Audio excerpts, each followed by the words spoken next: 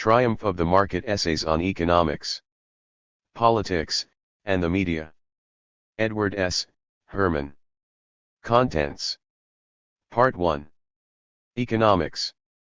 I-commodification of culture. 3. 2. Deregulation. 1. 3. 3. Privatization. 19. 4. Survival of the fattest. 25. 5. The politicized science. 31. Liberal growth, manship and free trade. 43. 7. Hostility to democracy. 53. 8. Michael Novak's Promised Land. 61. Part 2. Culture, Society, and Politics. 9. Privatization of Government. 73. 10. Law and Order. 79. 2. The New Racist Onslaught. 85. 12. The Best Man. 91. 13. The Banality of Evil. 97. 14. Politically Correct Holocausts. 103. 15. The End of Democracy? Ill. Part 3. 16. The Global Empire. 123. 17. Hate Thine Enemies. 131. 18. The U.S. versus Human Rights in the Third World. 139. 19. Western State Terrorism and Its Apologetics. 153. 20. Reparations. 159. Part 4. The Media. 21. Market System Constraints on Freedom of Expression. 167. 22. Commercial Broadcasting on the March. 173. 23. The Government Shouldn't Have Lied. 183. 24. David Broder and the Limits of Mainstream Liberalism. 189. 25. The Persian Gulf TV War. 207. 26. Toward a Democratic Media. 21. 27. Epilogue. 231. Preface. The unifying theme of the essays in this volume is the increasing national and global power and reach of the market and its growing impact on all aspects of human life. I use the phrase the market to denote both the corporate institutions that are the leading and dominant factors in production, trade, and finance, and the arrangements, mechanisms, and practices that permit and facilitate the buying and selling of goods and money. Thus, the triumph of the market refers to the sharp increase in power and hegemonic position of the dominant market participants and to the now almost universal acceptance of market exchanges and private ownership as the exclusive way of organizing economic life. The two senses of the market are intimately related.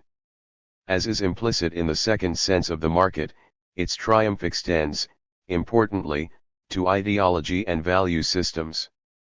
If, as the power of the market increases, non-market institutions and values weaken and options that conflict with market interests cease to be available, this has profound social and cultural implications.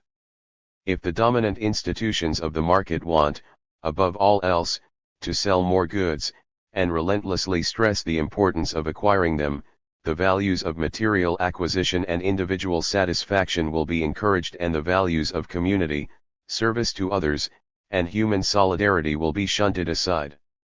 This has potentially grave implications for the ability of human societies to deal with the problems of mass poverty, growing inequality, and the environmental effects of economic growth and technological change, among other matters. If the other great objective of the market is cost containment and reduction, in the interest of enhanced profit margins and price stable ITY, this also has extremely important implications. Wages, employee benefits, environmental protection, business and investor taxes, and budget deficits are the targets of the attack on costs, which pits the market against labor, the welfare state, and ultimately democracy itself.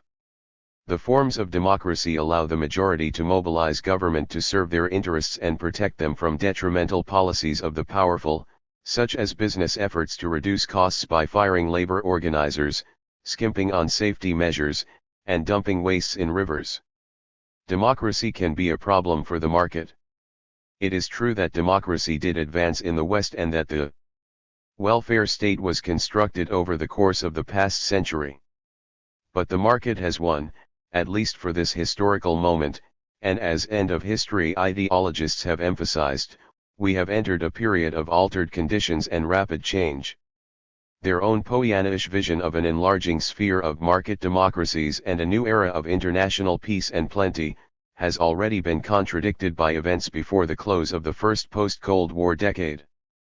The market democracies are proving to be not very democratic, ethnic strife has increased markedly, and strong polarization and immiseration tendencies are obvious on a global scale.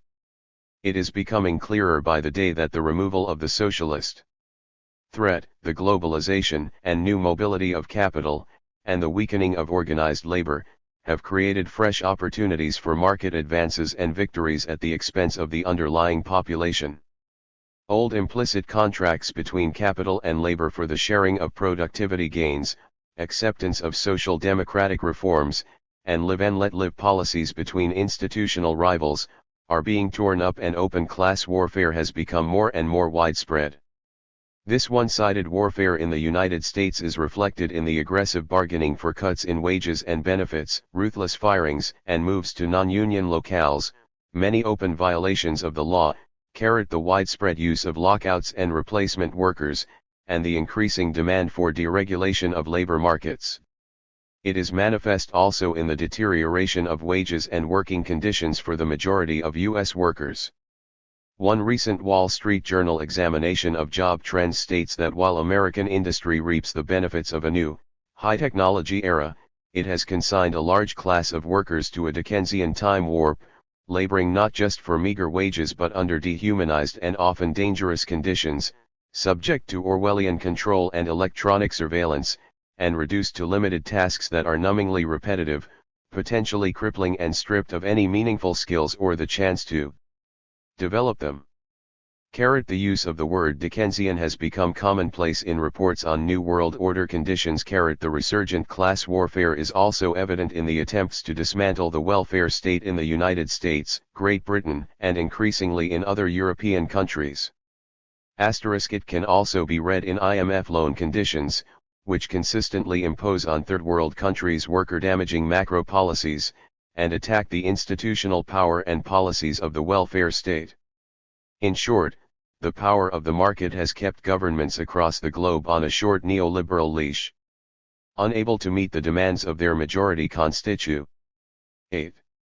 Hence, as the market stigmatizes any moves that are not market-friendly, liberals and social democrats continue to fail, the political spectrum shifts steadily to the right, and the forms of democracy increasingly lack substance. One of the major instruments of class warfare in the West is the increased ability of capital to use or threaten delocalization and outsourcing, that is, to move production in whole or part to the third world to take advantage of low wages, poor working conditions, and minimal environmental regulation. This reduces costs by the move itself, or by the pressure the action or threat puts on wages, working conditions, and environmental regulation at home. While this process has brought jobs to many third world areas, it has been at the expense of jobs at home, and the ability of the global corporations to move around and bargain, the large pools of underemployed labor, and the repressive conditions of third world work have kept wages down and working conditions abysmal. Global capital benefits enormously from this system in which it can bargain down all parties, at home and abroad. This is why income inequality, which in the West at least declined for a long period, has been on the upswing globally. This book elaborates on these themes in various ways. Part 1 deals with economic trends, economic policy, and economic analysis proper, describing how market forces have extended their sway in the economy, culture, and within the economics profession itself. Part 2 addresses the impact of the market on politics, along with reflections on contemporary political and historical issues and perspectives. Parts 3 and 4 deal with foreign policy and the media, respectively. In both parts, the impact of market forces and market-linked interests is front and center.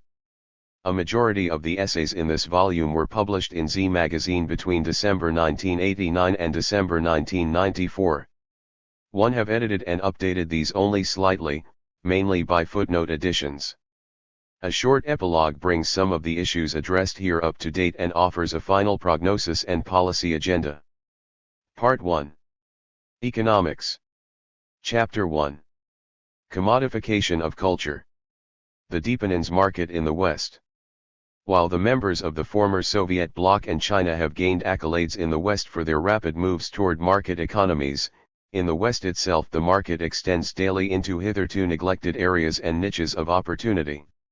As was stressed by a well-known old mole of the last century, capital has a propensity to expand without limit, and nothing is sacred to it except profits and the market itself.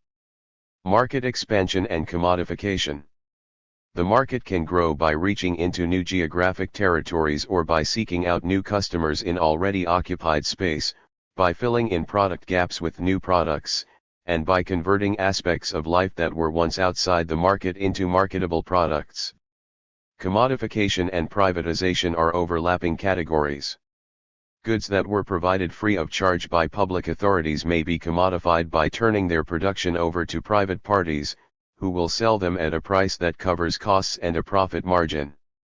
The development of the computer and new telecommunications technologies has allowed markets to expand more rapidly, spatially, into new product service areas, and in new applications in traditional sectors.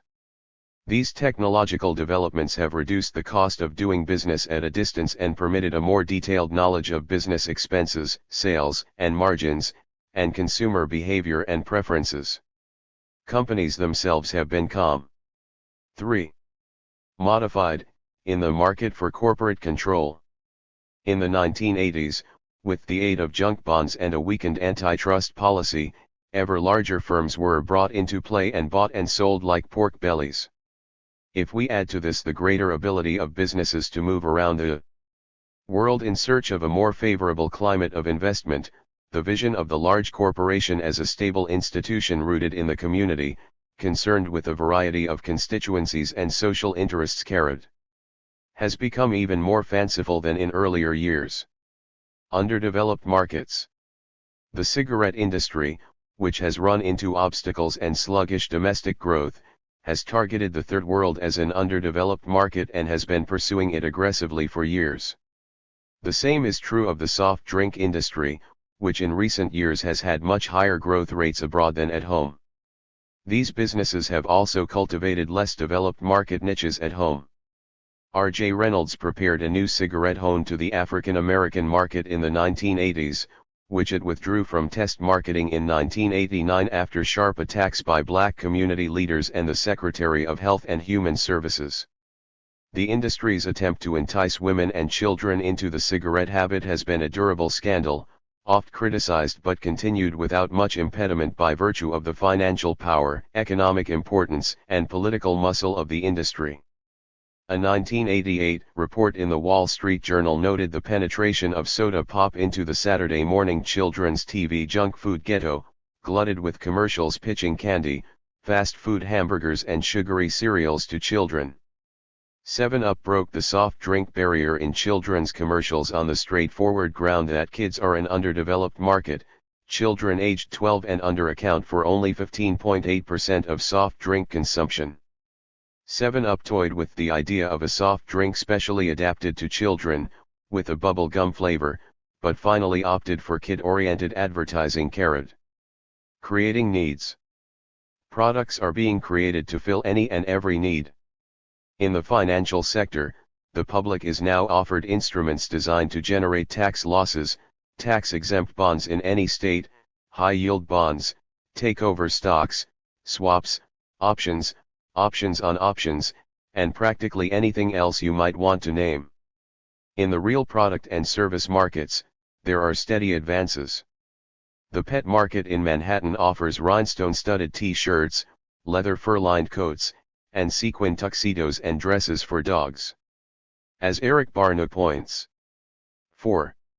Out in the sponsor, the market has established its own cosmography in which the work of creation has been largely a disaster, functionally and aesthetically. Fortunately, man himself has invented products to correct the errors. A whole industry, for example, has grown to make skinny eyelashes look thicker and longer. For the unfortunate races on which nature has bestowed curly hair, man has developed straightening products. For those with the humiliating heritage of straight hair, curling products. Hair is almost always wrongly colored, Dark hair must be bleached, white hair darkened. Fortunately, products are available for both problems. Man has been especially inventive about odors. He has identified and named special odors for almost every zone of the body, from bad breath to foot odor. All require special products and commercials for them, including vaginal sprays. Carrot. A more sinister set of markets has evolved in products and services for which the demand is strong but whose provision runs counter to ethical norms and existing law. For example, prostitution is one of the booming markets in the New World Order, a multi-billion dollar industry, with finders, brokers, syndicate operations, and pimp managers at the scene of the action, but increasingly globalized. Transactions in this business have even been carried out on a credit card basis in a sophisticated country like Great Britain. Asterisk. Typically, poor people and people from distressed countries serve the demands of the rich in these markets. In poverty-stricken northern Brazil, some 2,000 young women, mainly between the ages of 9 and 15, serve a sex/tourism industry with a mainly foreign clientele. Russian, Eastern European, and Asian entrepreneurs and syndicates have supplied thousands of women and children to Western European, Middle Eastern and Japanese sex industries. A large fraction of these recruits were induced into service by misrepresentation or coercion.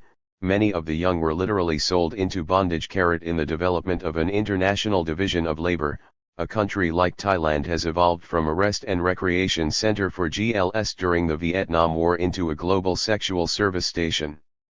In one UNESCO estimate, 2 million Thai females work as prostitutes, 800,000 of them children or adolescents. Some 30,000 Thai women serve the Japanese market in Japan itself, an estimated 60% against their will and unable to escape because of the power of their exploiters. The market has been especially strong for children and virgins, who are safer for the customers, and many of the 8 to 13-year-old children in Manila, Bangkok, Rio de Janeiro and Brussels are hawked by their pimps as clean young Asian girls. Recruited for service in the West are often trained in advance in places like Cyprus. There are also local and international markets for exotic birds and research animals, human body parts, babies for adoption, happy face, and even hired mercenaries and terrorists. Many of these markets are sub rosa and illegal, but are tolerated or attacked only sporadically and selectively. Sometimes they are even encouraged and funded by governments, as in the case of Latin American death squads in the 1970s and 1980s. The Contra War against Nicaragua in the 1980s. And the strategy of tension in Italy in the 1960s. In each of these cases, governments encouraged and/or funded and protected terrorists in a system of covert warfare, partially hidden and more or less plausibly denied. The commodification of culture. In fact, every aspect of culture is in a process of commodification and linkage to the sale of goods. Sports events have been seized by commercial interests as vehicles for marketing, and the force of the market has diminished the element of play in sport. Players as well as managers and owners are increasingly becoming businesspersons/celebrities, and the sports page more and more belongs in the business section of the newspaper. Big-name players make as much or more money via endorsements and commercial appearances as in contracts to play.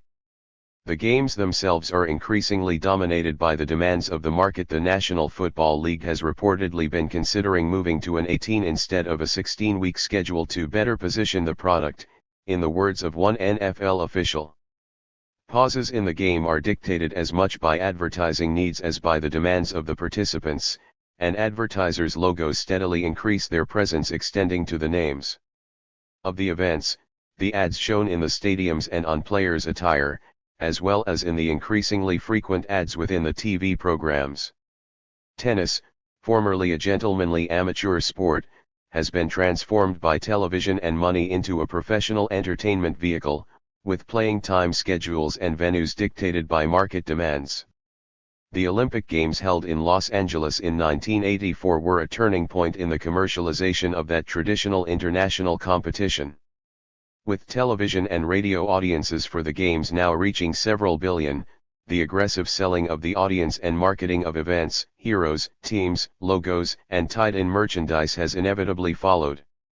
The Winter Games have been shifted so that there will be an Olympics every 2 years, in accord with the 6. demands of television and the Olympic Committee's drive for greater TV revenue and sponsorship. As Stuart F. Cross, marketing vice president of Coca-Cola, stated recently, the Olympics is all business. Nations and cities bid for the right to host the Games, with a 60% cut of broadcasting rights proceeds. Transnational corporations buy ad time and rights to market logos and merchandise, and thousands of locals who stand in the way are forced out of their homes to make room for temporary facilities and progress. In movies and television, brand name products are used, for a price, in program materials. Since 1982, product placement has become institutionalized in movies, with the price now averaging about $50,000 per item/incident. By 1994, product placement had entrenched itself in video games, where the new advertising is being embraced by game makers as a possible cash cow. A report on this development cites critics saying that the arrival of advertising in computer games is wiping out one of the last havens children have against commercial messages. Happy Face. In a further advance of the market into TV, in 1994 a weekly program called Main Floor viewers into department stores to show them the latest fashion and beauty trends, while quietly steering them to specific merchandise that sponsors have paid to promote on the show. There were commercial breaks as well, but the body of the show displayed Paloma Picasso talking about her new men's fragrance and a Lee representative about the problems women have buying jeans that fit, while also pushing its fall line. That Lee paid for time on the show is only disclosed when the final credits are displayed. In magazines, also, the distinction between advertising and editorial material has been eroding under the force of competition for ads, and advertisers' pressures for editorial support that will add value to the space they buy. Beyond advertorials, in which ads mimic editorials, we now have funded journalism, in which articles are paid for by advertisers who gear the story's topic and tone toward the needs of their advertisements. The market has had a significant effect on culture through the broader impact of commercialization and sponsorship on TV programming. Advertisers want large audiences and a congenial environment for selling goods, and owners strive to provide these, with lethal effects on non-commercial values. Happy Face. The long-term drift of programming has been away from the thoughtful, profound, and controversial, away from serious public affairs programming, and toward light entertainment. Sex and violence, which sell well both at home and abroad, have been given a large place in TV. 7. Just as children's programming has steadily eroded in quantity and quality. The global market has been enormously receptive to US MOV. IES, rock music, and other U.S. expressions and dreams of individual freedom and rebellion, and wealth, and power. In some respects these elements of popular culture have been liberating, both ideologically and as a release from suffocatingly narrow environments. But these products are mere entertainment in the form of fun, games, and fairy tales, and to a great extent their huge global audience reflects the global decline in family and civil life, and loss of faith in politics. As Barnett and Kavanagh express it, popular culture acts as a sponge to soak up spare time and energy that in earlier times might well have been devoted to nurturing and instructing children or to participating in political, religious, civic, or community activities or in crafts, reading, and continuing self-education. But such pursuits sound a bit old-fashioned today, although political theory still rests on the assumption that these activities are central to the functioning of a democratic society. Yet increasingly, vicarious experience via film, video, and music is a substitute for civic life and community. As it becomes harder for young people in many parts of the world to carve out satisfying roles, the rush of commercial sounds and images offers escape. The market has moved slowly but steadily into the schools, where the business community has long offered educational aids in the form of printed and video materials on their companies, products, and industries, and on the principles of free enterprise. More recently, companies have entered into partnership relationships with schools, some 40% of all public schools now are receiving modest assistance on this basis.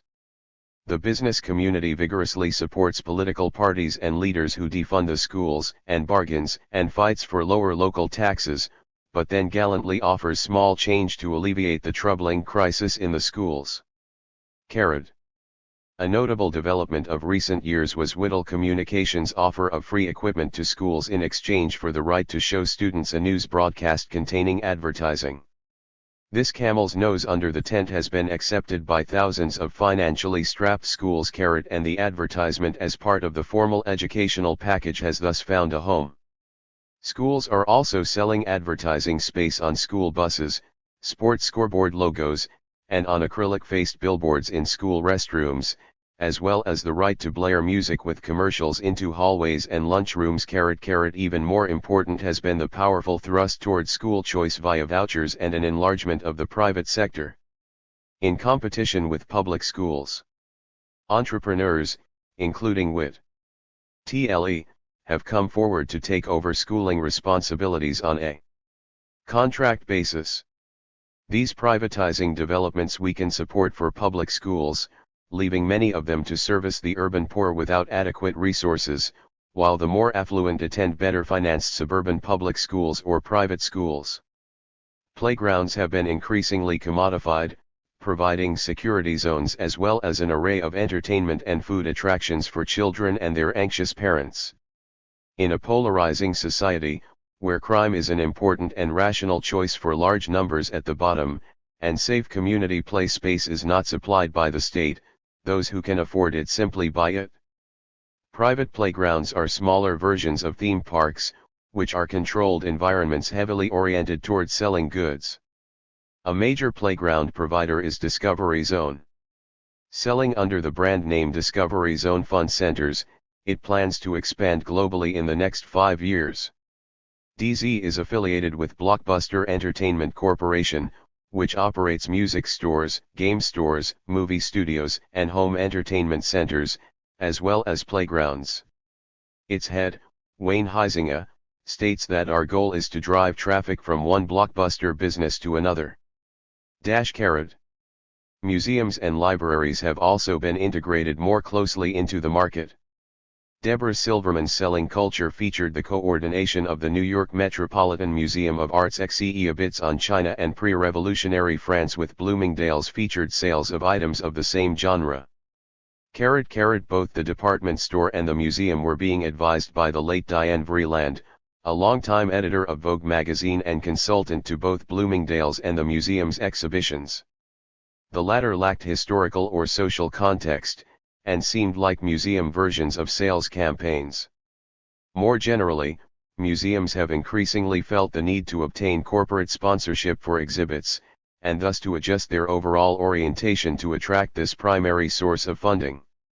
Corporate expenditures on the arts rose from under $100 million in 1970 to more than $500 million in the early 1990s. One curator noted that most corporate sponsors finance exhibitions based on centrist ideals and uncontroversial subject matter. Artist and radical critic of museums, Hans Hacke, has stated that shows that could promote critical awareness, present products of consciousness dialectically and in relation to the social world, or question relations of power, have a slim chance of being approved. Self-censorship is having a boom. 9. Commodification of information. The technological revolution in informatics has not only made it possible to use information more extensively and intensively within the business world and for social control, it has made information itself more marketable. The result has been a further commodification of information. Databases in all kinds of fields have multiplied. This for-sale information is collected and formatted in accordance with the needs of the parties best able to buy it.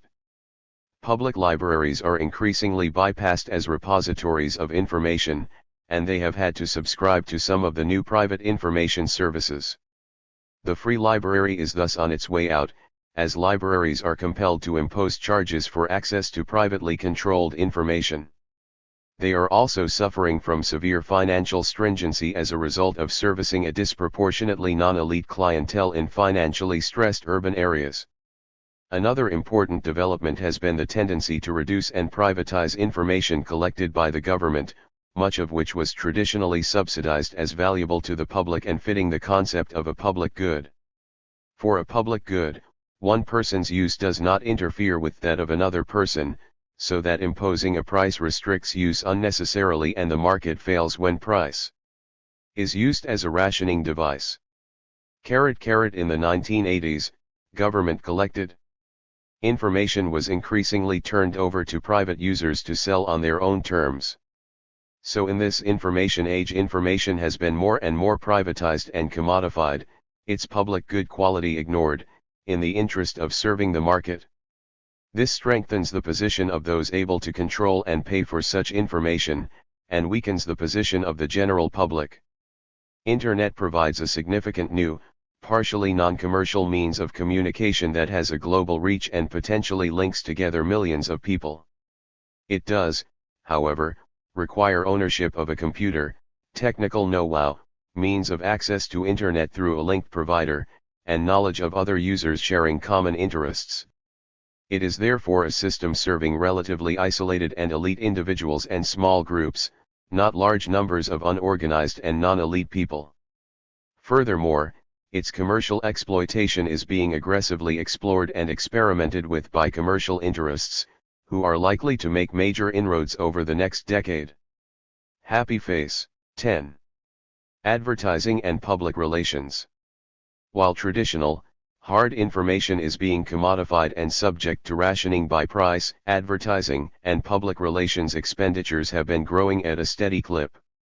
We may crudely generalize, hard data is being reserved for business and the cognitive elite, the information sector made increasingly available to the masses as public goods is so soft it is hokum. Advertising is the subsidized message provided by sellers of goods to facilitate sale. PR is its institutional counterpart. These self-serving and inherently biased forms of communication are dominant in modern market economies and are geared to the demands of the owners/managers of firms that pay for them. They reinforce the values of acquisition, consumption, and accumulation, and marginalize values of non-commercial interest, although advertisers regularly make opportunistic use of these values for their own advantage. They have had a profound effect on the broadcasting media and the political process, as will be discussed in later chapters. Z. March 1990 11. Chapter 2. Another manifestation of the deepening market in the West is the weakening of regulatory controls over business, sometimes under explicit deregulation campaigns. This is not all bad. In the transport industries, the old regulatory systems protected vested interests at a high efficiency and consumer cost. The unleashing of competition has brought about shakeouts and rationalization of these industries and, on balance, consumer benefits. On the other hand, competition, plus the virtual abandonment of antitrust limits on mergers, has resulted in greater concentration in the air transport industry, and monopoly pricing and output results have already appeared. Furthermore, transport is a sector in which the negative externalities of autos, trucks, and airplanes warrant significant taxation of those responsible, along with public investment in rail and urban transit systems. But public transit is undernourished in the West, especially in countries like the United States and Great Britain, where short-term business interests and right-wing ideologies have had a dominant policy influence. In the financial sector, these interests and ideologies, in conjunction with market developments, have been even more costly and threatening. Old and new regulation. The classic model of the old, traditional regulation was the railroad industry, placed under commission regulation with the Interstate Commerce Act of 1887. Other important industries subject to this kind of regulation have been electric power, broadcasting, trucking, and airlines. There has been a long-standing dispute as to deregulation. 13. Whether this kind of regulation has given consumers any substantial protection from monopolistic abuse, and whether this has offset its anti-competitive features. There is little disagreement, however, that over time regulatory bodies like the Interstate Commerce Commission have tended to be captured by the regulated firms and have often served mainly as their protectors and even protagonists. The net public benefits from such regulation have therefore been exceedingly small, if they have existed at all. The new regulation is not industry specific, but deals with issues that cross industry lines, like consumer and worker safety, environmental protection, the honesty of claims made by issuers of securities, and food and drug safety. Although regulation in several of these areas goes back a long way, in many it originated or blossomed in recent decades, reflecting the growth and recognition of the costs of the externalities of modern industry. The agencies regulating these sectors are a tad more independent than the old ones, and the business outcries about government being on our backs have been addressed more to these new forms of regulation than the old. Interestingly, the new regulation, while costly to business, sometimes provides large net benefits to the public. The old regulation, essentially government-sponsored cartels, was often very costly to the public but produced substantial net benefits to the regulated firms. The weakness of regulation in the United States. Business regulation has always been weak in the United States and subject to periodic debilitation in business-sponsored counter-revolutions. This reflects the power of the business community, its individualistic ethos and hostility to government encroachment on its prerogatives, and its opportunism and short time horizon. These attitudes have helped make government service of low esteem and quality and the word bureaucrat an epithet. The business community uses government for its immediate purposes, but seeks to gut it and render it ineffectual when it serves primarily public interests. These attitudes have also made regulatory bodies more easily and cynically captured or paralyzed by the firms subject to their authority. This is done by getting friends of industry on regulatory commissions, obtaining legislation that immobilizes the agency, and getting damaging cuts in appropriations imposed on those agencies taking aggressive and effective actions. Asterisk. 14. The Reagan Regulatory Counter-Revolution. In 1981, the business community expected the newly elected President Ronald Reagan to weaken and reduce the costs of regulation. This was done with alacrity and ideological fervor, illustrating well business's parochialism and truncated time horizon. The business community was willing to see agencies like the Environmental Protection Agency gutted, and others like the Occupational Safety and Health Agency, Food and Drug Administration, Securities and Exchange Commission, and Federal Home Loan Bank Board seriously weakened in the interest of short-term gain. In pumping large resources into Reagan's campaign, the business community and the market simply bought the impairment of important sectors of the regulatory system, which were defunded and staffed with ideologues and hacks hostile to the regulatory mission, thereby demoralizing committed and quality bureaucrats and inducing them to leave the public service. This couldn't have been done without the cooperation of the mass media. With regard to the EPA and environmental issues, for example, the media played down the fact that the public was anxious to protect the environment even during the Reagan era. Dealt cursorily with the gross conflicts of interest in regulatory agency appointments and vested interest contributions to the party and officials in power, and virtually ignored the steady damage being inflicted on EPA. Only with the Rita Lavelle scandal and departure of EPA head Ann Gorsuch burden did the press give substantial attention to EPA, characteristically focusing on a scandal and personalities while continuing to ignore the real story. The savings and loan industry. Deregulation, re-regulation, and bailout. The Reagan-Bush-era crisis of the savings and loan industry provides an important illustration of the nature of deregulation, the thoughtlessness of its design, and its consequences. The S&L crisis has not run its course, and some of its features apply to the banking and insurance industries. The partially deregulated and globalizing financial sector is the possible locus of even more sensational debacles in the future. The S&L industry was sponsored and protected by the government for many years, to allow it to make mortgage loans that the banks did not care to provide.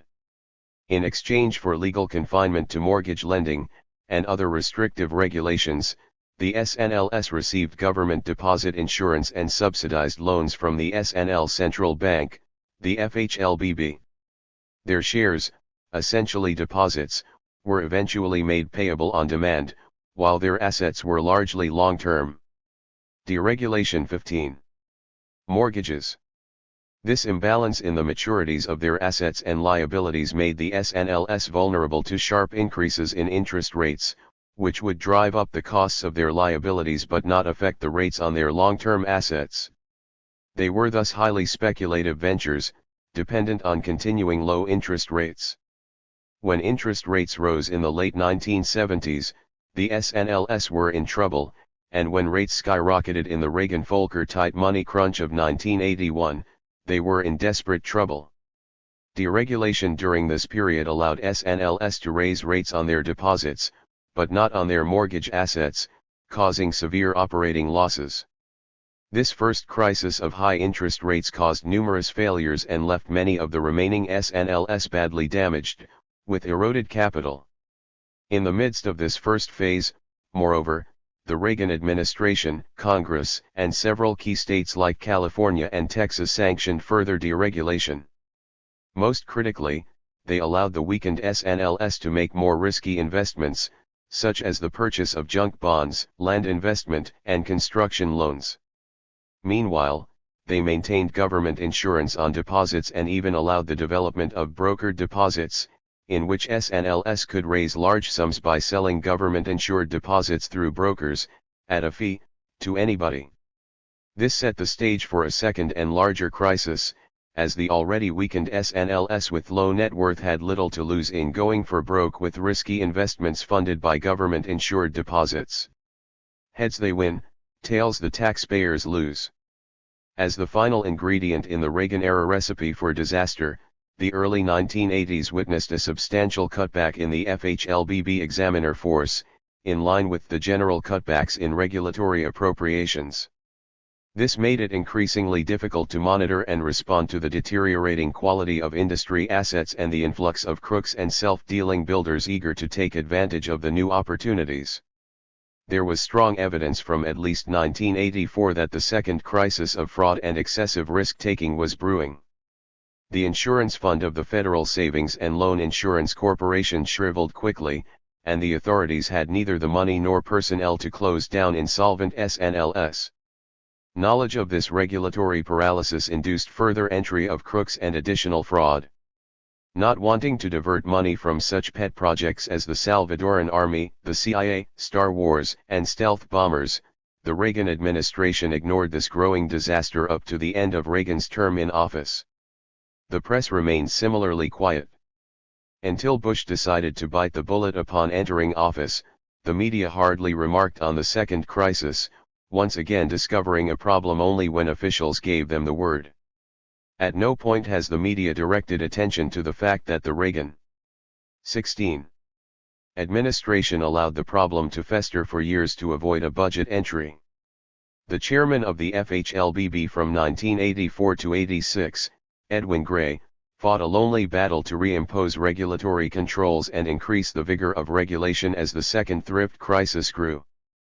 But he was frustrated by the industry, the Reagan administration, Congress, and the media. Cetalation, as is so common, came too late, and the bill to the taxpayer for bailing out the insured industry is large and still growing. The leaders of the establishment have never suggested that the beneficiaries of the Reagan-era income counter-revolution pay for the Reagan-era debacle. It is taken for granted that ordinary taxpayers will foot this bill.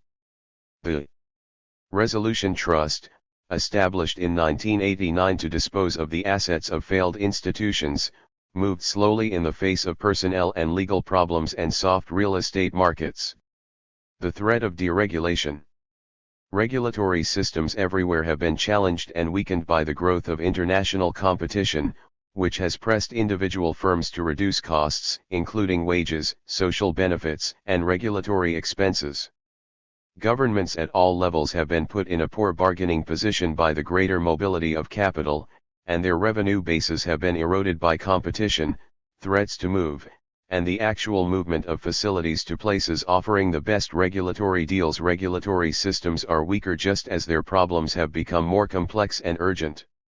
Deregulation poses a major threat to overall economic stability. Financial markets, under the impetus of the profit motive and competition, and in environments of prosperity and euphoria, have always tended to take on more and more risk, until the bubble bursts. Weakened regulation, the internationalization of financial markets, and competition on a global basis have encouraged even greater risk-taking. This has been helped along further by the continuation of deposit insurance in the United States and virtual government guarantees that the largest financial institutions will not be permitted to fail. The world's financial institutions have moved from one area of high risk and speculative investment to another in their search for fat profit margins, and they have vast holdings of risky debt. The enormous development of the derivatives market in the past decade is the latest new product yet to be tested in a crisis where such instruments might require selling in a falling market.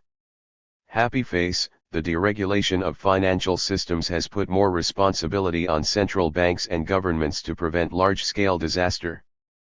But there is no international central bank or lender of last resort to support a highly interdependent global financial system in serious crises.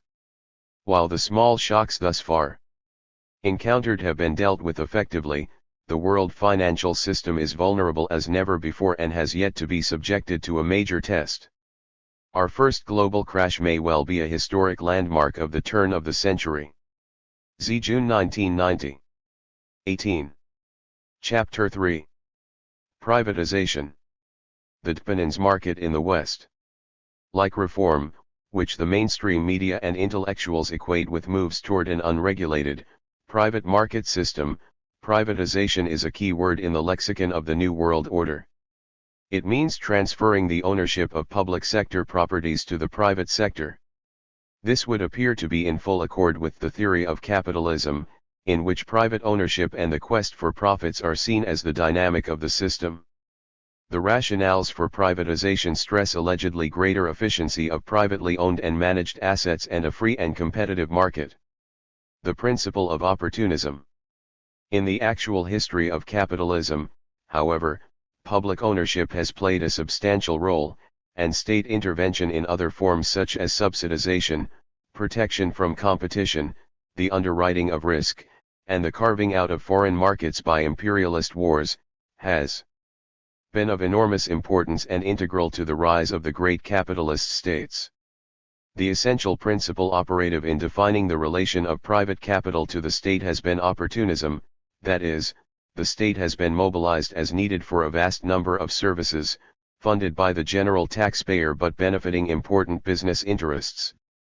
Privatization is rediscovered and pressed in periods when business interests see a net advantage in the liquidation of publicly owned assets and mobilizing state functions. It may also be imposed on client and weak states as part of a strategy of neo-imperial reconquest. It is always explained, however, in terms of improving efficiency. Privatization 19. Efficiency. The greater efficiency of privately owned property is assumed without question in the mainstream press, but has no solid basis in theory or historical practice. The evidence on the relative efficiency of state versus privately owned and managed properties is mixed. Some state-owned businesses have done very well on standard efficiency criteria when given substantial autonomy and headed by qualified personnel committed to the public service. Many cases of public enterprise failure can be attributed to the damaging political influence of the private sector, which can affect personnel and rewards, and impose constraints on public sector operations. A proof put forward for the inefficiency of public enterprise is the losses that such firms often suffer. But public enterprises often suffer losses because governments limit their activities, force them to produce and maintain workforces even at a loss, and limit their price-setting discretion. In Latin America, public enterprises have been in the forefront of inflation control, by virtue of government limits on the price increases of these government-controlled entities. Privatizing often involves ruthless trimming of the workforce and freedom to raise prices. But shifting workers from making steel sold at a loss to the dole does not improve social efficiency, nor do price increases, even though both may improve private profit and loss statements and the nominal efficiency of the single firm. In principle, public enterprises are better positioned to take account of social costs and benefits than private firms. Radio and TV broadcasting provide a dramatic illustration of a social balance sheet favorable to the public sector. As another example, the U.S. drug industry spends more on sales promotion than research, and much of its research is devoted to duplicative and imitative drugs rather than drugs that break new ground. A publicly owned drug industry would have a different priority system. It might also not charge all that the traffic will bear. The wastes and abuses of the private drug industry result in a huge margin of social inefficiency that a public agency would not suffer.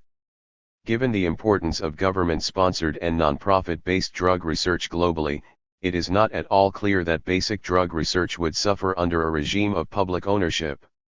Another social advantage of public enterprise, especially important in the Third World, rests on the great importance of firm size and resources for technical efficiency, and on the value of building backward and forward linkages for the development of an overall technological base in a country. Foreign multinationals establish limited function branch plants, independent economies, and do not encourage forward and backward integration, unless compelled to do so. General 20. Agreement on Tariffs and Trade and North American Free Trade Agreement rules limiting price discrimination in the sale of raw materials or the unequal treatment of non-nationals are designed to prevent Third World countries from encouraging forward integration into refining and manufacturing by indigenous firms, and will help keep these countries in their status of hewers of wood and drawers of water.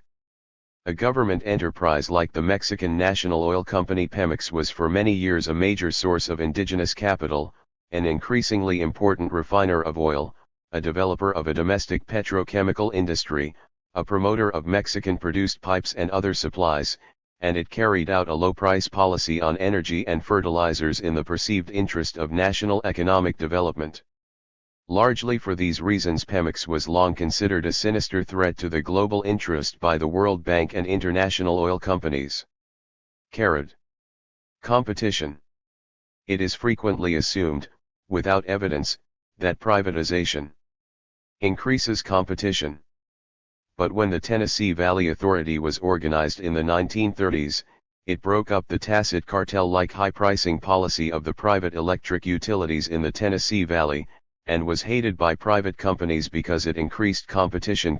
As many U.S. and global markets have few sellers, and as private oligopolists often collude, publicly owned firms can disturb cozy and collective private market arrangements. Privatization therefore can easily lead to reduced competition. Many years ago the U.S. government did weapons research and produced many of its weapons in government arsenals. This was gradually phased out in favor of the contract state in which all research and production was farmed out to private sellers. But without an in-house production and research capability, the government's bargaining position was reduced. It no longer had the option of producing for itself, and without the expertise of a manufacturing and research operation, the government became a less knowledgeable buyer and could be taken advantage of more easily. Since 1932, under business pressure, Congress has made periodic surveys to see whether government businesses are competing with private enterprise and whether any government activities can be turned over to the private sector. The underlying legislation supporting these surveys and the philosophy involved are strikingly hostile to competition. Furthermore, when the government has built or taken over facilities during wartime, or after bailouts of the private sector, it has always disposed of them quickly, and usually without disturbing. Privatization. 21. The pre-existing patterns of large firm domination. The government's huge World War II production facilities were sold soon after the war's end in such a way as to slightly enhance the power of the dominant firm. 7 Government holdings in the power industry have not been divested, but their scope has been sharply restricted and they have been forced to avoid any competitive threat to private utilities. In short, the record of privatization in the United States suggests, on balance, a drive to reduce rather than enlarge competition. Privatization, the looting imperative. Privatization has become an important element in Western and international monetary fund regimens for ailing Third World debtors, as well as for Russia and her former satellites. The nominal reason is to cut losses and improve efficiency. The real reasons, however, are to help pay off bills incurred by bailouts, to allow local compradors and transnational corporations to buy up valuable public assets at favorable prices, and to weaken third world states and lock them more securely into the global market system. Regarding the bailouts, many third world governments, including those of Chile, Mexico, and Argentina, under the pressure of Western banks and governments, took over or agreed to guarantee service on private debts held abroad in the early 1980s, exacerbating an already severe fiscal crisis. Economist David Felix estimates that for Latin America as a whole, between 1982 and 1987, government-guaranteed loans increased from 40% to 85% of the total, with the bailout of foreign creditors adding some $44 billion to public debts. Felix also points out that this coerced rewriting of contracts, which shifted part of the debt burden to third world governments and taxpayers, was a power play that violated both capitalistic moralizing about the inviolability of contracts and social norms of fairness.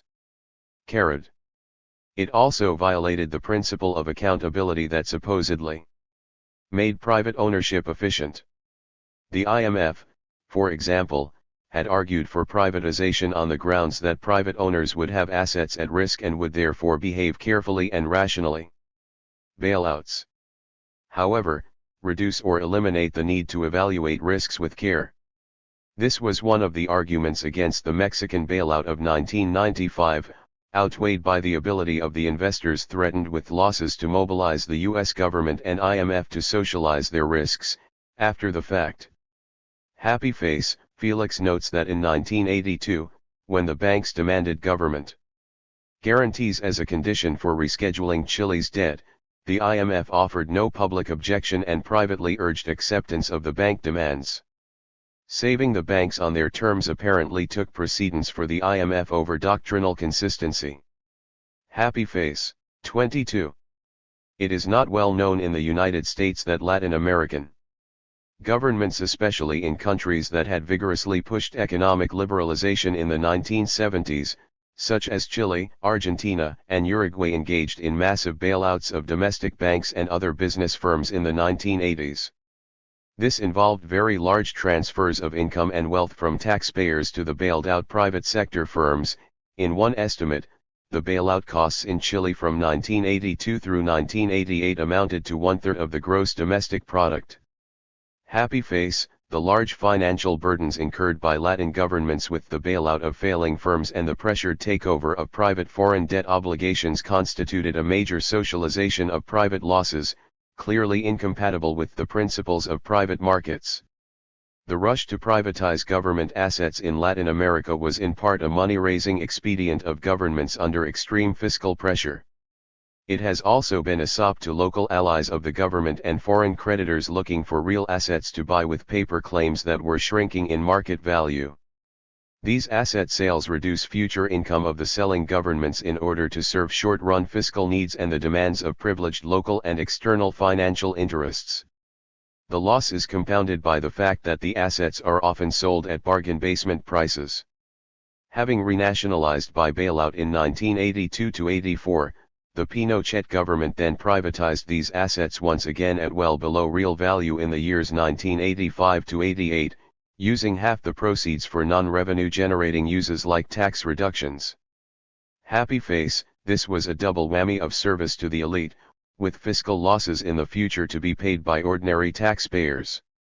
In Mexico, Salinas Bank privatization program alone brought in $12.4 billion by 1992, and this and other sales gave the government a short-term fiscal boost, sufficient to prevent any deluge until after NAFTA was in place.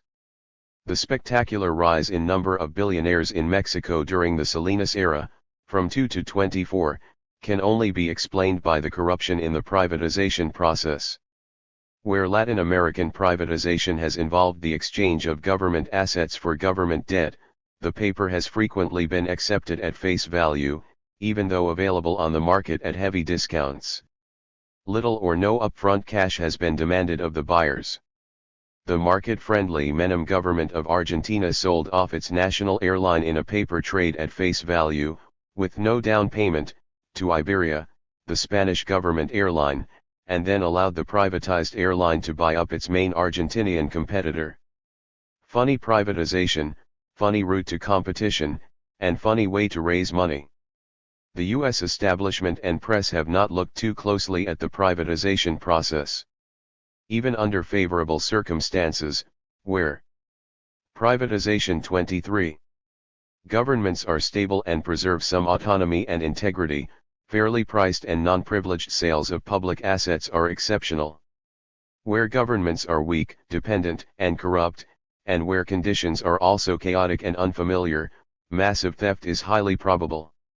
In Russia, the widespread seizure of public property by former Community Party officials, referred to in Moscow as nomenklatura privatization, has been quietly sanctioned by liberal reformers, as the only politically feasible means of breaking with Russia's 70-year communist legacy.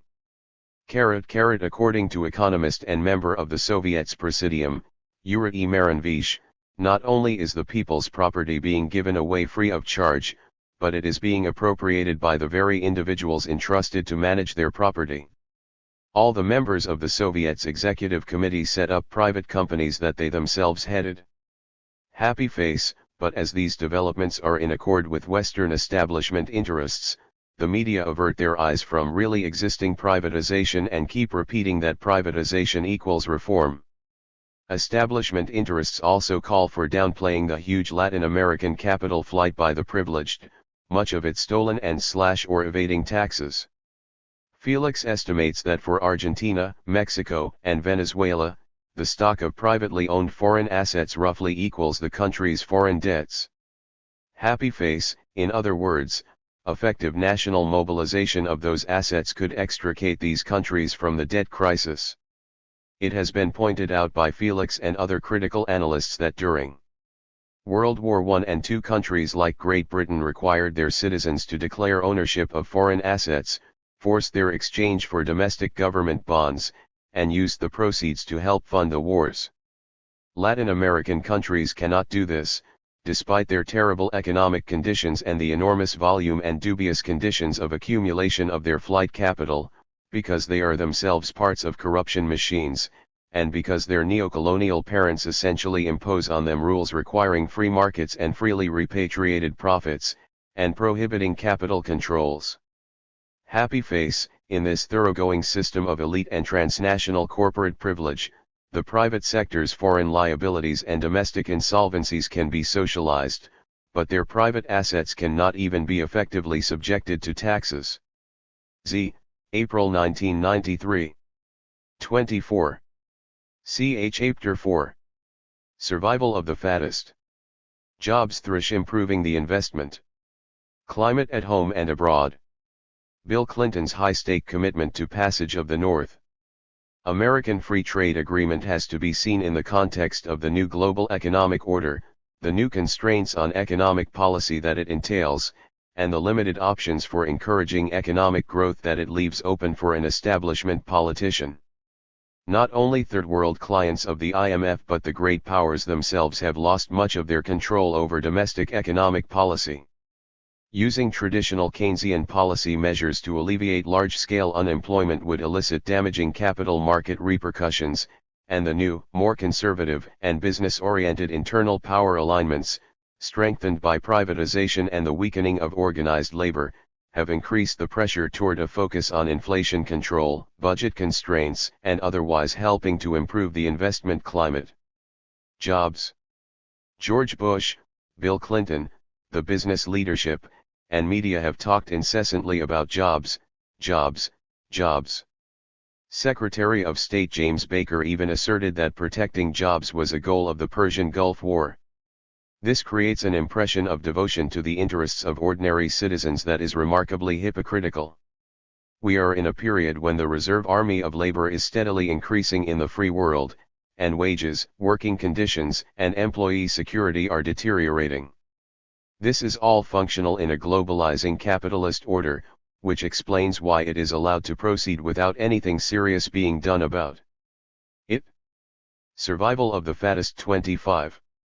In the evolving New World Order, jobs can only be provided by private, profit-making businesses, government enterprise.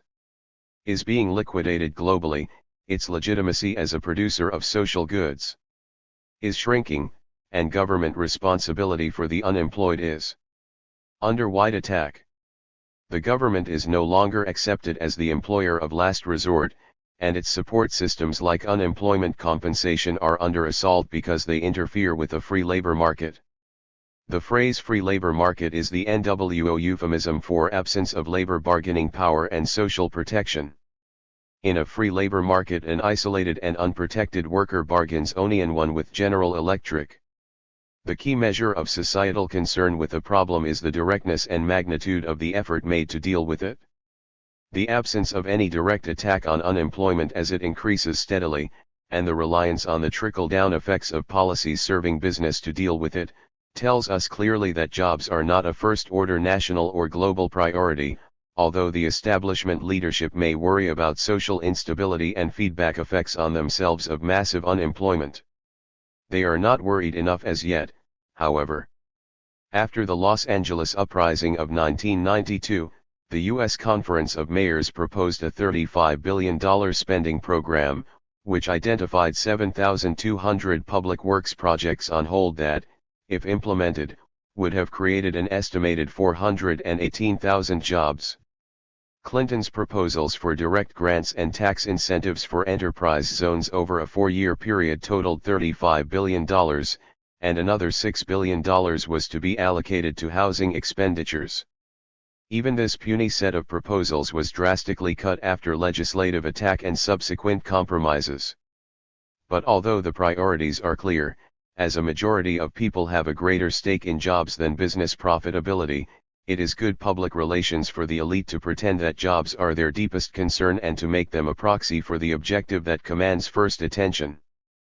But when jobs and profitability conflict, and it is not possible to increase jobs within a frame of accepted business and profitability rules, jobs are sacrificed, as we are witnessing globally today. Business's non-responsibility. While business has become the sole acceptable job provider, it has no responsibility to protect jobs and workers. Sacred though jobs allegedly are, the institutions that have been eliminating them by the scores of thousands for their own private profit advantage are never condemned for this in mainstream comment. They are even complimented for having taken steps to improve efficiency, productivity, and competitiveness.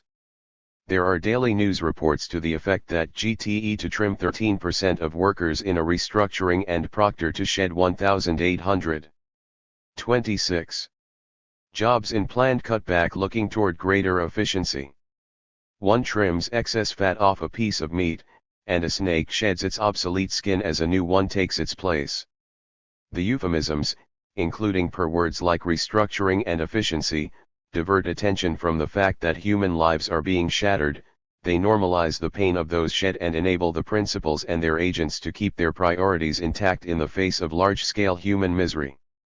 And in the news reports about the trimming and shedding, there is not even ironical reference to the business leaders' frequent earlier pronouncements about team spirit and the corporation as a happy cooperative joint venture of labor and capital.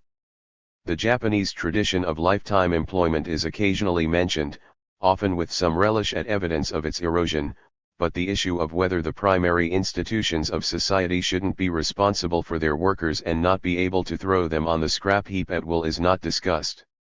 This reflects institutional power. Crisis of military Keynesianism.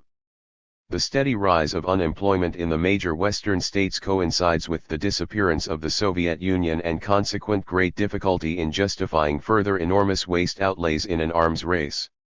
Many left analysts argued for years that military spending was the heart of post-World War II Keynesianism and the linchpin of Western capitalist growth and prosperity.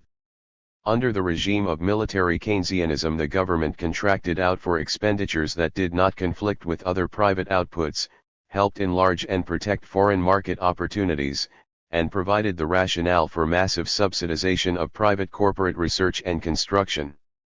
This was one form of spending that could always be increased without much opposition in times of recessionary tendencies.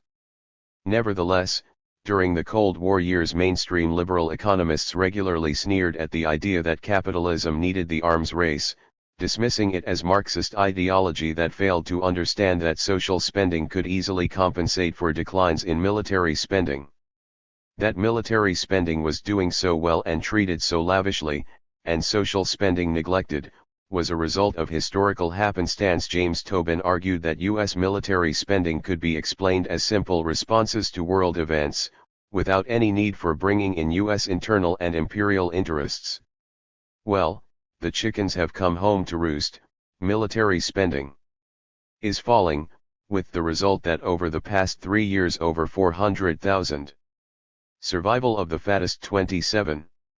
Arms industry workers have been laid off, but like the peace dividend of the post-Vietnam War days, somehow the political economy is once again not filling the gap with social spending even though the needs there are huge and pressing. In part, this is a result of the NWO downgrading of the role of government and failure of the private market system to take up the slack. Arguably, also, the huge national debt and deficits constrain further deficits and government spending. Isn't it interesting, however, that the market and political establishment didn't get debt and deficit conscious during the Reagan years of growing deficits that were funding an elite potlatch and a huge burst of military spending, but only focused in on the terrible menace of deficits when they might be serving ordinary people? Increasing competitiveness in the interest of jobs. What then was left for Clinton to do in the search for jobs? The answer is that in the NWO only policies of expansion through improving competitiveness are favored, which is to say policies that help business to enlarge foreign markets and reduce their costs at home. The latter means keeping unions weak and the social wage low, which tends to keep domestic demand sluggish and reinforces the need to focus on external markets. Of course, if workers are fired in downsizing to become competitive, jobs are lost as well, so the improved competitiveness can be a job killer. Enlarging foreign markets means getting reductions in trade barriers and obstacles to investment for US-based transnational corporations. NAFTA fits the new regimen perfectly. It is a means of opening sales and investment opportunities for US TNCs, partly at the expense of excluded rivals like Japan and the European Community powers, and partly at the expense of domestic US sales and investment. The actuality or threat of shifts to the more favorable investment climate of Mexico will increase competitiveness further by dragging down US wages and working conditions. The GATT talks, and those of the Asia-Pacific Economic Cooperation Forum dealing with Asian trade investment liberalization, in which the Clinton administration has shown a strong and aggressive interest, also serve the competitiveness strategy and policy thrust. So, for a weak and opportunistic president unwilling to challenge corporate power and the main drift, there was no other option but to get on board the TNC ship and help steer it through international shoals. Although the supporters of NAFTA have portrayed its opponents as hostile to internationalism, this is a fraud. Genuine internationalism implies a non-self-serving and non-exploitative basis for extending relations between peoples. NAFTA, by contrast, is part of a system of carefully controlled market enlargement, with numerous 28 exclusions and huge power imbalances among participants that make it internationalism in the same way as colonialism was. Within Mexico as well, a tiny class aligned with the expanding foreign power has reaped benefits from the new regime, while real wages have fallen, and since the onset of the Mexican crisis in December 1994, policies have been installed that will further immiserate the majority, while protecting investors. The new mercantilism. NAFTA and its cousins are more akin to mercantilism than internationalism. That is, each country is seeking to advance its external position by bargaining for trade and investment access abroad while protecting its own turf as much as it can get away with. Each seeks competitiveness by keeping down internal labor costs, and the dominant and powerful interests whose prospective gains drive the expansion process have successfully identified theirs as the national interest and established that the external expansion route is the only feasible policy option for system growth. In 17th and 18th century mercantilism there was the same preoccupation with external market expansion, and David Hume himself stated the mercantilist class truth that the English feel some disadvantage in foreign trade by the high price of labor. It was an elite truism of Hume's era that low wages were essential to the national interest, and the national interest was implicitly identified with the interest of very narrow elite groups.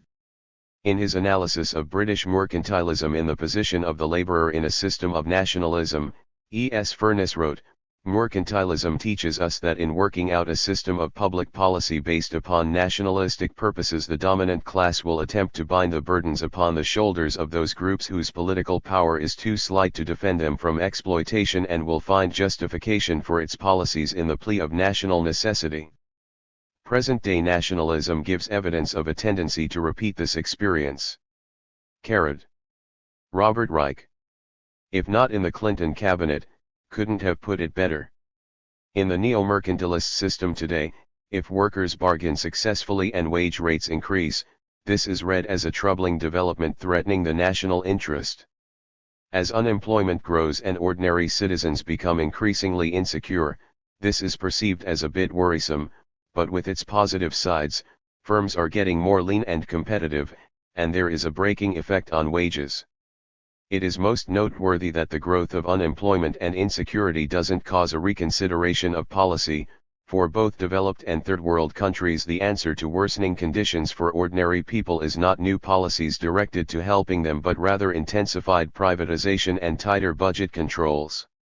There is no other option to policies that work by inducing businesses to expand. Fat cats get fatter. The mainstream media lined up in solid phalanx for NAFTA, along with Citicorp, Mobil Oil, the Business Roundtable, and the leading economists and political figures, in opposition to labor and a large body of ordinary citizens, who were subjected to a huge barrage of pro-NAFTA propaganda. Although the imbalance in money deployed for NAFTA propaganda was exceedingly favorable to the TNCs and their appendages, the media featured the sinister and aggressive force of labor. Both the New York Times and Washington Post included in their editorials tabulations of labor's contributions to various legislators, but not those of business, nor did they list the names of recipients or terms fixed in Clinton's massive buyout of votes. In a letter to the New York Times, entitled "Trade Agreement Means Fat Cats Get Fatter," CUNY Business School professor Yoshi Tsurumi pointed out that NAFTA involves a disturbing class conflict between the organized money class and the disorganized masses. He noted further that as a macro policy, NAFTA is one-sided and trickle-down in action, like those 300 economists who endorsed the trade agreement and chief executives of large corporations and their lobbyists. The loudest endorsers are touting a brighter future prospect for the United States macroeconomy. But real people are saying that they cannot live on a fattened macroeconomic pie eaten by the organized money class. Long gone are the days when improved macroeconomic indexes like gross domestic product, the balance of payments and the Dow Jones Stock Price Index also meant improved job and earning prospects for the working classes to middle classes of the United States. Tsurumi is evidently what Jim Lehrer calls a winner. He doesn't recognize that the TNCs have spoken. The conventional wisdom has declared that NAFTA is good, and that it is time to move forward, or is it backwards, or upside down. January 1994. 30. Chapter 5. The Politicized Science. The Economists. Economics has always been a politicized discipline, its most prominent members striving to make policy statements as they propound their theoretical doctrines. Adam Smith's Wealth of Nations was geared to demonstrating the negative impact of mercantilist economic policies. David Ricardo's Principles of Political Economy was merely an elaboration of a policy and propaganda tract he wrote shortly before, entitled An Essay on the Influence of a Low Price of Corn on the Profits of Stock. His principles formalized the case for his policy prescription, that removing tariffs on the import of foodstuffs was essential to economic growth. In his outstanding History of Economic Thought, The Meaning and Validity of Economic Theory, Leo Rajan found the Smith and Ricardo cases typical, and that major theoretical developments have been in the service of policy arguments. Rajan showed that the great economists often spelled out normative models of an ideal or allegedly natural economy, as with Smith's simple system of natural liberty, that displayed how well the economy would work if certain perversions, like the mercantilist restrictions, were removed. or positive models were constructed that described how a particular strategic factor was causing damaging results. For Rajan, while economics was scientific in its appeal to facts and requirement of logical consistency, it was inescapably policy-based and policy-driven. An alternative view was spelled out in Joseph Schumpeter's History of Economic Analysis, in which economics was portrayed as a progressive science, gradually honing a set of analytical tools and sloughing off its ideological baggage. This view contains a germ of truth, and was given plausibility by the development of mathematical and statistical techniques of model building and testing and by the modest early successes of Keynesian forecasting of macroeconomic behavior. It has diminished in plausibility, however, as a result of the failure of forecasting to realize early optimistic hopes of improvement and numerous forecasting debacles. Its claims to be ever more scientific were also contradicted by a resurgence of ideology and market accommodation that even mainstream observers have recognized and commented upon. The roots of politicization economics, the supposed science of the market, has itself been increasingly integrated into the market system. With the Grobs-H in importance of macro-stabilization theory and policies from the time of the Great Depression, governments and business have sought the services of economists to help them forecast the effects of policy actions and other developments. The growth of government regulation also created a demand for economists to advise and testify on regulatory issues. In The Regulation Game, Bruce Owen and Ronald Braedigam describe as one important business strategy the coopting of the experts, carrot meaning getting them on the payroll to advise or neutralizing them by funding their research. AT&T, for example, listed corporate payments to 104 social scientists and 215 small consulting firms, many organized by academics, in a 1978 report to the Federal Communications Commission. The corporate community went on the offensive in the 1970s, trying to transform the intellectual environment to justify lowering wages and taxes. Business poured money into a conservative labyrinth of think tanks, funded scores of free enterprise chairs, and sponsored numerous university lecture series and individual scholars' research. In the simile used by Heritage Foundation head Edwin Foilner, the design was, like Procter & Gamble's in selling soap, to saturate the intellectual market with studies and expert opinion supporting the proper policy conclusions. This was a powerful and conclusion-specific demand for intellectual service. Competition, financial pressure, the increasing cost of computer-based research, and simple self-interest pushed many economists into the market as private consultants or employees of business, or as grantees of the conservative labyrinth's think tanks. The market has worked, the millions flowing into the American Enterprise Institute. 32. And offered by the Olin Foundation found an ample supply of economists willing to provide the required intellectual services.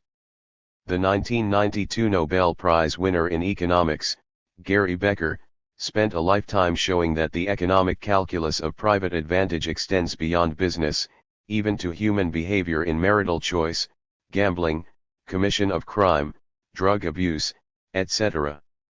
Amusingly, Becker has never pointed to its highly relevant application to the economics profession. Perhaps the subject was too close to home for Becker to be able to see it.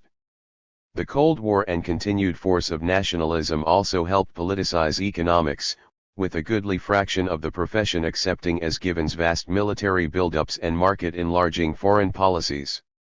Another related factor has been economists' desire to be practical, which means accepting the institutional status quo and the policy limits fixed by those with political power. Many leading economists attached themselves to political factions and parties as advisors, the advice then being constrained by what political leaders saw as the policy limits. In a world of increasing capital mobility and capital market discipline, policy options have diminished and the practical advice of economists has shriveled with it. The promise of advancing economic techniques has also proven to be a mirage. Techniques rely on models and models depend on premises, which may or may not have a close relation to reality. More rapid product change, technological innovation, and the globalization of markets have made the real world more complex, volatile, and ever-changing. Models quickly become obsolete and surprises continually render their premises, structural relations, and forecasts off the mark. Error terms in forecasting models remain stubbornly large. Also, models are most workable when they can use simple assumptions, like perfect certainty, complete information, and unconstrained competition. Economists still commonly use such assumptions, partly for reasons of manageability, but also because they meet many economists' ideological preconceptions, and, no doubt coincidentally, serve well the market. While advances in technique have not done much for large-scale economic forecasting, they have helped economists do small things better, like modeling and programming ways to take advantage of price differences between markets and weighing risk-return differences in complex environments. This has helped them create complex financial instruments that serve the needs of business and speculators in global capital markets.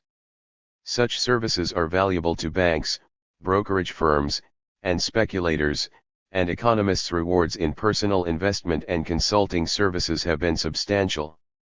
33. Further complicating the development of predictive models is the fact that economists cannot perform replaceable experiments, but instead must use the economic record of the past as the raw data to test hypotheses. As William Brainerd and Richard Cooper have observed, marvelous fits of historic data can be obtained by models with widely different implications, given the range of choice of variables and flexibility in specification of time lags. Unscrupulous practitioners can keep adjusting models and searching for amenable data to arrive at preferred conclusions. This has been a common practice of Milton Friedman and other members of the Chicago School, as described below. It should also be noted that modeling and computer use are expensive, which means that well-funded economists can use these technical advances more lavishly. If their critics are few and poorly funded, they can be ignored or overwhelmed by a flood of biased analyses, as Foylner's Procter & Gamble analogy suggested for business-supportive propaganda. It should be noted that despite the corruption and integration into the market of a great many economists, a substantial number have remained relatively independent, with critical capacities intact. There even emerged a radical fringe large enough to form their own association and other dissident groups and journals of institutional and post-Keynesian economics. The dominant institutions keep these economists and schools marginalized and undervalued, but they exist and may have a brighter future in a new world order of growing socio-economic and environmental problems and the absence of a plausible and sustaining Soviet threat. The Chicago School. The conservative Chicago School of Economics, with offshoots at UCLA and the University of Rochester, and outcroppings elsewhere in academia and business, steadily increased in influence up to very recent years. Its monetarist theories partially displaced Keynesian economics in macro-analysis and policy-making in Western Europe and the United States. Furthermore, the Chicago School is concerned not only with macroeconomics, but deals also with labor and income distribution, trade, competition, and monopoly, and regulatory issues. It is therefore of great importance that the Chicago School has been without a peer in the corrupting influence of ideology and the abuse of traditional scientific method. The Chicago School intellectual tradition traces back to University of Chicago professors Frank Knight and Henry Simon, who flourished in the 1920s and 1930s. These men were conservative, but principled, and iconoclastic. Simon's 1934 pamphlet, A Positive Program for Laissez-faire, actually called for nationalization of monopoly. 34. Lies that were based on incontrovertible economies of scale, on the grounds of the evil of private monopoly and the inefficiency and corruptibility of regulation of monopoly. The post-World War II Chicago School, led by Milton Friedman and George Stigler, has been more political, right-wing, and intellectually opportunistic. On the monopoly issue, for example, in contrast with Simon's 1932 position, the post-World War II school's preoccupation was to dispute the importance and damaging effects of monopoly and to blame its existence on government policy. The post-war school is also linked to US and IMF policies toward the Third World, in its pioneering service, through the Chicago Boys, as advisors to the Pinochet regime of Chile from 1973 onward. This alliance points up the school's notion of freedom, which has little or nothing to do with political or economic democracy, but is confined to a special kind of market freedom. As it accepts inequality of initial economic position, and the privilege and political influence built into corrupt states like Pinochet's, its economic freedom is narrow and class-biased. The Chicago Boys have always claimed that economic freedom is a necessary condition of political freedom, but their tolerance of political non-freedom and state terror in the interest of economic freedom makes their own priorities all too clear. The Chicago school's attitude toward labor was displayed in the Chicago Boys' complacence over Pinochet's use of state terror to crush the Chilean labor movement. The school's general tolerance of monopoly on the producer's side has never been paralleled by softness toward labor organization and labor monopoly. Henry Simon himself developed a pathological fear of labor power in his later years, as evidenced in a famous diatribe, Reflections on Syndicalism, which may have contributed to his committing suicide in 1944. Subsequently, the labor specialists of the post-war Chicago School, most notably Albert Rees and H. Gregg Lewis, dedicated lifetimes to showing that wages were determined by marginal productivity and that labor unions' pursuit of higher wages was futile. Chicago School analyses stressed the wage-employment trade-off and the employment costs of wage increases based on bargaining power. They linked collective bargaining to inflation, viewing excessive wage increases as the pernicious engine of inflationary spirals. Milton Friedman's concept of a natural rate of unemployment was a valuable tool in the arsenal of corporate and political warfare against trade unions, a mystical concept, unprovable, but putting the ultimate onus of price level increases on the exercise of labor bargaining power. 35. Milton Friedman. Friedman was considered an extremist and something of a nut in the early post-war years. As Friedman has not changed, and is now comfortably ensconced at the conservative Hoover Institution, his rise to eminence, like that of the Dartmouth Review's Dinesh D'Souza, testifies to a major change in the general intellectual political climate. Friedman is an ideologue of the right, whose intellectual opportunism in pursuit of his political agenda has often been heavy-handed and sometimes even laughable. The numerous errors and rewritings of history in Friedman's large collection of popular writings are spelled out in admirable detail in Elton Rayak's Not So Free to Choose. His minimal government ideology has never extended to attacking the military-industrial complex and imperialist policies. In parallel with Reaganism and the demands of the corporate community, his assault on government pyramid building was confined to civil functions of government. As with the other Chicago Boys, totalitarianism in Chile did not upset Friedman. Its triumphs in dismantling the welfare state and disempowering mass organizations, even if by the use of torture and murder, made it a positive achiever for him. Friedman's reputation as a professional economist rests on his monetarist ideas and historical studies, his analysis of inflation and the natural rate of unemployment, and his theory of the consumption-income relationship. These are modest achievements at best. His monetarist forecasts have proven to be as wrong as forecasts can be, and the popularity of monetarism has ebbed in the wake of its failures. Friedman's claim that freeing exchange rates would ease national balance of payments problems and not destabilize foreign exchange markets has also proven to be wildly off the mark.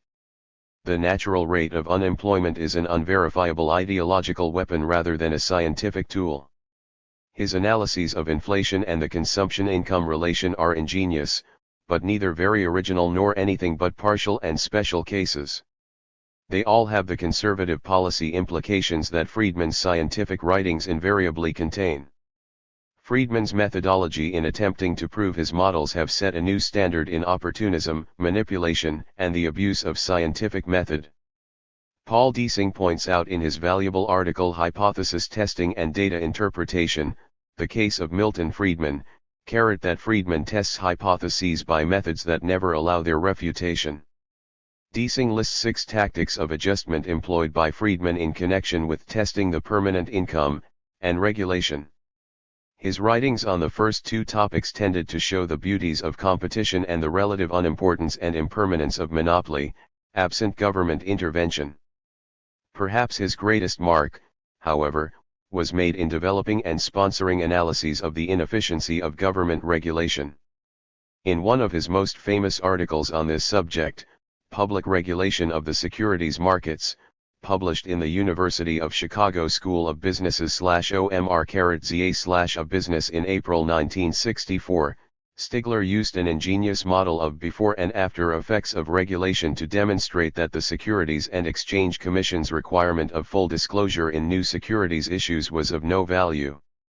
His method was to compile a sample of new security issues of certain size and other properties for several years in the 1920s and a sample in the late 1930s issued under SEC regulation, and then compute what happened to their prices in the years following issuance. If the SEC was effective, and securities buyers were better informed, one would expect the post-offering prices to be closer to the initial prices and the dispersion of price 37 ratios to be less in the post-SEC period. Stigler claimed that his test showed no improvement in the post-SEC period. Professor Erwin Friend and this writer did a collaborative analysis of Stigler's study, including a sample review of his original data as well as an examination of his reasoning. In our review of his sample data, we uncovered 25 errors in his reporting of data, 24 of which were in the direction supporting the hypothesis that Stigler was trying to prove, and sufficiently important to affect his significance tests, even though based on only a partial review of his data. With the corrections, the performance under regulation was indisputably superior to the unregulated performance, as measured by average price ratios of the 1920s and in the post-SEC period. In Stigler's own analysis, the dispersion of price ratios was also substantially lower in the post-SEC period, but Stigler reinterpreted the test, retrospectively claiming that the lower dispersion meant that regulation had reduced the willingness of risky firms to enter the market. Ironically, Stigler had written an earlier article on the economics of information, whose main theme was that increased information reduces price dispersion, which he implied was beneficial and desirable. Are showing that Stigler had doctored the data in a very serious way, and misread his own results, was published in the Journal of Business in October 1964, with an appendix listing the 25 errors and showing in a table the large effect on the test results. Stigler did not challenge the criticisms in substance, but proposed using different data. This exchange occurred in the very year Stigler was made president of the American Economic Association, but had no noticeable effect on his reputation. In subsequent years, Stigler's Chicago School associates continued to cite his original article as proving the ineffectiveness of SEC regulation and full disclosure, which is comparable to a physical anthropologist in the 1980s continuing to cite the Piltdown man as a valid member of the evolutionary ladder. But if Piltdowns are a commonplace in the science and one operates on principles of a truth above fact, it is all comprehensible. Stigler himself and many of his followers continued their modeling of regulation and its effects by the same or related methods. The most important Stigler follower in this area was Sam Peltzman, who wrote a PhD thesis under Stigler's direction in 1965 that purported to show that the extension of federal regulation to virtually all banks in 1935 caused the entry of new banks to drop by 40 to 50%. Peltzman's method was to specify several factors that might influence entry rates, most importantly bank profit rates, and then explain any decline in entry after 1935 not attributable to the chosen factors by a 38. Residual called government regulation. Although branch banking was growing rapidly in this period, Peltzman never included new branches in his model. Among the many other intellectual crimes committed by Peltzman, the model had the interesting characteristic that the poorer the explanatory variables, the better the result from the Chicago School standpoint. This terrible study was cited as authoritative in the years that followed, and was never rebutted, in part because the formulation and testing of a rival model required data collection back into the 1920s and would have been very arduous. Peltzman followed up this success with studies of drug and auto safety regulation, each demonstrating by means of the new Chicago School methodology using dubious explanatory variables, and leaving government regulation as the residual that government regulation was ineffective. Several analysts went to the trouble of showing that Peltzman's further studies were fraudulent, but his studies continued to be cited as authoritative demonstrations that the case for drug and auto safety regulation was dubious. A Chicago school contribution to the SNL disaster. Another Chicago school product. Professor George Benston made a notable contribution to the SNL disaster in his research and consulting on the SNL problem in the 1980s. One of the issues during the surge of SNL deregulation in the years 1981 to 87 was whether allowing SNLs greater freedom to make riskier direct investments was sound policy. QT was not, given the poor financial condition of many SNLs, the ease of entry of shady dealers, their ability to take advantage of government insurance of SNL deposits, and the inability of regulation to cope with these problems. Benston was hired in the mid-1980s by Charles Keating, one of the shady dealers, to do a study of the costs and benefits of direct investment. His analysis of 34 SNLs with relatively high levels of direct and riskier investments found their results favorable, and concluded that tighter regulation of such investments was unsound conceptually, unsupported by meaningful evidence, and likely to be damaging to both the savings and loan industry and the Federal Savings and Loan Insurance Corporation. Although an expert in accounting, Benston was fooled badly by the accounting tricks of the hot operators and by de facto fraud. By 1989, 32 of the 34 SNLs in Benston's sample were insolvent, and some of them were among the most dramatic cases of fraud in the lavish SNL fraud record. Mergers in the best of all possible worlds. The Chicago School was also in the forefront of providing intellectual rationales for the merger 39 and takeover boom of the 1980s. Ironically, Stigler himself had castigated the turn-of-the-century economists for their apologetics for the first great merger movement, defended then as based on efficiency. Considerations, one must regretfully record, said Stigler, that in this period Ida Tarbell and Henry Demarest Lloyd did more than the American Economic Association to foster the policy of competition.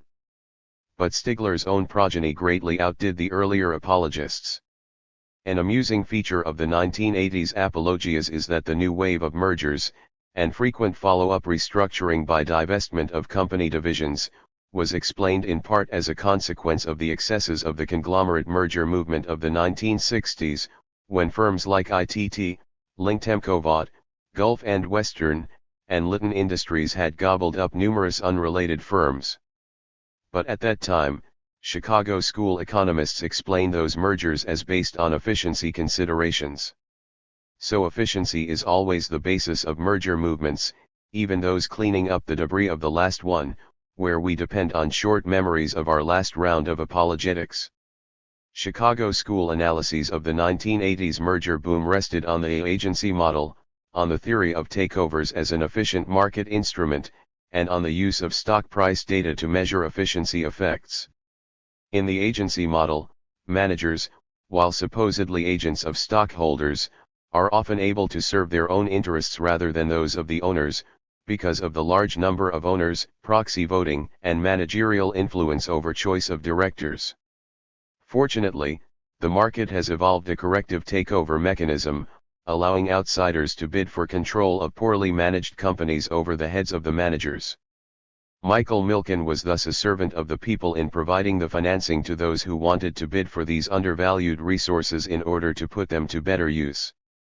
For the Chicago School, if this takeover mechanism could serve to enhance efficiency, then it is assumed that it did. But why ignore the possibility that the buyers might have other motives than efficiency enhancement?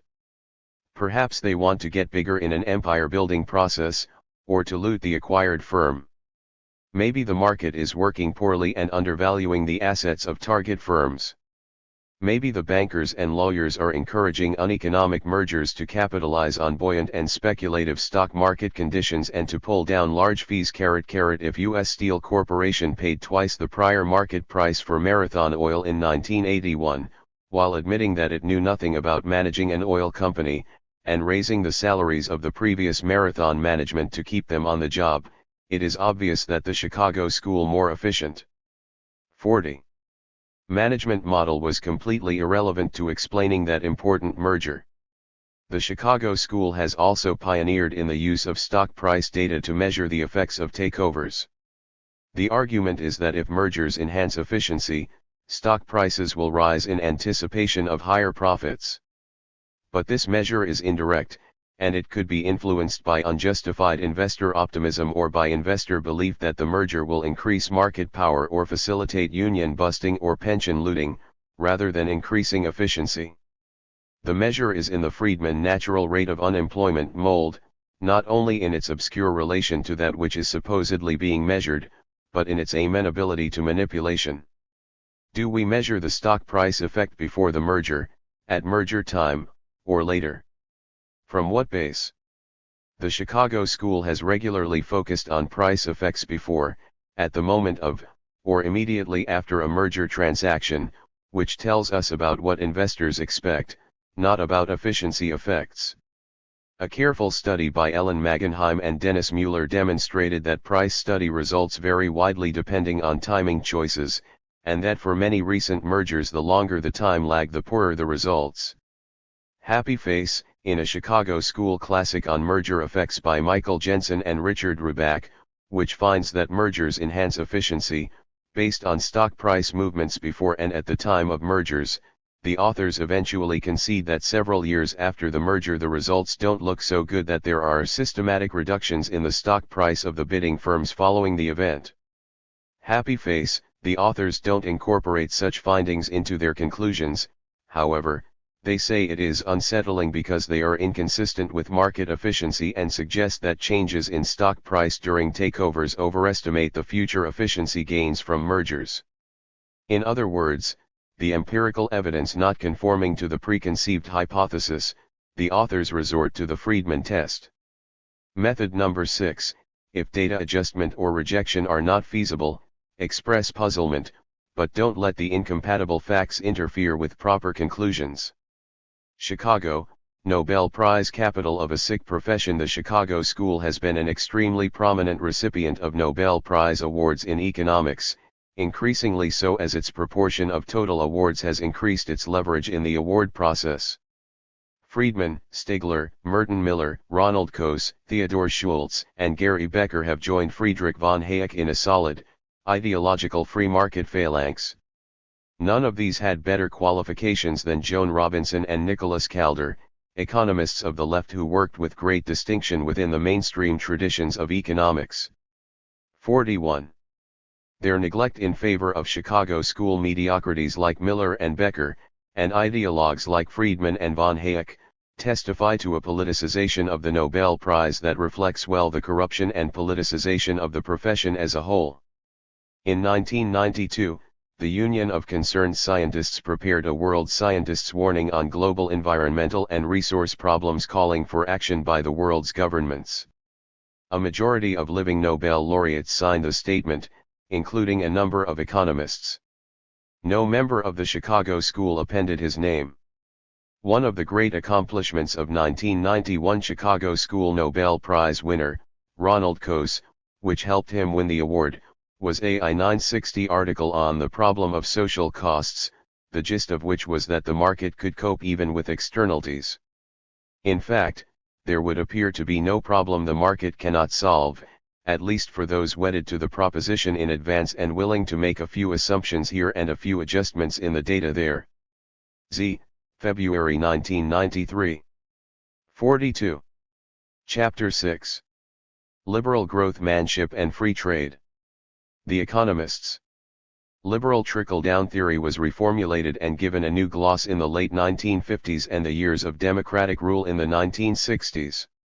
A number of the leading liberal economists, some drawn from the Brookings Institution, served as advisors and officials in the Kennedy and Johnson administrations. These economists, heirs of and spokespersons for the new economics of J. M. Keynes, accommodated well to the demands of the imperial state. Virtually all of them accepted the premises of the Cold War, and eventually treated the Vietnam War as either a noble enterprise or an act of state to be taken as a policy given. The inequality of income and wealth was of little interest to them, and while favoring a vigorous macro policy oriented to high employment and growth, in the Kennedy years they supported business tax reductions and regressive personal tax cuts as prime instruments for combating recession. James Tobin, for example, who later served on Kennedy's Council of Economic Advisers, denounced the Eisenhower administration's cuts in the military budget in 1958, a time, said Tobin, when the world's situation cried out for accelerating and enlarging our defense effort. The budget cuts were made, Tobin protested, to encourage the production of more consumer goods for a people who already enjoy the highest and most frivolous standard of living in history. A few years later, Tobin described the new liberal economics of the Kennedy era as follows. Redistribution of income and wealth by taxation and government transfer payments was in days gone by another rallying point for liberal liberal growth-manship and free trade 43 movements. The fire has gone out of this one too. The current liberal political movement, the New Frontier, is providing incentives for business investment through new tax legislation and new depreciation guidelines. The Kennedy administration is, from all indications, about to be the vehicle for a general reduction in corporate and personal income tax rates, and in particular for substantial lowering of top bracket rates. The growth dividend. In the new liberal analysis, the underlying population was to benefit from the growth-oriented policies through higher employment, increasing productivity and per capita real incomes, and from a growth dividend accruing to the public sector. This dividend, a rising tax surplus that would result from the higher incomes and fixed tax rates, would provide the resources needed to achieve great societies at home and grand designs abroad, in the words of Walter Heller, chairman of Kennedy's CEA. And this dividend would be generated and could be used for benevolent ends without the political struggle that a policy of redistribution would entail. In Heller's words, when the cost of fulfilling a people's aspirations can be met out of a growing horn of plenty instead of robbing Peter to pay Paul, ideological roadblocks melt away, and consensus replaces conflict.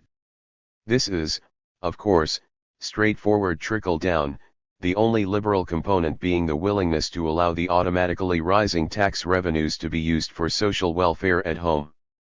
There are two problems with this analysis. First, it underplays the extent to which the trickle-down mechanism benefits the wealthy. Conflict with the business establishment is avoided by giving it all at once. The majority are asked to wait for the trickling down from the largest to the affluent. A second problem derives from the fact that growth consolidates the power of dominant elites, who may want to command the growth dividend for themselves.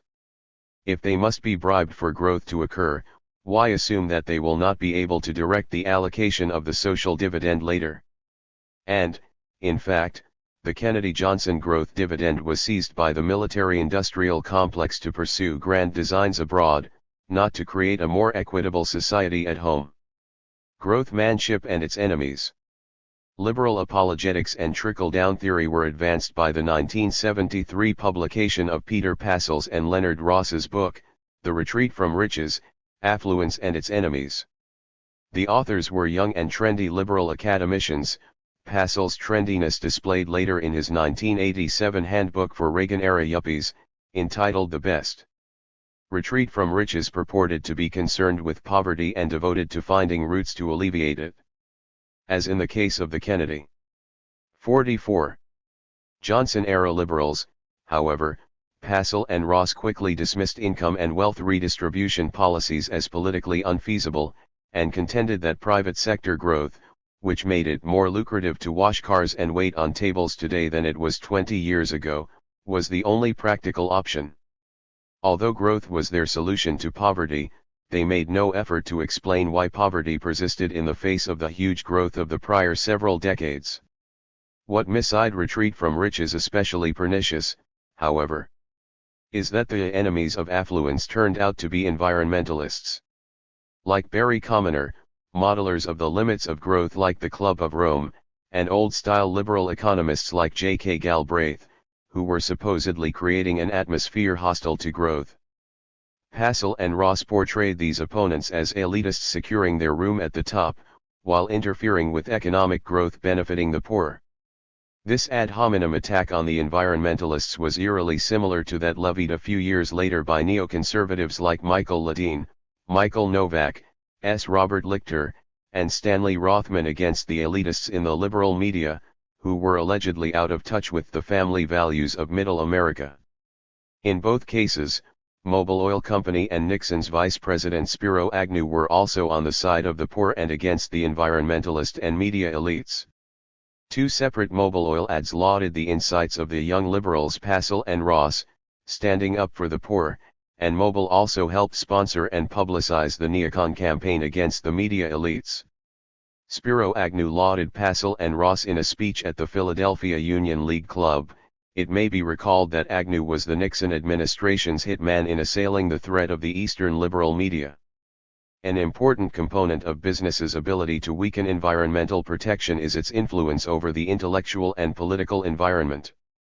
Passel and Ross served well business's efforts to undercut environmental controls by disparaging the relatively weak environmentalist forces and downgrading the environmental threat. They never discussed business's power to obstruct environmental controls. While ruling out any institutional changes like income wealth redistribution, limits on advertising, and control over foreign investment as politically unfeasible, they blithely asserted that pollution control would be effective because it was necessary. Retreat from Riches had a flattering introduction by the distinguished liberal economist Paul Samuelson and was given favorable reviews by leading new economists in both the Washington Post and New York Times. Some of the new economists were to help carry the business war on the control of externalities one step further from official positions in the Carter administration, where they fought against tighter regulations. Liberal growth-manship and free trade 45. As inflationary. Growth without redistribution, and with minimal attention to the negative externalities that make nominal growth an inflated number, had become the Moses and all the prophets of the new economics. Free trade trickle-down. Peter Passel joined the staff of the New York Times during the 1970s, and has fit well into that establishment institution. With the recent retirement of Leonard Silk, Passel became the paper's #1 analyst of economic affairs. His bent is still toward finding environmental concerns and fears exaggerated, and he rarely has doubts about the superiority of the price mechanism over regulatory controls in dealing with environmental problems. Superficiality and a hidden ideological input remain omnipresent in his economic writings. Both of these characteristics stand out in Passel's account of the issues involved in the free trade controversy and the Uruguay round of negotiations in 1992 in his front-page article, "Although Trade is Trickier, More is Better" is still true. New York Times, November 23, 1992. Clichés and the selective use of evidence barely disguise a blatantly ideological frame, as the following summary and analysis demonstrates. Trade and market versus government. According to Passel, trade has been a great engine of prosperity for the last century, and our choices, say the experts, are moving forward with trade and free markets or regressing to a world in which politicians rather than markets have the last word on what people buy and sell. This broad-brush economic history yields the preferred conclusion by confusing correlation with causation and neglecting the complexity of historical economic processes. The growth of trade associated with overall economic growth could mean that trade is generated by and follows growth, rather than the reverse. Furthermore, growth has frequently been associated with substantial government intervention. David Felix and Angus Madison, for example, have pointed out that Western economic growth, rates in the post-World War II years of large-scale government intervention were substantially higher than those from the 1870 to 1913 years of lesser government, and unemployment rates were lower as well. The rapid growth of Japan and the newly industrializing countries of Asia was clearly fostered by massive government subsidy and protection. It would appear that government can be an engine 46 of prosperity, and that a contraction in the role of government may stifle that engine. Government also plays a major role in stabilizing the economy and protecting people from the negative effects of industrial practices, such as pollution, an increasingly important private market failure that only government intervention can rectify. More is better, despite losers. Passel stresses that the increased division of labor and comparative advantage from enlarging trade expands total world output, which is good even if there are losers. He concedes that there are losers, but he says little or nothing about their number, class position, location, and the long-run consequences of their impoverishment. Instead, in his very brief discussion of losers, he mentions a hypothetical banana farmer in Florida and a U.S. worker in a trade-vulnerable sector like textiles. He does not discuss the Canadian experience under a free trade agreement since 1988.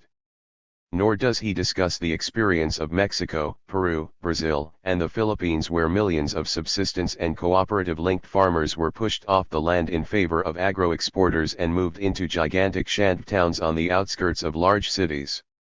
The Canadian Ecumenical Council for Economic Justice has pointed out that under Mexico's structural adjustment policies, the cost of employing a young woman to assemble products in a trinaculadora fell from US $1.53 an hour in 1982 to just 60 cents in 1990, and that while Mexico now imports 10 million tons of agricultural products annually, per capita consumption of basic foods has fallen by 30% over the past 8 years. Passel does not address the actual results of his favored policies. The word maquiladora does not appear in his account. Environmental effects. Free trade allows transnational firms to engage in regulatory arbitrage, shifting from better to worse regulated environments. This encourages a rapid degradation of the environment in poor regulated states, and, by competitive pressures, weakens it in better regulated countries. And there is evidence that many firms choose Mexico as a place to do business because of lax environmental regulation. Effective regulation may also increasingly be seen as an unfair trade practice under supranational rules. The efficacy of multinational regulation has been tested in the Mexican maquiladoras and under the La Paz Agreement of 1983 between Mexico and the United States. Mexico essentially does not enforce environmental rules, and the La Paz Agreement has been mere words on paper, as stated by Cuauhtémoc Cárdenas, leader of Mexico's Party of Democratic Revolution. We may recall that for Peter Passel in his Retreat from Riches, environmentalism was an enemy of the good. That is the view of the transnational corporate market participants also. The word environment does not appear in Passel's article on free trade. Infant industries. Passel does admit that there is a possible case for protectionism in the so-called infant industries argument. He says that economists have muddied the waters by theorizing that countries might be better off protecting some home markets, like those needed to give local manufacturers a foothold in new products. This is quickly dismissed as too clever by half, and written off as not important and too readily used by groups merely protecting their turf. Actually, the argument goes back to the 18th century and has never been refuted. It can certainly not be pushed out of the way by rhetorical ploys. The increased importance, cost, and rapid obsolescence of new technology has made the interventionary case for protecting infant industries stronger than ever. Passel fails to mention that all the great late industrializers, the United States, Germany, and Japan, as well as the recently successful newly industrializing countries like Taiwan and South Korea, have used protection and other forms of intervention to nurture their infants. They did not rely on free trade. Competition and technological diffusion.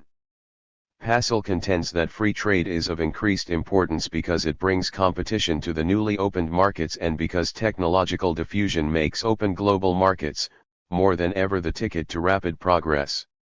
But if large transnational corporations are free to move about like global sharks, won't the number of sellers tend toward the oligopolistic? Won't the local minnows in third world markets be destroyed or swallowed up into branch systems? Won't the technological diffusion be increasingly a one-way street from developed countries to less developed countries? And won't technological capability and development be increasingly concentrated in the developed countries, While the LDCs provide low-cost labor to produce and assemble products as long as suitable wage and working conditions prevail. These considerations that suggest strongly non-competitive tendencies and show the losers concentrated in poor countries are not even hinted at by Passel. Dependency. Free trade in an environment of great inequalities in economic and military power threatens the economic, political, and cultural autonomy and independence of the Third World. Poor countries can be overwhelmed by intensive and sophisticated advertising, foreign domination of the media, the buying up of domestic companies and natural resources, debt dependency, and intelligence military political subversion. To prevent this, poor countries need to be able to maintain a certain distance from their 48 powerful friends anxious to do business with them. The whole thrust of the current free trade push in and out of the general agreement on tariffs and trade is to break down these barriers and allow the sharks to feed freely. In support of this powerful first world thrust, it is essential to pretend that the issue of independence versus domination does not exist and that we are just dealing with nasty trade barriers, not cultures and entire peoples at risk and up for grabs. Peter Passel never once mentions dependency and power differentials as issues, and tells his readers that the newly proposed GATT rules that will strip the last defenses from LDCs will hopefully be enacted before protectionist coalitions grow too powerful to be stopped. This is imperialist apologetics at its best. The Uruguay round of GATT. It follows that Passel regards the GATT negotiations and Western proposals on the table there as part of a progressive struggle to free trade further, to get rid of all those pesky non-tariff barriers, particularly those that affected trade in services like banking, insurance, and construction. Another urgent target is protection of intellectual property, everything from patents on new drugs to copyrights on rock.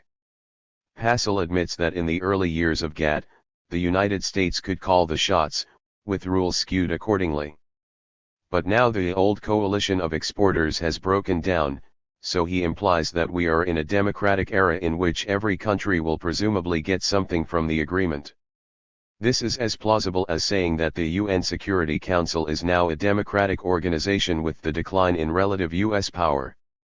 In fact, the collapse of the Soviet Union and the increased debt dependency and splintering of the Third World have sharply diminished its bargaining power and capabilities, and the GATT agenda and proposed changes reflect the interests of the United States and the other major powers to an exceptional degree. Passel ignores the drive inside and outside of GATT to open up the poor countries to foreign investment and to restrict their powers to regulate foreign business firms. He does not point out that service provision and the protection of intellectual property are all rights demanded, and capable of being taken advantage of, by developed countries only. Passel fails to point out that the ability to exact higher prices for new drugs in the Third World would be a straightforward income transfer from poorer to richer countries and hardly serves to increase competition or diffuse technological know-how. Critical models of the campaign for free trade. There are a number of alternative ways of looking at the recently reinvigorated liberal growth manship and free trade. 49. Moves toward free trade that depart radically from Passel's Panglossian laissez-faire approach. One is the recolonization model. In this frame, the great powers, urged on by the TNCs, and under the pressure of slackened world economic growth and increased competition, have been seeking to exploit the weakness and fragmentation of the Third World and the collapse of the Soviet bloc, to strengthen Western domination of the Third World. In this model, the new GATT proposals, the IMF and World Bank conditionality rules, and the coercive bilateral agreements forced upon the Third World, are seen as elements of a systematic program of forcing denationalization, economic occupation by TNCs, external policy control, and a loss of sovereignty. A closely related model, which we may call mercantilist, emphasizes the Western drive for exports and the class nature of its expansionist aims and exploitative character. The struggle to open foreign markets today is not aiming at free trade, it merely shifts the balance of protectionism to policies enlarging exports, even designated by economist critics as export protectionism. The need to contain wages and to get U.S. wages and benefits to more competitive levels has been a central thrust of Reaganomics and of corporate policy since the early 1970s. The U.S. establishment's support of NAFTA, which promises some export and investment advantage, but will clearly put downward pressure on U.S. wages, shows the mercantilist model in operation. A third explanatory approach we may designate the joint venture model, as it stresses the alliances between groups of third-world politicians, technocrats, and comprador elements and first-world elites to jointly develop third-world countries in accord with rules that serve the needs of global corporations. The model has the merit of stressing the political corruption and de facto subversion of the third-world countries involved. This helps explain why leaders like Menem in Argentina and Salinas in Mexico will deliberately sacrifice the bulk of their populations to serve mainly foreign interests. As the Ecumenical Council of Canada puts it, Salinas chose a model that means by the year 2000, 50 million Mexicans would be left to languish as a reserve of cheap labor, assuring that wages remain low for years to come. Happy face. This is part of the deal between the joint venture partners, with Salinas supported by Western power in exchange for his opening Mexico to free trade. It should be noted that a joint venture model explains well the emergence and subsequent U.S. support of the Marcos dictatorship in the Philippines in 1972 and the surge of national security states under U.S. sponsorship in Latin America in the 1950s and after. In these cases, peasant and working class organizations were crushed by state 50. Terror, which kept the majority atomized and wages exceedingly low, while conditions for transnational investment in agricultural and mining were improved markedly. The existence of these alternative models is not even hinted at in Peter Passel's highly ideological apologia for the U.S. establishment's version of free trade and its benefits. Reform as the end of reform. With the triumph of freedom and the market, the meaning of reform has shifted. In the old days, reform meant helping the victims of market failure, and it implied attacking and controlling excess market power and its abuses, remedying the market's inability to deal with external costs and produce enough public goods, and helping the victims of the business cycle and structural maladjustments. In the New World Order, reform means doing those things that will enlarge the scope of the market and cutting back on impediments to capital, like taxes that fund the production of public goods and aid to market victims. This extraordinary reversal of meaning is an ideological reflection of the triumph of capital. The IMF has been enforcing the NWO definition of reform for years. At this historical juncture, their meaning becomes the meaning of reform. As a newly institutionalized usage, it becomes non-ideological in the mainstream vision, but is in fact the truly ideological, fitting Roland Barthes' concept of myth as depoliticized truth that goes without saying. The new usage has found a happy home in the mainstream press. A nice illustration is Sylvia Nassar's front-page article in the New York Times of July 8, 1991, entitled "Third World Embracing Reforms to Encourage Economic Growth." The new reforms are actions that privatize and reduce market constraints, and Nassar suggests that they are a pretty sure means of raising the standard of living of the world's poor. She never mentions that the new pragmatism is being forced on third-world countries by Western carrot-and-stick policies on aid and loans, and that it is being pressed on these populations by governments of dubious legitimacy. She argues that free market policies underlie the success of the newly industrializing countries Taiwan, Singapore, and South Korea, as well as Mexico and Chile. As regards the NICs, Nassar fails to cite former World Bank economist Robert Wade's Governing the Market and Alice Amston's Asia's Next Giant, both of which stress the great importance of extensive and detailed government intervention as prominent features of NIC successes. Nassar also does not cite the 1991 report of the Interamerican Development Bank, which says in regard to Latin American reform that drastic fiscal adjustment, liberal growth manship and free trade 51. Inflation and stabilization programs have unquestionably exacerbated the problems of poverty existing at the beginning of 1990, with per capita consumption falling and reduced state assistance for health, nutrition, education, and housing. To report success stories for Mexico and Chile also requires the careful doctoring of evidence, notably, selecting as base year a recent one at the bottom of the early 1980s collapse, plus the downgrading of the consequences of their programs for the majority.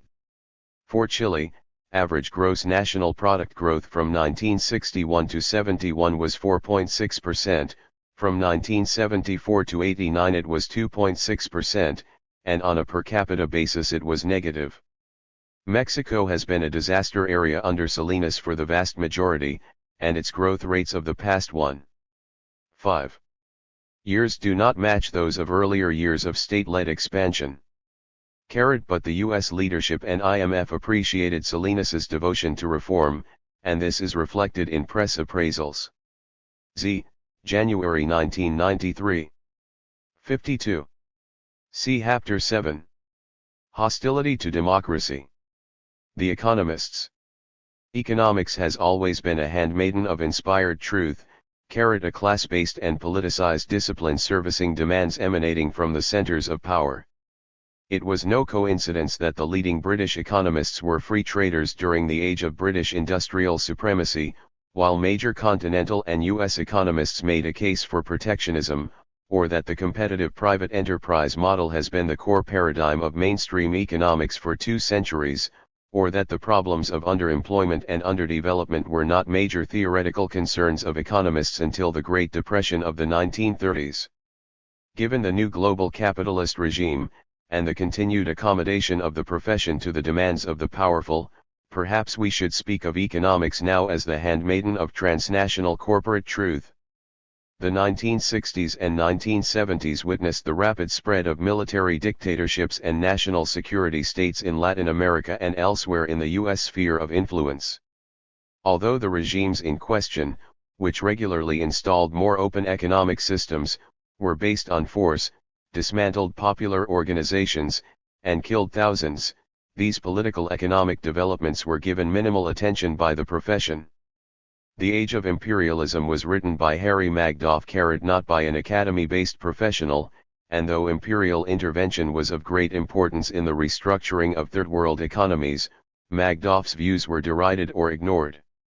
For the professional mainstream, free markets were assumed to be growing naturally, the political, imperial, and terror processes were taken as given. This is entirely understandable, as the totalitarian free enterprise systems of the hostility to democracy 53 NSSs, and their organized terror, were quietly supported by the TNCs, U.S. officials, and the international financial institutions QFLS, including the IMF, World Bank, and Inter-American Development Bank. These were supporting reform in Argentina, Brazil, Chile, and the Philippines, and the mainstream economists were hardly going to get agitated at the seamy side of something the dominant powers call reform. Economists for NAFTA. In this context, it is not surprising that all the Nobel laureates in economics signed a petition in support of the North American Free Trade Agreement. NAFTA was strongly backed by the dominant TNCs, and was defended as an enlargement of free trade and an application of the principle of comparative advantage. The leading economists are affluent members of the Western elite, with ties to business and government as advisors, consultants, and recipients of data and awards. The Nobel Prize in Economics has not gone to outsiders and leftists who have challenged the status quo, even when they have performed outstandingly on traditional academic criteria. A woman like the late Joan Robinson, superior in originality and performance to 3/4 of the laureates, asserted in one of her last books, "It is not easy to see how the Third World can mount the attack while preserving private property in the means of production and respecting the rules of the free market economy." Obviously Robinson would not have signed a pro-NAFTA petition, and just as obviously she could never qualify for Nobel laureate in Econom. ICS. For the actual laureates, the pressure to sign a pro-NAFTA petition would be severe not only because of class loyalty and affiliations, but because of the centrality of the free trade/comparative advantage argument in mainstream economic thought. Saying no to NAFTA would be like refusing to approve virtue or motherhood. Klebinson, by contrast, devoted substantial space in Aspects of Development to explaining that the theory of free trade has no relevance to the question which it purports to discuss given the static assumptions, the premise of full employment, and the different levels of development and unequal exchange. One problem with the theory of comparative advantage is that it assumes relatively fixed quantities of the factors of production within each country, whereas in the real world capital can move around easily but labor cannot. This gives capital a huge advantage in the search for enhanced income and undermines the argument for trade supposedly based on different national factor endowments. The theory also as 54 sums full employment, so that if U.S. workers are thrown out of work as capital relocates to Mexico, they will soon be rehired in skilled high-tech jobs characteristic of the U.S. economy. This assumption is clearly not met in the United States or Western Europe, where the pool of unemployed and part-time workers is growing steadily and those reemployed over the past decade have moved to less skilled and lower-wage jobs.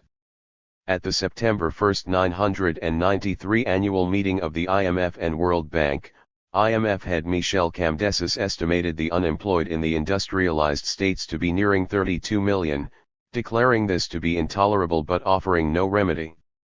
Economists also revert to the long run, in which the victims of change will be reemployed in comparatively advantageous occupations. This is a cop-out.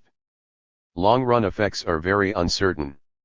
It is possible, for example, that capital's increased mobility and the prevalent policy paralysis may make large reserve armies of unemployed permanent in the United States and Western Europe. Furthermore, the argument for long-run benefits neglects the consideration that the path to a new equilibrium affects its final values, so that lengthy high levels of unemployment that erode worker defenses and bargaining power may make equilibrium wages lower than otherwise. Another problem with the comparative advantage argument is that Mexico does an abysmal job of protecting its working class and its physical environment, so that its production costs are artificially low. And NAFTA will help drive down environmental standards elsewhere.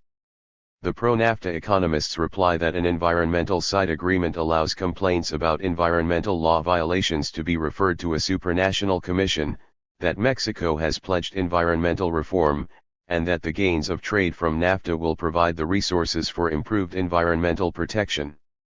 These arguments are not compelling. There has been a joint U.S.-Mexican agreement since 1983 to protect the Maquiladora area environment, but it has been totally ineffective. Mexico's new pledge must be evaluated by reference to its record and the interests it serves. In this connection, the dominant economic players who have backed NAFTA favor Mexico precisely because of its poorly regulated environment, so that enforcement through the Mexican government and the supranational commission is likely to remain as ineffective as it has been in the past. The claim that enlarged revenues from a NAFTA-based economic expansion would allow improved environmental regulation fails on the same ground. NAFTA's success would consolidate the power of those who oppose serious regulation. The design of NAFTA was to open Mexico up to and protect foreign investment, and to harmonize wages and environmental conditions downward. The economists' failure to recognize this design, the hostility to democracy 55, nominal character of Mexican regulation, and the likelihood that this will continue under a NAFTA regime, is a convenient naivete that serves the TNC project well. A third pro-NAFTA argument is that rather than U.S. wages falling, Mexican wages will quickly rise to higher levels based on greater demand and higher productivity. Harley Shaken points out, however, that between 1980 and 1992, while Mexican manufacturing productivity rose 41%, real wages fell by 32%. Carrot wages and productivity have been decoupled in Mexico by the flood of unemployed workers flowing from agricultural and industrial restructuring and by an institutional system of state-controlled unions and police repression that keeps wages low. Winners and losers from the enactment of NAFTA can be inferred from its supporters and opponents. The corporate and investment community loves it, labor and most citizens groups opposed it. It was essentially a project of the TNCs, which will gain from investment in a low-wage poorly regulated environment and a consequent downward pressure on wages and environmental regulation in the United States. They will also gain by the fact that NAFTA is another arrangement that by treaty wrests control of policy from democratically elected bodies and puts it into the hands of unelected supranational bureaucrats, along with the market. Democracy versus reform.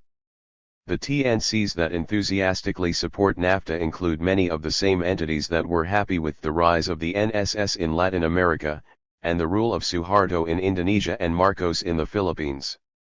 These leaders brought stability and reform, which means that they were unencumbered by democratic pressures or the rule of law and were ready, willing, and able to torture and kill those who stood in the way of reform. Popular movements were crushed by force, local and foreign elites were able to operate on favorable terms, and income distributions became more unequal and poverty rose markedly. These policies resulted in the now familiar pattern of wonderful growth combined with increasing immiseration of large numbers of people, a process which was given its classic expression by Brazilian general and head of state in 1971, Emilio Medici: "The economy is doing fine, but the people aren't." We are now in a new phase of reform in the former Soviet bloc and Third World, and as the general drift of the reforms is the same as that supported by the NSS generals, there is the continuing obstacle of democratic forms and the rule of law. Hence the Yeltsin and Fujimori coups, and the struggle to keep reformers like Salinas and Menem in power as they serve their minority and expatriate. 56. Constituencies. All of these leaders will be given diplomatic, economic, and PR support, and the Western media will always find good reasons for reformer coups and excesses. Those who obstruct their service to the global corporate system will always be hardliners whose subversive actions provoke the suspension of the rule of law. As the reformers make a travesty of democracy, we can also count on the economists to accommodate. The record of the Chicago Boys in Chile is well known. Less well known is the exceptional degree to which mainstream economists took the Cold War, arms race, security state, and support for repressive regimes abroad as givens. As noted earlier, their main response to the proliferation of NSSs in the U.S. sphere of influence was silence. In connection with NAFTA, the extremely undemocratic character of the Mexican state, the election rigging, the human rights abuses, state control and repression of workers, and government corruption don't bother mainstream economists at all. If the mainstream press and government treat Salinas as legitimate and even a great statesman, who are the economists to question this? After all, they are economists, not political scientists. MIT economist Rudiger Dornbusch even sets up Mexico as a model for other countries to emulate, for its recognizing the need to make peace with the world capital market, its accountability of officials, continuity, competence, and courage, which goes far beyond rooting out corruption, jail sentences for tax fraud becoming part of the culture, and an incomes policy package used to make the transition to moderate inflation. Carrot. Does it take courage to accommodate to the world capital market and enlist US and IFI support and protection, or would this be the mark of an opportunistic politician? Not a word from Dornbusch about Salinas's populist promises of 1988, election rigging, human rights abuses, or the trend of income distribution under the courageous leader. The mask of democracy satisfies Dornbusch. His remarks on the accountability of officials and new tax integrity are completely off the wall. He advances crude and dishonest apologetics for a profoundly undemocratic system. The populist threat.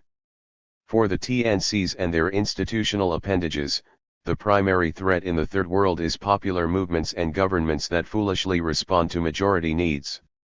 The TNC goal is a world of governments responsive to their needs that will keep taxes on business low, national budgets balanced, and social budgets minimal. They want thoroughgoing elite domination of government, preferably with the consent of the masses, but if need be by force. TNC goals were met in the NSSs by terror. They are also enforced by the IMF and world. Hostility to democracy. 57. Bank, whose lending rules enforcing budgetary constraints, privatization, and the opening up of second and third world economies, are also geared closely to TNC interests. Notable under both NSS and IMF systems of control has been the relegation of the interests and welfare of the majority to secondary concern, or worse. With the NSSs, the lower classes were viewed strictly as costs of production to be kept down, their welfare was not in the set of objectives pursued by the ruling elite at all. The TNCs and IFIs had no serious complaints about the NSSs, until they suffered virtual economic collapse following the first round of reform. A 1993 World Bank report Latin America and the Caribbean, a decade after the debt crisis, does use the word repression in reference to Chile. It speaks of the pre-Pinochet situation there as one in which the capital market was then highly repressed. It never mentions the repression of humans. In the New World Order, the IFIs sometimes express concern over the massive poverty and unemployment in their domains, but their concern, perhaps genuine, involves them in major intellectual contortions. The crucial fact is that their policy agenda always gives primary emphasis to the monetary, budget, and trade policies that meet the demands of the TNCs and global market players. Poverty and unemployment are regrettable but unavoidable spin-offs from the primary policies, calling for second-order responses, if affordable. But the primary policies constrain social budgets, and the record under neoliberal regimes shows a consistent savaging of expenditures to alleviate poverty and to serve the majority. In the extended account on the poverty problem in Latin America and the Caribbean, it is revealing how much stress is given to the threat that poverty, if sufficiently extensive and deep, might cause chaos and put the sustainability of the reforms in jeopardy. The report acknowledges that inequality has grown in recent years, and that it was worse in Latin America than any other part of the Third World. But this is not attributed to World Bank-supported reforms, it is blamed on government control and regulations. The fact that a great deal of government intervention took place under NSS rule, with at least tacit IFI and TNC approval, is unmentioned. Furthermore, the increase in inequality during the decade of neoliberal reforms remains unexplained by the World Bank economists. In the past, while inequality rose in prosperity, it fell in recessions, whereas in the 1980s period of recession with reform, that tradition was broken and inequality continued to increase. Economists cited by the bank find that Latin America's income inequality is related to inequalities in education, inadequate rates of growth, and populist. 58. Policies that caused inflation. This is once again modeling to a purpose, with the underlying structure of ownership and control of third world economies and the policy limits imposed by the global market and IFIs not included as potential causal variables. Rudiger Dornbusch, the enthusiast for Mexican-style reform, co-edited a book with Sebastian Edwards entitled The Macroeconomics of Populism in Latin America, which is repeatedly cited by the World Bank in Latin America and the Caribbean, as its themes fit the TNC project admirably. Populist economic policies aimed at maintaining full employment and redistributing income have regularly produced budgetary and balance of payments deficits, an excessive money supply, capital flight, high interest rates, inflation, and eventually economic breakdown. This could be blamed on the institutional arrangements that allow corruption, tax evasion, capital flight, the bailing out by government of failing private banks and other institutions, and foreign bank and IFI policies that discriminate against governments not serving the TNC project. This Dornbusch and company never consider. The existing arrangements and policies are taken as givens, and Dornbusch and friends never suggest alternative policies that might allow populist ends to be met. Ultimately, this reflects a rejection of the populist goals, as anyone giving them any concern would obviously examine alternatives. But for the handmaidens of TNC truth, there is no other option to the TNC project and trickle down forever. The basic needs/independence option. There is an alternative to trickle down forever, which may be called the basic needs/independence option. The majority of people in the Third World are poor and work in agriculture, although in some countries the displaced agriculturists who have moved into the shanty towns of Third World metropoli have made urban populations larger than the rural. These small agriculturists and shanty town occupants are the uncared for majority whose welfare is far down the TNC agenda and would be of no concern at all if it did not pose the threat of chaos. For many years a number of liberal and left development analysts, some lodged in the UN or even in minority positions in the World Bank, have urged that the needs of the majority should be given /r consideration in policy making, that poor countries should follow a basic needs strategy in which the first order of business would be to ensure adequate food, health care, housing, and education for the entire population. This would entail a stress on growing food for home consumption, and enlarging government services in housing, education, and health care.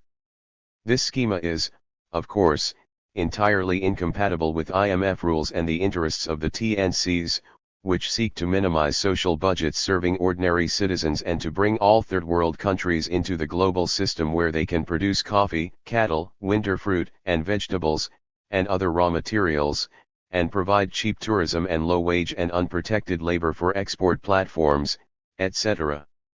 The wrong interests would be served in a basic needs/independence strategy. Of course, it is also argued that such a strategy is impractical and will fail, and that even the masses will be better off in the long run by following the elite party line of trickle-down forever. And, of course, because the alternative option is terrifying to Western elites, they will go to great pains to assure that a basic needs/independence program will fail. Countries pursuing such a strategy are immediately ostracized by the civilized world and are subject to economic and even military attack. But the basic needs/independence option exists. It requires that third world countries avoid entrapment in the global network and dependence on the global institutions that will enforce structures and policies serviceable to a global elite TNC constituency, rather than to the majority of ordinary people. The New World Order has made this option more difficult, with the aid of economists like Dornbusch, but as their policies fail to meet the basic needs of increasing numbers, the basic needs/independence option will become more and more viable. It is important to be aware of this alternative and to be prepared to argue its merits on any suitable occasion. It is also important to recognize the continuity in Western policy, from support of the NSS's and Pinochet's freeing the repressed capital markets of Chile, to the current campaign for NAFTA and support of neoliberal reformers elsewhere for the moment under the mask of democracy. Z. December 1993. 60. Chapter 8. Michael Novak's Promised Land. Unfettered Corporate Capitalism. At one time a liberal theologian and columnist for Commonweal, Michael Novak became a neoconservative in the 1970s, and since 1978 has been a resident scholar in religion and public policy at the corporate-funded American Enterprise Institute. Long the favorite theologian of the corporate community, he has been accommodating to corporate interests on human rights as well as economics issues. Accepting a call from President Ronald Reagan and UN Ambassador Jeane Kirkpatrick in 1981 to serve as U.S. representative to the UN Commission on Human Rights, Novak participated in the Reagan era tilt toward warmer relations with Argentina, Chile, and other states that had institutionalized the use of extreme forms of state terror. He even spoke of Chile's tradition of respect for the highest values, standards, and institutional aims of human rights as a prelude to making a case for reduced UN surveillance of the human rights performance of a government that had destroyed that tradition. As a reward for his services to God, country, and the corporate community, in 1994 Novak was awarded the Templeton Prize for Progress in Religion. Chairing the committee making this award for religious service was that notable exponent of Christian charity, Lady Margaret Thatcher. The Spirit of Democratic Capitalism. Michael Novak's The Spirit of Democratic Capitalism will surely take its rightful place alongside the works of George Gilder, William Simon, and Milton and Rose Friedman as one of the pop classics. Michael Novak's Promised Land. 61. Of the Age of Reagan. It is better written than its rivals, with rhetorical flourishes of some eloquence, but in a long-standing Novak tradition, the style runs to waste on a bedrock of neoconservative clichés and intellectual opportunism. Novak's book is for the businessman in a hurry, with quotes from theological and economic classics, learned footnotes, and a virtual compendium of short answers to criticisms of the U.S. business system. Not the least of the book's merits is its foundation in Novak's discovery that U.S. capitalism is loaded with instinctive wisdom, and is possibly the structural end toward which God has striven. In short, this is a work of uplift and propaganda, one from which we can learn something about the author, his sponsors, and the processes of ideological mobilization, but little about reality. Novak is not an economist. He moves cautiously, surveying the field like a rabbit looking out from its burrow, making forays when the coast seems clear or when some scholar with the preferred message can be mobilized to argue the case. He is especially bold in rebuking church liberals and radicals who have attacked corporate behavior and the workings of the development model in Brazil and Chile without first having studied Ludwig von Mises and Milton Friedman. These church people thus lack an adequate general theory, of which the only valid one turns out to be Adam Smith's invisible hand, still sure to bring net advantages everywhere. If this were understood by Brazilian Archbishop Dom Helder Camara, he would presumably eschew socialism and raise no objections to the forcible dispossession of peasants who stand in the way of progress. At this level of discourse the argument gets understandably murky. Novak does, of course, concede that things are not perfect here or in Brazil, but instead of addressing these imperfections and defending them directly, he points to the big picture. In the big picture, we, i.e., democratic capitalism, the United States, and especially its larger economic units are good, our enemies are bad. Criticism of the good gives aid to the bad. This dichotomy between friends and enemies runs through Novak's book and leads him into serious contradiction and hypocrisy. The great merit of democratic capitalism in the Novak vision is its pluralism, with economic, political, and cultural moral spheres that are separate and independent and serve as a system of mutual checks and balances. But Novak's book is a systematic attack on both government and cultural sphere critics who have raised questions, large and small, about the performance in the economic sphere of the sponsors of the AEI. Thus Novak has his cake and eats it too. He lauds the system in a general way for its marvelous pluralism, while furiously attacking all elements of the pluralism seen as threatening by the corporate community. 62. Novak works with a simple model. Democratic capitalism combines a private economy, democratic politics, and an independent cultural system. These nurture and curb one another, preventing monolithic power. Capitalism leads to democracy, and the two together aim for and provide wealth and justice. The system is imperfect but better than any other known. The proof lies in the history of the United States.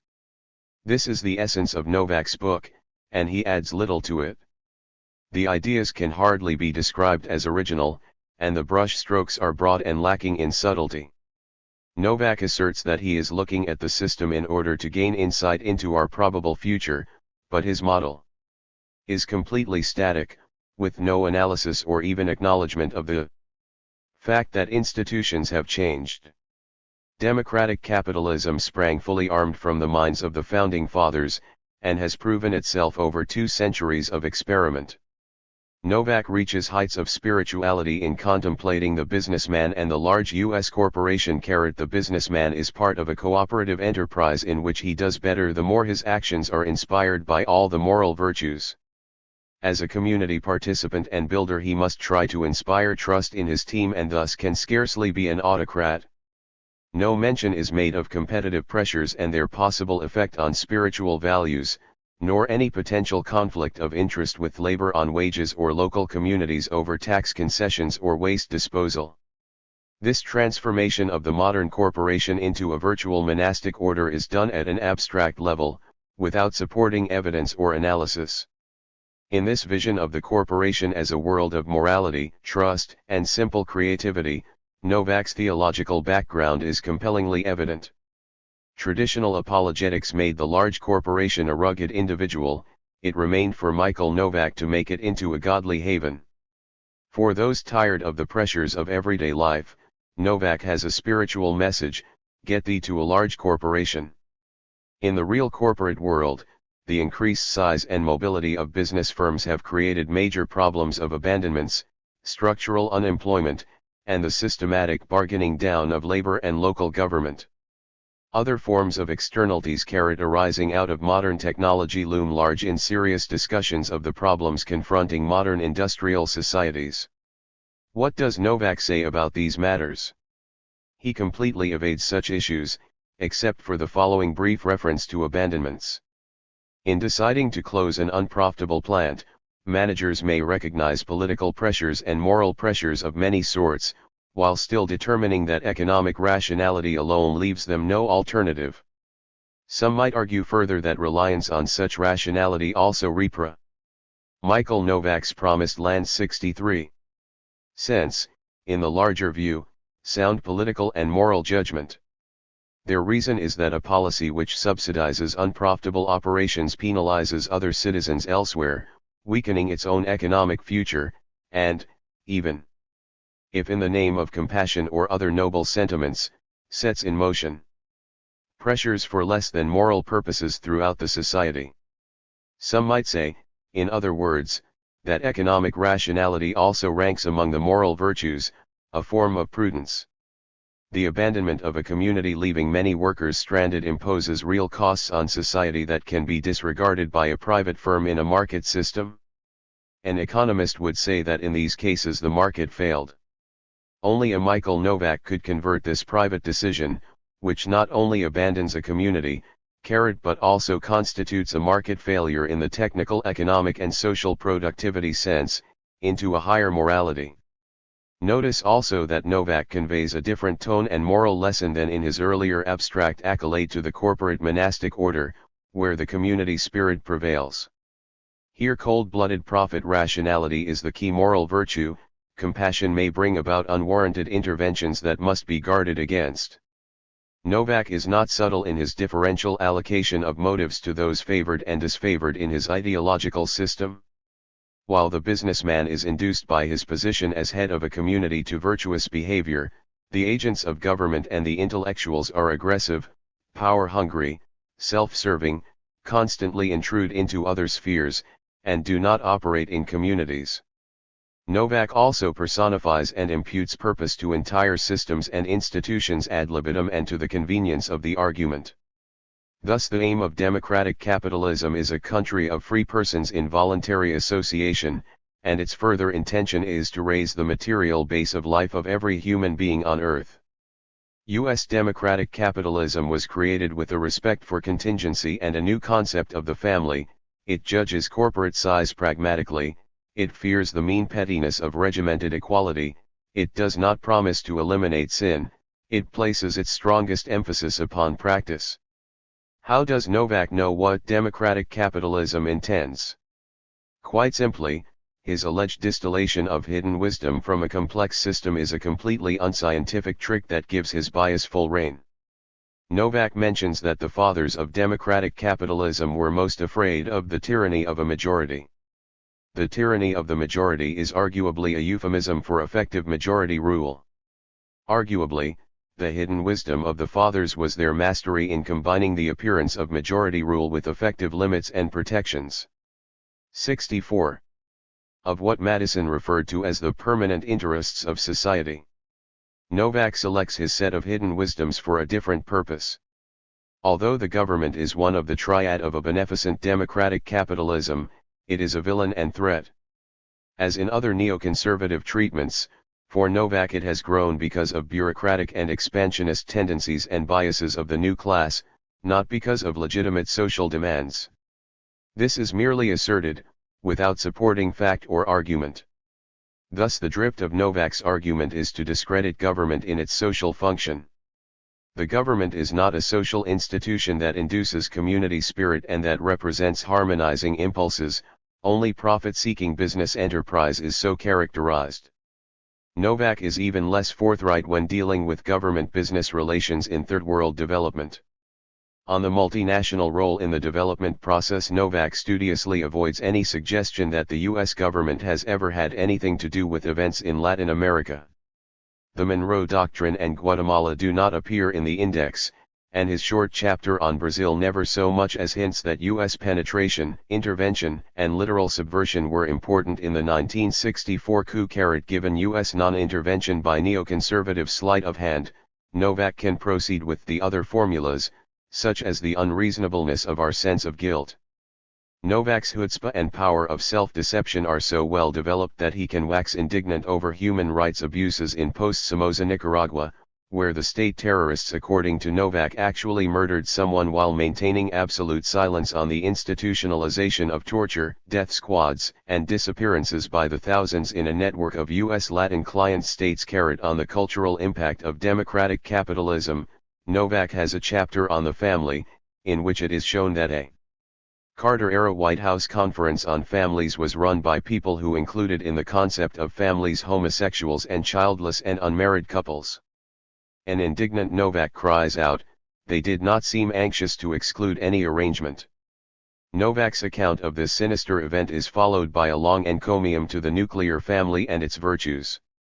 The businessman in a hurry may find Novak's account so heartwarming that he might fail to realize that it is a demagogic irrelevancy.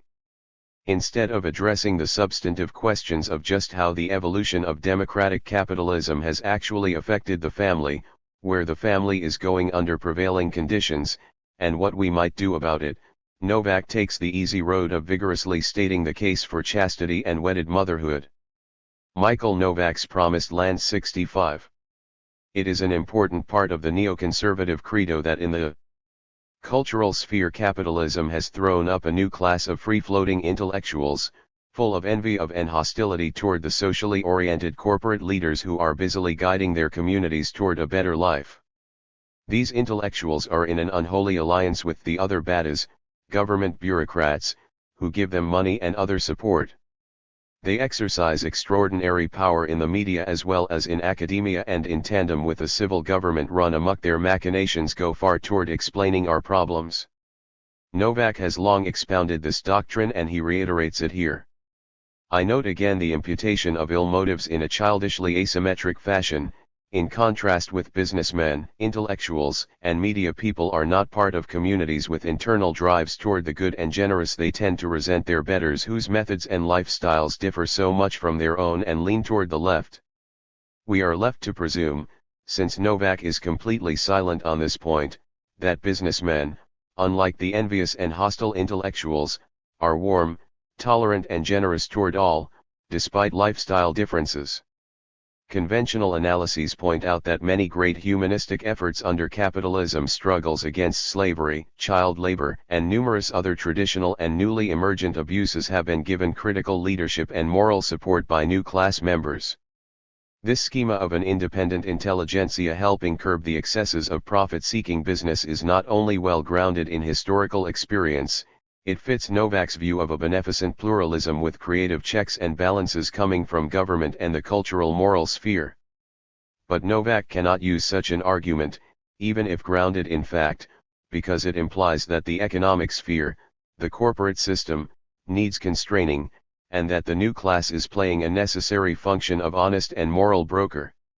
In the corporate and neoconservative credo, the new class is responsible for the welfare state and unreasonable hostility toward business. The pliable Novak says the same, in violation of the internal logic of his tripartite system, based on no discernible analysis of corporate structure, behavior, or performance, and without any reference to historical evidence. One curious feature of the neoconservative theory of the new class is its unduly modest neglect of the rapid growth of the old class of spokesmen for the established order. The rise of government, per capita income, and the welfare state, which allegedly created the new dissident elite, also brought with it an increase in the assets of business and of the wealthy elite, new and well-funded business-oriented think tanks, a huge increase in business employment of intellectuals as consultants and experts, and CIA sponsorship of anti-communist journals, books, and intellectuals.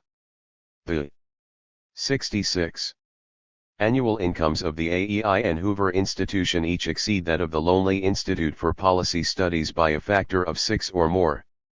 The ability of the enlarged old class to get wide publicity for its allegations of insidious power wielded by a much less potent new class while diverting attention from its impressive self is a testimony to its own enhanced and special powers. The new class is an extremely fuzzy concept, especially in the hands of a Novak, whose usage extends flexibly from all intellectuals to various subsets of adversaries. An adversary is one who criticizes, whether gently while explicitly praising existing institutions or strongly assailing the institutional arrangements themselves. As Novak uses the concept mainly to attack the mass media, I will confine further business entities, controlled by corporate owners and managers, deriving the bulk of their revenues from corporate advertisers. It seems extremely improbable that such a power structure would allow systematic and fundamental attacks on itself and net biases that are hostile to the interests of the corporate system to prevail. Novak and his neoconservative colleagues develop their contrary view by several routes. One is to give the cultural sphere more autonomy than it really possesses. Novak supports this by his usual bland assertions without evidence. The domain of the word, the right to free speech, is specifically protected. Its relative autonomy grants to the moral cultural system status as a system, on a plane equal to that of the economic system and the political system. Who grants relative autonomy to the mass media? This is mystification that dodges any confrontation with the structural fact that the most important segments of the moral cultural sphere are parts of the economic sphere. It even inverts the plausible inferences from the primary facts of ownership and control. Those who really oppose the corporate system do not own any large newspapers or TV stations and networks, only large businesses do. We would therefore expect bias to run in exactly the opposite direction from that suggested by Novak, and it does, as is apparent to anyone who asks the right questions. Happy face, Novak does not raise or answer any such questions, and he does not address the facts of structure. Instead, he asserts that the culture of the national mass media is one of artists and entertainers, making no effort to show that the top owners, managers, advertisers fail to direct and manage the culture. He just implies this, as one might speak of the control of the Soviet mass media by the culture of artists, entertainers, and journalists doing their own thing. Some leaders of the mass. Michael Novak's Promised Land 67. Media, such as Henry Luce, William Randolph Hearst, and Rupert Murdoch, have been aggressively political, and it is clear that their preferences have overwhelmed the culture of the left, supposedly characterizing their relatively autonomous subordinates. These cases not fitting the neoconservative hypotheses, they are non-facts and can be ignored. But even apart from these cases, there is absolutely no reason to believe that mass media leaders fail to use their power to enforce fundamental limits that are premises of mass media employees. It is true that in many important cases subordinates have some autonomy, but it is a neoconservative fallacy to use some autonomy to suggest freedom from basic constraints and limits. This fallacy is supported by a second, in which Novak and the neoconservatives claim that the intellectual and media elites are more liberal and critical than their employers and the country at large. Happy face, this is a half-truth. The intellectual and media elites are more liberal than middle Americans on social issues, but less so on economic issues like the desirability of more progressive taxes and government regulation of business. Happy face, the neoconservatives fail to show empirically that these differences have had any measurable effects on media performance. In Novak's case, liberal and critical is translated by mere assertion into generalized hostility to the system and unjustified and unfair attacks. This false translation is given credence by evidence showing that the businessman is frequently presented in an unfavorable light on television. The neoconservative studies never mention the overwhelming volume and bias of commercial advertising messages on television. They also fail to note that even in television programs deemed anti-business, the fundamental premises of the system are not attacked, only deviations that the forces of law and order strive to contain. Novak and company also look only at the surface, rarely examining the impact of the TV package on viewers' basic attitudes. Studies peering below the surface find that it is largely system supportive, stressing the importance of the possession and consumption of goods as the source of satisfaction, individual and personal achievement as the route to success, and strengthening the grip of democratic capitalism by offering no positive alternatives. The individual viewer in a TV environment heavily dependent on violence and law and order solutions is made socially rigid and mistrustful, and often excessively anxious or repressive. He or she is depoliticized, homogenized, and deterred from any kind of working-class consciousness. Analysts of television stress its need as a business to deliver a large block of customers. In order to do that, it is necessary to provide excitement and credibility to a mass audience distrustful of the powerful. As George Gerbner expresses it. 68. The business community has a choice, then, between the delivery of the audience and the flattery of itself. Put in that way, the choice is always clear. The critical, occasionally unflattering portrayal of businessmen on television is a necessary instrument of credibility within an otherwise anxious and insecure lower middle-class milieu. Novak and his fellow neoconservatives, and a segment of the business community, are thus objecting to a mass media that not only serves the larger corporate interests on all basic premises, but also adds credibility to the Novak triad by its petty assaults and honest broker exposes. Nevertheless, the mass media upset the sensitive members of the business community. Businessmen are not accustomed to attacks and uncontrolled situations within their organizations, and they often react strongly to criticisms from without. In periods of conservative reaction, they frequently attach themselves to irrational causes and demagogues. A.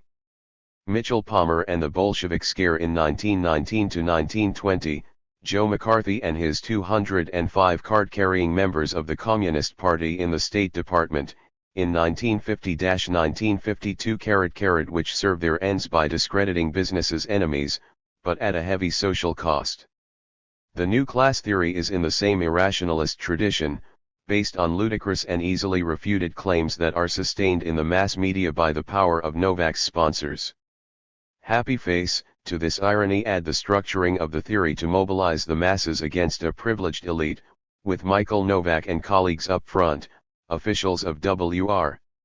Grace, General Electric, Ford, and ITT in the background sponsoring this assault on privilege. The neoconservatives have provided comprehensive apologetics for joint business-military rectification of the democratic excesses of pre-1964 Brazil and pre-1973 Chile, and they are energetically preparing the ground for a cleansing at home. Novak castigates the independent moral-cultural sector as a neglected hotbed of formidably dangerous artists and intellectuals, bewitched by falsehoods and absurdities and unduly empowered to impose them on hapless individuals.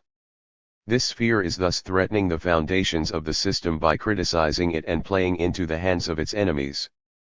In his attacks on government and the moral-cultural sphere, Novak shows once again the roots of his moral commitment.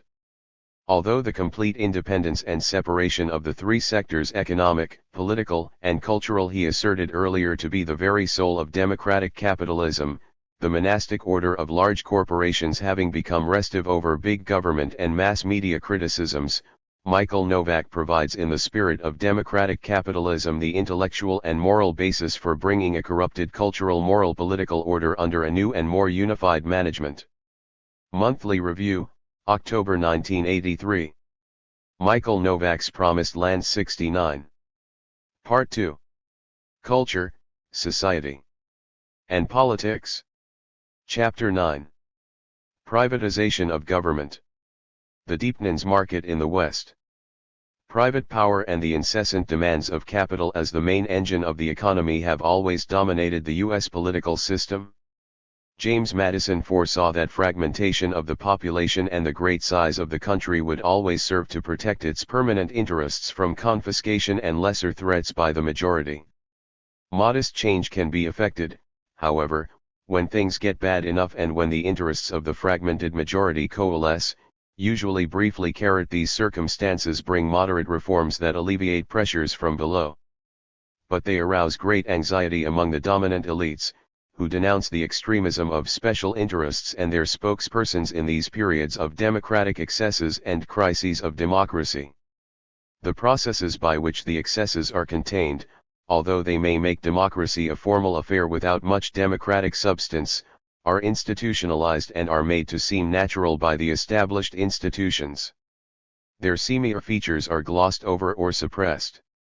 The civics texts in schools and the mainstream media focus on the nominally democratic forms, the wonderful system of checks and balances, and the surface elements of the electoral horse races. As was the case with demonstration elections in El Salvador and other client states, the media stress the positive, while avoiding a critical look at whether the fundamental requirements of free elections are met, such as reasonable equality of funding and access to the mass media by representatives of all major classes and constituencies. The belief by a considerable proportion of the population that elections in and of themselves represent genuine democracy and give sovereignty and free choice to the public at large is a tremendous privatization of government. 73. Achievement of the Western system of governance. It legitimates elite control and weakens criticism against it. The public is rendered quiescent because it has spoken, and significant numbers are impressed with the argument that protest is improper because the government represents the popular will, validated by a democratic election. In the classic phrase of William Penn, "Let the people think they govern and they will be governed." A further factor contributing to quiescence is the belief that, given the freedom and opportunity for personal achievement in the United States, failure is a result of individual inadequacies, not defects in institutions. We need more moral fiber, which will only be weakened by coddling the lazy and ne'er-do-wells. Of course, the system must produce some minimal payoff for the underlying population, or at least for a significant fraction of that population, in order to keep the excesses under good control. In the provinces, where this has been more difficult, the U.S. establishment has often actively colluded with and even helped organize national security states to keep the masses apathetic and passive by means of extreme state terrorism. While this has not been necessary at home as yet, it is clear from the support of so many terror states abroad that this remains an option if needed. The long history of using red squads and police repression to break strikes, prevent and sabotage labor organization, and contain other forms of dissent, and the experience of the post-World War I Palmer raids, the McCarthy-Truman era Red Hunt, the 1960s COINTELPRO program, and the covert war against the Central America movement in the 1980s demonstrate a system of permanent low-intensity repression that ebbs and flows according to establishment need. If there had been a substantial left in the United States, and any genuine threat from below, I have no doubt that some variant of the more severe Third World models of pacification with which the U.S. military have been closely linked would have been put into effect. The business of politics. In the early 1990s, the mainstream media displayed a surge of interest in and concern over money in politics and possible abuses associated with political action committees and other anomalies. This was precipitated by a number of developments, including the savings and loan scandals and the involvement of 5 senators with the unsavory Charles Keating, who headed and looted one of the SNLs, the departure of Democratic Party leaders Tony Coelho and Jim Wright from Congress under a cloud of controversy, the discomfiture of the Democrats as they fell still farther behind in the money quest. 74. And a host of complaints by politicians and critics that money is subverting democracy. A stream of books conveyed the same message: Elizabeth Drew's Politics and Money, Philip Stern's The Best Congress Money Can Buy, Brooks Jackson's Honest Graft, and many others. The press and liberal critics have discussed the diversion of the attention of politicians from substantive issues to raising money, the growing influence of funders on candidates' election and success, and growing corruption. The last in particular is a dramatic matter that allows a great deal of moralizing and a minimum of serious analysis of the workings of the system. The New York Times, for example, had a multi-part series on money in politics in March and April 1990 that addressed all of these issues in a superficial way. What it did not do was discuss and examine the class skewing of politics by money and the impact of this on democratic substance. It did not attempt, for example, to assess the validity of the investment theory of politics, spelled out by Thomas Ferguson and Joel Rogers in their book Right Turn, The Decline of the Democrats and the Future of American Politics. This theory suggests that the dominant parties and their major candidates shape their programs in accord with the demands of business investors in the electoral process, with the result that the non-investing majority of the population is effectively unrepresented and thus disenfranchised in the political process. The Democrats' search for investors. According to investment theory analysts, the 1970s and 1980s saw the Democratic Party abandoned by many of its traditional business supporters, who shifted to a party and candidate Republicans, Reagan, they believed would better serve their changing and urgent interests. The leaders of the Democratic Party responded to this development by abandoning populism and the traditional democratic appeal to a mass base in favor of a frantic competition for funds from the military-industrial complex, SNL speculators, and other business interests. They chose to go for the money first, the voters as an afterthought. This explains Mondale's suicidal stress on balancing the budget and tax increases, Dukakis's similarly unappealing program, and the ongoing effort of the Democratic Leadership Council group to slough off the New Deal populist tradition entirely in favor of moderation. In fact, the efforts of the Democratic moderates to raise money has provided a textbook case of systematic subversion of politics by money. Brooks Jackson's book Honest Graft is largely an account of Tony Kohlhaas and his fellow moderate Democrats' struggle to increase privatization of government. 75. The Democratic Party's competitiveness by virtually unrestrained pursuit of business money. The book is valuable in showcasing Kohlhaas' remarkable powers of rationalizing this groveling for money and the policy compromises that ensued. Policy was regularly bent in accordance with the exigencies of money raising. This pursuit of and accommodation to investors may be read as a more thoroughgoing integration of politics and government with the market, meeting the effective demand of investors, but removing the interests of the unmoneyed majority from even the nominal pitches of the contesting dominant parties. It is true that, previously, the populist pitches and promises were often not fulfilled, but at least they were on the agenda to be debated and fought over. In the era of moderation they are no longer even on the agenda. The abandonment of a populist agenda in favor of investor service should be front-page news on a regular basis. The catch, of course, is that the mainstream media are also dominated by investors, and their proprietors and advertisers don't like populism, progressive taxes, etc.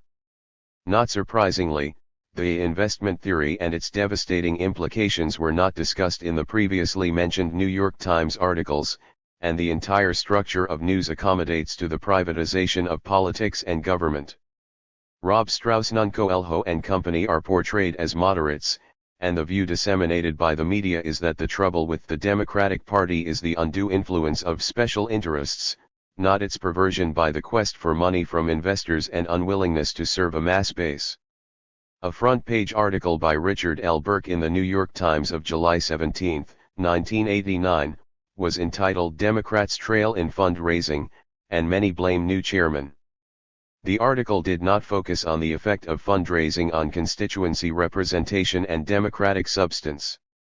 It framed the issue in terms of the investors' complaints about Ron Brown's excessive liberalism and ties to Jesse Jackson. The subordination of political party programs and government to investor demands was made a natural background fact not to be questioned, and the problem was seen as the poor service rendered by the too liberal party to the investor community. Capture and life cycle theories of political investment. When the business community is under pressure, it mobilizes its forces to alter the political climate drastically. Its command of resources and power is such that when it presents a fairly solid political phalanx, it is often able to put in place a government that will serve its main interests without compromise, and may indulge in genuine class warfare, as the Reagan administration did in the 1980s and the Gingrich Republicans resumed in 1995. In these periods of business-sponsored 76 counter-revolution, businessmen take over a host of important government positions, conflict of interest becomes blatant, and government operations are corrupted, dismantled, and manipulated with abandon. The Teapot Dome scandal of 1922 was easily matched by the operations of James Watt, who was a hero to an excellent fundraiser among the beneficiaries of Interior Department largesse. When scandals become rampant under a full-fledged business regime, and substantial segments of the population are severely damaged, the mainstream press eventually rouses itself, reform becomes credible, and an opportunity is carved out again for the party more moderate in its devotion and service to the business community. We move perhaps into the reform phase of the political cycle, although this is no longer certain. The New Deal came into existence only after an economic collapse in the 1930s. The Reagan counter-revolution did not result in a collapse, and instead of a victory for reform we had, first, the triumph of a consolidator of the counter-revolution, and then a victory for a mild reformer incapable of implementing mild reform. This paralyzed reformism lasted only 2 years, at the conclusion of which another Republican victory resulted in a further vigorous attack on governmental impediments to market operations. In October 1994, the soon-to-be Speaker of the House of Representatives, Newt Gingrich, urged a private gathering of corporate lobbyists to concentrate their contributions on Republicans as the best insurance of future corporate savings. They poured their money in, and got what they considered to be an electoral bargain, almost too good to be true in the view of corporate CEOs. At this juncture, it is distinctly possible that the growing power of the market and importance of large sums of money for electoral success have made the major parties virtually complete captives of investors, stalemating reformism and causing the political spectrum to ratchet steadily to the right. Z. July/August 1990. Privatization of Government 77. Chapter 10. Law and Order. It is a notable fact that the two recent U.S. presidents who most strongly expressed their concern with law and order, Nixon and Reagan, closed out their terms enmeshed in scandals. Nixon barely avoided impeachment, and Reagan was immune only because of his administration's remarkable success in taming the press and Democrats. Nixon's Attorney General, John Mitchell, served time in prison. Reagan's Attorney General, Edwin Meese, left office under a cloud, and there were numerous prosecutions for law violations of other high officials and advisors, although few served jail terms.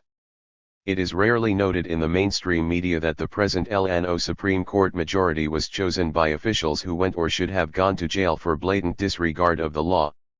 In the housing and urban development exposures of massive influence peddling, the Pentagon scandals, the Iran-Contra illegalities and protection given drug dealers willing to support the Contras, are probably only the tip of a large Reagan-era iceberg. In short, there seems to be an inverse relationship between the trumpeting of a concern for LNO and actual adherence to the rule of law. LNO governments, invariably right-wing, are exceptionally unprincipled in their willingness to ignore the law and manipulate public fears to achieve, maintain, and exercise power. Their aim and role is to serve the governing class, weaken labor and welfare measures, and advance the interests of the national security establishment. These are aims of the dominant class as a whole, although some elements would pursue them less aggressively and in a more compromising spirit, and a minority has a broader vision of the national interest. For the bulk of the dominant class, however, protest marches and strikes in pursuit of lower-class benefits or in opposition to state imperial ventures are readily seen as disorder and, if large-scale, a crisis of democracy. This worldview was formalized in Sir Frank Kitson's 1972 book Law and Order 79. Intensity operations, where subversion is identified as any kind of pressure designed to force the governing class to do things which they would not want to do. The function of LNO is to assure that the majority do not so pressure the governing class. Class application of the law. Law and order regimes simultaneously weaken the law in its application to the elite and agents of the government, while intensifying its application to the majority. They come into office like an army occupying hostile territory, including in their cotters many crooks who want to take advantage of the new opportunities to loot. Both Reagan and Nixon were fond of distancing themselves from the government and Washington bureaucrats, except when wrapping themselves in the flag to justify an assault on some foreign target. Part of the very design of such regimes has been to bring government into disrepute as well as to weaken and dismantle many of its civil functions. Much of the corruption under Reagan was assured by putting into office administrators who hated the laws under whose authority they served and refused to enforce them. Given the intimate relationship of the regime with vested interests, it was inevitable that HUD and Pentagon contracting would attain new levels of corruption. It is a long Republican tradition, also, to suspend or weaken the antitrust laws in response to the interests of the party's corporate constituency. As stated by business consultant Charles Stevenson in 1934, Practically, under the Harding, Coolidge, and Hoover administrations, industry enjoyed, to all intents and purposes, a moratorium from the Sherman Act, and through the more or less effective trade associations which were developed in most of our industries, competition was, to a very considerable extent, controlled. The Department of Justice acted with great restraint and intelligence and only enforced the Sherman Act against those industries who violated the law in a flagrant and unreasonable manner. The antitrust laws of the 1920s were also weakened by a Supreme Court that interpreted the Section 7 anti-merger provision of the Clayton Act out of existence. In the 1926 decision Thatcher Manufacturing v. Federal Trade Commission, the court held that if a company illegally acquired controlling stock in another company, but used its control to merge the acquired firm's assets into itself before the FTC could act, the FTC couldn't do anything about it. There is nothing like a well-selected court to adjust the law in accord with the demands of the vested interests. 80. One of Ronald Reagan's earliest presidential acts was to pardon 2 FBI agents who had been convicted for illegally burglarizing the office of a legal political organization. In another important symbolic action in 1983, Richard Helms, the former CIA head who had been convicted of perjury, was given what Reagan called a long-overdue National Security Medal. Stealing and lying in the service of the state is not a crime for an LNO regime, even when established as a crime in a court of law.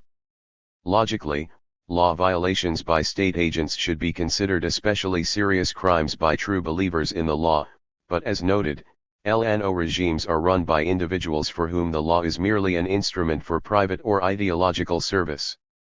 For them, the end justifies the means, although these same individuals often pontificate that one of the sinister features of communism is the belief of its leaders that the end justifies the means.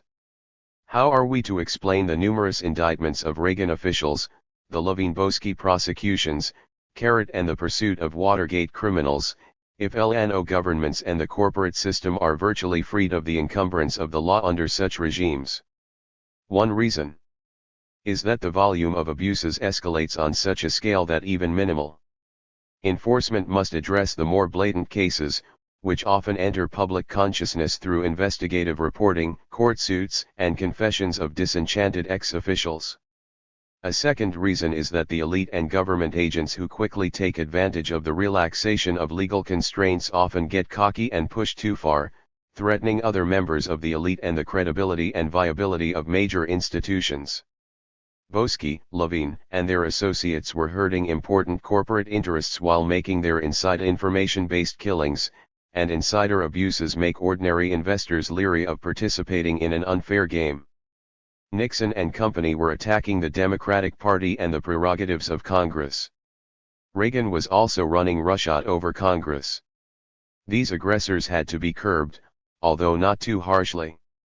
Getting tough on the underlying population. Harsher treatment is meted out to the classes being pacified under an LNO regime. Analyses of trends of law and court decisions under LNO governments show that they gradually increase the rights of the state and the powers of the police, increase the severity of penalties for lower-class crimes, and fill up the prisons. Considerable court discretion exists for many crimes, so that under an LNO judicial system terrorists will get long prison terms and brutal treatment. A Japanese radical, apprehended before committing any crime, was recently given 30 years, the radicals Alejandrina Torres, Susan Rosenberg, and Sylvia Beraldini confined in the female high-security unit in Lexington. Law and Order 81. Kentucky in 1986 were kept in subterranean cells, under constant video surveillance, and were handcuffed and manacled by chains around their waists when requiring a medical visit. Petty drug users and dealers can get probation or long sentences depending on judicial judgment. Prison populations grow under LNO regimes partly because of the economic policies that they institute. Planned recessions, union busting, and a collapse of low-income housing construction and economic support for the poor all increase pressures on the lower classes, pushing them toward anger, protest, and crime. Recognition of government unconcern and even active hostility toward them, lavish displays of wealth, and evidence of blatant favoritism in economic policy and application of the law have similar effects. As crime in the streets increases, middle and upper class fears grow and LNO policies are justified in a self-reinforcing system.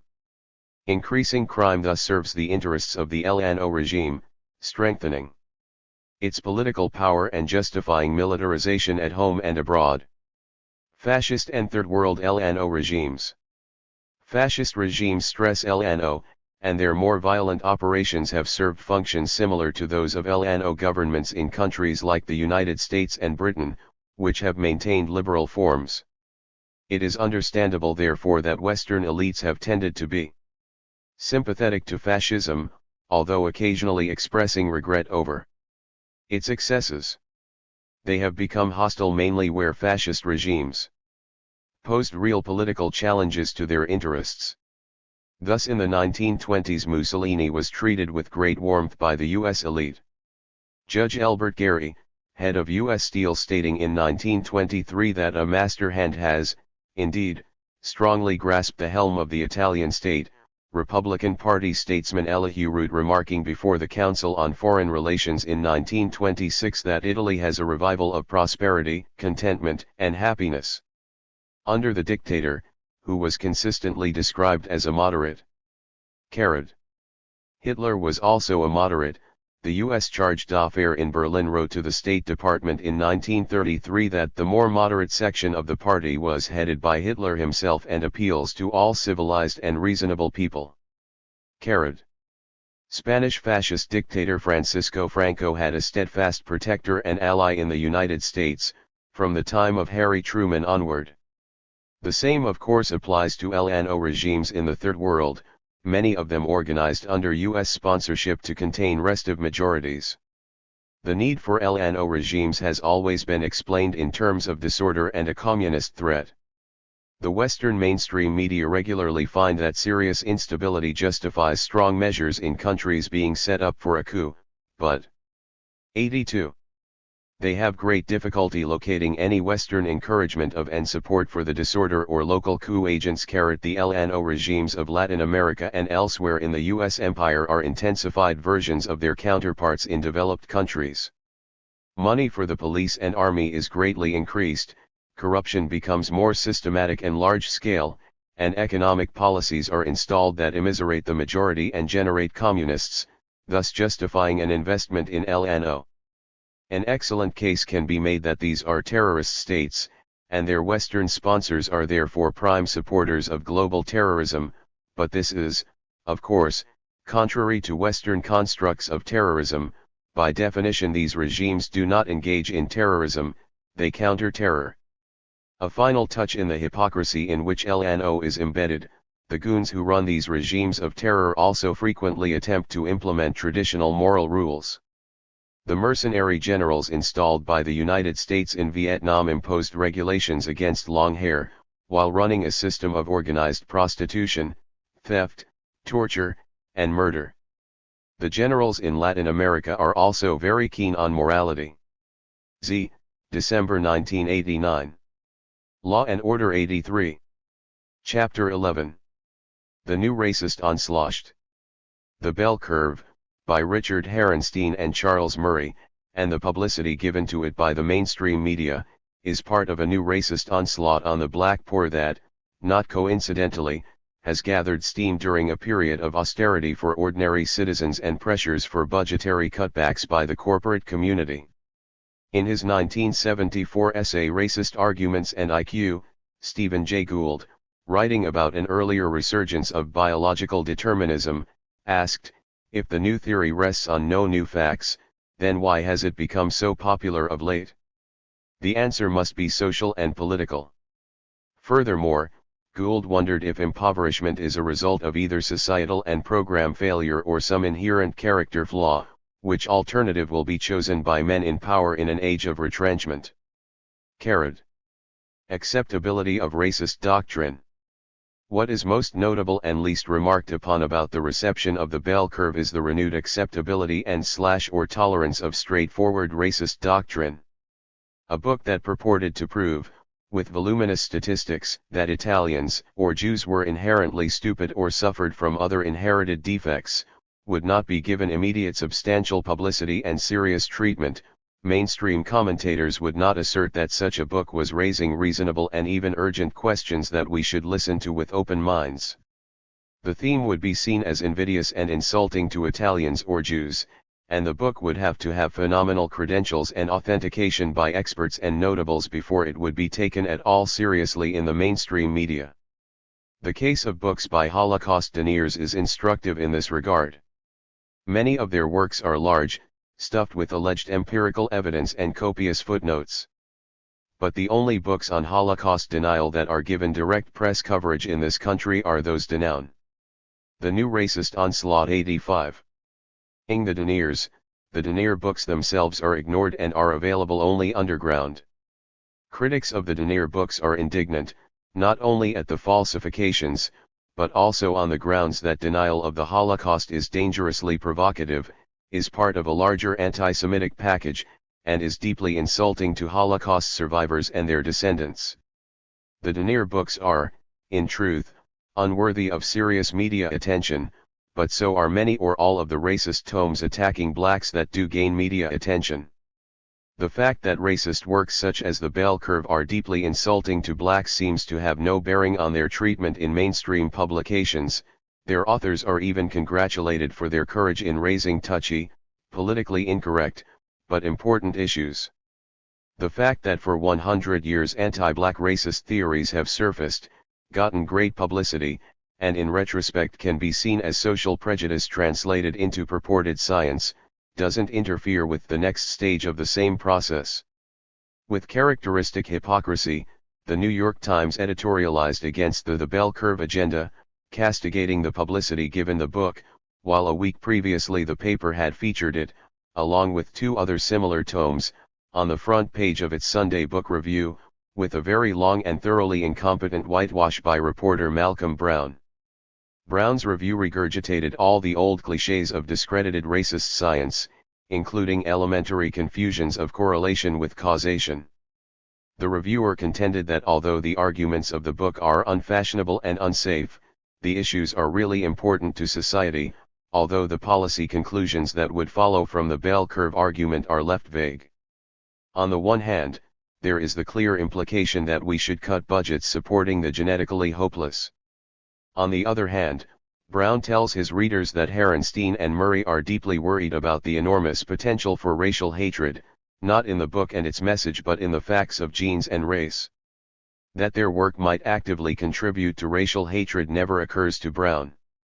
He even closes his review telling readers that the most insistent plea of the four authors is for freedom of debate and an end to the shroud of censorship imposed upon scientists and scholars by pressure groups.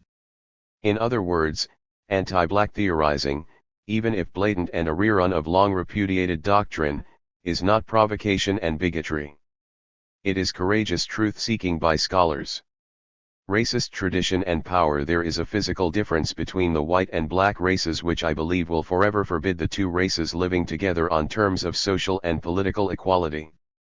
That was Abraham Lincoln, the 86.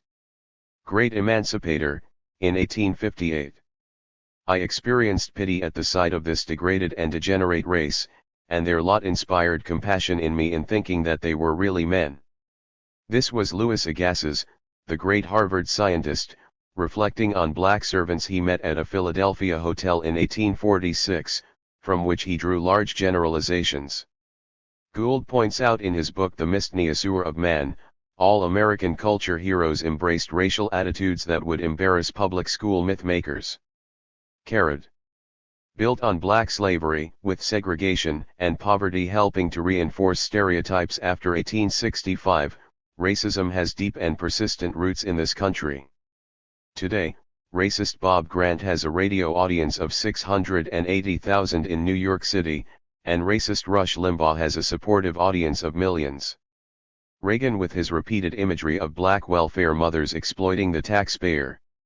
Bush with Willie Horton and the menace of quotas, and a slew of code words bandied about by politicians, show that polarizing racist language and political strategies are acceptable and even integral parts of mainstream culture today.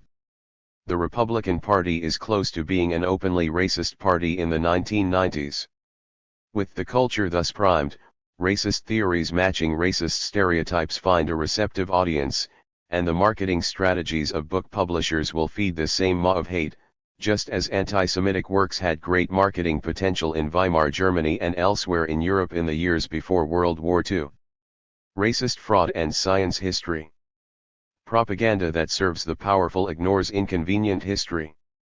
In the case of weapons gaps during the Cold War, each new gap claimed by the military-industrial complex was taken at face value in the mainstream media and treated without any reference to the prior gaps, whose fraudulence had been exposed only after the contracts were let. Reviewers of the bell curve don't discuss the Arthur Jensen and Cyril Burt stories, or the longer history of discredited racist theory.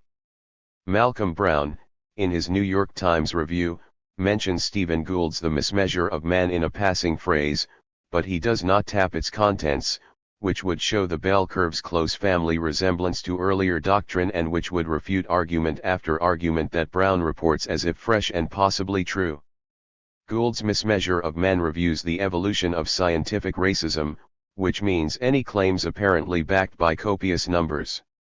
Craniometry held the stage for a while, then recapitulationism, then neoteny, and then IQ testing and theories of a genetic base to IQ.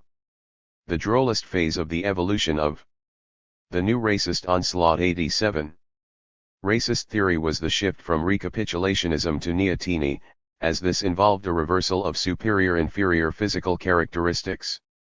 In recapitulation theory, human embryonic and juvenile development recapitulated earlier evolutionary history, so that blacks were shown to be inferior by their retention of juvenile traits.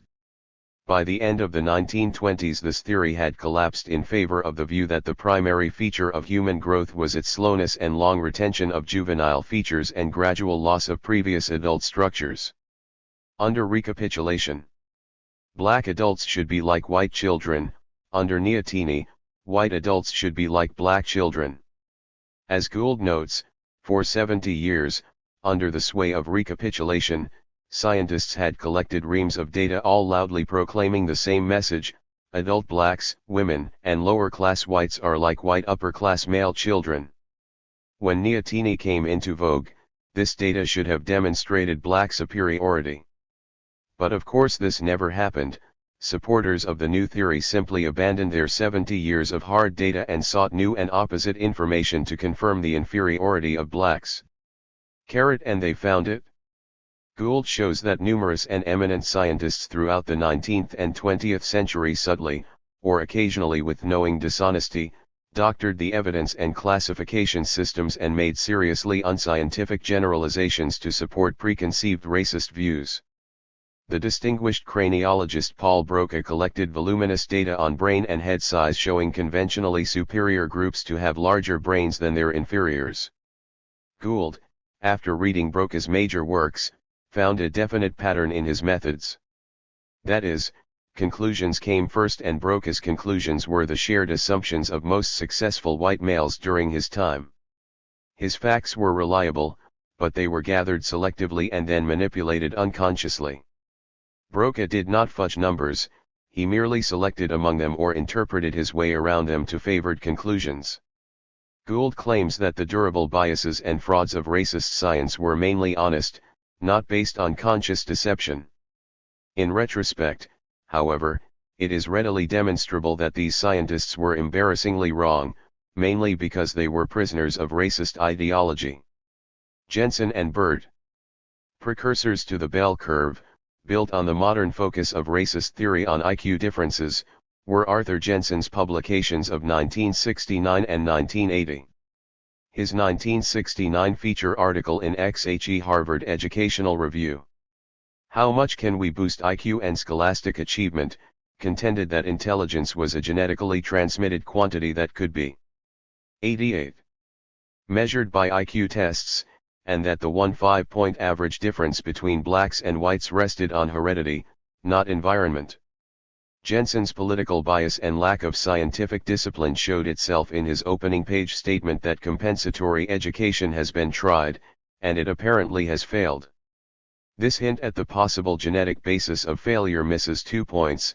Environmental effects go beyond education, and compensatory education programs may or may not have been of adequate quantity and quality. Jensen's main proofs of the dominance of genes rested heavily on studies of identical twins brought up in different households, which provided the basis for a highly dubious estimate that 80% of the variability in intelligence could be explained by heredity. He argued that the 1 5-point difference in black and white IQ scores was too large to be explained by environment, given the importance of heredity in fixing intelligence. The empirical foundation of this case collapsed when it turned out that the leading scientific source of identical twin studies, Sir Cyril Bird, had concocted data to meet the demands of racist science. The theoretical fallacies in Jensen's case run deep.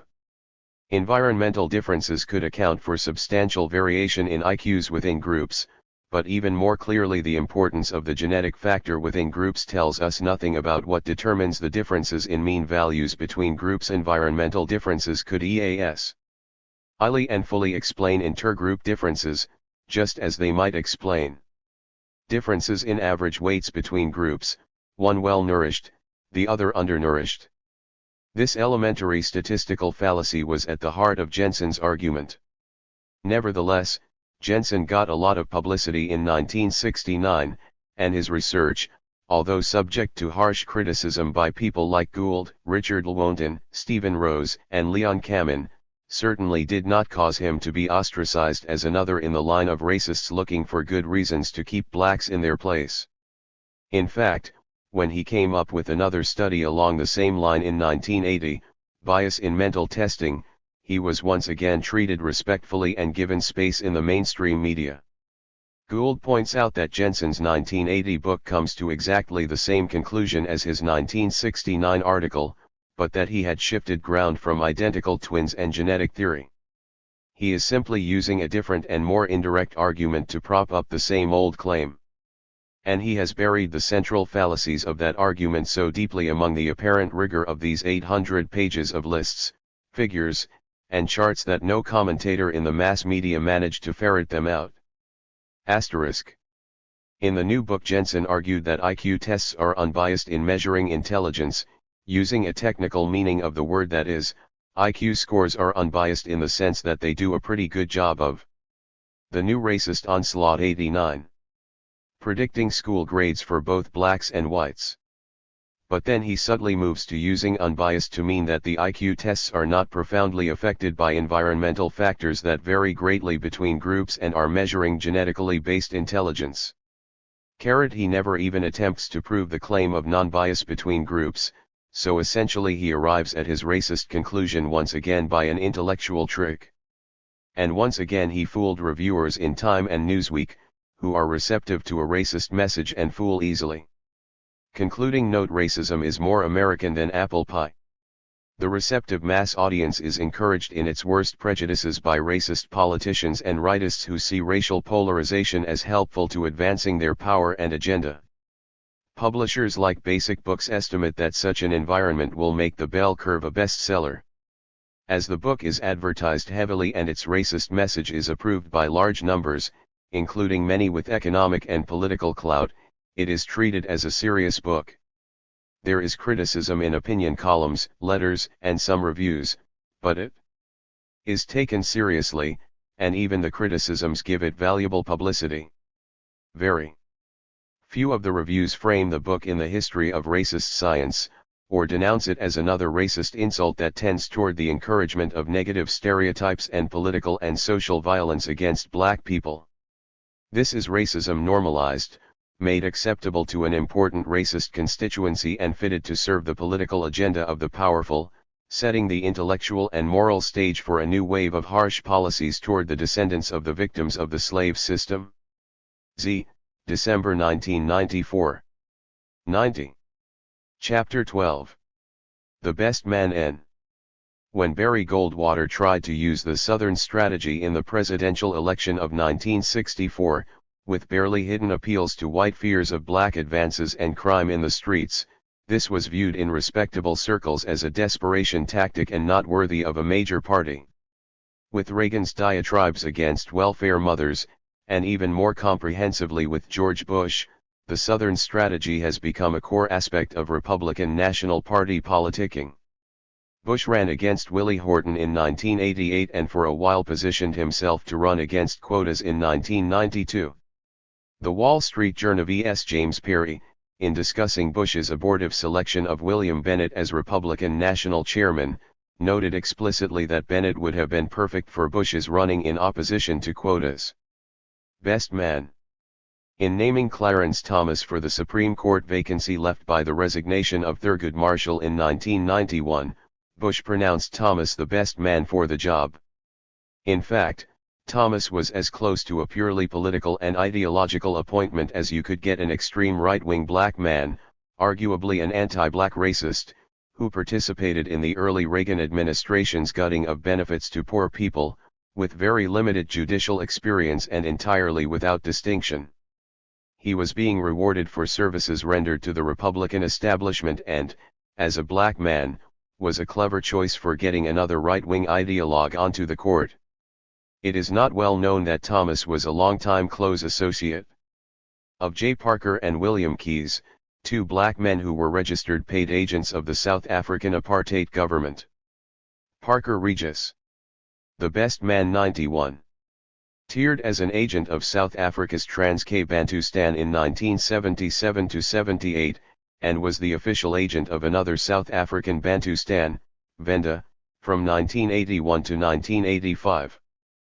Parker also served for many years on the board of the U.S. branch of the far-right World Anti-Communist League. In 1985, Parker and Keyes incorporated a lobbying firm, International Public Affairs Consultants GPAC, which registered as a lobbying agency for the South African government, receiving $360,000 a year plus expenses. In the years when he first served as a South African agent, 1977–78, J. Parker organized the Lincoln Institute for Research and Education, which put out a quarterly called Lincoln Review. The Institute and Review consistently attacked the African National Congress, sanctions against South Africa, and the leadership and ideas of the U.S. civil rights movement.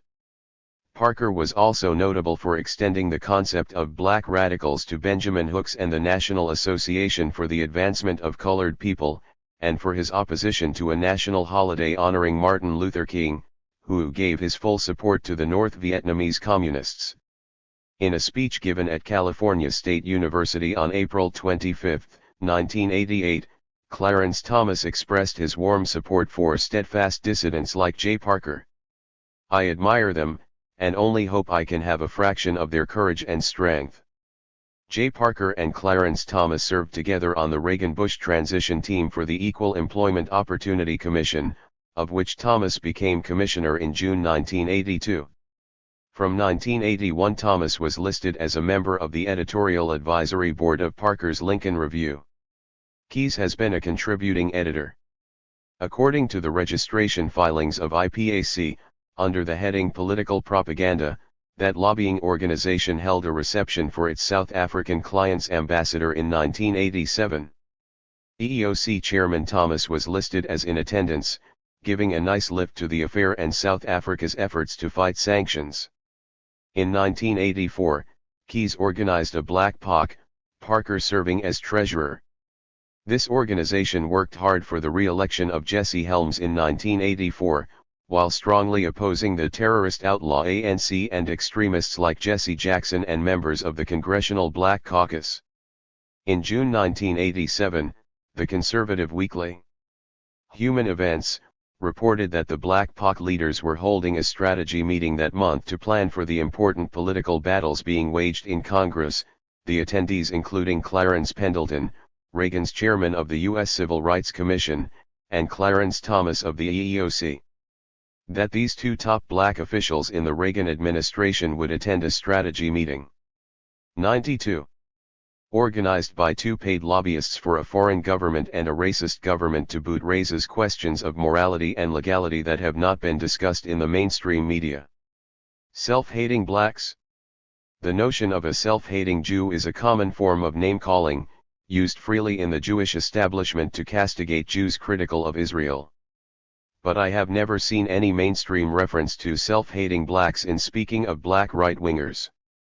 Consider, however, that a very kind analog to the Keys Parker service to South Africa would be a Jew serving as a paid lobbyist for the Palestinian Liberation Organization GLO, who not only spent a great deal of time assailing Israel but organized a PLO POC as part of his service. This analogy greatly understates the case, as the PLO has not oppressed Jews, it has fought the state of Israel over territory and Palestinian human rights. South Africa has been oppressing and murdering blacks on a massive scale and systematic basis for many years. Perhaps a closer analogy would be a Jew in Germany or the United States in 1938 who became a paid agent of the Hitler regime. A similar analogy might also hold for Clarence Thomas, Clarence Pendleton, and the black conservatives who have attached themselves to the New Look Republican Party. They did this at a time when the Republican Party has become the white party, in Texas and in nation as a whole, and when its leadership was openly employing the Southern strategy, which polarizes and exacerbates racial hatred and tensions. At the same time, Reagan-Bush policy was a literal assault on the protective mechanisms both economic and legal developed since 1954 to partially rectify centuries of racism. Although the Reagan-Bush attack on the poor was partly class-based, there was a significant tie-in with the Southern strategy, the legal attacks on affirmative action, and an antipathy towards civil rights that stretches far beyond particular disputes about effective remedies for discrimination. Super affirmative action, the black conservatives. There is no such group as self-hating blacks in mainstream commentary because those who might be so categorized say and do what the white establishment wants black intellectuals and activists to say and do. Those who will work in support of Reaganite policies stripping benefits from the poor, who will denounce well-meaning white liberals as the cause of black distress, and who call for reliance on the market, will get super affirmative action. They will get free enterprise chairs, funding from the American Enterprise Institute and the Best Man 93 Hoover Institution, and a stream of generous publicity from and ready access to the mass media as they meet the demands of the market for really correct black thinking. The contrast between the mainstream media's treatment of the sound black thinkers and those who don't meet establishment demands is dramatic. The table below shows how the New York Times, Washington Post, and Philadelphia Inquirer dealt with the thoughts of three black rightists, Thomas Sowell, Shelby Steele, and Walter Williams, and three black leftists, Bell Hooks, Manning Marable, and Cornel West, over a dozen-year period. It can be seen that the three rightists were treated munificently, the paper's generosity actually understated in the table, which fails to capture the generally sympathetic quality of the coverage. These men are scholars, sometimes distinguished scholars. Even if controversial, they are never treated as turncoats, traitors, sellouts, intellectual mediocrities, or self-hating blacks. Richard Cohen had a column in the Washington Post on Louis Farrakhan, a threat to blacks. But the black rightists never threaten or damage blacks, at least in mainstream media headlines and text. The black leftists, on the other hand, were invisible persons. E. J. Dion, Jr., in the Washington Post of July 4, 1991, explains the preeminence of the black rightists by their sheer intellectual power and persistence. But Hooks, Marable, and West are in no way intellect. Super affirmative action for black rightists.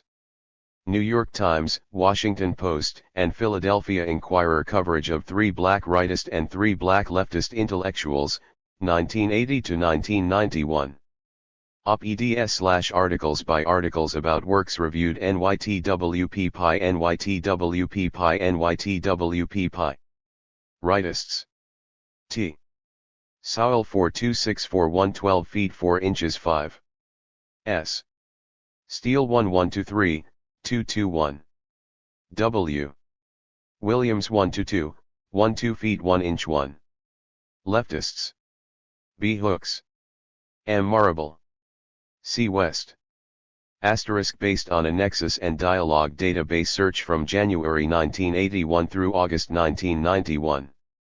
Does not include 3 short editor's choice notices. 2. Includes a flattering review of Williams' documentary on the Bensonhurst case.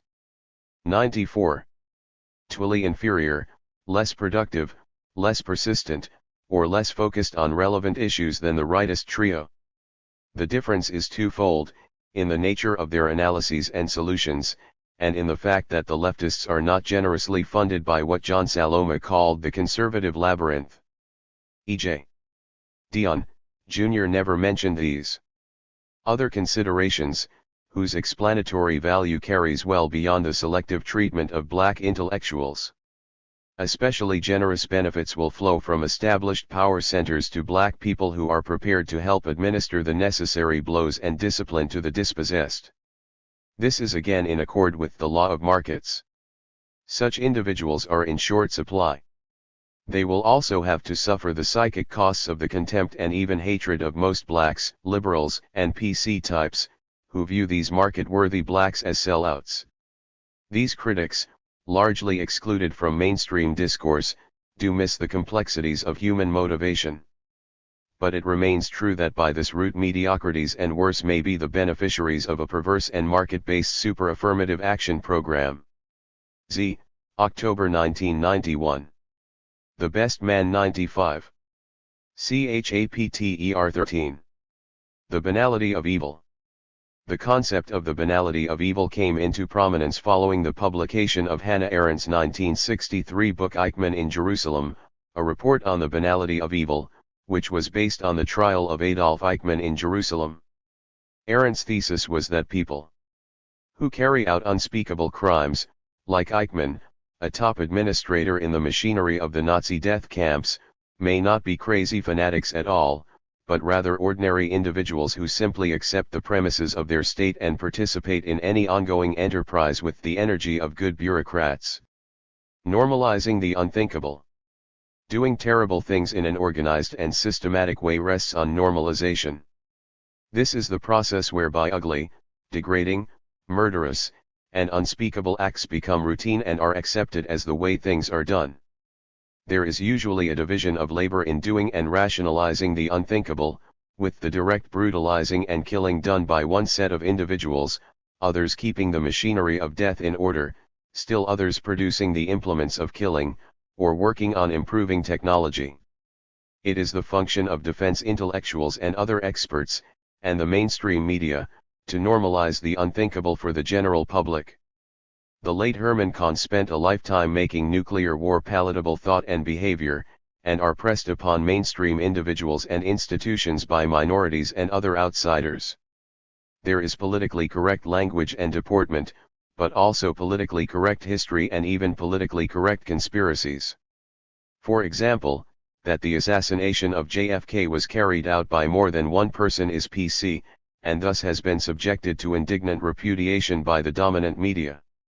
By contrast, that the shooting of Pope John Paul II by Mehmet Ali Agca in 1981 was a plot hatched by the KGB and Bulgarians was an RC conspiracy that Newsweek, NBC TV, and THIVU accepted enthusiastically and uncritically, despite the absence of any credible evidence. PC and RC Holocausts.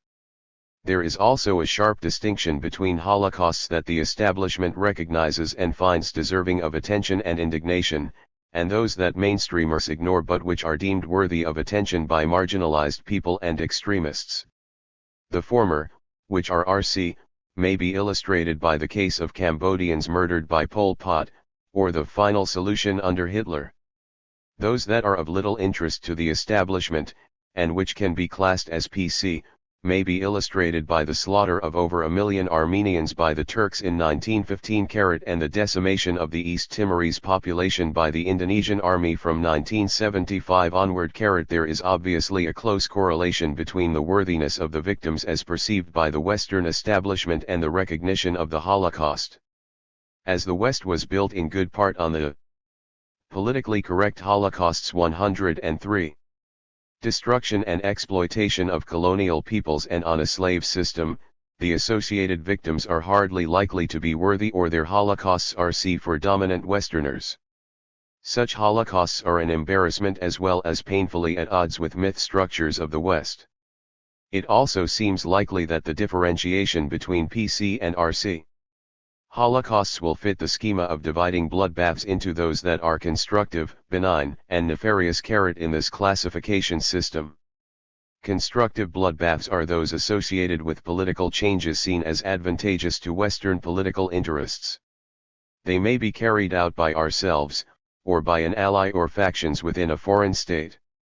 Benign bloodbaths are those carried out by Western client states that, while not necessarily helpful, are treated with indulgence and understanding. Nefarious bloodbaths are those carried out by enemy states. The hypothesis is that there will be great indignation and channeled benevolence in the last case, whereas for constructive or benign bloodbaths there will be a combination of rationalization and aversion. Only the holocausts associated with nefarious bloodbaths will be RC, the others will be PC. PC as myth deconstruction. The case of Columbus. One function of PC is clearly myth deconstruction. This is dramatically evident in the new revisionist evaluation of Christopher Columbus. The conventional traditional view has been that Columbus was a visionary, a brave pioneer who discovered America and thus opened up the New World to the West, yielding a beneficent influx of precious metals to Europe, emigration to freedom, and progress. In the traditional view, the discovery was an uncontaminated triumph. Hans Koning writes in Columbus, his enterprise, that it may exist somewhere, but I have not found one grade school or high school book that does not treat Columbus as the great hero he was not. The revisionist and PC view looks at Columbus' enterprise from the standpoint of the victimized non-white populations being discovered, the greed, ruthlessness, and genocidal racism and policies of the erstwhile heroes, the cooperative role in this enterprise of the Christian churches, and the mass death and degradation that followed. Columbus, who initially described the Arawak Indians of Hispaniola as gentle and friendly, soon wrote to Spain that from here, in the name of the Blessed Trinity, we can send all the slaves that can be sold, for these people are totally unskilled in arms. He introduced gold quotas for the Indians, and maltreatment and disease reduced the Indian population of the island from 125 to 500,000 in 1492 to 10,000 in 1515. 104. The further advance of the Spanish into the New World took a similar toll elsewhere. The population of Mexico went from perhaps 25 million in 1519 to 6.3 million in 1548. In Peru the population declined from 7 million in 1519 to 1.8 million in 1580. A large fraction died from disease, but many were killed or died from overwork combined with widespread demoralization that led to alcoholism and suicides. The North American Indians, a PC Holocaust. The North American Indian population fell from some 12 to 18 million before discovery to 300 to 400,000 in 1900, a better than 95% decline. Official and scholarly estimates up to recent decades maintain that pre-contact Indian numbers were between 500,000 and 1.5 million, in accord with the vision of North America as unoccupied and underutilized, until the takeover by the progressive Christian civilization of Europe. A large fraction of North American Indian casualties was from newly imported diseases, but a great many were killed in numerous massacres by the ruthless, merciless, profoundly racist, but technologically advanced, Christian barbarians. And a characteristic Orwellian inversion by the powerful, the victimized natives were the cruel and merciless savages, as expressed even in the Declaration of Independence. If not killed outright, the Indians were removed from their lands, and the basis for their livelihood and way of life deliberately destroyed. There were 19th-century acknowledgments of a policy of complete extermination, and the Republic of Texas offered a cash bounty for Indian scalps. U.S. policy and practice merits well. Churchill's comparison with the operations of the German SS. But this was us in action, the bloodbath was constructive, so that this is not an RC Holocaust and is treated with brevity and evasiveness in mainstream textbooks, allowing the occupation of the continent by us to be a triumph of good people. Building a new North American order. PC and the slave trade. PC Holocausts usually involve the slaughter of people of color, who have regularly been the victims of Western exploitation and violence. Their role makes them victims of constructive or benign bloodbaths, hence unworthy, and hence not RC.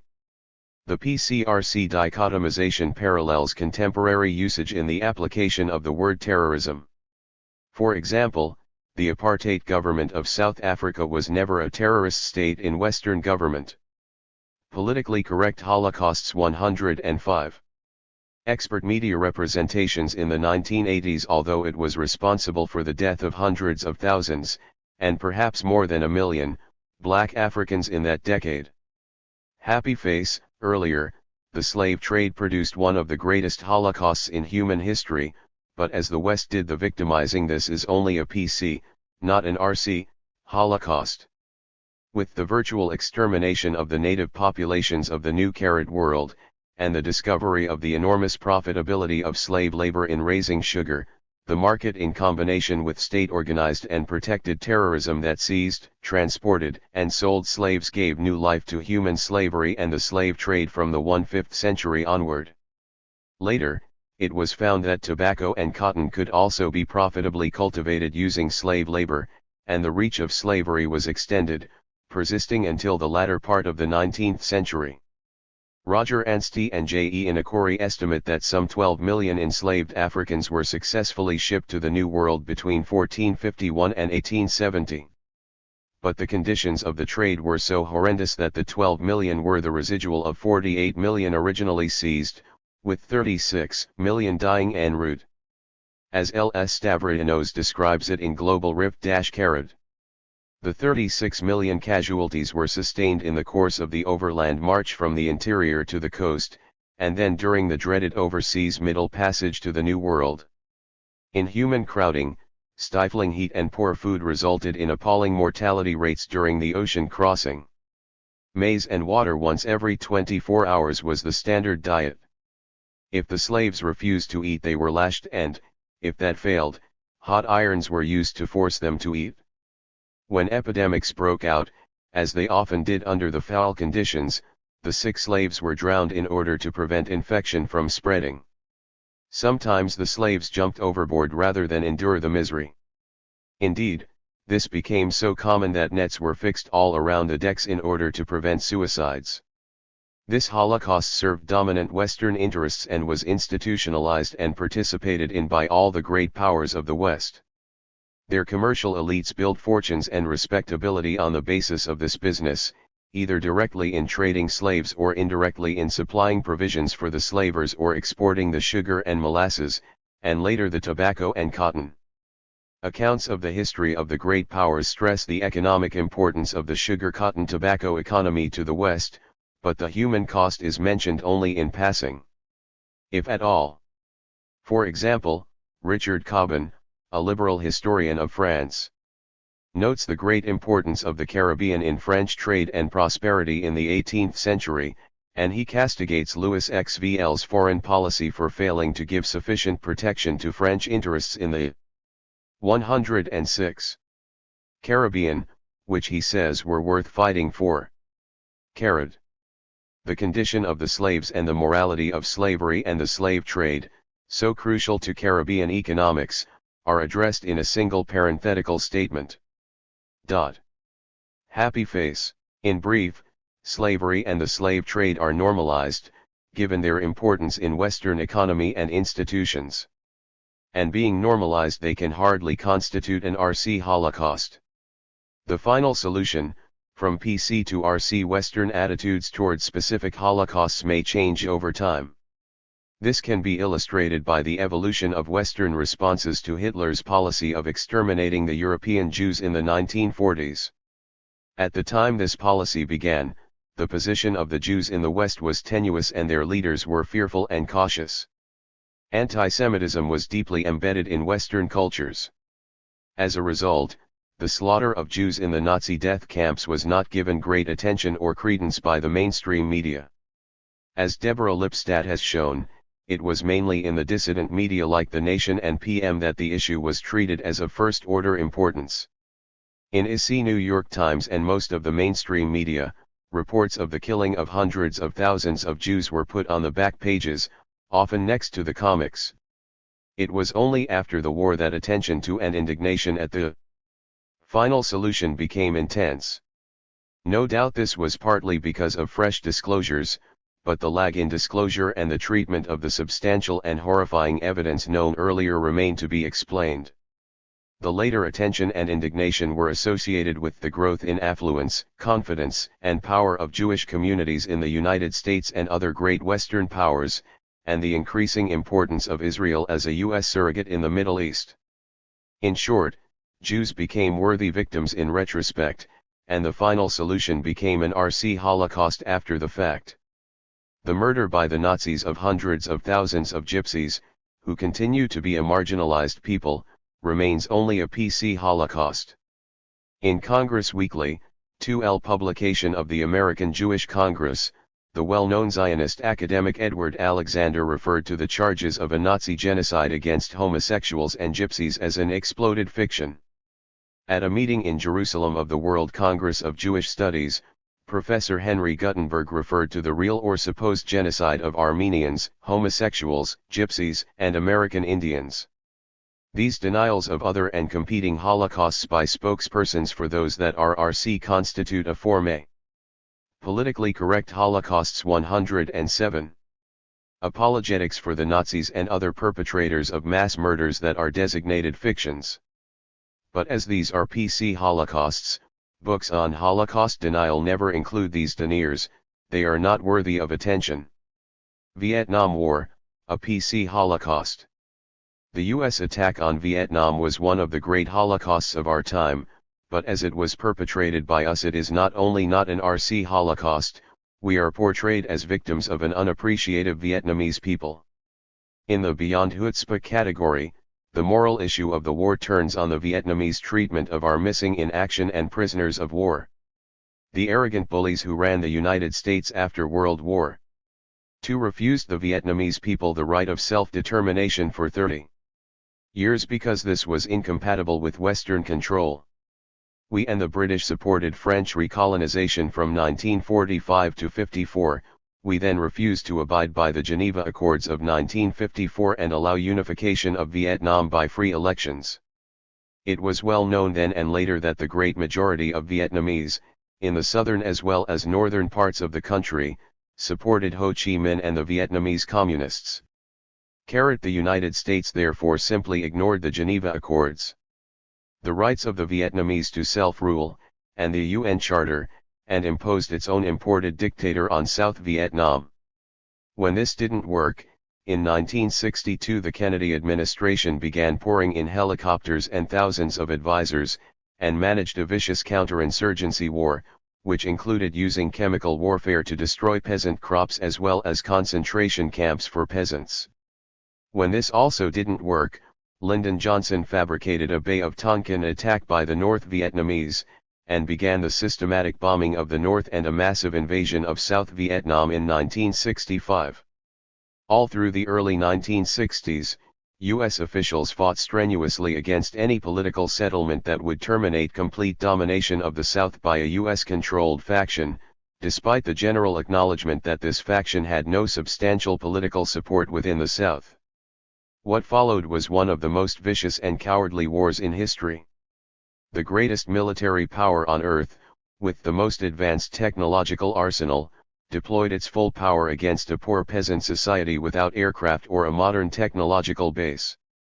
It virtually leveled Indochina with millions of tons of bombs, rained napalm and fragmentation bombs on many hundreds of peasant villages in the south that were without medical facilities, and used dioxin-based Agent Orange in a massive program of destruction of forests and crops. Vast areas of South Vietnam being saved from aggression were made free fire zones and many thousands of peasants were shot in the course of military operations and just for fun in skunk hunts. The 500,000-man U.S. invasion force was supplemented by mercenaries from within South Vietnam, Thailand, South Korea, and Australia to pacify the country. These troops carried out merciless search and destroy operations in which domestic animals and crops were destroyed, villages burned down, and large numbers of men, women, and children killed or turned into homeless refugees. It was found that the enemy had deep roots in the population of South Vietnam, so the people were treated as an enemy population. Prisoners taken in peasant villages were systematically tortured to obtain information, and were regularly killed, often by the mercenary forces under U.S. tutelage. The final toll in Indochina will never be known, and it continues to grow as thousands have died since 1975 from the delayed setting off of some of the millions of unexploded bombs still littering the ground. But the number dead may run as high as 4 million, and numbers injured and traumatized also run into the millions.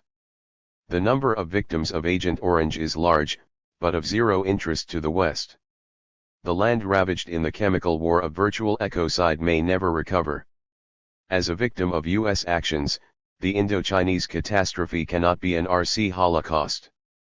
Because of U.S. power, the strength of its anti-communist ideology, and the conformism of its ideological institutions, the murderous U.S. attack has always been treated as, at worst, a tragic error.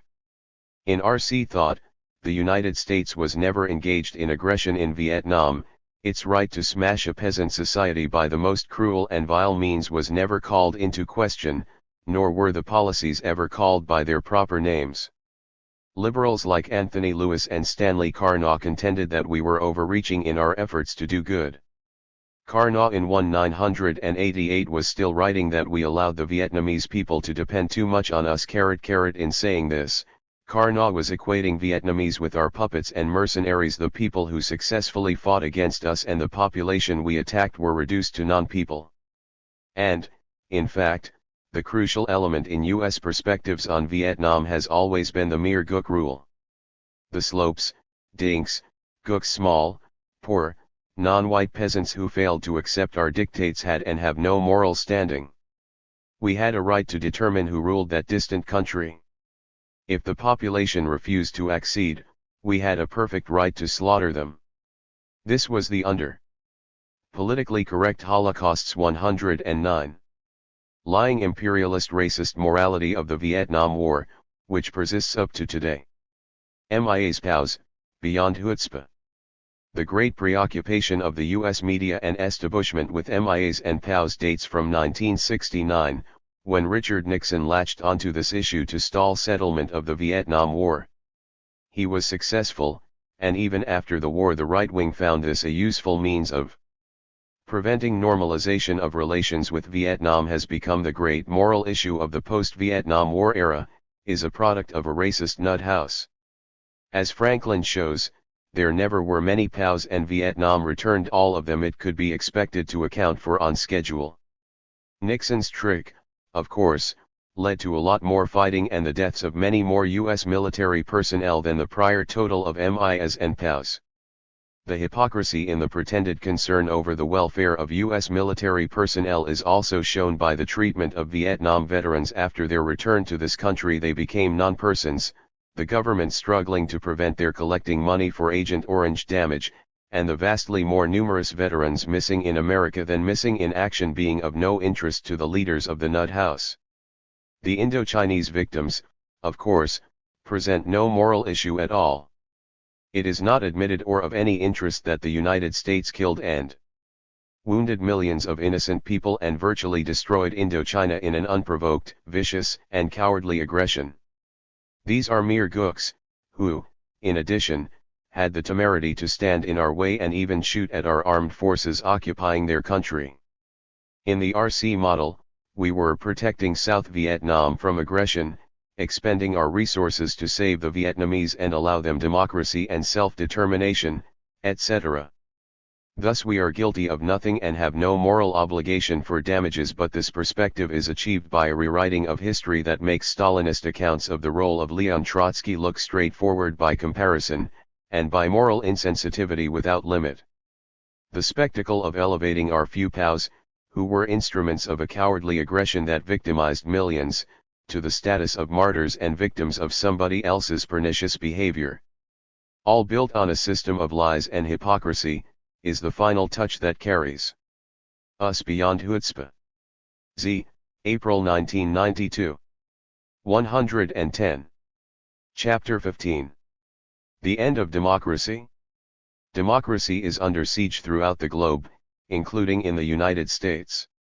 This of course runs exactly counter to the forecasts of the ideologues of Western triumphalism, who predicted a fairly rapid universalization of democracy in the post-Cold War era. But these analysts overrated the importance of elections as the basis of democracy, and underrated the ability of dominant market forces to drain elections of democratic substance. Elections may be occurring more widely, but even more consistently than in the past they now have material consequences only when they serve the dominant interests of the global market. When they fail to do this, there is a policy stalemate, unless the newly elected leaders see the light, or until a new election brings realists to power. When voters reject a treaty supported by the dominant interests, a second vote may be taken. Thus, when the Maastricht Agreement was defeated in Denmark in 1992, a further vote was held following an intensive educational campaign to bring the Danes around. It is interesting that nobody is suggesting another vote to see whether the Danes, upon further reflection and experience with the European community's failure to cope with the growing crisis of unemployment, might have changed their minds once more. Voting ended when the proper response was forthcoming. Realists find no insurmountable obstacles to getting things done. Tax changes advantageous to business and the wealthy can be enacted, public property can be sold off, labor unions can be dismantled or weakened, large-scale unemployment produced and maintained, and treaties can be passed that compromise the national sovereignty irrespective of public opinion. In the United States and Great Britain, Reagan and Thatcher were able to carry out right-wing and business-supported agendas that involved drastic changes in income distribution, national spending priorities, and the role of central. The End of Democracy? -111. And local governments. Thatcher could break the nation with electoral minority support. Following her rule, labor costs in Great Britain are now 25% lower than the EC average and only just above Spain and Ireland. Financial Times, July 8, 1993. In Canada, Brian Mulroney was able to carry out regressive economic policies and get treaties enacted even when his public approval rating had dipped below 10%. The Wall Street Journal reported that at the moment the Tory-dominated Canadian Senate voted approval of the North American Free Trade Agreement in June 1993, by 47 to 30, the public opposed its enactment by 58 to 39. The dominant Canadian media, closely attuned to the preferences of the national financial and business elite, supported the treaty. By contrast, Bob Rae, head of the Liberal left New Democratic Party in Ontario, Canada, failed to implement most of his promised economic and social reforms following his electoral triumph in 1990. This was partly a result of political cowardice and failure to mobilize the social movements that had supported his candidacy to help him carry out reforms opposed by the powerful. But it was also a consequence of the fact that the corporate and media opposition mounted an incredibly intemperate and even hysterical campaign against labor and fiscal reforms, steadily assailing the government for increasing the deficit, and eventually cowing it into focusing on expenditure cuts and deficit control and largely abandoning its social democratic reform program. Bill Clinton, also, entering office in the United States with a painfully inadequate program of renewal, was under immediate business/media attack for fiscal extravagance, and quickly began a retreat toward conservative orthodoxy and dedication to deficit control. Here, as in Ontario, cowardice and a failure to mobilize a supportive popular constituency were conspicuous, but these seemingly regular failures and retreats are grounded in something deeper than personality defects. When elected or revolutionary leaders in the Third World threaten to serve local majority interests, as in Jamaica in the first Manley term, Guatemala under Arbenz in the early 1950s, Nicaragua under the Sandinistas, and Haiti under Aristide, the governments may be subjected to simple economic warfare, foreign organized terrorism, proxy army invasion, or indigenous military coups and brutal repression carried out by US-trained security forces. These interventions instruct third world populations that reforms they may want are not permissible, according to higher authority, and that efforts to put them into practice even by democratic elections may be dangerous to their health and welfare. 112. Institutional weakening of democracy. Democracy is being weakened on a global scale by the strengthening of market forces and market interests. These have damaged the institutional basis of democracy and made elections and traditional political pressures incapable of meeting the demands of ordinary citizens. Greater size, diversification, and mobility and geographic spread of business firms has drastically altered the balance of power between capital and labor and increased capital's leverage over government. Corporations, now often global entities, can shift production rapidly to the most hospitable investment climes, and they have been able to make union members compete with one another even within a single country. This has been a cumulative and self-reinforcing process. As unions become less powerful, they are less attractive to workers. Their decline in membership has weakened them in both the market and political arenas. Meanwhile, governments, under increasing business influence, have stripped away union defenses against strike breaking, organizational harassment, and decertification. This decline, rooted in the structural conditions of an evolving global market, represents a serious weakening of pluralism. The primary organized oppositional barrier to capital's complete domination is receding into the shadows and shows no sign of imminent recovery. The growth of global money and capital markets has also weakened democracy in that money capital votes with its movements into and out of countries, based on fears and hopes of being badly or well treated. If there is a threat of higher taxes on capital or increased benefits to poor and middle-class people, money flees and interest rates tend to rise. This natural process sustained Reaganism and constrains those trying to serve ordinary citizens.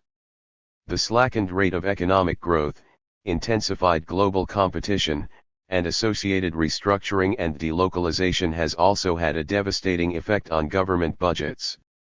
On the one hand, it has pressed governments to keep business and investor taxes and inflation low to remain competitive with those in other areas trying to attract business.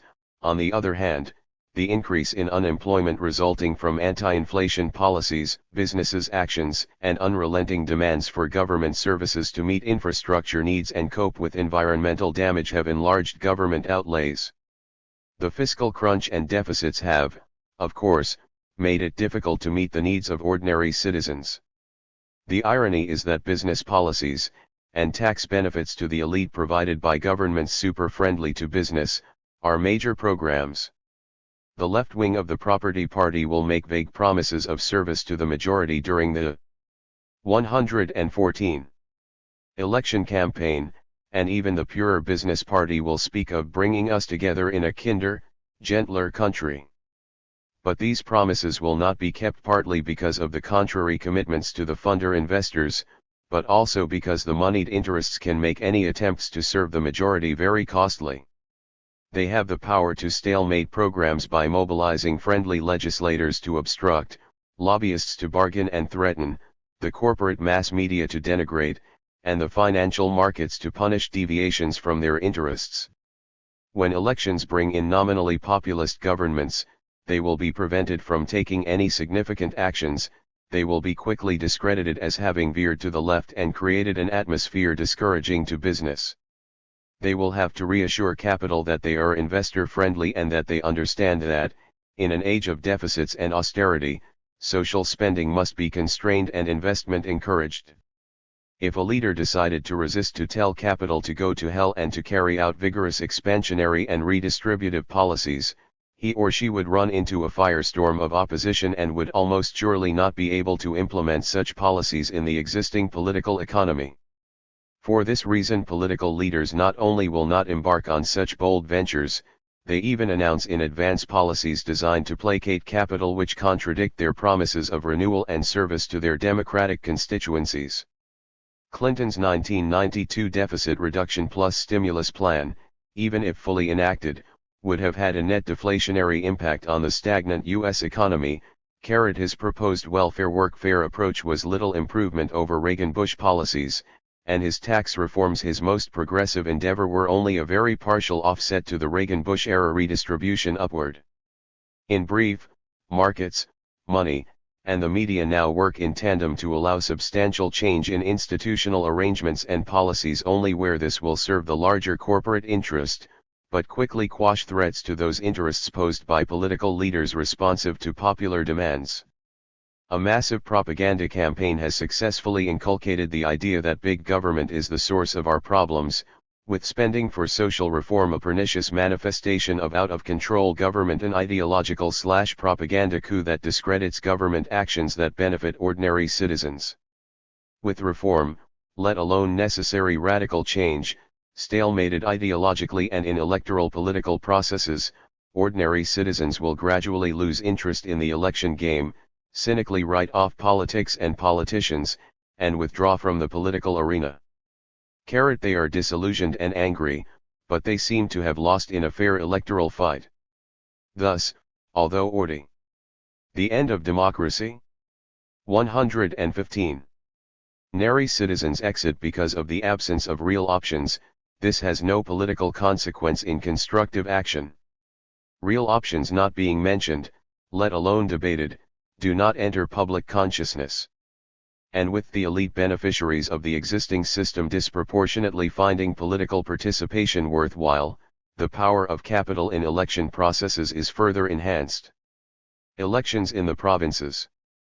Third world elections have become even more grotesque parodies of democratic order than those in the technologically advanced states. For one thing, inequalities tend to be greater in the less developed countries, increasing the bias in favor of property interests stemming from differential resources and media control. Second, the great powers and global market forces and institutions have a very potent impact on third world countries because of their poverty and financial dependence.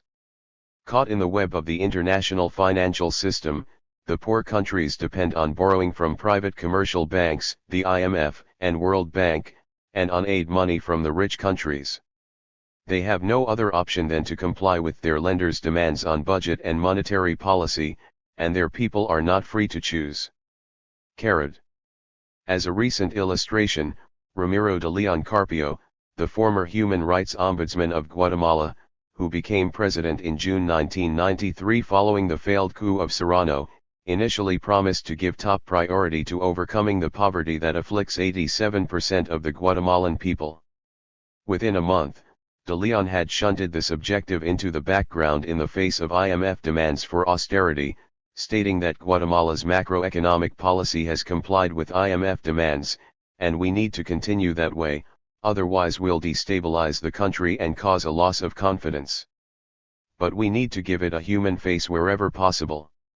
The market does not like anything approaching real democracy, which invariably imposes higher taxes on those who can afford to pay and supports worker rights and benefits, and thus threatens profitability. The historic record points quite clearly to the market preference for authoritarian government in the Third World, and it is sometimes acknowledged by bankers and the media. Morgan Stanley and Company Managing Director Madhavdar told Business Week that there is a saying on Wall Street that you buy when there is blood on the streets, and the Wall Street Journal ran an article shortly thereafter entitled "Why Global Investors Bet on Autocrats, Not Democrats." 12. 116. 1993. But such facts are not allowed to interfere with the ideological truth that the West supports democracy everywhere. In a number of third world countries, demonstration elections have been staged by the United States to put a positive gloss on terror regimes and justify U.S. aid, as in Vietnam in 1966-67 and El Salvador in 1982 and 1984. Although none of the basic conditions of a free election were met in these cases, the U.S. mass media found them legitimating. Salinas's electoral victories in Mexico have been characterized by blatant fraud, serious human rights violations, and attacks on oppositional forces, as well as vast electoral corruption in using state money and business kickbacks to finance electoral campaigns. Salinas even won in 1988 on a semi-populist program, which he immediately abandoned. But because he is the perfect third world comprador politician, servant of the global corporate order, and sellout of his own majority, the US mainstream media have generously overlooked or downplayed his violations of the democratic rules of the game. He is a statesman and leader by rule of comprador service. In contrast with these approved elections, which ratify rule by those who will pursue policies serviceable to the truly elect, are elections won by governments threatening to provide unnecessary food, medical care, and education to the human oxen. Nicaragua under the Sandinistas and Aristide's election victory and ouster in Haiti provide instructive examples. Somoza's rule in Nicaragua had been accepted and treated kindly by the United States for decades, despite its rapaciously undemocratic character. Even before the Sandinistas took power, the Carter government was bargaining hard to keep in place the murderous National Guard, which would presumably have served to preserve Western values from the Somoza era. U.S. hostility to the new government was immediate, and Nicaragua was under armed attack by the United States from 1981 until the Sandinista ouster in 1990. Their election victory in 1984 did them no good. Only an election that they lost ended subversion and terror designed to overturn them by any available means. They did not meet the U.S. and market standard of legitimacy, which called for subservience and the pursuit of the logic of the minority. In the case of Haiti, Aristide, like the Sandinistas, represented the majority of unimportant people and threatened to pursue their interests. Although he won a crushing electoral victory in 1991 with 67% of the vote, his ouster by the notoriously corrupt and brutal military, followed by a reign of terror unleashed against his supporters, did not cause the United States to view the matter as urgent and calling for decisive action. U.S. officials even the end of democracy? -117. Pressed concern over Aristide's human rights abuses, and they negotiated for Aristide's return with the military establishment still in place. There was also a call for Aristide to broaden his base and to choose a moderate for prime minister. Happy face, the contrast with Nicaragua is enlightening. After Chamorro's 1990 victory, the United States pressured her to exclude the Sandinistas entirely from government and to try to undermine their power base by actions that threatened civil war, although the Sandinistas had received 41% of the vote. The United States also pressed the government to dismantle the Sandinista army, although it was not a thoroughly corrupt and murderous one like the Haitian. The lack of respect for democratic processes where they threatened to serve ordinary citizens rather than the elite and market could hardly be more obvious.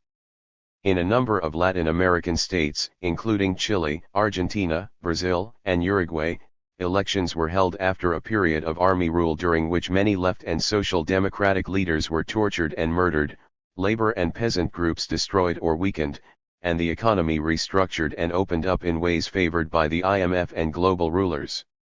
The armies that carried out these terrorist operations were built up and trained by the United States to serve larger interests, and they did this with energy during the periods of direct military rule.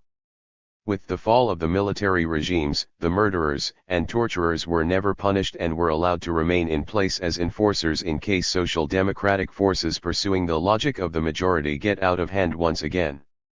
Although this immunity from the rule of law and the very presence and threat of these armies badly compromises the democratic integrity of the new democracies, U.S. pressure to demobilize Latin armed forces has been confined to Nicaragua. The prospect before us back in the 1970s, when the Brazilian military was dismantling the protective institutions of the majority, representatives of the Catholic Church repeatedly and bitterly complained that the new order was deliberately atomizing the population in the service of the transnational corporation. One document was entitled The Marginalization of the People. The Church contended that the national security state and its use of terror were integral to the new corporate order, as its economic and social policies in effect provoke a revolution that did not exist. Happy face, the intensified exploitation would have led to a quick 118. Removal of the government under democratic conditions. Only the army could enforce the new economic order, as was openly acknowledged in 1976 by Martínez de Haas, the top financial administrator of the Argentine military government, we enjoy the economic stability that the armed forces guarantee us. This plan can be fulfilled despite its lack of popular support. It has sufficient political support, that provided by the armed forces. In the New World Order taking shape today, we can see the same economic forces described by the Brazilian bishops at work on a global scale. It is the very purpose and historic role of the TNC to take advantage of its new global mobility to engage in an arbitrage that depresses wages, working conditions, and benefits toward a lowest common global denominator. In the advanced countries, there is a steady migration of firms to jurisdictions that have low wages and benefits and few environmental restrictions. Unions have been weakened and destroyed by market forces and complementary state action in a further atomization process. Structural unemployment and part-time and temporary work have risen steadily, and wage and benefit concessions have been exacted from the workforce. Social programs that have protected the majority are under increasing pressure, with John Major and socialist Felipe González of Spain urging further European moves toward a deregulated labor market. In short, the rulers of the world, the TNCs, and the leaders of the dominant states and new supranational organizations, have successfully achieved the goal of limiting the organizational and policy options of the world's leaders and peoples to a private enterprise system and actions that serve its interests. To paraphrase the sardonic remark of Canadian economist Mel Watkins, in the West we have freedom of choice among 51 light beers, but only one choice in the way we can organize our economic life. As Bernard Casson has pointed out, however, happy face, the rules of international behavior and policy under EC, GATT, and IMF don't pretend to serve a human community. A human community has complex and variable human needs, whereas the new arrangements are confined to mechanical rules for serving an economic model and an ideology of the powerful, a sure recipe for disaster. September 1993. The End of Democracy? -119. Part 3. Foreign Policy. Ch. Chapter 16. The Global Empire. Freedom as the Recognition of Necessity. During the years of disintegration of the Soviet bloc, numerous articles in the mainstream media referred to the ongoing collapse of the Soviet Empire. The same media have never applied the word empire to the world of US client states. By ideological premise, these are free, and at most temporarily advised, aided, threatened, and occupied until the natives are ready for self-rule and responsible leaders are in place. But this self-serving usage is deceptive. The New World Order gives daily manifestations that a more sophisticated phase of imperialism has evolved, in which trade, aid, loans, debt management, proxy armies, techno-wars, and international law are deployed to keep third world countries in a dependent status. Free world imperialism has been extended to a virtually global regime with the collapse of the former Soviet Union, opening up a vast new area for exploitation, removing a major obstacle to the First World's use of force against the Third World, and making the UN system once again serviceable in the cause of freedom. In short, a higher stage of the highest stage of capitalism has been reached. The new system is now working very well to quash or prevent the emergence of Third World leaders and movements that might embark on an independent course of development.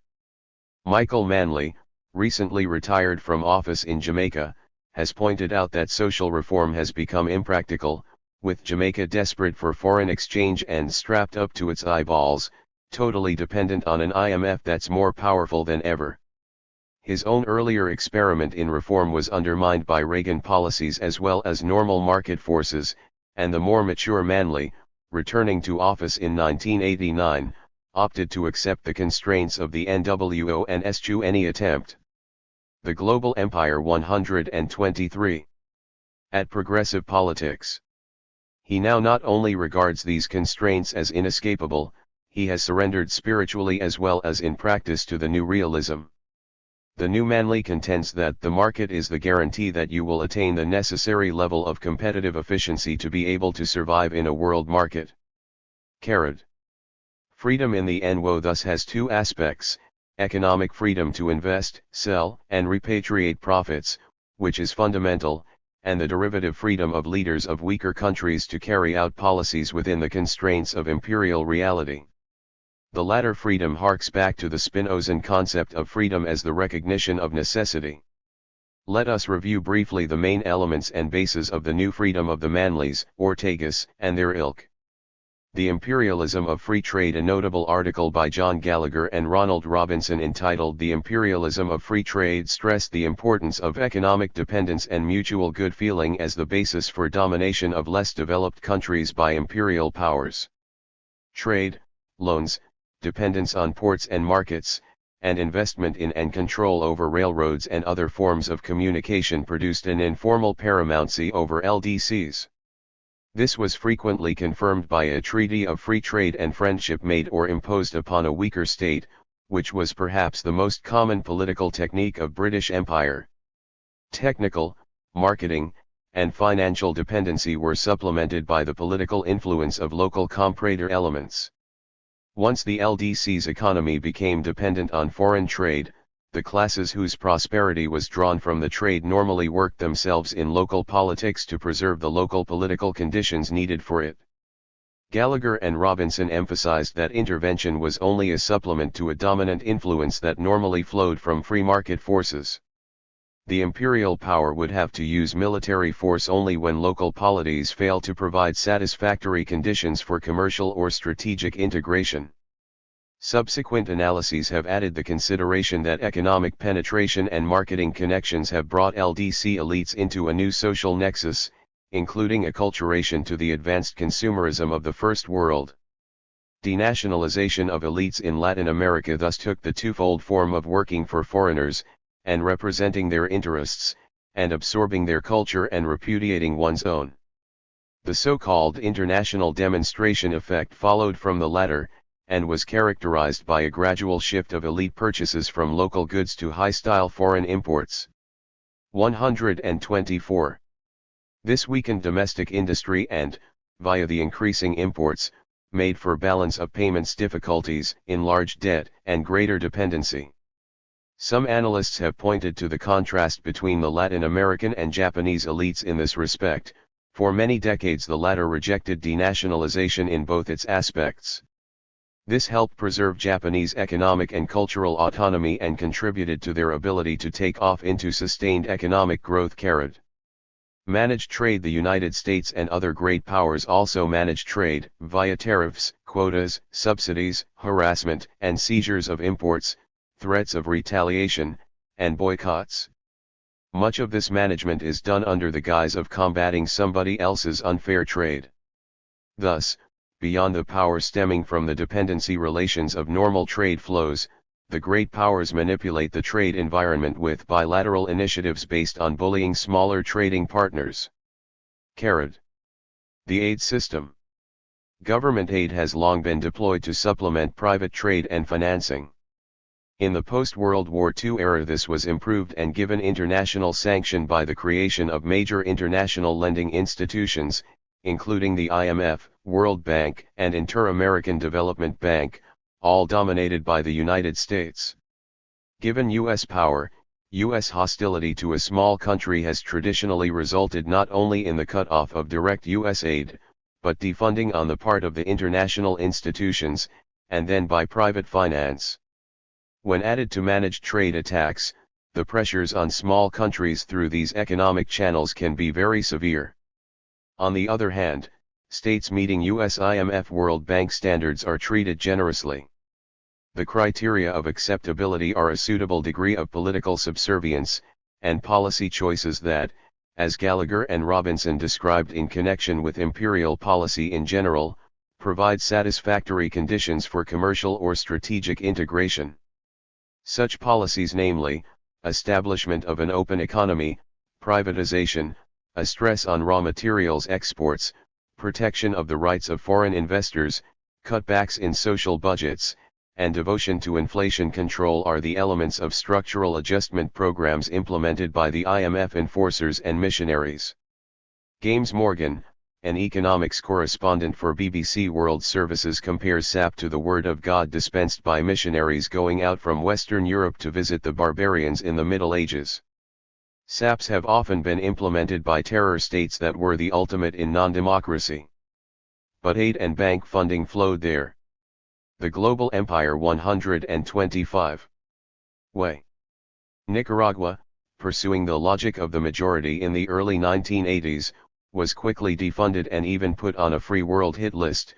Argentina under military rule from 1976 to 1983 murdered thousands, but received lots of free world money. Marcos, Mobutu, Suharto, Pinochet, and the Brazilian generals after the 1964 coup met the twofold criteria of freedom noted above, economic freedom and adherence to the proper rules of behavior in third world countries. The needs and demands of the local majority have been irrelevant in this system, and in fact a courageous willingness to resist demands for relief in the face of mass suffering is a key characteristic of qualified leaders.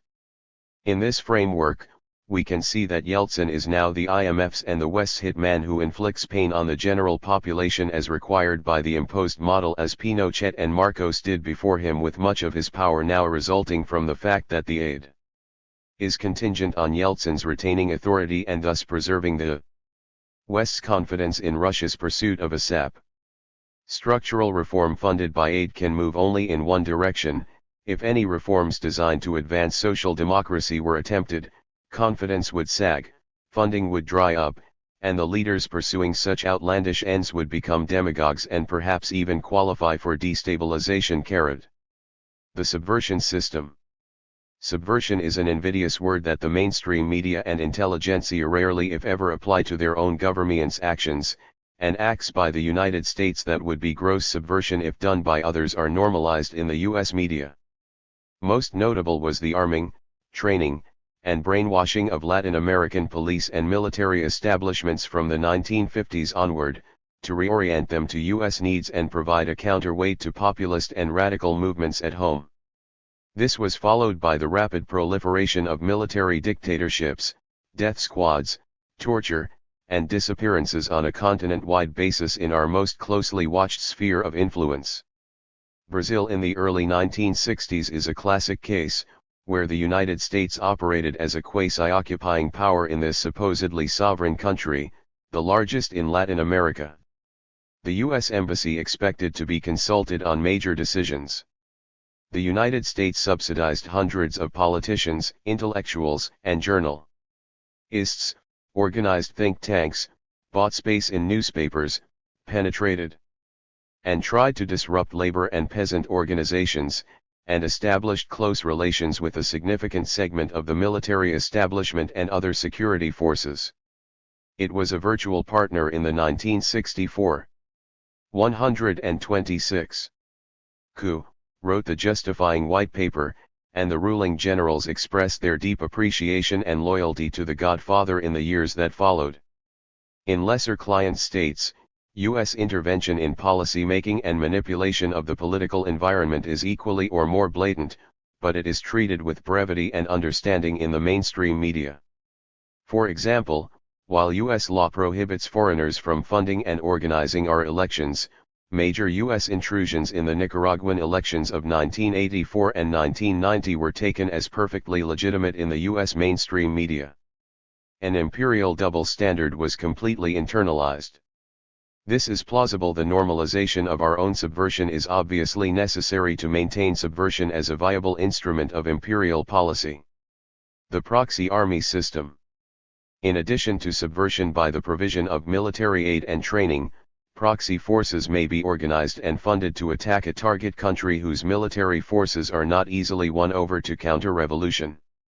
This was the case in Nicaragua after July 19, 1979, where the United States had to make do with Somoza National Guard remnants in Honduras, supplemented by mercenary recruitment, just as it used the Chinese Nationalist Army remnants in Burma after 1949 to harass China, and the Khmer Rouge and its allies in Thailand to attack Cambodia after 1979.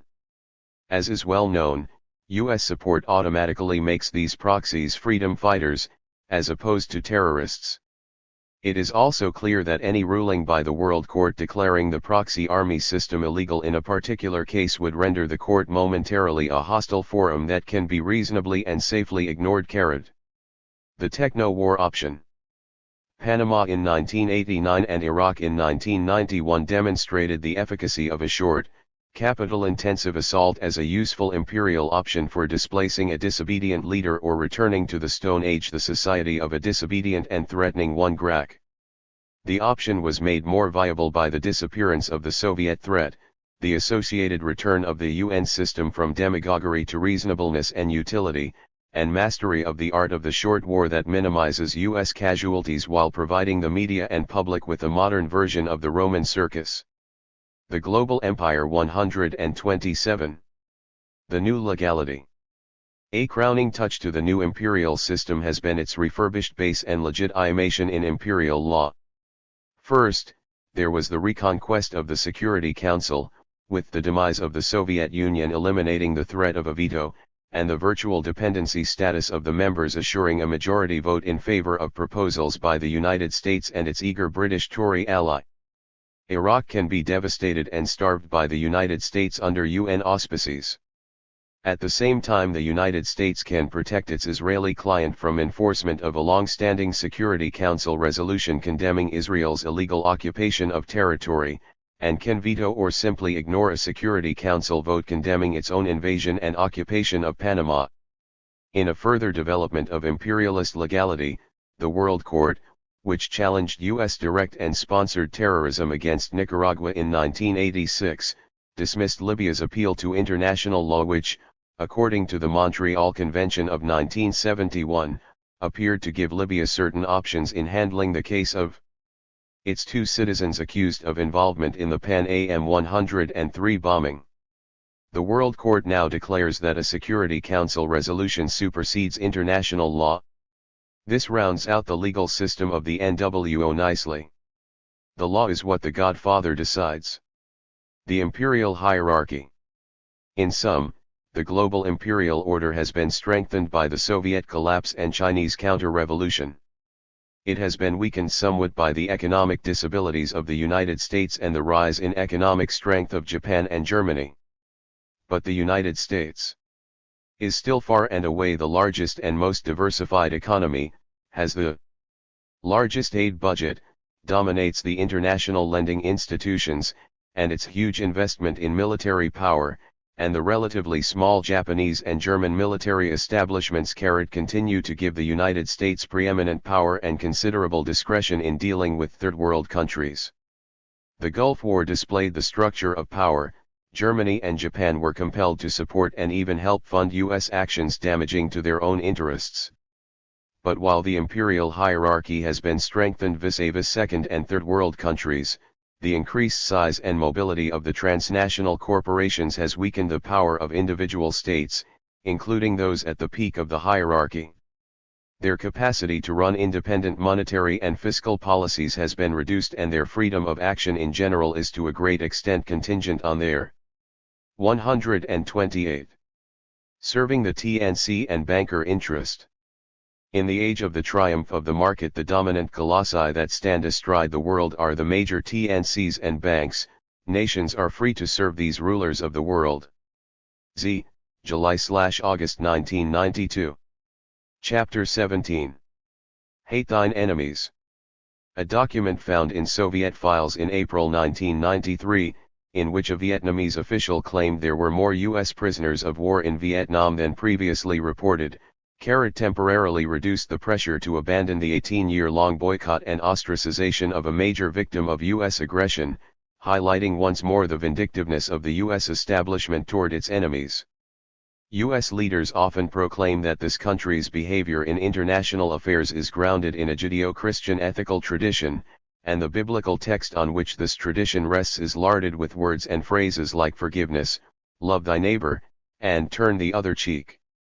But this Western religious tradition has been full of contradictions and has displayed a great adaptability and capacity to rationalize class and national interests. There is too much truth in Jonathan Swift's phrase, "We have just enough religion to make us hate, but not enough to make us love one another." The Judeo-Christian tradition. Judaism has produced many noble souls and fighters for human betterment, but the Jewish tradition as described in the Old Testament is rampantly ethnocentric and dehumanizes outsiders with a gusto that could hardly be exceeded. Page after page recounts Jewish destruction and extermination of peoples standing in the way of God's chosen, in chapter 3 of Deuteronomy, and we utterly destroyed them, as we did unto Sihon king of Heshbon. Utterly destroying the men, women, and children of every city. My favorite, however, is in chapter 31 of Numbers, where, after following the Lord's instruction to beat up the Midianites, they slew all the males, burnt all the cities, and brought back the women and children. But the payoff is that Moses was angry with the leaders of the military expedition for having spared the women and children, and said, "Now therefore kill every male.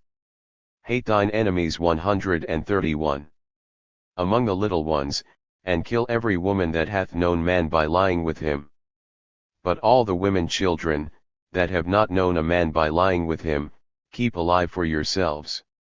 This tradition in treating enemies, starting with Moses, is well preserved in the Gush Emunim, Shamir, Netanyahu, and Rabin Karat. The Christian tradition, while producing saints and inspiring a great number of people to moral lives, has also been notable for adaptability, corruption, and a capacity to rationalize special privilege, exploitation, and mass murder. Its evolution from condemnation of the sin of usury and support of just prices to accommodation to a full-fledged market system is described in Max Weber's The Protestant Ethic and the Spirit of Capitalism and Richard Tawney's Religion and the Rise of Capitalism. The history of the Inquisition, slave trade, exploitation of the New World, and colonialism shows the facility with which Christians have been able to maltreat their neighbors while proclaiming a rigorous Christian orthodoxy. The Christian Bible, with its underlying support of slavery and other traditional institutionalized exploitative arrangements, has afforded a religious cover for almost anything. Robert Green Ingersoll, the great U.S. agnostic of the late 19th century, often remarked in his public lectures that when slavery came to Delaware, sales of the Bible soared. The spectacle of the Christian right in the United States today, with its frenzied pursuit of the rights of the fetus, combined with support of capital punishment, ruthless policies toward the poor, and unlimited violence against foreign infidels, illustrates well the extent to which Christian texts and traditions have been able to give sustenance to irrationality and inhumanity. More subtle and important, however, has been the strong support by the U.S. corporate elite, presumably the mature fruit of the Jewish Christian tradition, for Reaganite and neoliberal policies at home and abroad that have killed and imposed untold suffering on hundreds of millions of people. The Mir Guk rule during the Vietnam War. It was reported that U.S. lawyers working in that country had coined the phrase the Mir Guk rule, to describe the very lenient treatment given U.S. military personnel who killed Vietnamese civilians. This was one manifestation of a widespread U.S. contempt for the poor, yellow-skinned people we were allegedly saving. The racist element in that war of salvation added to another extremely important factor influencing U.S. policy, namely, that the Vietnamese were voiceless in the United States, and their pain and material and human losses were politically irrelevant and largely 132. Unreported here. The only politically relevant casualties were those of U.S. military personnel. We can express the foregoing in the terminology of economics as saying that Vietnamese casualties were externalities from the perspective of the important players in the U.S. political system. Put otherwise, the marginal cost of dead Vietnamese was zero for the U.S. leadership. This made it feasible, and desirable, to employ capital-intensive methods of warfare in Vietnam, with a lavish use of air and artillery firepower, and extremely destructive weaponry, in order to keep U.S. casualties down. The rule was, whenever in doubt, bring in the artillery and bombers to level what would automatically be called the suspected Viet Cong base. These would also regularly be described as surgical strikes. But the reverse side of the coin of policies to reduce U.S. casualties was enormous casualties and devastation for the Vietnamese civilian population and land. This linkage was never discussed in the mainstream media, and the Vietnamese slaughter and destruction was politically costless to U.S. political and military leaders. They were mere gooks. When the war ended, the United States didn't have to spend a dime to help the Indo-Chinese societies that the napalm, fragmentation bombs, B-52 raids, defoliants, and Rome plows had devastated and shattered. A major problem with the Vietnam War from the standpoint of leaders of the U.S. national security establishment was that it lasted too long and produced too many U.S. casualties. One remedy for this is to pick on small victims that we can easily overwhelm and to crush them with advanced weaponry that will keep our casualties low. From this viewpoint, Grenada was a model triumph. The invasion of Panama was also a notable success, in the same mold. An important aspect of the Panama triumph was the claim of only 23 U.S. dead. In the Persian Gulf War of 1991, U.S. military deaths were kept to a mere 150, while Iraq suffered 150,000 or more military dead, and the actual fighting lasted only 6 weeks. The extremely violent high-tech assault against Iraq was a logical development in a serial process of improving capital-intensive warfare to reduce our own casualties, the increased devastation of property and killing of foreigners well understood to be an unimportant side effect. This is the mere Guk rule generalized into a policy imperative, as Western values are instilled in the lesser breeds. U.S. leaders have not treated all enemies and former enemies vindictively. We may distinguish 4 categories of treatment: malign neglect, inflicting further injury on the former enemy, sometimes treating their entire population as hostages, to be savaged until their leaders are removed or cry uncle, positively aiding. Hate thine enemies 133.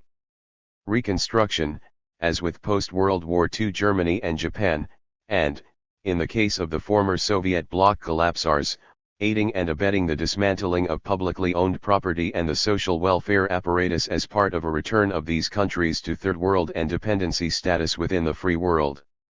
Malign neglect. Remember Grenada? The mighty military victory of 1983, with 8,000 odd medals of honor given to our brave soldiers, was designed to clean out the remnants of the left-wing government and also post a cheap public relations victory for Ronald Reagan, whose blundering intervention in Lebanon had just cost several hundred Marine lives. Having accomplished this mission, and left Grenada in shambles, but in reliable hands, the Reaganites and media turned their attention elsewhere, and Grenada has been allowed to fester, out of sight of the U.S. public. Its demoralized populace has experienced exceptionally high rates of unemployment and a sharply weakened safety net. But Grenada is free and reintegrated into the free world. The most prominent news item about Grenada in the last 5 years focused on the island's new status as home to the international financial mafia, money launderers, tax shelter providers, and asset-free insurance companies. Another illustration of the workings of the International Division of Labor and Free Market. Panama was the victim of another U.S. government and press hit-and-run operation. U.S. economic sanctions for several years prior to the December 1989 invasion, plus the highly destructive invasion itself, left Panama economically prostrate, but back in the hands of the traditional elite and a puppet government. U.S. aid has been extremely skimpy, only a small fraction of the economic losses inflicted by U.S. policies. Unemployment remains very high, the populace bitter, and the drug trade reportedly more prosperous than in the Noriega years. But as with Grenada, the tiny victim is in the U.S. backyard, commands little international attention, and the U.S. media find little newsworthy. Their rule for places like Panama is never look back, certainly not without a government lead and a rationalizing myth. Nicaragua affords another case of malign neglect, with a touch of vindictiveness and coercive pressure thrown in. Having inflicted terrible damage on Nicaragua by boycott, the sponsorship of proxy and direct acts of terrorism, the Reagan-Bush gang were deeply disappointed when Chamorro refused to follow up on her electoral victory of 1990 with a thorough cleansing of the Sandinistas. The U.S. victory in Nicaragua was only partial, the Sandinistas remaining a powerful social and political force in the country. Chamorro chose to reach a modus vivendi with the Sandinistas, instead of carrying out policies. 134. That probably would have provoked civil war. The United States therefore withheld aid and applied heavy political pressure on the Chamorro government to penalize it for accommodating the enemy, as well as to force even more drastic neoliberal reforms, no matter what the social costs. 7. Enemy populations as hostages. A more active malevolence is operative in U.S. policies toward enemies who persist in remaining outside the free world or who have not yet made proper acknowledgement of their past sins against us and promised to behave properly in the future. As New York Times columnist Leslie Gelb pointed out in his ghastly When to Forgive and Forget, engaging Hanoi and other outlaws, these are outlaw states, by definition, having crossed and therefore wronged us, and all amends must come from their side. Gelb does not make explicit why we never have to make the amends, it is just an imperial premise: the Godfather does no wrong, by definition. Being the Godfather, he is entitled to submission from the small gravitationally bound objects in his backyard, or even beyond if he deigns to intrude into their affairs. Thus, Vietnam, refusing to submit after World War II, and having resisted our murderous pacification operations, and actually killing U.S. troops who were invading their country, was very bad indeed. As Gelb says, these guys harmed Americans. And then their failure to turn over their records and devote much time and effort to help locate or determine the fate of each and every U.S. missing in action, was intolerable. The Vietnamese have not understood that each one of these MIs is more valuable than 1,000 Vietnamese MIs, that, as Gelb suggests, any whim of the Godfather is more important than the aggregate of Vietnamese claims. In short, power is justice for our Judeo-Christian spokespersons. So 18 years of imposed hunger for such recalcitrance has been appropriate. In the case of Iraq, Saddam Hussein crossed us, and the Bush administration decided to teach Saddam a lesson by leveling Iraq, with the enthusiastic approval of the media. The destruction of Iraq's infrastructure went vastly beyond any needs of warfare, and the US-British unenforced post-war boycott has ensured the death of many thousands of Iraqi children from malnutrition and disease. One would think that the Judeo-Christian tradition would militate against imposing a war and boycott especially damaging to millions of innocent civilians to teach one individual a lesson, but the West has shown little recognition that there is any moral issue involved. Hate thine enemies. 135.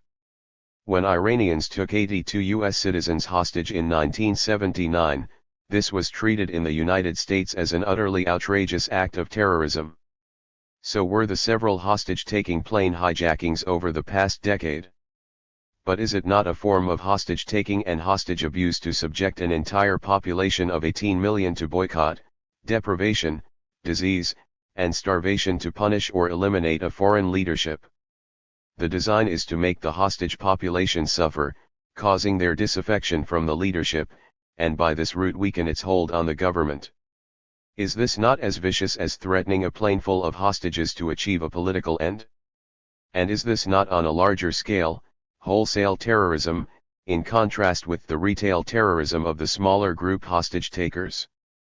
Once again, we can explain the failure to note the similarity and to treat the wholesale case with indignation because it is standard Western policy, and the victims mere Iraqis or mere Viet names. In the indignation-arousing cases of retail terrorism, Westerners are the worthy victims, and we then selectively recall that every human being is precious. Helping enemies become serviceable allies. After World War II, the United States occupied the defeated Germany and Japan, and provided substantial aid to them as part of a major project of reorganizing the global economy. They were seen by U.S. leaders and planners as potential regional foci of power in a free market system dominated by the United States. The sizable aid to reconstruction was based on its fit to U.S. plans, which anticipated long-term U.S. control, an open door to U.S. sales and direct investment, and their role in fending off the threat of socialism. This program worked very well, even if in the end the aided countries were able to compete with painful effectiveness against the project organizer.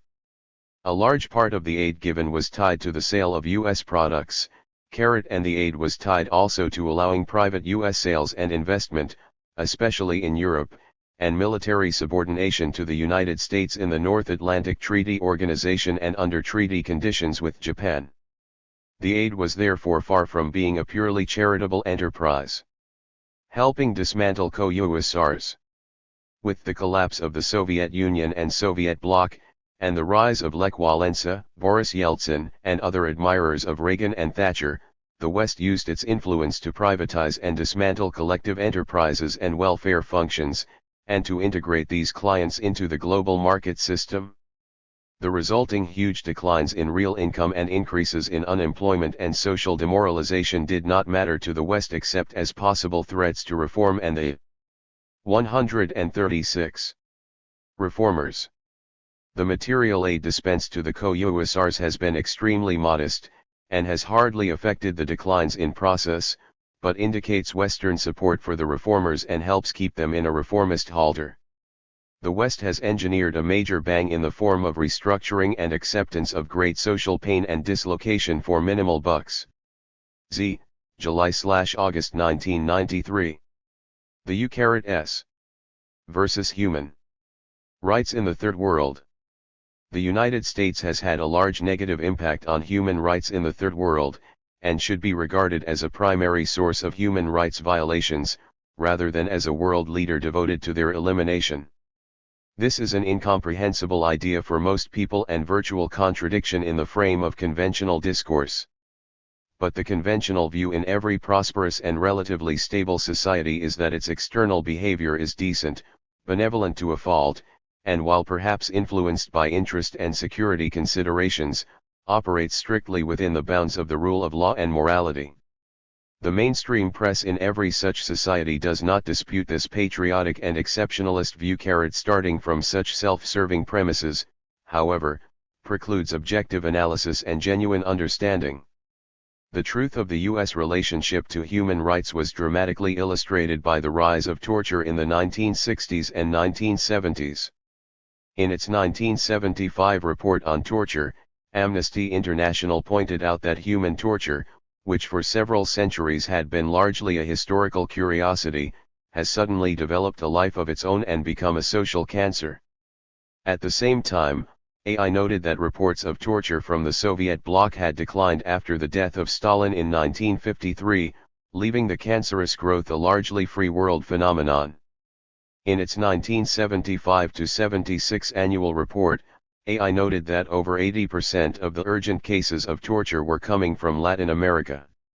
Another 1979 study of human rights found that of 35 countries that used torture on an administrative basis in the early and mid-1970s, 26 were clients of the United States. This was hardly inadvertent. After World War II, the Third World was a scene of struggle between the remnants of the old colonial regimes and nationalistic masses seeking a better life. The United States. The U.S. versus human rights in the Third World 139. Did not align itself with the nationalistic masses.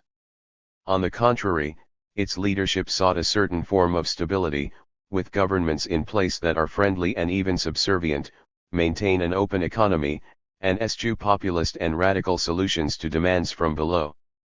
The late 1950s and 1960s also witnessed the U.S. establishment's trauma over Castro's victory in Cuba and the Vietnam War, its ensuing preoccupation with subversion and insurgencies, and its decision to aid and train the military and police within its sphere of influence.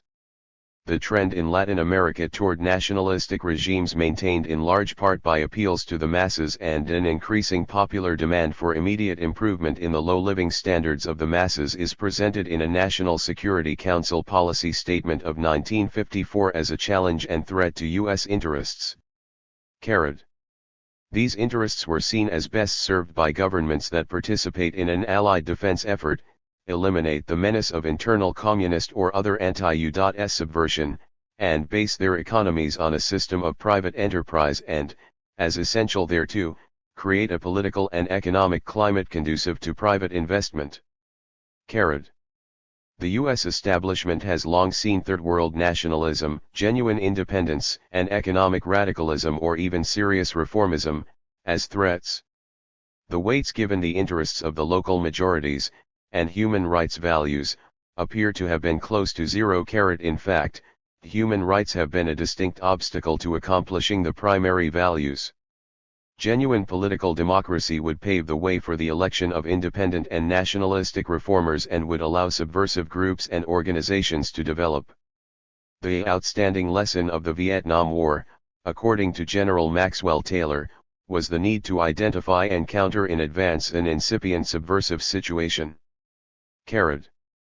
This is difficult under democratic conditions, but feasible and standard practice under the rule of authoritarian generals trained on the omnipresence of subversion in the U.S. Army School of the Americas in Panama. This is why the United States distrusted and allowed the quick displacement of the Dominican Republic's Juan Bosch, an annoyingly independent leader who refused to kill or deport communists in the absence of illegal acts or a genuine threat. On the other hand, the Somoza family in Nicaragua, while violating all the nominal human rights values, was properly subservient to the U.S. leadership, maintained an open economy, and avoided providing unnecessary food, medical care, or education to the Oxan majority. The result was 45 years of friendly relations and U.S. support, and no destabilization in the interest of democracy or human rights. 140. It was in pursuit of the primary values that the United States invested heavily in the 1950s and later in building up and educating third world client state police and military personnel. They were educated to serve U.S. ends, to ensure their understanding of, and orientation toward, U.S. objectives, happy face, to function as a constabulary and provide what General Robert Porter described as an insurance policy to protect U.S. interests.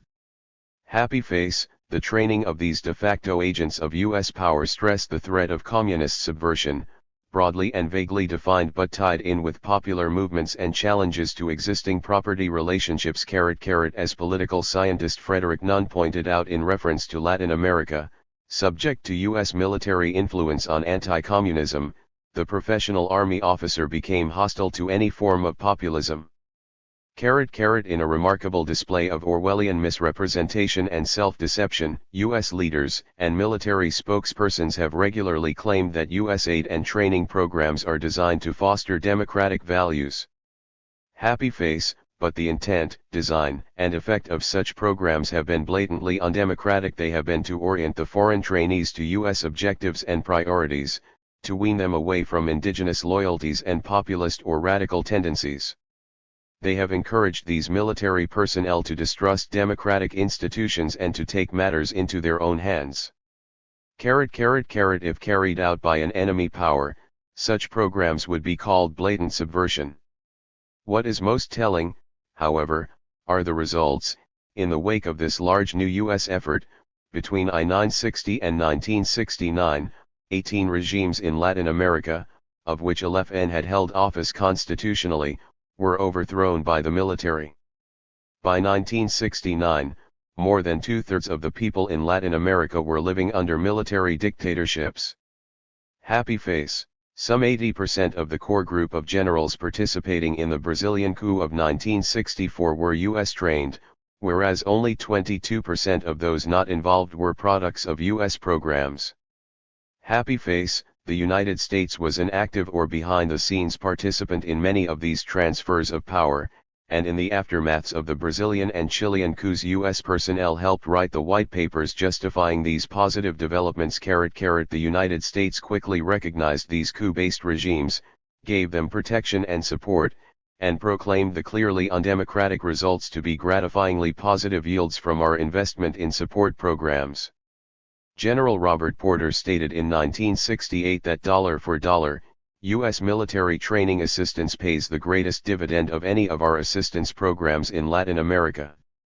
Happy face. Defense Secretary Robert McNamara told Congress in 1966 that recent developments in Indonesia, which involved a military takeover and the massacre of the U.S. versus human rights in the Third World 141. Somewhere between 500,000 and a million civilians, was one of the dividends of our military training programs. A spectacular development of death squads and disappearances accompanied the installation of these U.S.-sponsored regimes. Happy face. It has been shown time and again that U.S. aid has flowed toward human rights violators and IVA from democratic states, The correlation between U.S. aid and human rights abuses and tyranny is positive and significant.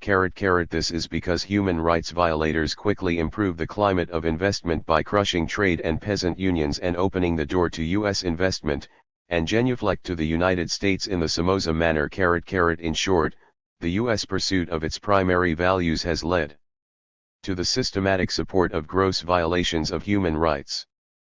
The case of Guatemala. Let me illustrate the U.S. role in the genesis and protection of human rights violations by a brief account of the U.S. relationship to Guatemalan state terror.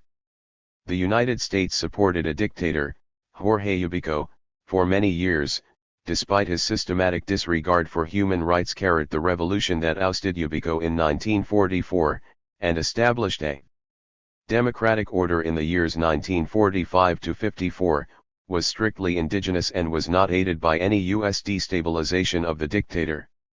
The decade of democracy was essentially free of major human rights violations. Pluralism flourished to a degree not seen before 1945 or after 1954, and tentative steps were taken toward economic democracy. Happy face, these steps, notably legalizing unions in 1947 and proposals for land reform, partly at the expense of the United Fruit Company, aroused intense U.S. hostility. Happy face, and a search was on for communists whose presence would explain these menacing developments and provide a rationale for removing the offending government. In June 1954, a U.S. organized, funded, and directly assisted Contra Army ousted the elected government of Guatemala. Although this was done in the name of democracy, as well as to combat the communist menace, the sequel was a decisive and long-term termination of pluralism and political democracy. The crushing of unions, peasant groups, and the ending of any possibility of social reform by peaceable means, which also followed the U.S. intervention, led to the periodic emergence of guerrilla movements. Happy face, the response of the United States and its political military progeny was an escalation of force and state terror. With U.S. aid, training, and participation in anti-guerrilla activities, Guatemala became a counterinsurgency state, run by a brutal military establishment under a system of permanent state terror. In short, Guatemala represents a case of an institutional structure of domination built to violate human rights in the interest of protect. 142. An extremely undemocratic status quo. It emerged in the wake of a major intervention that re-established a dominant U.S. role, along with regular U.S. inputs from 1954 onward that shaped the character of the military, police, and political establishment. The United States participated actively with Green Berets in the pacification effort of 1966 and after, introducing the worst phases of violence against the civilian population. During the Carter years, the United States cut off military aid to Guatemala, but loopholes permitted a continued flow of U.S. arms. And Israel was permitted to take up much of the arms advisory slack.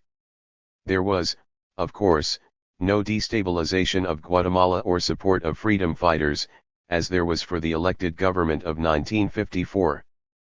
Following the election of Reagan, a major effort was made to reintegrate Guatemala back into the arms and training network.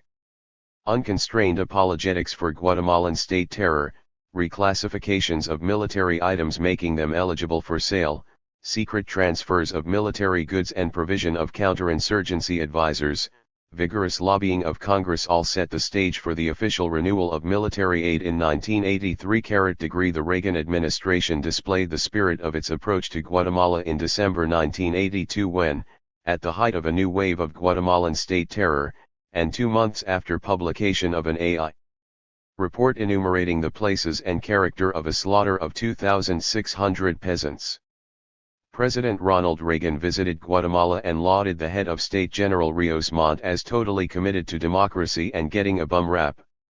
Happy face, reconciling support of terror with human rights. How does the U.S. establishment succeed in portraying the United States as a protector of human rights in the light of the Guatemala record and its wider role of support for regimes of terror?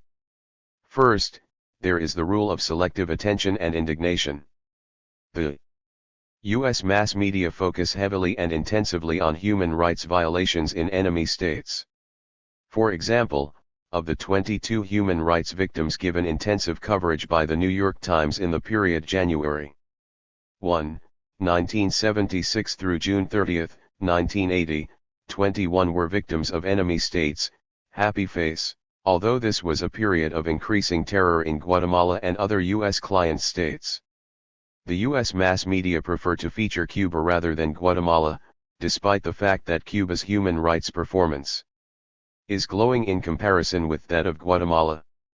Happy face, official U.S. silence on the large-scale torture, death squads, and disappearances in its local client states is reflected in the mass media in the form of very low-key treatment and considerable suppression. A dramatic illustration is the fact that the first Latin American Congress of Relatives of the Disappeared, held in Costa Rica in January 1981, at which it was estimated the U.S. versus human rights in the Third World 143.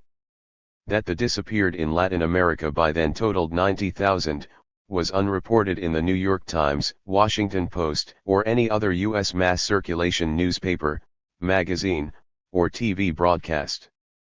The second rule is that the U.S. role in originating, underwriting, and supporting regimes of terror is played down or ignored altogether, and their terroristic proclivities are portrayed as either inexplicable or a product of Latin genes or cultures of violence. The third and most interesting means by which the United States is made to appear a devotee of human rights is by allowing its role on human rights to be defined by official statements and actions regretting, opposing, and appearing to penalize state terror in the U.S. provinces. Given the context of ongoing support for the regimes of terror, this focus yields an Orwellian result. Because its protégés in Guatemala, El Salvador, Chile, Argentina, Indonesia, Zaire, South Vietnam, etc. have been guilty of massive terror, there have been periodic spurts of publicity and outcries over U.S. funding and training of the armies and police forces directly responsible. Every administration is therefore obliged to explain how deeply concerned it is with human rights violations, and to detail its valiant efforts by quiet diplomacy to set things right while stressing the importance of continuing to aid the regime of terror. Very occasionally, an unusual combination of circumstances actually causes the executive authority to criticize human rights violations fairly seriously, and Congress may force a cutback of aid and training, as in the Carter years.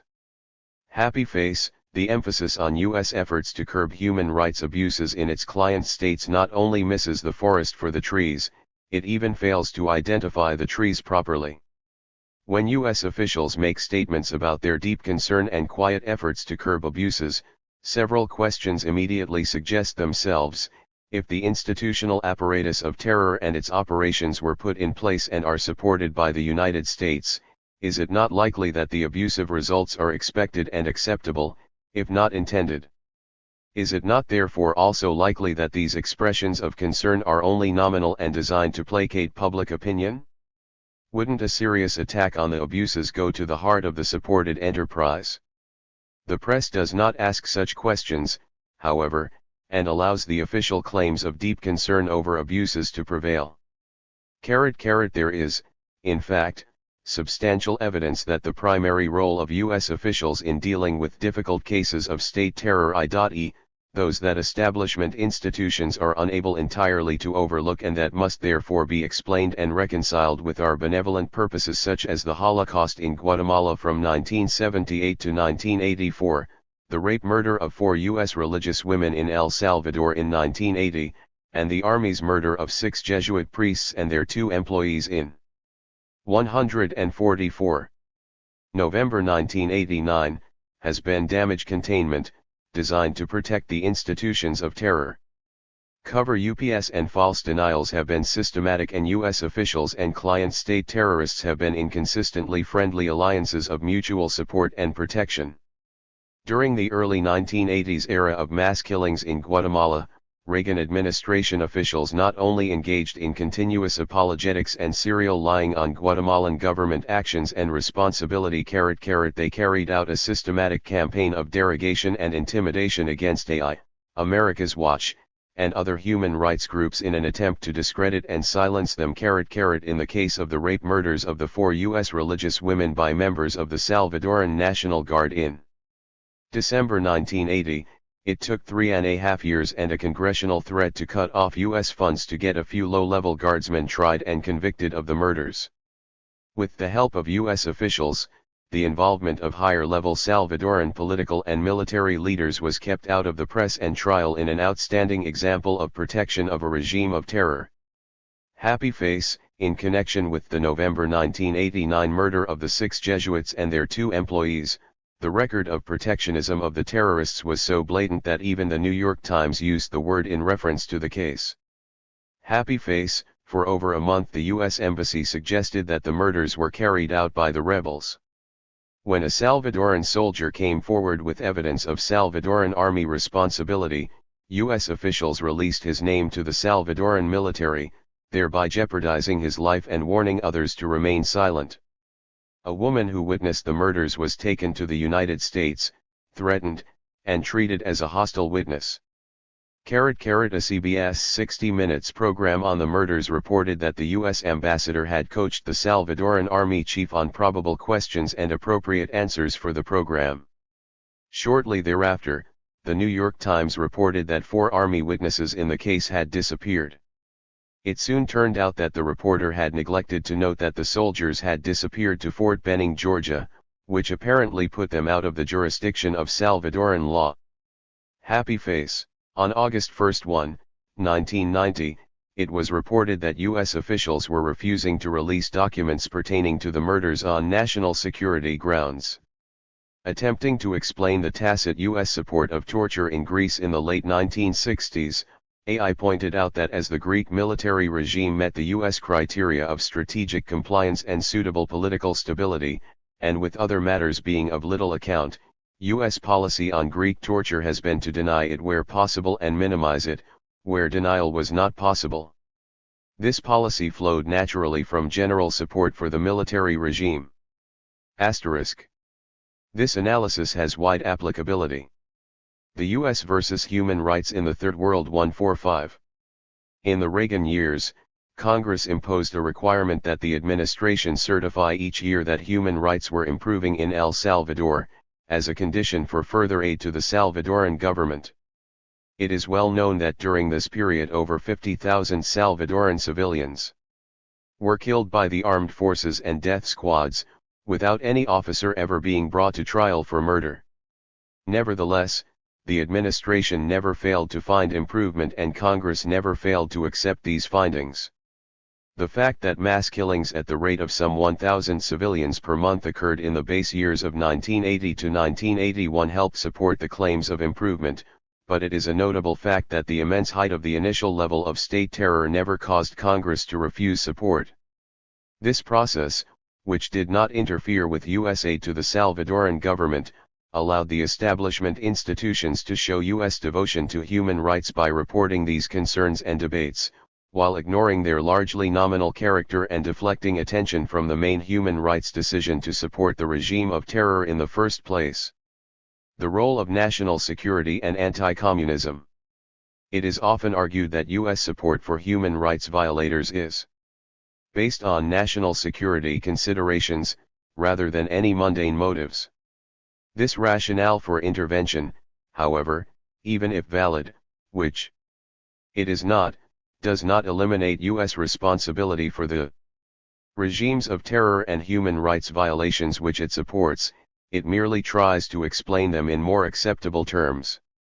The great virtue of the national security argument from the standpoint of U.S. economic and military elite interests is its combination of apparent virtue, compelling importance to politicians and press, and virtually unlimited elasticity. Politicians and mainstream editors and journalists cannot withstand the accusation that they are damaging U.S. national security, especially as communists are usually alleged to be standing in the wings waiting to take over and commence their march on Washington.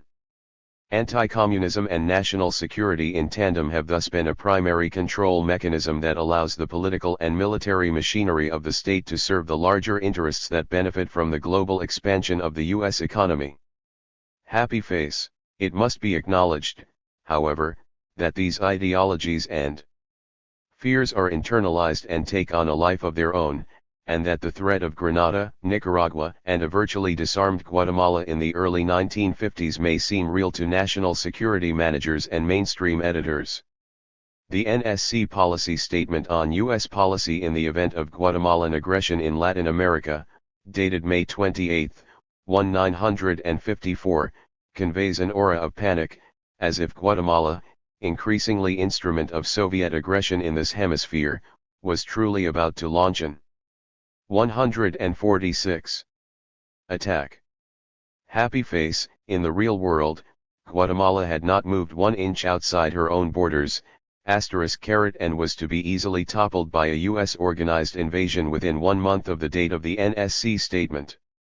Did the NSC members believe their own claptrap, or was it tongue-in-cheek? Whatever the answer, the service of such claims to the U.S. policing and removal of deviants from its backyard is real and hardly coincident. Tal.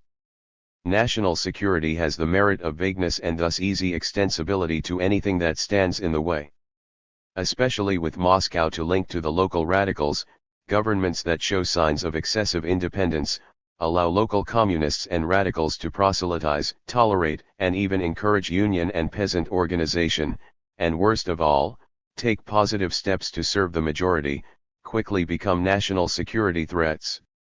I have long contended that one of the main purposes of the boycotts of countries like Guatemala, 1948 to 1954, and Nicaragua in the early 1980s, was to force a greater dependence on the communist powers, thus proving a desired linkage and justifying actions allegedly based on such connections.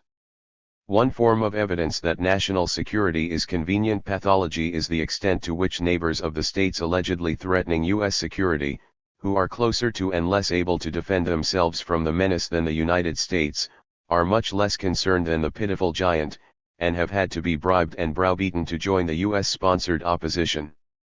Arm twisting was notorious in the case of the U.S. attack on Guatemala in the early 1950s. Happy face. With the Nicaraguan Revolution without borders in the early 1980s, the supposedly threatened local governments formed a Contadora group whose main function was to try to contain the United States by confronting it with an unwanted negotiating option. For the neighboring states, U.S. intervention was a far greater threat than Nicaragua. The history of Contadora provides further evidence that the national security threat was nominal only, and a cover for a great power's determination to brook no opposition in its backyard. The moment of truth came in 1984, when Nicaragua suddenly agreed to sign without reservation a proposed Contadora agreement that would have precluded all foreign advisors and bases and cross-border aid to rebels, and would have provided for continuous and virtually unrestricted on-site monitoring by third parties. This caused the Reagan administration to panic, and it quickly got its most amenable dependencies, Honduras and El Salvador, to find serious objections to the Contadora provisions. Happy face. An agreement that resolved the alleged national security concerns of the United States was an annoyance, for reasons that are all too clear. The U.S. versus human rights in the Third World 147. Elections and democracy. While U.S. sponsorship of regimes of terror, and the human rights implications of this support, are not discussed very much in the mainstream media, and are typically explained away in terms of our alleged national security interests, a great deal of attention is given to U.S. support of free elections and thus democracy in vindication of the genuineness of U.S. concern for human rights. This proof suffers from several serious limitations, however. One is its narrow conception of democracy. A second is the selectivity of application even within its own limited frame of reference. A third limit is that it ignores the ability of a great power to use free elections in ways that pervert them to its own ends and cause them to have an inverse relation to the substance of democracy. On the concept of democracy, the focus on elections addresses only political rights and powers, not the economic and social aspects of democracy. This conforms to the Western emphasis on rights that do not directly address inequality of wealth and income and the structural basis of inequality which in turn affect the substance of personal and political rights. Where structural change is needed for the attainment of basic needs for the majority, it is a precondition for political justice and rights as well, and the focus on elections may not only be a diversion, it may be a means of combating the struggle for human rights. Happy face. In the case of Nicaragua in the 1980s, the Sandinista government put great weight on economic and social rights, pursuing what the Latin American Studies Association team called the logic of the major. ITY, happy face, mobilizing a long-repressed majority to participate in organizations, and carrying out educational, medical, and economic programs oriented to majority interests. These programs were highly regarded by Oxfam and the Inter-American Development Bank GADB. The former noted that, from Oxfam's experience of working in 76 developing countries, Nicaragua was to prove exceptional in the strength of that government's commitment to improving the condition of the people and encouraging their active participation in the development process. Happy face. The LADB stated in 1983 that Nicaragua has made noteworthy progress in the social sector, which is laying a solid foundation for long-term socio-economic development. Happy face. The logic of the majority was not appealing to the Reagan administration and U.S. establishment, which quickly built up the exiled Somoza National Guard to attack the new order in Nicaragua. A variety of nominal reasons were given for this assault, reasons which shifted over time and were often based on fabricated evidence. However, it is important to recognize that Sandinista failings on politi 148 cal and personal rights, while vociferously alleged and strenuously protested by the Reagan government, merely provided public relations ploys whose use involved the Reaganites in remarkable hypocrisy.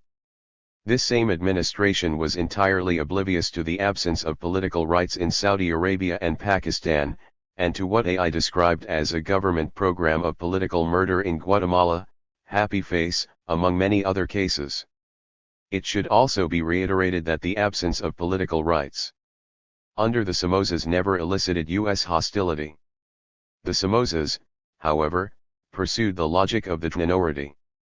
There may have been other variables affecting their relations with the United States, such as the Somozas' artful acknowledgement of inferiority and willingness to serve Godfather ... but it is striking that their systematic violations of human rights of all types caused no substantial negative U.S. reaction. Happy face. When the Sandinista government held an election in November 1984, the Reagan administration went to great pains to discredit it, to prevent it from legitimizing the Nicaraguan government and thereby interfering with the ongoing program of destabilization and low-intensity warfare. This effort at discrediting, based on an intense focus on official censorship and harassment of the newspaper La Prensa and the voluntary withdrawal from the election of a potential candidate, Arturo Cruz, was largely successful. The Reagan administration was thus able to continue its boycott, harassment, and military attacks on Nicaragua via a proxy army. By 1990, with the Nicaraguan economy virtually destroyed and per capita real income reduced by more than 50%, in a further free election the candidate sponsored and aided by the United States finally ousted the Sandinista government. This was almost universally regarded in the United States as proof that the patient pursuit of the electoral option works. The complementarity of the incessant, decade-long, and large-scale intervention damaging to the governing party to the benign electoral result was hardly noticed. Happy face. Elections were also held in El Salvador in 1982 and 1984 and in Guatemala in 1984 and 1985. These elections were sponsored and supported by the United States to legitimize governments that were engaged in very severe human rights violations, but which pursued the logic of the minority. They were held under conditions of army rule and ongoing state terror, and only after any left oppositional organizations and parties had been decimated, eliminated, or pushed underground. These were demonstration elections, demonstrating that democracy prevailed, as evidenced by free elections, and thus vindicating the terrorist regimes. In these cases, in contrast with the Nicaraguan election, the Reagan team focused not on press constraints and the inability or unwillingness of an alleged main opposition to the U.S. versus human rights in the Third World 149 run, but on the long voting lines, the guerrilla opposition to the elections, and the extent to which the elections met formal procedural criteria. The Western media followed this agenda, and El Salvador and Guatemala, unlike Nicaragua in 1984, were found to be democracies run by elected governments. These were not free elections in substance, but the power of superstate propaganda, with media support, allowed them to be portrayed as such. The Salvadoran and Guatemalan elections therefore served to damage human rights by improperly accrediting regimes of terror, thereby facilitating continued financing and underwriting further oppression. Through the same process of superpower propaganda and media cooperation, the relatively free Nicaraguan election of 1984, Happy Face, was not permitted to legitimate the government and therefore failed to bring an end to a program of external intervention and state-sponsored terror designed to terminate the pursuit of the logic of the majority. The Nicaraguan election of 1990, successfully portrayed in the United States as fair, was not fair at all. It was an electoral ratification of the defeat of the Sandinista program by foreign aggression. Not only had the position of the ruling party been undermined by incessant foreign economic and military attack, the elections were held under conditions of de facto extortion, as the hostage voting population was openly threatened with continued boycott, harassment, and renewed violence for casting their ballots the wrong way.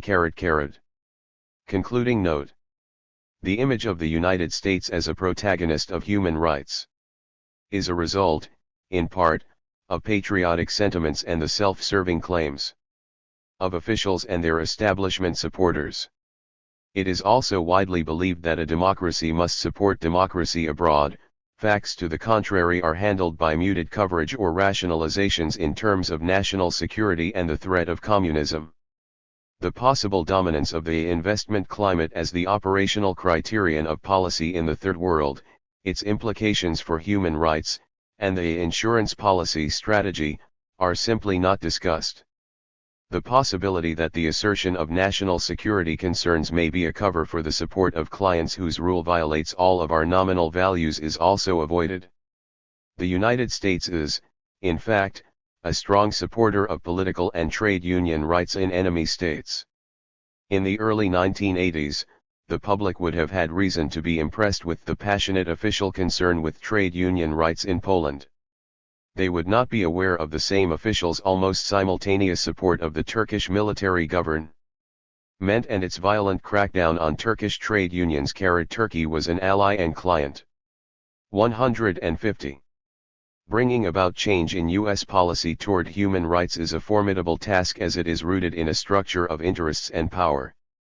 As these interests dominate the state and are able to shape media agendas, they have also been able to engage in effective role reversals, making themselves appear to be fighters for democracy and human rights, and hostile to terrorism and the use of force.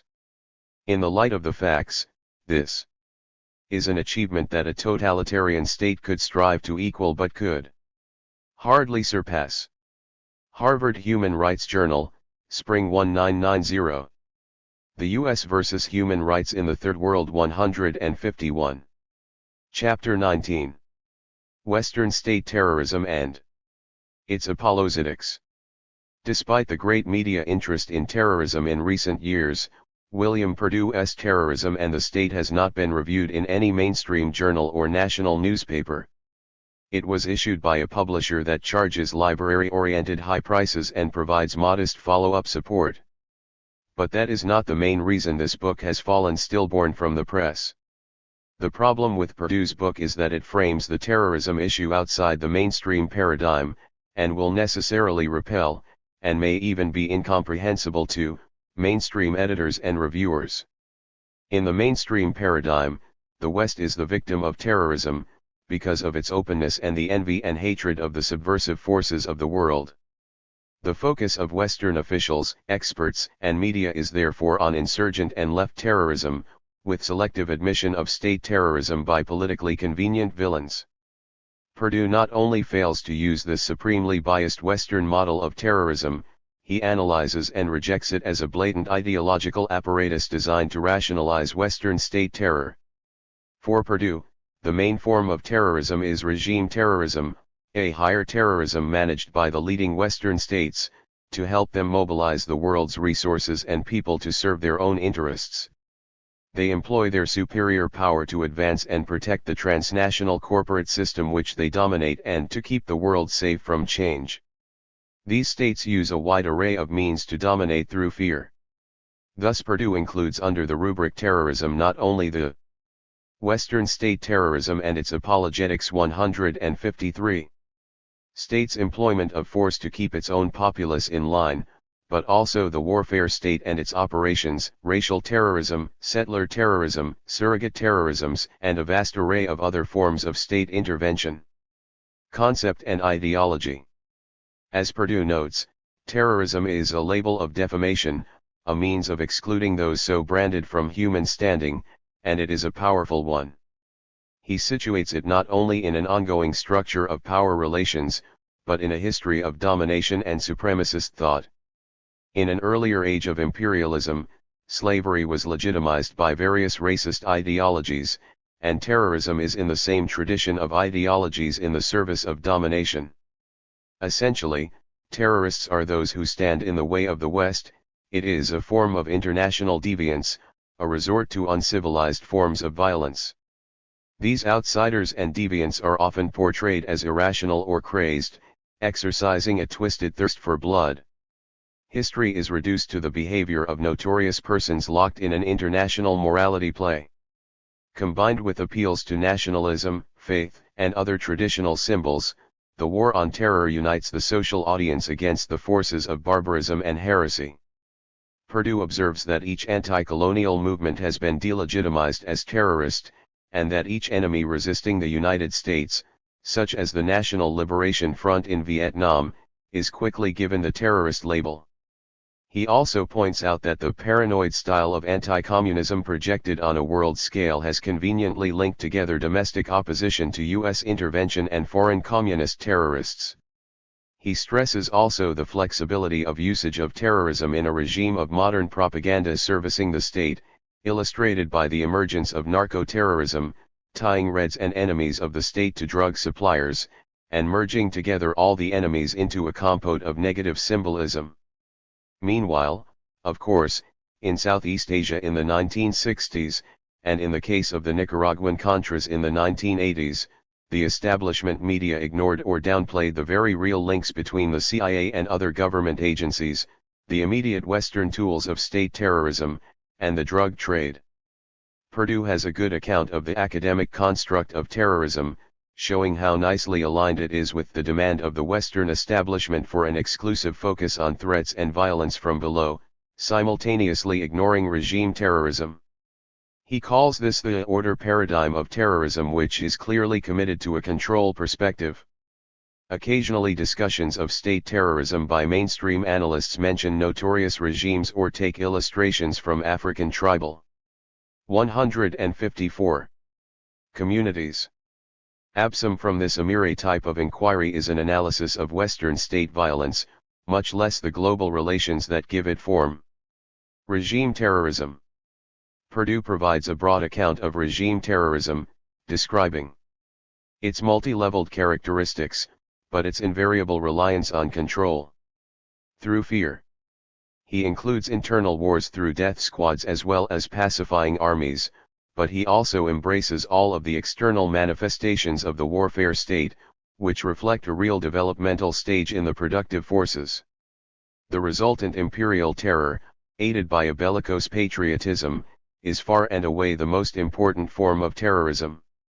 It rests on and is at the same time a part of the ideology of a dominant global system, designed to open and serve transnational investment.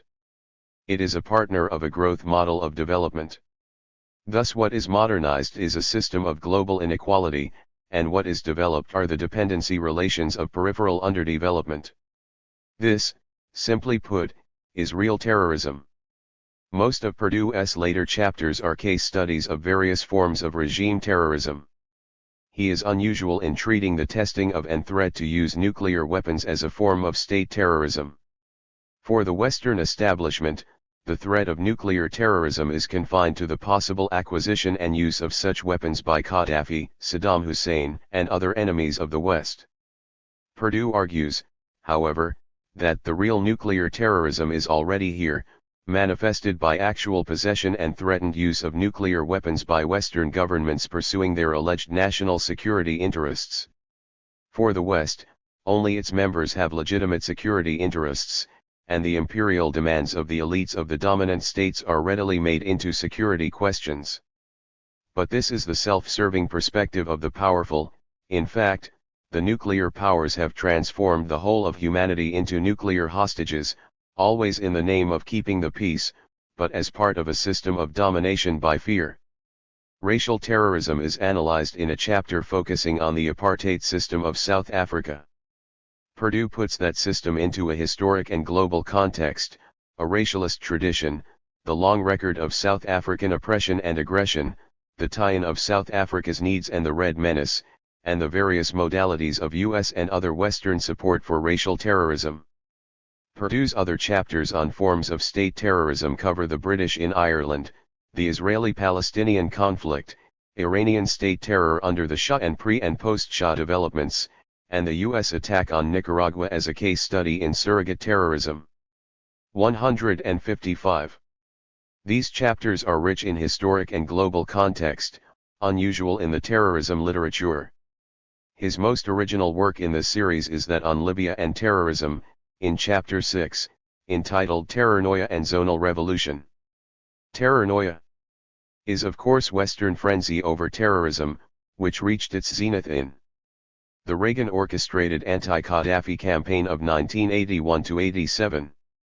Perdue reframes the issue, making Libya the victim of Western terrorism, for two main reasons: its serviceability as a target of opportunity and, most important, Libya's own independent development and support for programs, movements, and regimes not fitting the global requirements and development model being enforced worldwide by the United States and its allies. The selling of international terrorism. Perdue also has a very good account of the selling of terrorism. He describes how the media readily adopt the official identification of terrorists, confine the discussion to ways of meeting a self-evident terrorist threat, and ignore Western terror or make it into counter-terror. He shows how really gullible the Western media are, swallowing lies, small and large, sometimes belatedly and unapologetically corrected in the back pages. He stresses that terror stories concerning the proper terrorists are highly saleable and commodified in the Western media, not only meeting the standard of high marketability in a commercial media setting, but serving well the ideological interests of the transnational corporate economy. Commodified terror stories build audiences and sell commercial messages, and also serve to mobilize people and justify attacks against threats to global corporate interests. As Perdue points out, the commodification of terrorism confined to cases fitting systemic needs also comes very easily to the mass media by virtue of their ownership, frequent conglomerate linkage, and literal membership in a mutually supportive global corporate system. Perdue effectively ties the Western media selling of terrorism into the long debate over a New World Information Order. He notes how the extremely self-serving Western media perspective on terrorism is transmitted through powerful Western-dominated agencies to the entire world as the view on terrorism.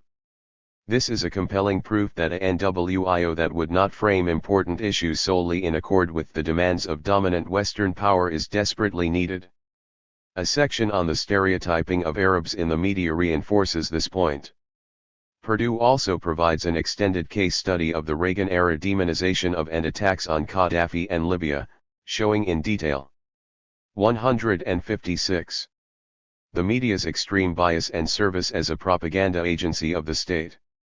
He examines the 1981 hit squad episode, as well as various others designed to make Libya the model of a modern terrorist state, in an interesting and persuasive account of real terrorism portrayed in the U.S. media as a response to terrorism. Conclusion. William Perdue provides a critique that deserves close reading and WIDE distribution and debate. It reverses the dominant Western frame of discussion, locating the most intimidating and destructive forms of terrorism in the Western states and their clients and in the needs of the global political economy dominated by the West.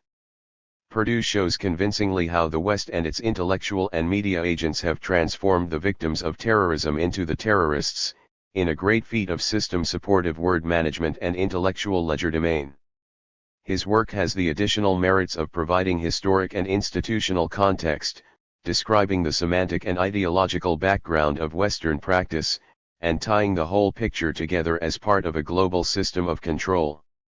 This is an important and useful work that raises questions that would be openly debated in a truly free society. The book has a contribution to make to an understanding of the Bush policies of selective opposition to naked aggression and the differential labeling of the insurgencies in Angola, Israel, Lebanon, Central America, the Gulf, and elsewhere. In fact, it provides an excellent background for understanding the Persian Gulf War, which fits the notion of a higher terrorism employed once again by the West to smash a threatening independent locus of power in the Third World. Monthly Review, April 1991. See Chapter 20. Reparations. Reparations as exact ions of the powerful. Reparations imply payments that compensate for damages unjustly inflicted on the recipient individual, group, or country. At the height of the black upheaval in the United States in the late 1960s, black activists sometimes invaded white churches and demanded acknowledgement of and reparations for past crimes. These occupations and demands got some publicity, and perhaps had some marginal educational value, but they had no material consequences. Historically, reparations have only been exacted by victors from the vanquished, and have been unrelated to matters of justice. Reparations reflect strength and power, and are hard to distinguish from looting and the exaction of tribute. Weak countries and exploited peoples cannot obtain reparations because they rarely if ever vanquish their oppressors, and also because there is no world system that enforces reparations for law violations, except where consistent with the interests of the dominant powers. It has often been said that Vietnam won the Vietnam War, but the fact that Vietnam could not obtain a penny of reparations and could not even escape a U.S.-organized 18-year-long ostracization and boycott is one piece of evidence that they did not win. They were not conquered, and their tenacious resistance imposed such costs that the aggressor eventually gave up the effort.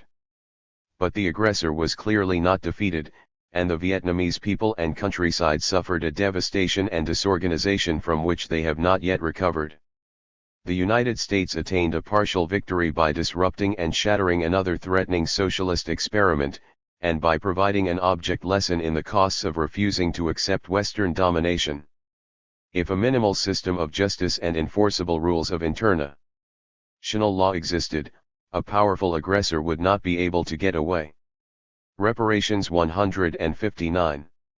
With destroying and making an object lesson of a small country like Vietnam, but the UN never interfered with U.S. aggression, and Vietnam had no legal recourse for obtaining reparations, which would have run to many hundreds of billions.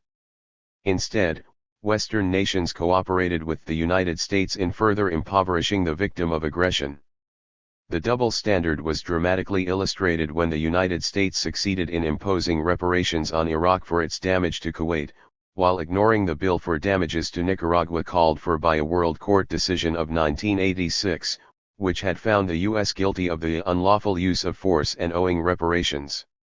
The Bush administration eventually bullied the Chamorro government into withdrawing the $17 billion Nicaraguan claim, which the United States had refused to pay and would have continued to ignore if Chamorro had continued to press it.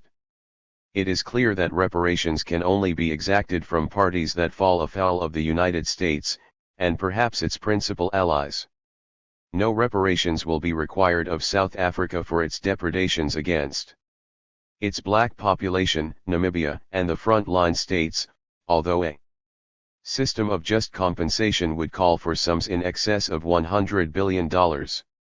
The best that victims of the West can hope for is a termination of the violence perpetrated against them. Salgado and the Workers. I was inspired to write on reparations after seeing the wonderful photo exhibit Workers, by Sebastião Salgado at the Philadelphia Art Museum.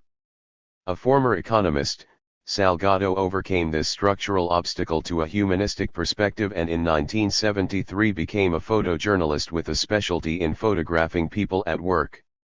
His coverage is global and his message is humane and radical, that workers are remarkable in their diversity, beauty, and ugliness, ability to cooperate, and willingness to struggle, suffer, and overcome obstacles, and that they are grossly abused and exploited in the service of the world's affluent minority. It was a bit startling to see Salgado's printed message greeting entrance to the exhibit. The images offer a visual archaeology of a time that history knows as the Industrial Revolution, a time when men and women at work with their hands provided the central axis of the world. Concepts of production and efficiency are changing and, with them, the nature of work. The highly industrialized world is racing ahead and stumbling over the future. In reality, this telescoping of time is the result of the work of people throughout the world, although in practice it may benefit few. 160. The developed world produces only for those who can consume approximately 1/5 of all people. The remaining 4/5, who could theoretically benefit from surplus production, have no way of becoming consumers. They have transferred so many of their resources and wealth to the prosperous world that they have no way of achieving equality. So the planet remains divided, the first world in a crisis of excess, the third world in a crisis of need, and, at the end of the century, the second world that built on socialism in ruins. The destiny of men and women is to create a new world, to reveal a new life, to remember that there exists a frontier for everything except dreams. In this way, they adapt, resist, believe, and survive. Salgado shows sugarcane workers in Brazil and Cuba, tea workers in Rwanda, shipyard workers in Poland and France, textile workers in Bangladesh and Kazakhstan, stockyard workers in South Dakota, gold mine workers in Brazil, fishermen in Spain and Italy, sulfur workers in Indonesia, and canal builders in India, among many others. He provides textual backgrounds to each set of pictures, and in some cases the question of reparations owed strikes one forcibly. In the accompaniment to the superb photos on Coal India, he tells us that for nearly 2 centuries, small British companies in the Dhanbad region were interested in short-term investment and immediate results. Miners drilled a hole in the center of the coal vein and removed only the quantity found in that tunnel, leaving whatever surrounded it. This practice, called gallery mining, circumvented the investment needed for extensive tunnels. When the British finally left, nearly 90% of Indian coal reserves remained untouched. Though this extraction method had some immediate advantages, the long-term consequences of gallery mining were disastrous. Many of the tunnels had been badly drilled, oxygen circulation caused underground fires that broke out around 1940, not only causing enormous damage to the Dhanbad coal reserves but allowing parts of towns built on ground above the mines to collapse. The fires continue to bum today. The loss is estimated at $5 billion, not counting the waste of surface area and the destruction of roads and buildings. In addition, gases emitted from the underground combustion cause heavy pollution. Most of the workers shown by Salgado are simply working hard under technologically backward conditions at low, often impossibly low, wages. His incredible pictures of the gold miners in Serra Pelada, Brazil, with 50,000 mud-soaked men digging for gold on a hillside, calls up an image of slaves building pyramids in ancient Egypt. Teams of 3 men dig and 6 men haul the ore from 65 square-foot concessions leased by the state to private contractors. Each sack weighs between 65 and 130 pounds, and the workers are paid 20 cents per sack, which must be carried up a myriad of ladders to the top of the mines. The reparations 161. Indonesian sulfur miners have a 4-hour CHMB up to the top of a volcano, then a 2,000-foot descent to the edge of a sulfuric lake. Clouds of poisonous sulfuric fumes bubble up from the crater. These are captured through tubes, cooled, solidified, broken up, and put in wicker baskets placed on the ends of carrying poles.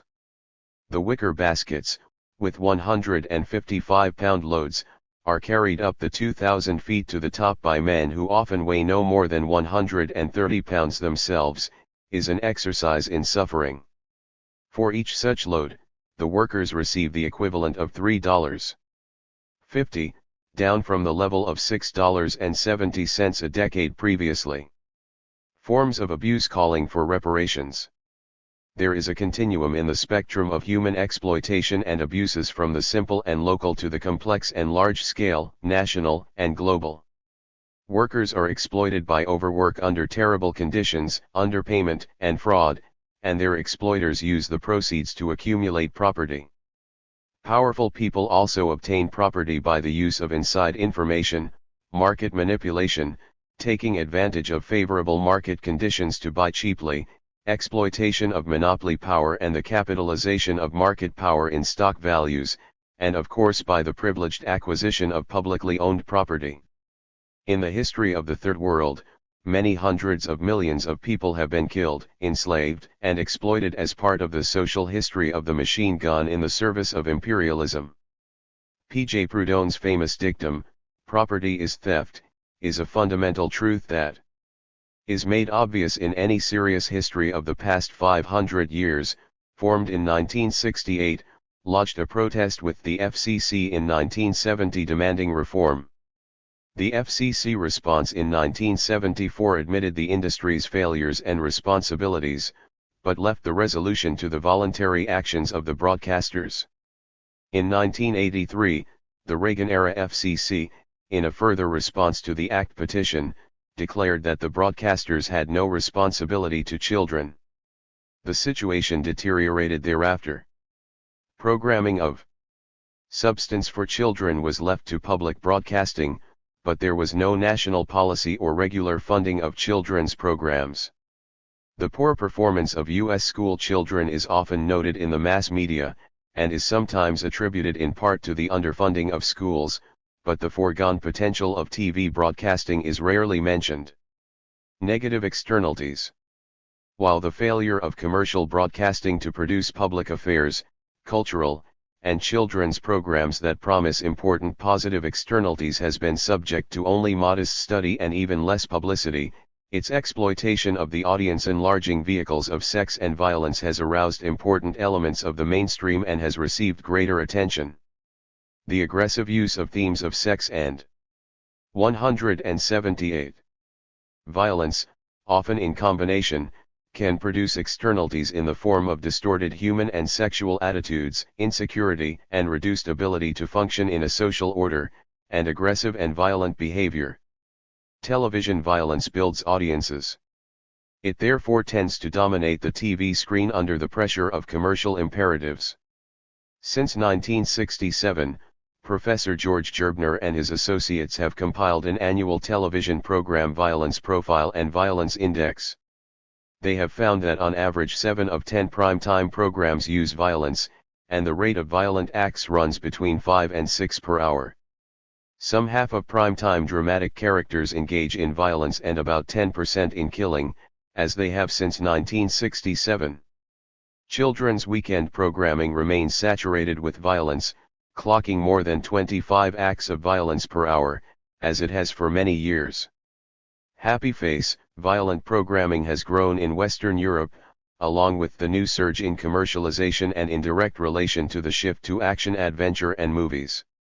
With the proliferation of commercial charmels and the high cost of original programming, there has been a heavy demand for mainly foreign movies and series to fill the program gap. Sepstrup points out that the great increase in use of U.S. movies and serials is not based on a special preference for U.S. products. It is grounded in commercialization and the proliferation of commercial channels with slots to fill and sell. With market-based imperatives in place, violence as an important ingredient of programming follows. In reference to their transnational study of TV violence, HERMAN and Efron point out that of the violent programs evaluated in the first wave of the study in Finland, Poland, and Israel, about 60% have been imported from the United States.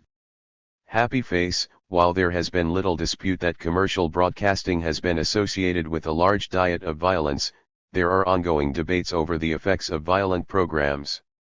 There are problems of causality. Does alienation and aggression come from watching violence on television, or do alienated and violence-prone people tend to watch programs that express their worldview? Is TV violence an incitement and stimulus to violence or a catharsis?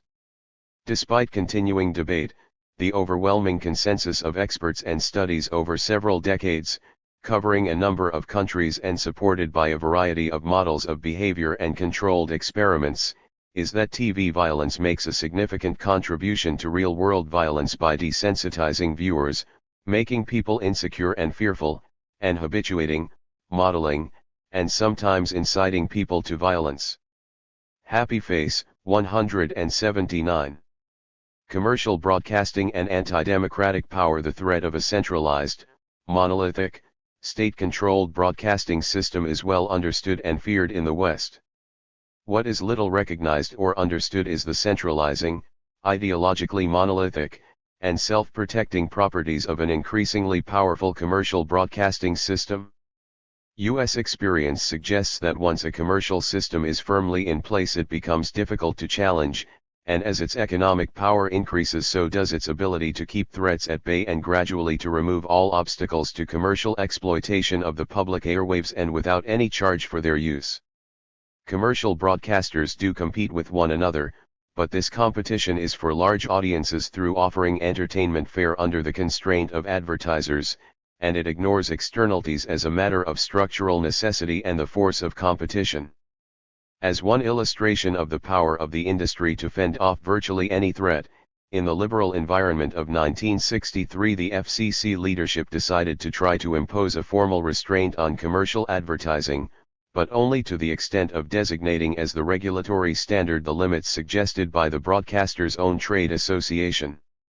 This enraged the industry, which went quickly to work on Congress, and the FCC quickly backed down.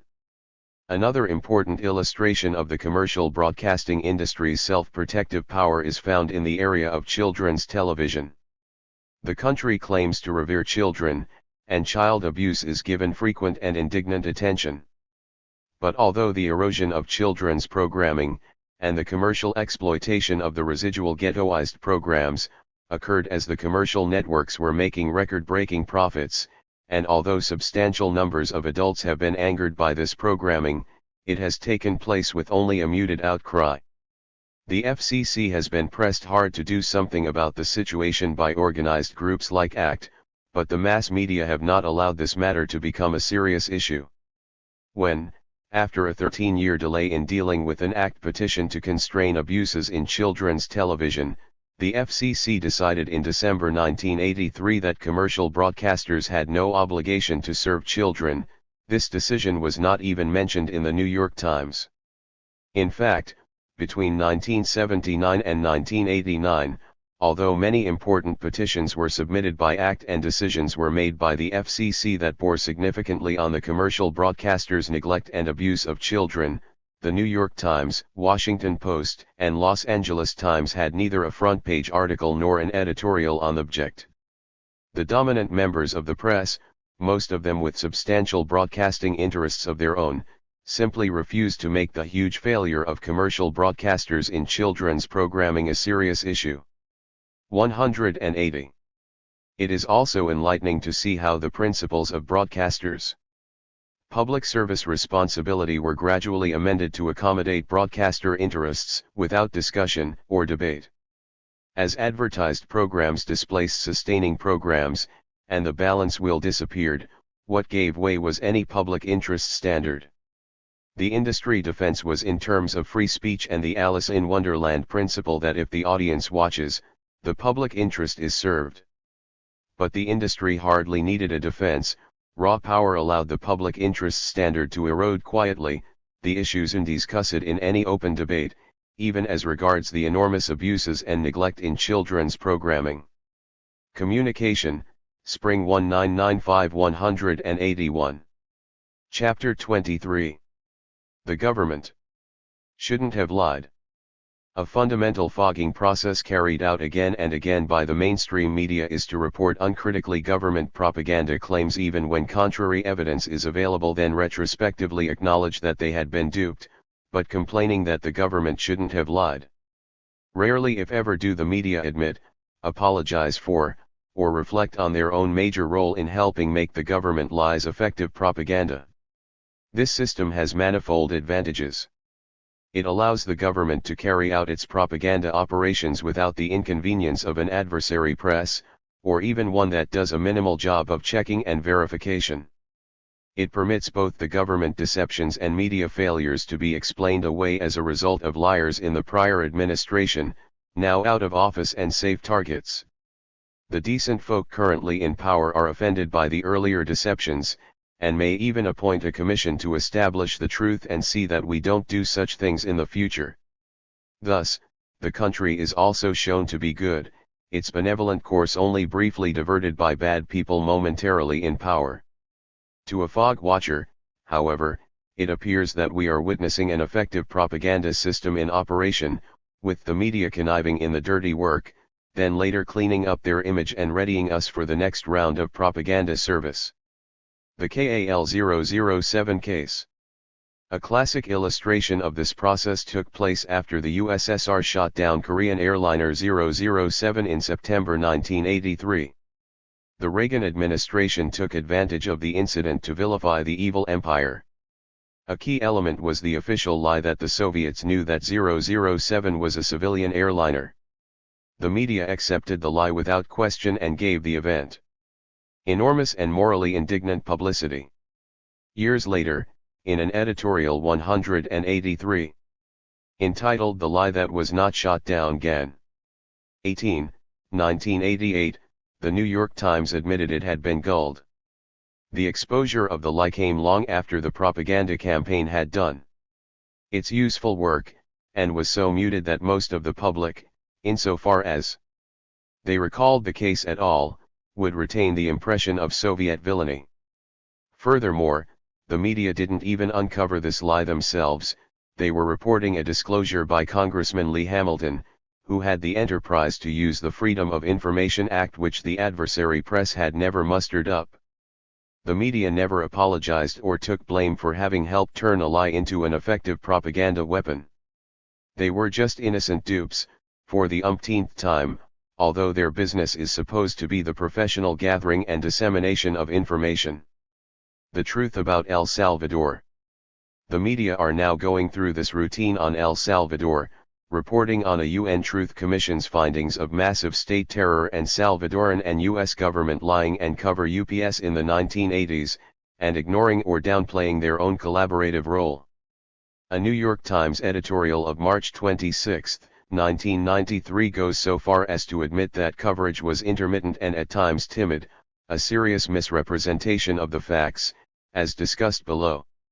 The necessary work of pacification having been concluded, the media are now more forthcoming. The new administration, appointing a commission to examine the lying, shows itself to be dedicated to a return to truth after the accidental decade.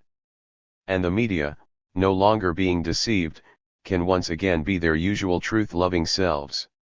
Timidity or tacit collusion.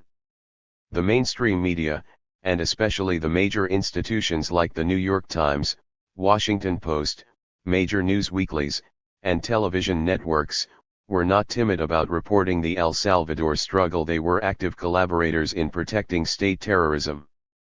There were occasional exceptions, but the generalization holds for the institutional thrust and principal reporters employed in the mainstream media. In fact, it could even be said that the major institutions were enthusiastic salespersons for the U.S. policy and therefore de facto supporters of what novelist Juan Carrady called a deranged killing machine. One accommodation to propaganda themes. This was dramatically evident in the media's regular acceptance of official propaganda lines. A very important one from late 1979 onward was that the ruling Salvadoran junta was centrist, moderate, and struggling to find a middle way between the extremists of right and left who were killing 184 people. This was a huge misrepresentation. An October 1979 coup was carried out by young military officer reformers, but the junta it appointed found itself stymied by old guard military officers, and the last of the reformers had resigned by March 1980, leaving the army in full charge and the junta a mere military front. The military had already embarked on a rampage which lasted for several years and in which thousands of unarmed civilians were murdered. Although the army and their security forces and specialized death squads did virtually all the killing of civilians, the official line was that an uncontrolled right and left were more or less equally at fault. The mainstream media's acceptance of the propaganda line of a weak centrist government, beset by implacable extremes that were doing the killing, helped rationalize support for the deranged killing machine. Another tremendous propaganda achievement of the government media team was in portraying the elections of 1982 and 1984, held under conditions of extreme terror, obligatory voting, and with the left off the ballot by necessity and plan, as triumphs of democracy. The purpose of these U.S.-sponsored demonstration elections was to persuade the U.S. public to accept official support for a regime of terror by showing its democratic character in holding and winning an election. The mainstream media cooperated fully in portraying these elections, in which none of the conditions essential to a free election were met, as genuine and legitimizing. The media also helped put over a multitude of smaller propaganda ploys, sometimes making themselves ludicrously gullible conduits of official propaganda. One of my favorites was the work of James Lemoyne and the New York Times, collaborating with the Salvadoran government in pretending that the murder of human rights activist Herbert Anaya in October 1987 was the work of the rebels. Anaya had been imprisoned by the government, and was their bitter critic. At the time of his murder he was under constant government surveillance and threat.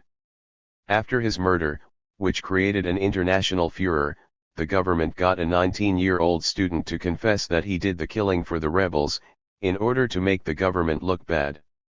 This was a rerun of an earlier 1983 murder in which the government obtained a confession under torture, which was later retracted, as the student accused of Anaya's murder subsequently retracted his.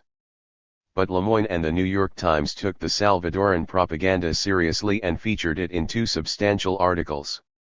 The retraction was noted in a tiny AP dispatch. This was knowing gullibility in the service of propaganda. 2. Refusal to publish readily available materials. The mainstream media protected the Salvadoran army and death squads, and Carter REA. 185. Gan Bush policy, by their muted coverage of negatives and by their failure to report vast numbers of unpleasant facts. The deranged killing machine made a practice of exposing mutilated bodies in the outskirts of San Salvador and other towns in the early 1980s as a form of public education. The media protected the terrorists by avoiding discussion of this practice or showing pictures of these horrors. A few days before the March 1982 election, the Salvadoran army took the press corps to the San Salvador morgue to see the bodies of 4 Dutch journalists, whose mutilated genitals were in full view. Again, the media failed to report the event. The destruction of the 2 independent Salvadoran newspapers and multiple attacks on the church's radio station in 1980-81 were barely mentioned in the New York Times, which referred to the trials and tribulations of La Prensa in Nicaragua 263 times in a 4-year span. The massacre of some 600 Salvadoran civilians by the Salvadoran army at the Rio Sumpul River in May 1980 was not covered at all by the mainstream media, although it was reported abroad. This was a microcosm of the enormous media cover-up. Mass murder was in progress in El Salvador in 1980-82, but because the mainstream media kept this in the distant background, the March 1982 election could be portrayed as a plausible electoral experience, disturbed only by rebel threats. The huge massacre at El Mozote was reported, but it led to a government and right-wing assault on the reporters involved. The subsequent demotion of Raymond Bonner at the New York Times was an object lesson to other reporters and testimonial to the quality and priorities of the dominant media. In March 1981, the army produced a death list of 138 Salvadoran liberals and leftists, which included virtually all politicians and organizational leaders of the left. This list dramatized the danger to left politicians if they ran for office, and made it clear that the election was a farce. The list was never mentioned by the New York Times in 1981 or 1982. In 1989, however, the New York Times finally referred to the 1981 death list, noting that in 1981, The armed forces put a bounty on the heads of 138 leftists by publishing a list of their names and describing them as wanted traitors.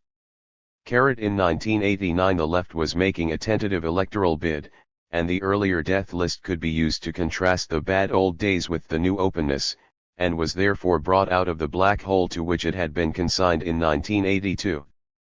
3. Treatment of D'Aubuisson and Vides Casanova.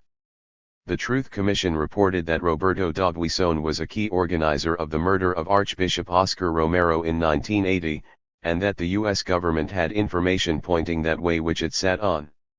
With minor exceptions, such as an outstanding 1983 Los Angeles Times series by Craig Piles and Lori Beckland on the extreme right in El Salvador. 186. The mainstream organs were not interested in D'Aubuisson or in any search for who murdered the Archbishop. After the murder of Polish priest Jerzy Popiełuszko in 1984, the New York Times and other media focused incessantly on how far up the ladder responsibility went. In the case of Romero, the media had more important matters to concern themselves with. The New York Times never examined D'Aubuisson's ties to the U.S. organized intelligence apparatus of El Salvador, or to the World Anti-Communist League, nor did it ever report his statement to European journalists in 1982, published in Mexico's El Dia, that, "You Germans are very intelligent, you realized that the Jews were responsible for the spread of communism and you began to kill them." When the election of 1982 approached, and the Reagan administration was preparing the ground for a possible D'Aubuisson presidency, the New York Times obliged with an article that softened his image in perfect accord with the new political line.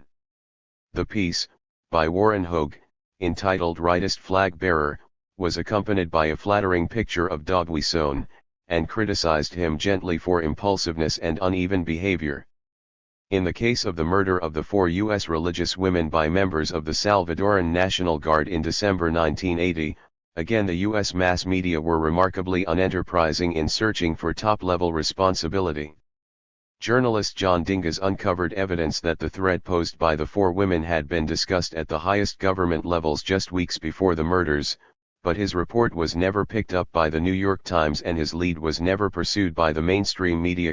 When Vides Casanova, the head of the National Guard at the time of the women's murders, was elevated to Minister of Defense in April 1983, Lydia Chavez noted in a flattering New York Times portrait that he is considered a political moderate and was named to head the National Guard back in 1979 in an effort to end its reported excesses. Can you imagine the Times doing this for the head of the Polish security service that had murdered Popiełuszko? This is not timidity, this is active collusion. 4. Treatment of sources. The mainstream media used official sources very heavily in reporting on the Salvadoran struggle, even though it was obvious from the start that these sources were completely unscrupulous. It is true that government officials in the Reagan years used strong-arm methods to keep the media in line, and it is also true that honest reporters in El Salvador faced real threats of bodily harm. But instead of fighting back and refusing to be bullied, the mainstream media caved in. Belatedly, the New York Times castigated Elliot Abrams as a liar at the time when it counted. However, this liar was given generous space and no attempts were made to evaluate and correct his false claims. Church sources on the mass killings in L-187. Salvador were virtually ignored, as were peasants, rebels, and U.S. and foreign observers whose views differed from the government's line. This was very clear during the elections of 1982 and 1984, when officials and official observers were given publicity and credence, but dissidents and foreign observers were ignored, allowing an election theatrical to be effectively staged. The New York Times editorial of March 26, 1993 mentioned that the courageous Ambassador Robert White found deaf ears in Washington in 1980 and 1981 when he cabled unwelcome news about the murder of Archbishop Romero and of 4 American church women. But did the New York Times follow up on White's earlier courageous efforts by using him as a source, pressing to find out the exact content of his cables, and making other efforts to get to the truth about these murders? Clearly they did not. Not only did the paper fail to pursue the Romero case, as White was anathema to the Reaganites, it didn't take long for Juan Dionis of the New York Times to write that even Robert White acknowledged an administration claim, as if Robert White was a far-out extremist. 5. Treatment of reporters. The New York Times editorialized on March 16, 1993 that Raymond Bonner's reporting on the El Mozote massacre had been vindicated by the Truth Commission. This was remarkably hypocritical, given that following the attacks on Bonner by the government and right wing, the New York Times soon relieved Bonner of his duties in Central America and put him on the financial page beat. Bonner resigned shortly thereafter. While Bonner was demoted, Warren Hogue, whose reporting on the Salvadoran election of 1982 never deviated from official propaganda claims, was in due course promoted to head the paper's foreign desk. Richard Milan and Lydia Chavez, like Hogue reporters who deferred to state propaganda, remained in Central America. Eventually the New York Times hired Shirley Christian, an aggressive proponent of the Reaganite line, and James Lemoyne, who served the state propaganda apparatus with sleazy efficiency, to cover Central America.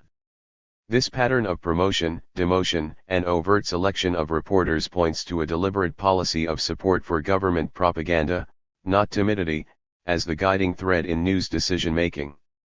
So does the entire record of studied ignorance, selective indignation, and frequent enthusiastic participation in propaganda campaigns. Insofar as timidity and fear were factors, they add the sin of cowardice to that of deliberate propaganda service to a system of sponsorship of state terrorism. Z. May 1993. 188. Chapter 24. David Brodger and the Limits of Mainstream Liberalism. Several years ago, a Central America activist in Philadelphia asked the editor of the Philadelphia Inquirer where on his opinion page there was a leftist to offset his regular offerings of George Will and Charles Krauthammer. The editor named David Brodger. Brodger himself would quite properly deny this designation, but it is significant that he would be so categorized, and it is a fact that in the spectrum of opinion of leading syndicated columnists he is on the left. Eric Alterman points out that Brodger is the only non-right-wing pundit who begins to challenge the circulation numbers of the likes of Will, Kilpatrick, and Buchanan, and that in the print media the responsible political dialogue on the great issues of the day is thus often perceived to fall between Will on the one hand and Brodger on the other. We may recall, also, the neoconservative opinion that the elite media has been captured by the left. It may be of interest, therefore, to examine Brodger's positions on major issues to see just how far left opinion reaches in the mainstream press today. Since 1966 Brodger has been a reporter and syndicated columnist based at The Washington Post. He won the Pulitzer Prize in 1972 and has received many other awards within the journalist fraternity. Although alleged by some to be a card-carrying liberal, he is rarely attacked by right-wing media enforcers and politicians, as Anthony Lewis sometimes is and as Drew Pearson used to be. It will be shown below that this is understandable given that Brodger takes conservative positions on many issues, and in those instances where he is inclined toward liberal and dissident views, his voice is faint and he leans over backwards to cause no conservative distress. 189. No agenda and no pugnacity. Brodger has no discernible agenda as a columnist, with the possible exceptions of the threat of budgetary deficits, and the need to fend off attacks that suggest fatal flaws in the two-party system or basic U.S. institutions. Furthermore, in contrast with right-wingers like Krauthammer, Sapphire, and Will, he does not press issues. He shifts from topic to topic like a butterfly, touching lightly on a point of current interest and moving quickly on. But he avoids many of the tough issues that the conservatives repeatedly address. For example, on Nicaragua, during the 1980s Brodger several times noted in passing that he opposed the Contra War, but his only full column on the subject lauded Reagan for finally turning to diplomacy and working on a sounder premise than the maintenance of a mercenary army of Contras. In fact, Reagan was trying to undercut the efforts of several Central American governments to stop the war, so that in this one and only column Broder misrepresented the facts and issues and served as an instrument of official propaganda. On numerous other important but controversial issues, Broder has been silent or evasive. He has written only passing phrases on the Israeli-Palestinian conflict. Racism, environmental issues, gender and sexual preference questions, and developments in and policies toward problematic states like Pinochet's Chile and Guatemala he rarely if ever discusses. His 2 articles on feminism over the past dozen years dealt with infighting among feminists. One was on the possibility of working within the Republican Party CWP, August 26, 1987, the other on who deserves feminist political support. He avoided taking a position in his several columns on abortion by writing in a horse race mode, merely reporting on the balance of factional power in the political arena. IWP, May 29, 1991, and on who is winning and losing in the court battles. A column on Clinton's early compromise on the issue of gays in the military did stress the historic significance of Clinton's rally with gay activists in May 1992 and the important step toward eliminating one of society's last prejudices, but framed it all in terms of Clinton's weakness and inability to carry through on commitments. In another article touching gay-lesbian issues, Broder described his attendance at Tony Kushner's Angels in America Perestroika CPI, June 29, 1994, but again, while the column was sympathetic in tone, it failed to address real issues. Broder has been entirely silent on Guatemala, Chile, El Mazote, Oscar Romero, the Contadora Agreement, the U.S. withdrawal from UNESCO, Otto Reich and the Office of Public Diplomacy, the Boland Amendment, Cuba and the Torricelli Bill. 190. Kindness toward conservatives. Broder not only doesn't fight on the tough issues, he is exceedingly kind to conservatives. Thus, Lee Atwater, the organizer of the Willie Horton campaign of 1988, is tough and effective. Campaign manager James Baker was merely manipulating paranoia in using Willie Horton. IWP, April 9, 1989, and George Bush, ultimately responsible for the Horton ploy, did this despite a lifelong history of tolerance and decency in racial matters. Broder was apparently unaware of Bush's opposition to the crucial Civil Rights Act of 1964. He wrote this phrase while commenting on Bush's new quota bill campaign against civil rights. Bush was also described as a man of moderate temperament and pragmatic instinct, and his foreign policy was one of practical idealism. Dick Cheney had an emotional balance and a mental discipline remarkable in government. Reagan himself was repeatedly lauded for his presidential qualities and national leadership of a high order in handling Grenada and in pushing through his economic program, and any shortcomings as chief of state were overshadowed by the grace with which he functions as chief of state in moments of national tragedy and triumph. Broder's generosity to the Reaganites went far beyond any he extended to Democrats, except New Democrats. Those who attacked the Bork appointment, Broder spoke of as quick-lip liberals who pop off in opposition. Those signing a petition opposing the invasion of Panama he dismissed as left-wing politicians and activists. Jerry Brown, campaigning in 1992, Broder paired with Buchanan, and dismissed harshly as a loud-voiced protester offering left-wing populism and phony salvation. Lazy insider. One of Broder's favorite themes is the danger of reporters getting too close to their sources, and he congratulates the press for its determination to keep its distance from government, not only to avoid censorship, but to avoid co-optation.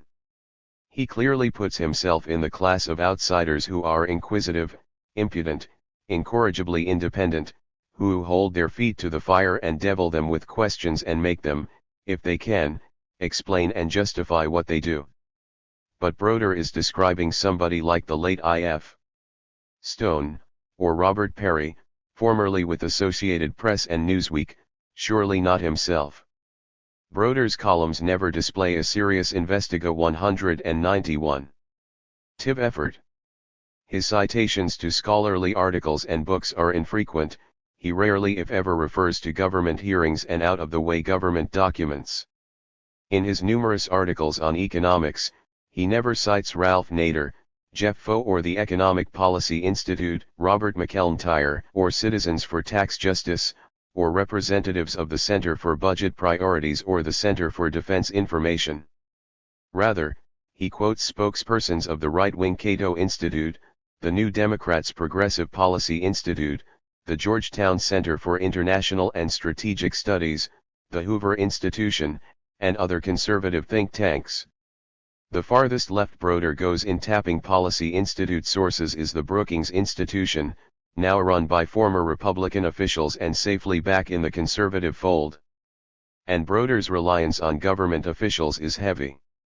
He reports on interviews with Bush, Cheney, Moynihan, William Gray, Lee Hamilton, Leigh Aspin, Colin Powell, and William Bennett, and he cites many other officials.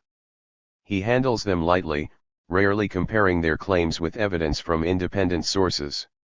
He never questions their motives, and with rare exception takes what they say at face value.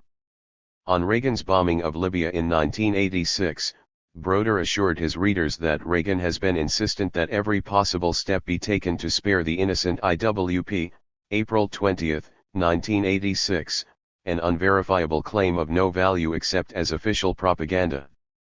As noted, Broder praised Reagan for having taken the diplomatic track in Nicaragua in 1987, lazily accepting official claims at face value and failing to consider other possible reasons for the new line, as would a pundit who holds officials' feet to the fire and devils them with questions.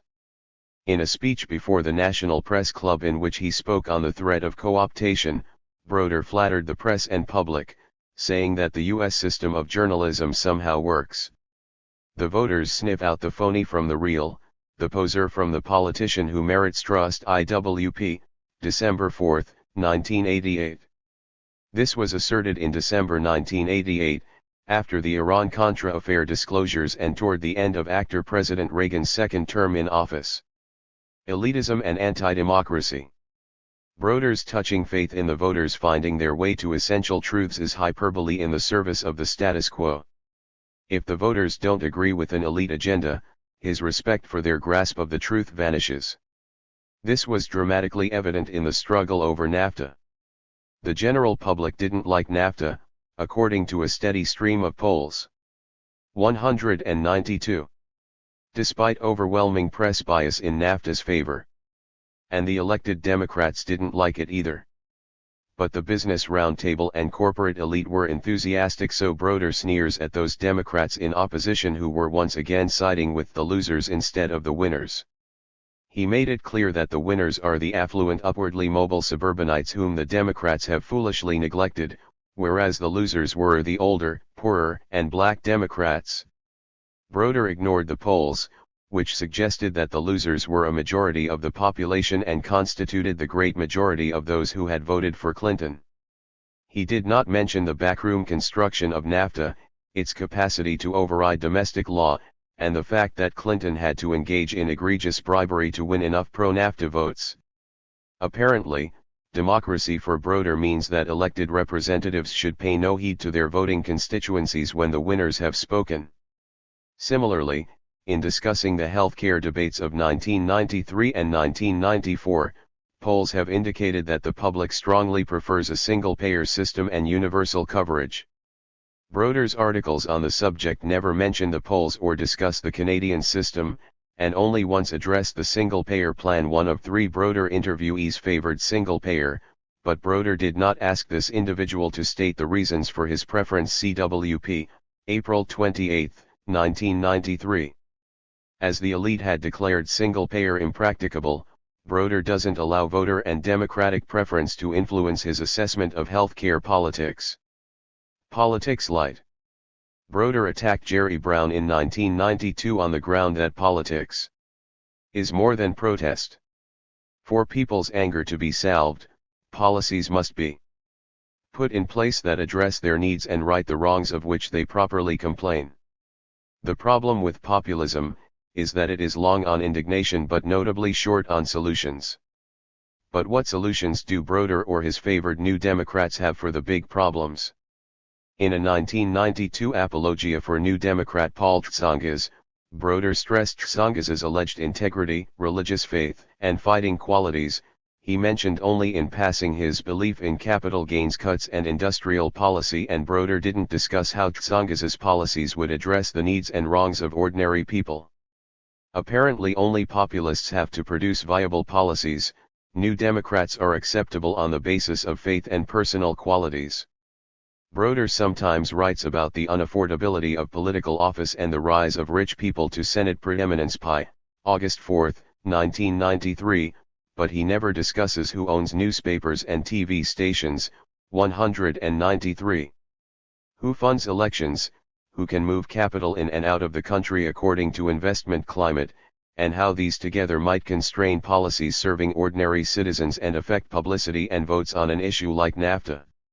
He offers only politics light horse racing, personal qualities of establishment politicians, programmatic failings of populists, inexplicable public anger and frustration at policy failure in a system that is a triumph and with a media that is working well to serve the public interest. Court appointments. Broder was extremely kind to the Reagan-Bush court appointees of the past decade, and raised no objection to the resultant ideologically based restructuring of the courts.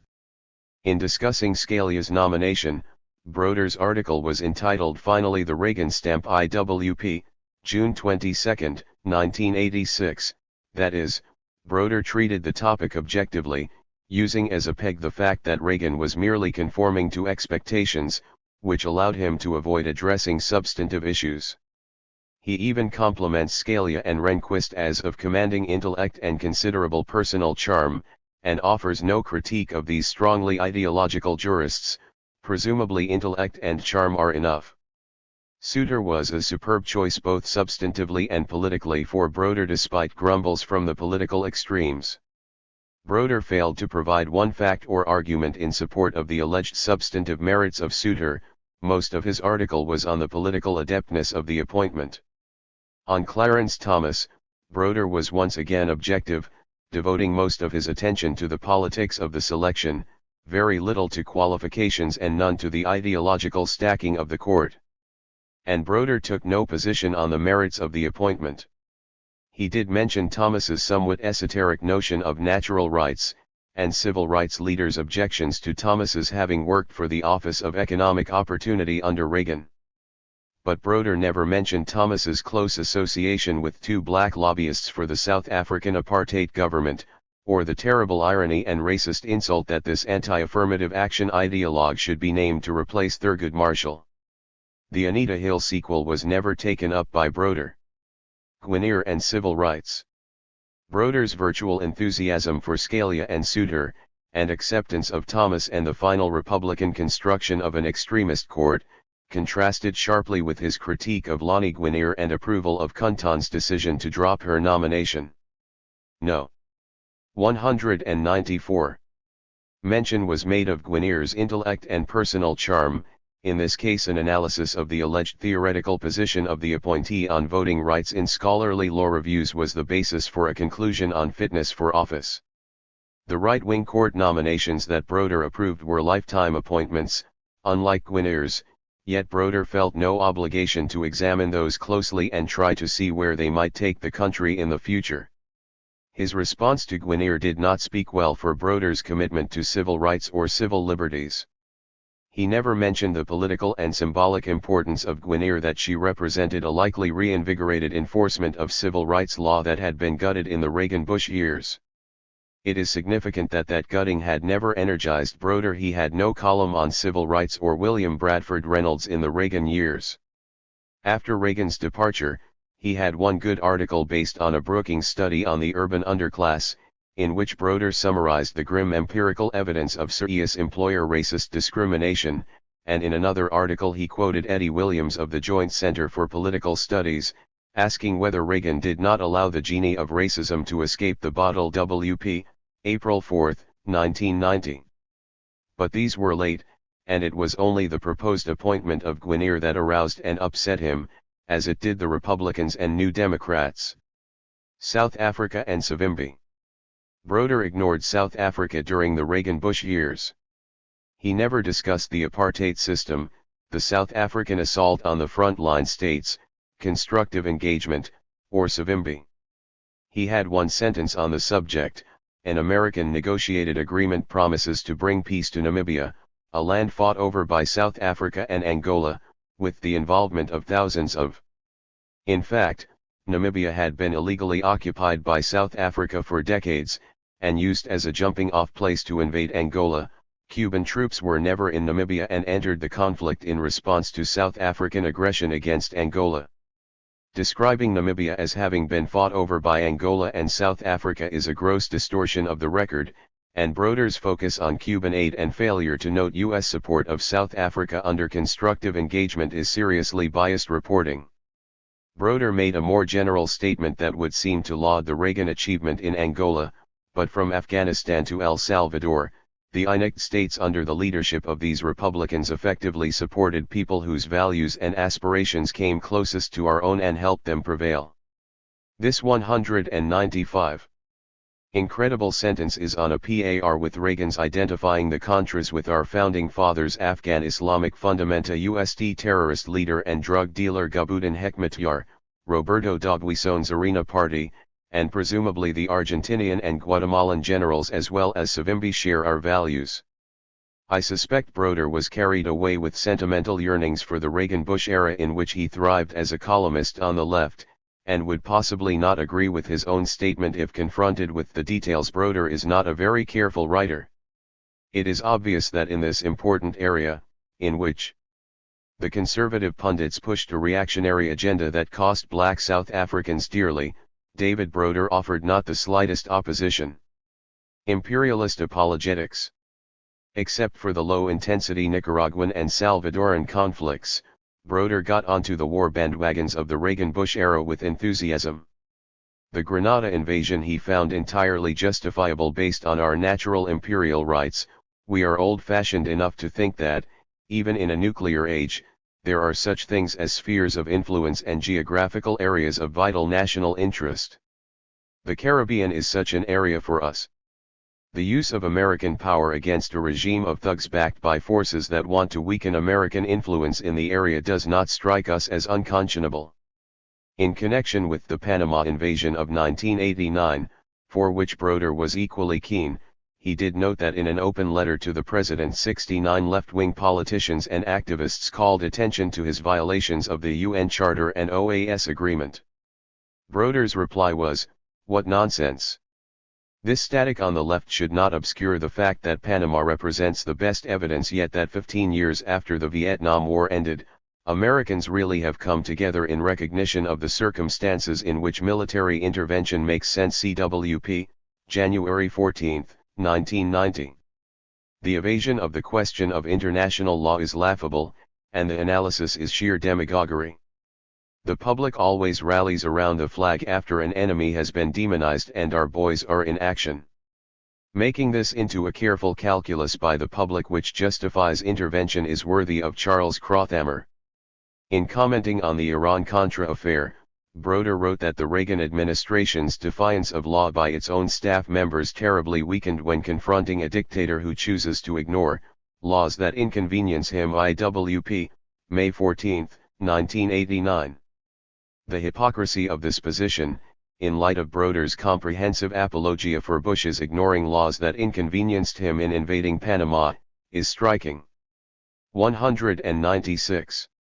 On Panama, Broder quoted Bush on our need to send a clear signal when democracy is imperiled, as otherwise the enemies of constitutional government will become more dangerous. CWP, September 10, 1989. Broder did mention in passing that the Reagan administration had earlier supported the tin pot dictator and drug trader Manuel Noriega, but he never mentioned George Shultz's presence and sanctioning of the fraudulent Panamanian election of 1984, which left Noriega in charge. He did not discuss Oliver North's negotiations with Noriega to secure help in destabilizing Nicaragua, and did not explain why the tin pot dictator suddenly became objectionable in 1986. And in his usual superficial way, Broder failed to enumerate the vast array of tin pot dictators supported by U.S. power, nor did he mention George Bush's 1985 toast to the tin pot dictator Ferdinand Marcos, "We love you, sir, we love your adherence to democratic rights and processes." During and after the Gulf War, Broder exceeded himself in patriotic ardor, several times even castigating the Democrats for dithering in failing to give Bush immediate powers to fight, and then hypocritically citing the congressional debates on the war as evidence of democracy at work. CWP, December 16, 1991, pi, January 12, 1991, pi, August 3, 1994. There was no patriotic lie and obfuscation that Broder did not swallow and regurgitate. In an early article, Broder quoted a Republican politician's prescient observation. "My concern is that before Election Day, the question will be not how well Bush reacted but whether we did all we could have done to prevent the crisis from arising." But Broder made no effort to examine the background of appeasement, which virtually invited an invasion of Kuwait. He simply parroted the official propaganda line that it was all Saddam's fault. He also accepted without question that we were helping the people of Kuwait keep their freedom. And he failed to question the central propaganda lie that the Bush administration made a serious effort at a diplomatic solution. He stated that Saddam was applying the diplomatic stiff arm, when in fact Bush and Baker fended off every diplomatic move. Broder reported Baker's failed conference with Iraqi Foreign Minister Aziz in January 1991 as simply one more sad instance of Iraqi intransigence. CWP, January 11, 1991. This was pundit service to the war party that once again Charles Crothammer could not surpass. 197. Libya and terrorism. When Reagan bombed Libya in 1986, purportedly in response to a Libyan terrorist attack at a German discotheque, Broder, far from distancing himself from government, once again took the official version as true and asked no questions. The strike was a necessary and proper step, and Americans can take justifiable pride in the president's response to the berate provocation. Could Reagan be lying about Libyan involvement? Could there be a hidden agenda in this stoking up of anti-Libyan fervor? Wasn't the attack an attempt to kill Gaddafi, and therefore contrary to U.S. law which prohibits foreign assassinations? No such questions are asked by the gullible Broder. He lists as the other major terror states Syria and Iran, not South Africa or Guatemala or the U.S. in Nicaragua in accord with the official line. Haiti and El Salvador.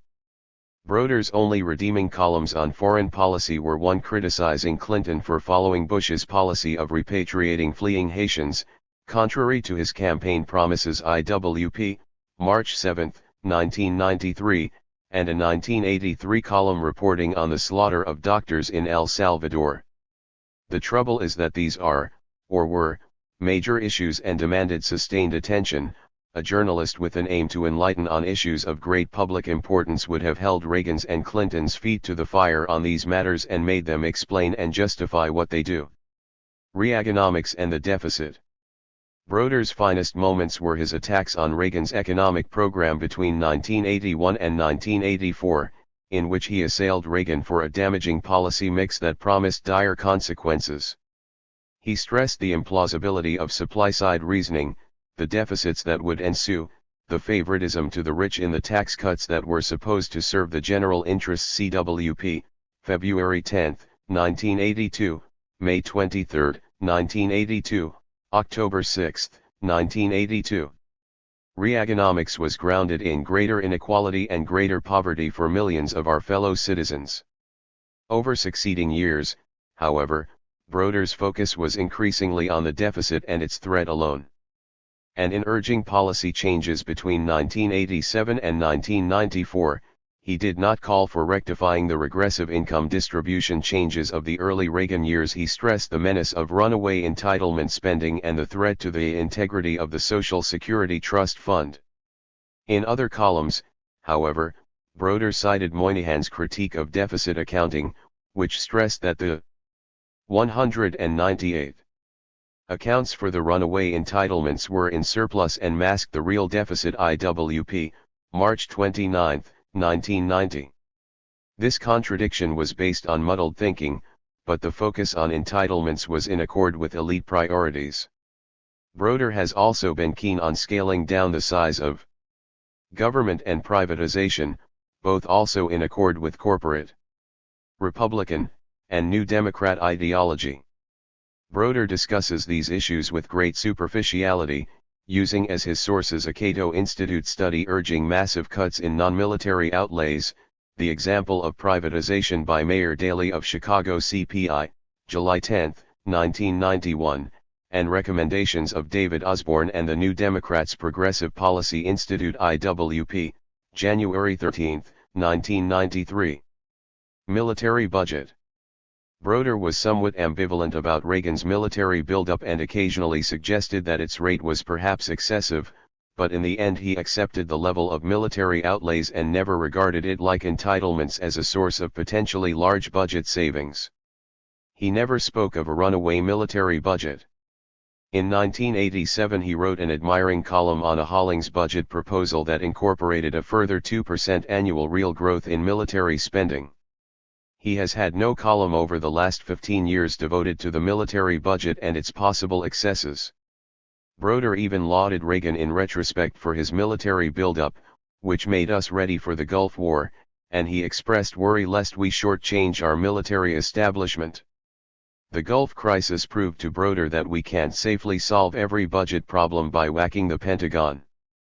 Broder never ever hinted at the possibility that the Gulf War could be even partially explained by the power of the security establishment and its need to justify its command over resources. The Republicans, said Broder, in a final accolade, did not let America's armed might wither away.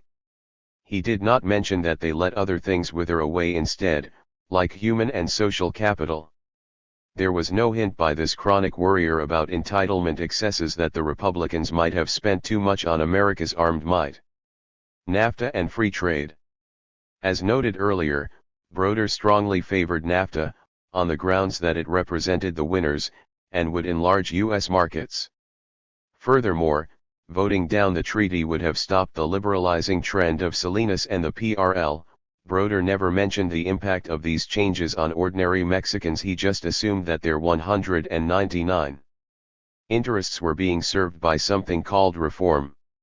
He did speak with Harley Shaken, an anti-NAFTA guru, but Broder only reported Shaken's admission that the defeat of the treaty would shock Mexico, not a word on Shaken's analysis of the substantive issues. Instead, he relied heavily on journalist William Orm's book Continental Shift, published by the Washington Post Company, which says what Broder wanted to hear on the wonders of NAFTA IWP, November 3, 1993.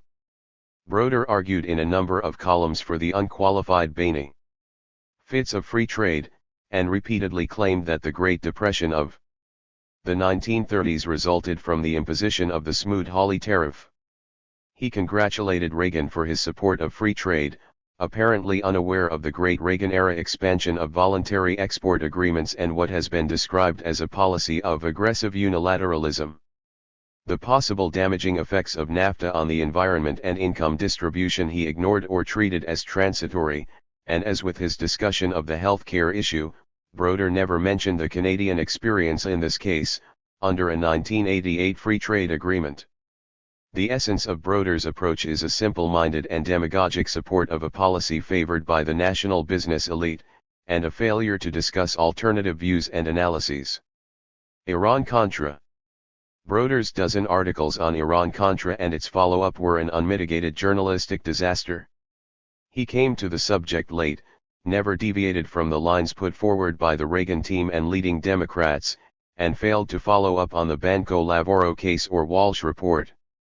He never cited independent investigators like reporters Robert Perry or Brian Barger, or analyst Peter Kornbluh. His main source was Democratic Congressman Lee Hamilton, who was one of the engineers of the Democratic political collapse over Iran-Contra. His leading secondary sources were George Bush and an influential Republican. He never criticized the extremely limited scope of the congressional investigation, its granting of immunity to Oliver North, and the incompetence and cowardice of the Democrats, who let North take over the proceedings. Most important, Broder saw the whole affair as mainly executive mismanagement. The very serious law violations he underplayed or ignored. IWP, June 17, 1987, August 9, 1987, November 10, 1987.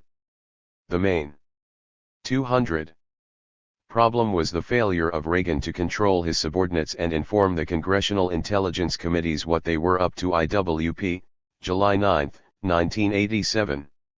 He therefore agreed with Hamilton that no legislative change was necessary. CWP, June 7, 1987, and expressed satisfaction that Reagan had taken steps to put his house in management order. CWP, August 14, 1987. Broder's downgrading of the legal and constitutional issues in Iran-Contra was shown further in a column in which he equated the Democrats' attempts to legislate limits on Contra aid with the Iran-Contra actions of the Reaganites. The former, which were entirely within the bounds of law, he characterized as legislative usurpation. The Iran-Contra actions, which involved hidden, direct violations of law and an overriding of constitutional provisions on the separation of powers, was executive usurpation for Broder.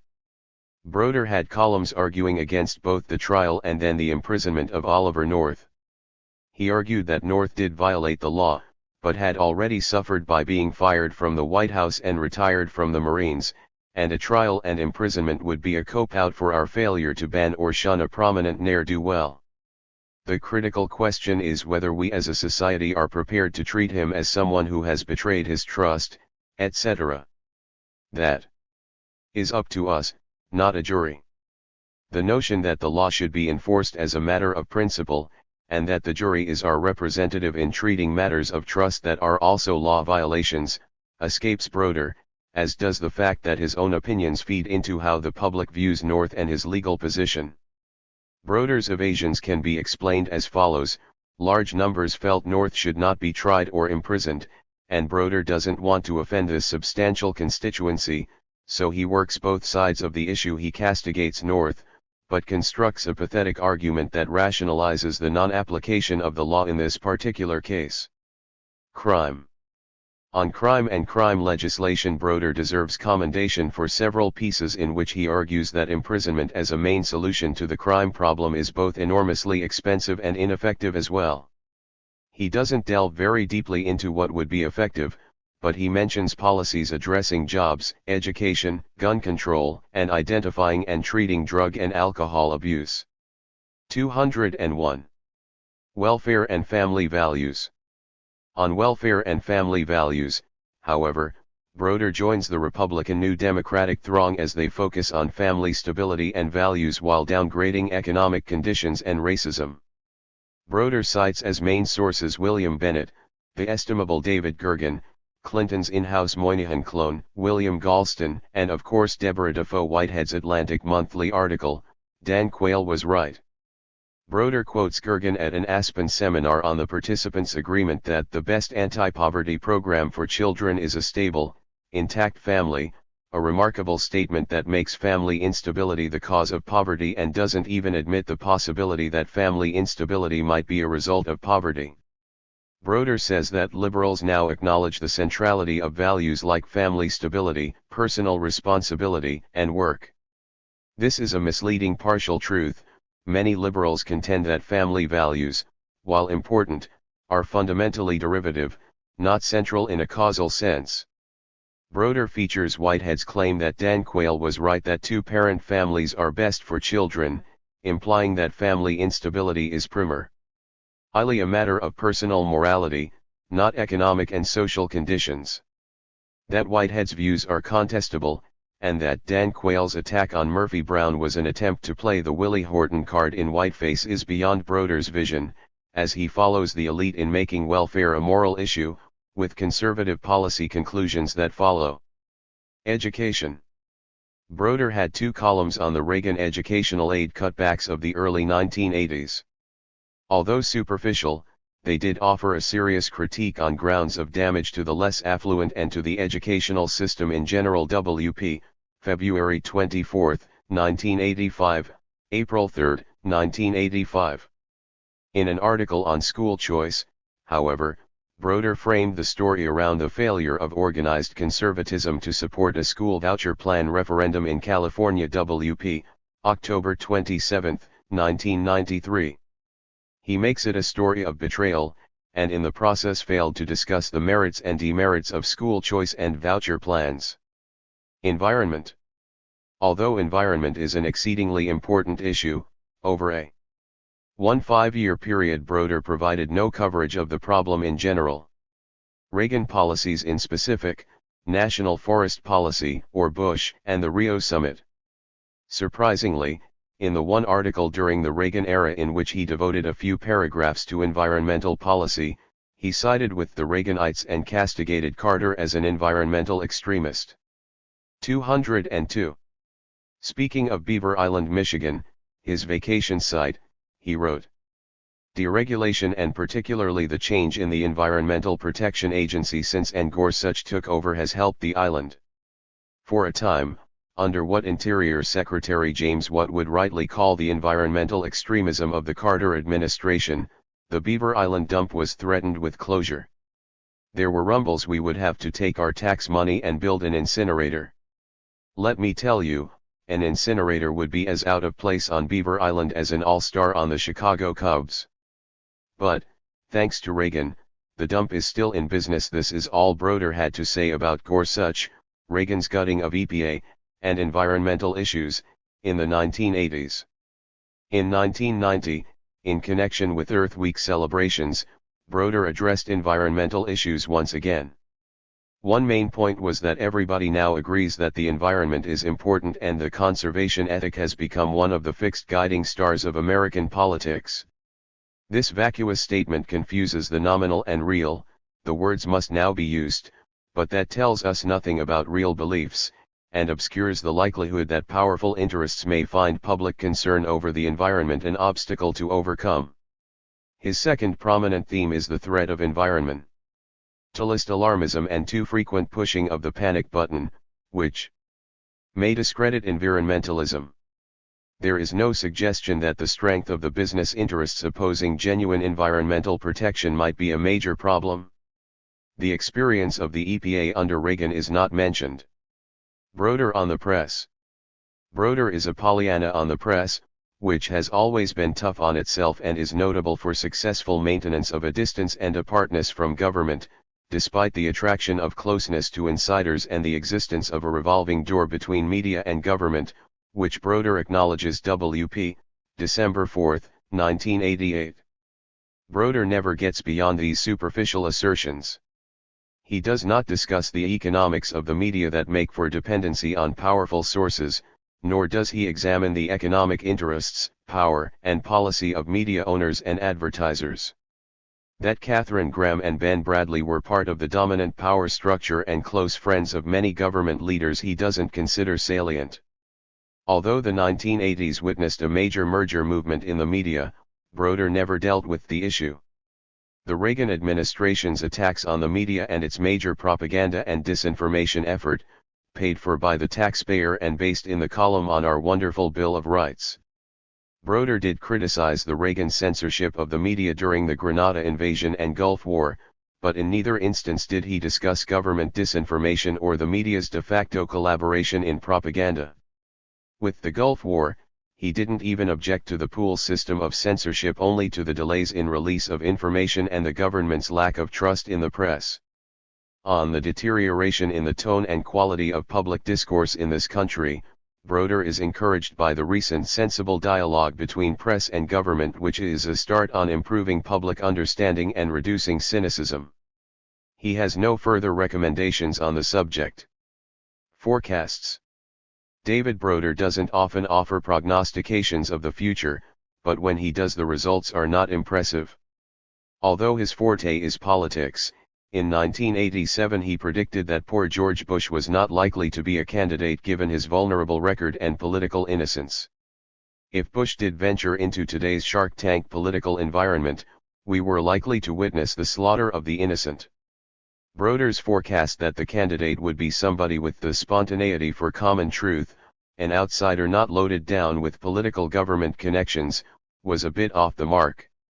On international affairs, his Panglossian tendency was dramatically evident in his view that in the New World Order ethnic conflict would surely be on the downgrade. He spoke of the waning force of the clashing nationalisms, unfortunately timed to usher in its global resurgence. Concluding note.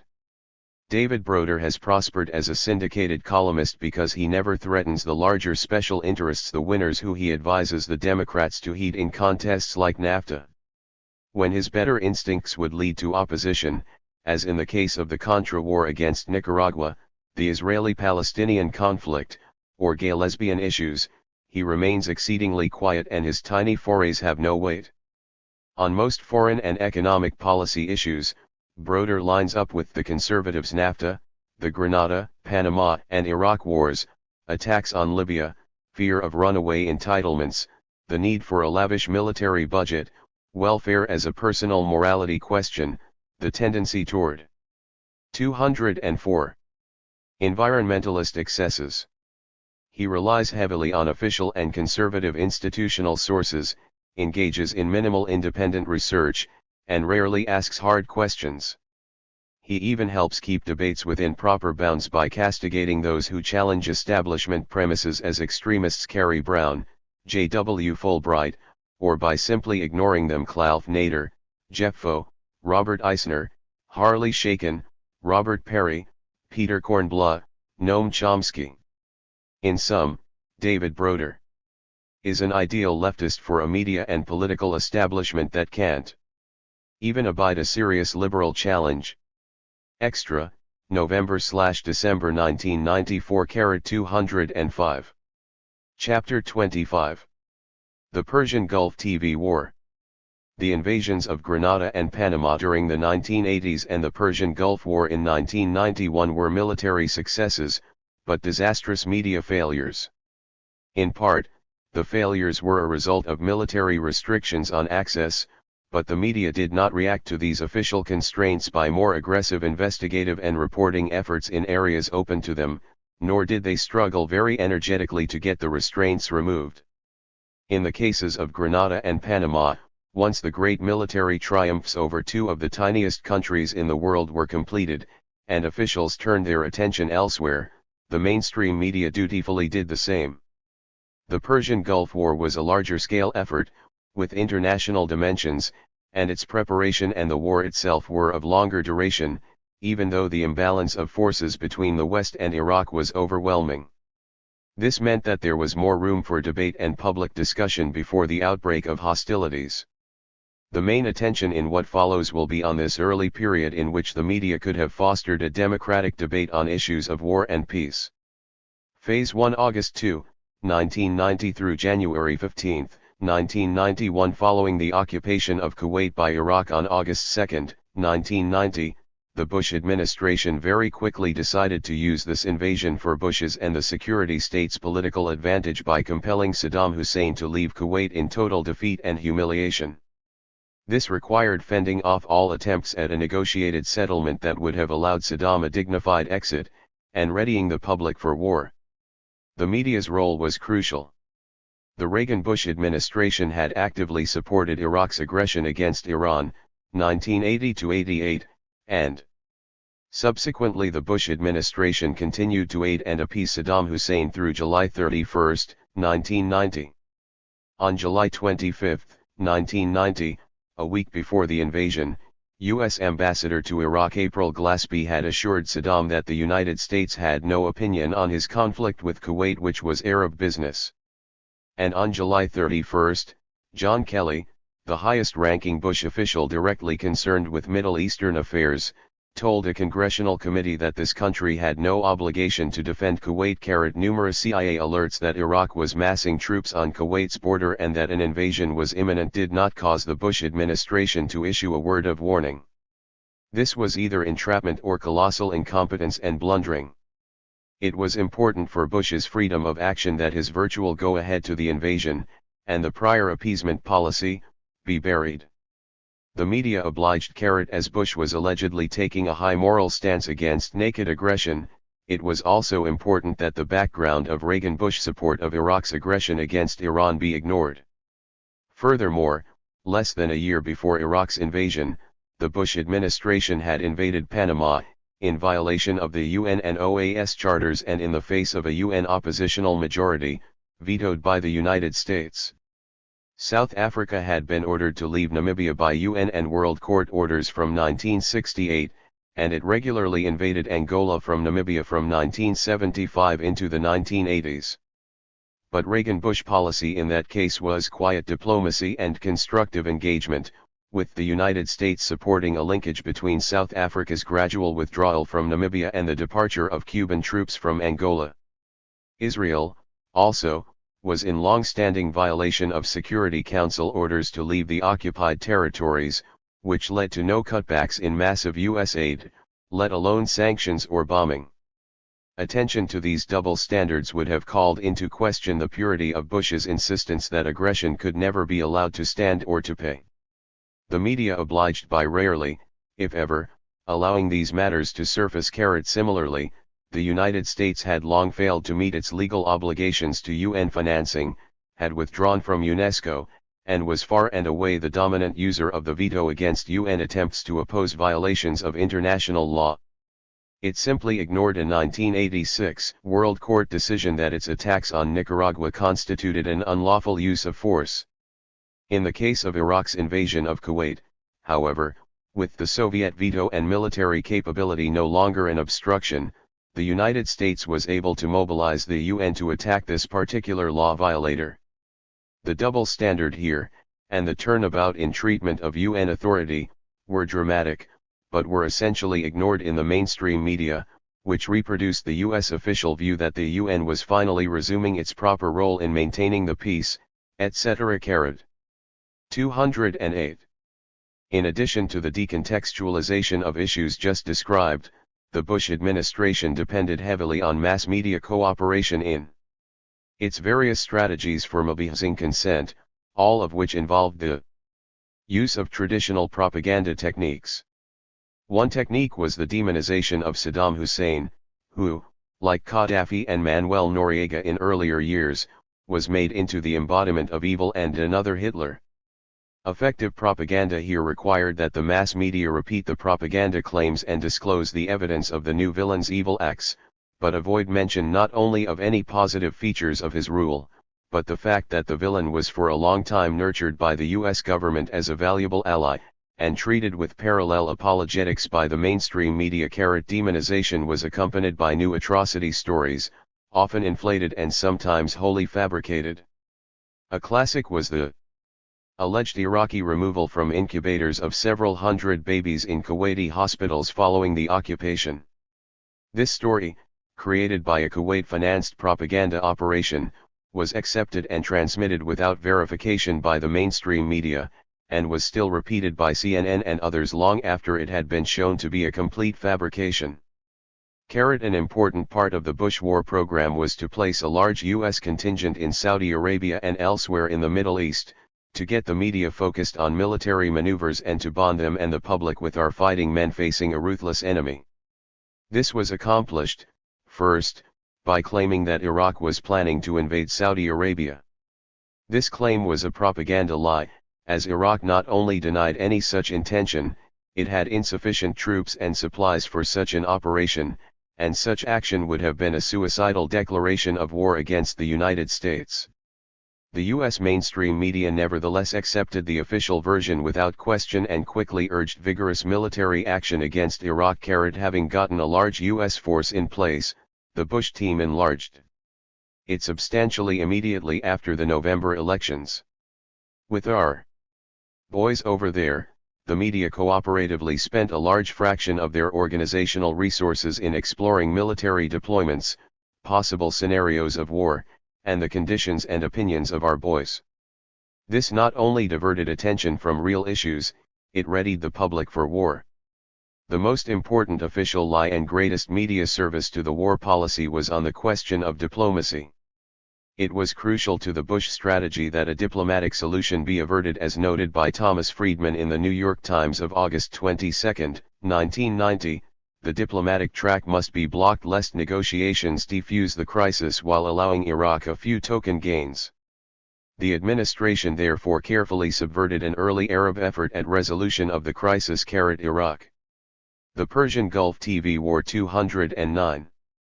Itself, taken aback by the Bush administration's furious reaction, made at least 5 diplomatic approaches and proposals, all summarily rejected by the United States. The French and Russians also tried to open diplomatic lines, to no avail. Happy face. In this process, the mainstream media not only served administration policy by giving these diplomatic efforts and their immediate summary rejection by the United States minimal attention. In the end, when the Bush administration kept repeating that the United States had tried and exhausted the diplomatic option, the media accepted this lie as true. The significance of this big lie and its media support is highlighted by a national public opinion poll reported in the Washington Post on January 11, 1991, which indicated that 2/3 of the public favored a conference on the Arab-Israeli conflict if that would lead to an Iraqi withdrawal from Kuwait. Happy face. The poll was biased against a positive response, as it indicated that the Bush administration was opposed to the proposal. As it happens, about 1 week earlier a diplomatic proposal had been floated by the Iraq government, supported by the Iraqi Democratic Opposition, happy face, which embodied the elements of the resolution supported by at least 2/3 of the U.S. public. The Iraqi proposal was flatly rejected by the Bush administration, and went virtually unreported by the U.S. mass media. That is to say, the media suppressed and failed to allow or encourage a debate on a political solution favored by the public. Instead, it allowed the administration to pull the country into war, based on a media-sustained lie that all the diplomatic routes had been exhausted. During the war proper, access to military personnel was closely controlled by a pool and censorship system, causing exceptional reliance on government handouts. The aim was to get the media to focus on the new weaponry, to convey the image of a clean war, to minimize images of human suffering, and to give the impression of war makers in excellent control of the situation. The result was one of the great successes in the history of war propaganda. The media were incorporated into a system of serious censorship with only mild protests, happy face, focused throughout on precisely what the censors wanted them to, and helped produce a genuine war hysteria. The control of information by government couldn't have been better, stated Michael Deaver, the number 2 image-making official in the Reagan administration. Douglas Kellner, in his extensive examination of media coverage, concludes that the mainstream media resented incredible PR for the military, inundating the country with images of war and the new high-tech military for months, while the 210 brutality of war was normalized and even glamorized in the uncritical media coverage. Throughout the Persian Gulf TV war, the culture of militarism became the mainstream culture after a period when war and the military were in disfavor. During the war, the media passed on innumerable rumors and official and unofficial fabrications concerning Iraqi atrocities, the size of Iraq's forces in Kuwait and chemical and other arms capabilities, alleged exclusive Iraqi responsibility for oil spills, the number of Iraqi hostages taken from Kuwait in the final Iraqi exodus, and the legitimacy of U.S. targeting and Turkey shooting. Happy face. Although it was clear from official statements during the war that the United States was deliberately destroying the infrastructure of Iraq beyond military necessity, the media never picked this up or discussed its compatibility with the UN mandate or international law and morality.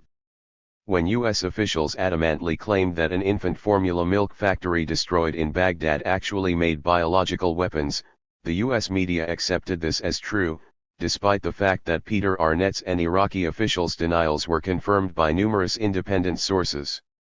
Happy face. When the U.S. military engaged in its final orgy of massacre on the highway of death, destroying many thousands of fleeing Iraqi soldiers and, almost surely, thousands of Kuwaiti hostages and other refugees, the U.S. media provided an apologetic cover, averting their eyes to a maximum degree, failing to discuss the use of napalm, fragmentation bombs, and fuel air bombs, stressing that the fleeing Iraqis were looters and ignoring the large numbers of hostages and refugees slaughtered along with the Iraqis, repeating the official explanation that it was important to destroy Iraq's military capability, while failing to note the limited UN mandate and international law condemning the slaughter of completely helpless and fleeing soldiers and burying large numbers of them in unmarked graves. Happy face. After discussing what he calls probably the most appalling episode in the war, and quoting an Air Force officer that it was close to Armageddon, Kellner says, and that's it? Armageddon for the Iraqis, but no details, no follow-ups, and certainly no outrage. Happy face. The aftermath. February 28, 1991 to the present. The euphoria following the pulverizing of a completely overmatched third world country continued for some months, but eventually faded as neglected internal problems came to the fore and as the results of the war came under closer scrutiny. Belated attention was given to the earlier appeasement policy and the Bush administration's role in building up Saddam Hussein's military establishment, although almost nothing was said of the administration's virtual enticement of Iraq to invade Kuwait and its subsequent complete refusal to allow a diplomatic resolution of the conflict. The fact that the Allied military effort stopped short of removing another Hitler, but left him with just enough arms to crush dissident and oppressed Kurds, Shiites, and any democratic opposition, was noted, but its full implications were not discussed. There was some slight publicity given to the fact that Bush and the CIA had encouraged the Kurds to fight, but virtually none was given to the administration's refusal to provide arms to those fighting Saddam Hussein. The fact that the United States was again selling arms to the Middle East on a massive scale was barely noted in the media, and was certainly not contrasted with earlier pious claims about bringing a new era of peace to that area. The media touched lightly on the fact that the fight for principle did not include bringing democracy to Kuwait or Saudi Arabia, and little attention was paid to the retaliatory killings in Kuwait, which may have exceeded the inflated and indignantly publicized executions in Kuwait by Iraq. Most notable in the aftermath coverage was the continued attention to Iraq's obstructions and refusals to allow inspections, overflights, and destruction of its military resources. This was the basis for the continued limitations on Iraqi trade and oil sales, and made more difficult its recovery from the near-apocalyptic conditions reported by a UN team in June 1991. In perfect accord with the U.S. foreign policy agenda, the media paid almost no attention to Iraqi civilian hunger, sickness, and death, but focused unrelentingly on Iraq's alleged foot-dragging on weapons control. In sum, in the three phases of the Persian Gulf War, U.S. mass media coverage was to an extraordinary degree a servant of official policy. In the crucial months before the war, the mainstream media allowed themselves to be managed in the service of war mobilization, and failed to provide the factual and opinion basis for public evaluation. Then and later the mass media served ongoing government policy, not the democratic polity. Journal of International Affairs, Summer 1993. 212. Chapter 26. Toward a democratic media. A democratic media is a primary condition of popular rule, hence of a genuine political democracy. Where the media are controlled by a powerful and privileged elite, whether of government leaders and bureaucrats or those from the private sector, democratic political forms and some kind of limited political democracy may exist, but not genuine democracy. The public will not be participants in the media, and therefore in public life. They will be consumers of facts and opinions distributed to them from above. The media will, of structural necessity, select news and organize debate supportive of agendas and programs of the privileged. They will not provide the unbiased information and opinion that would permit the public to make choices in accord with its own best interests. Their job will be to show that what's good for the elites is good for everybody, and that other options are either bad or do not exist. Media sovereignty and freedom of choice. Economists have long distinguished between consumer sovereignty and freedom of consumer choice. The former requires that consumers participate in deciding what is to be offered in the first place, the latter is satisfied if consumers are free to select among the options chosen for them by producers. Freedom of choice is better than no freedom of choice, and the market may provide a substantial array of options. But it may not. Before the foreign car invasion in the 1960s, U.S. car manufacturers chose not to offer small cars because the profit margin on small cars is small. It was better to have choices among 4 or 5 manufacturers than one, but the options were constrained by producer interest. Only the entry of foreign competition made small cars available to U.S. buyers. Freedom of choice prevailed in both cases, but consumer sovereignty did not. The cost oil producer sovereignty was also manifest in the policy of General Motors Corporation, in 213. Cahoots with rubber and oil interests, of buying up public transit lines and converting them to GM buses or liquidating them. The consumers of transportation services, if fully informed, might well have chosen to preserve and subsidize the electric transit option, but this sovereign decision was not open to them. This distinction between sovereignty and free choice has important applications in both national politics and the mass media. In each case, the general population has some kind of free choice, but lacks sovereignty. The public goes to the polls every few years to pull a lever for slates of candidates chosen for them by political parties heavily dependent on funding by powerful elite interests. The public has freedom of choice only among a very restricted set of what we might call effective candidates, effectiveness being defined by their ability to attract the funding necessary to make a credible showing.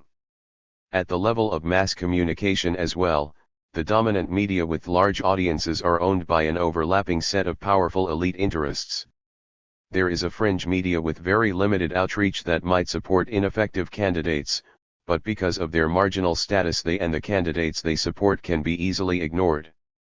As with the candidates, the populace has freedom of choice among the dominant set of mainstream media, but it lacks sovereignty except in a legalistic and formal sense. The elite-dominated mass media, not surprisingly, find the political system admirable, and while sometimes expressing regret at the quality of candidates, never seriously question the absence of citizen sovereignty regarding decisions about the effective options.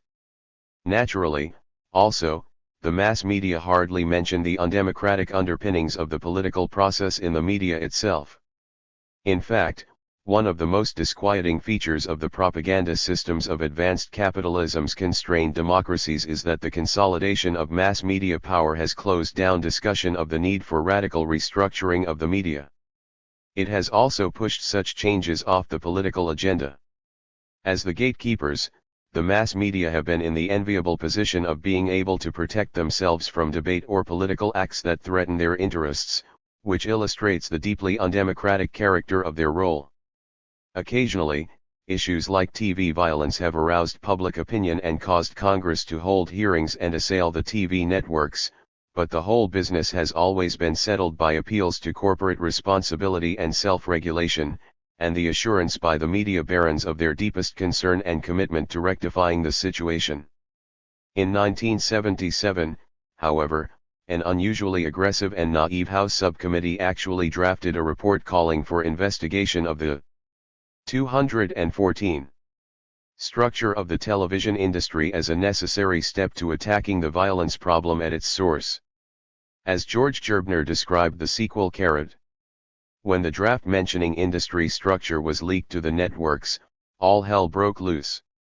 Members of the subcommittee told me that they had never before been subject to such relentless lobbying and pressure. Campaign contributors were contacted. The report was delayed for months. The subcommittee staffer who wrote the draft was summarily fired. The day before the final vote was to be taken, a new version drafted by a broadcast lobbyist was substituted. It ignored the evidence of the hearings and gutted the report, shifting the source of the problem from network structure to the parents of America.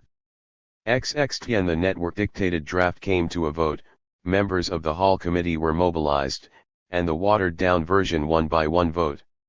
In short, the power of the actual existing highly undemocratic mass media is enormous.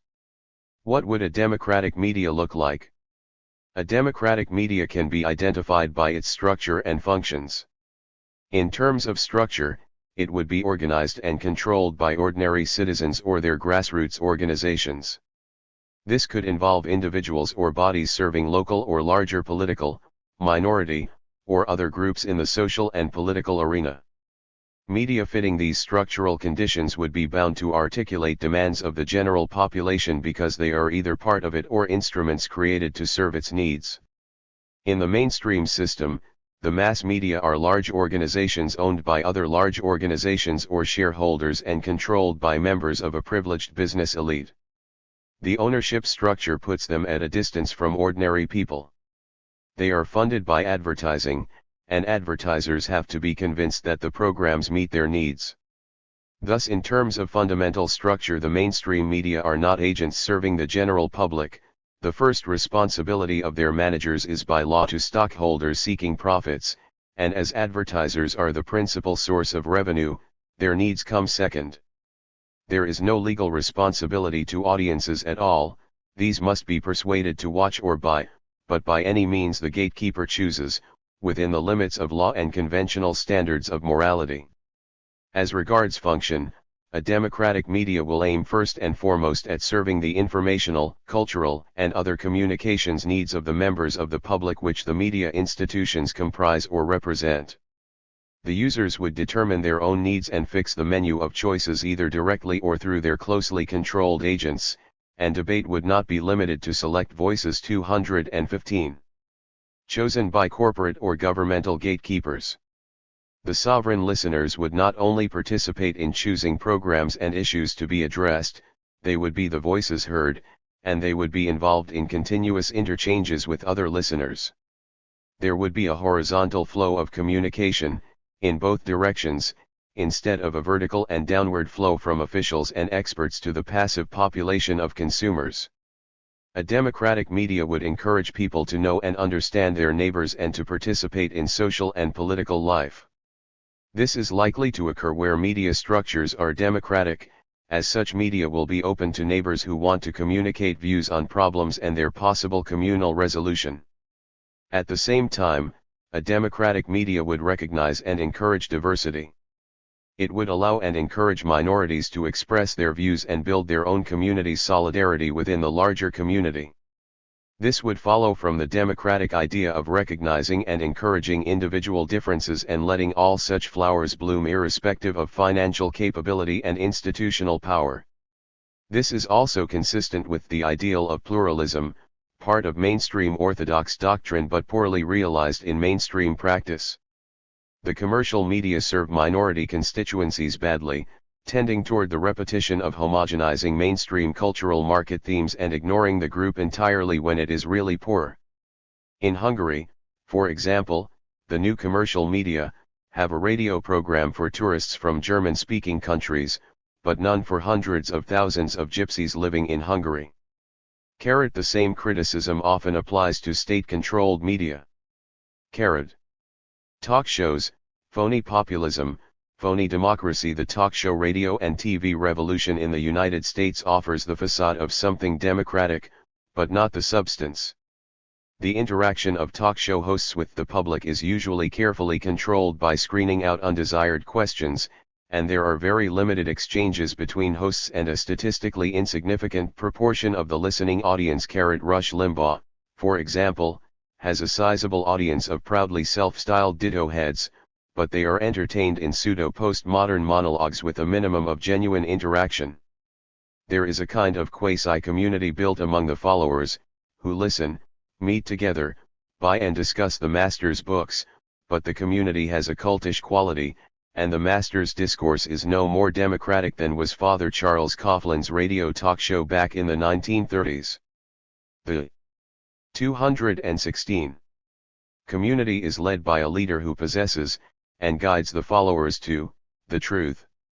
As is well known, many of the talk show hosts are right-wing populists, who claim concern over the distress of ordinary citizens, but never succeed in finding the sources of that distress in the workings of corporate capital and its impact on politics, unemployment, wage levels, and economic insecurity. They focus on symptoms and scapegoats, like crime, black welfare mothers, environmental extremists, and family values issues. Their service is comparable to that of the Nazi movement during the Weimar Republic years in Germany in the 1920s, diverting attention from real causes of distress and weakening any threat of meaningful organization and protest from below by obfuscating issues and stirring up the forces of irrationality. Routes to democratizing the media. There are two main routes to democratizing the media. One is to try to influence the mainstream media to give more room to now excluded ideas and groups.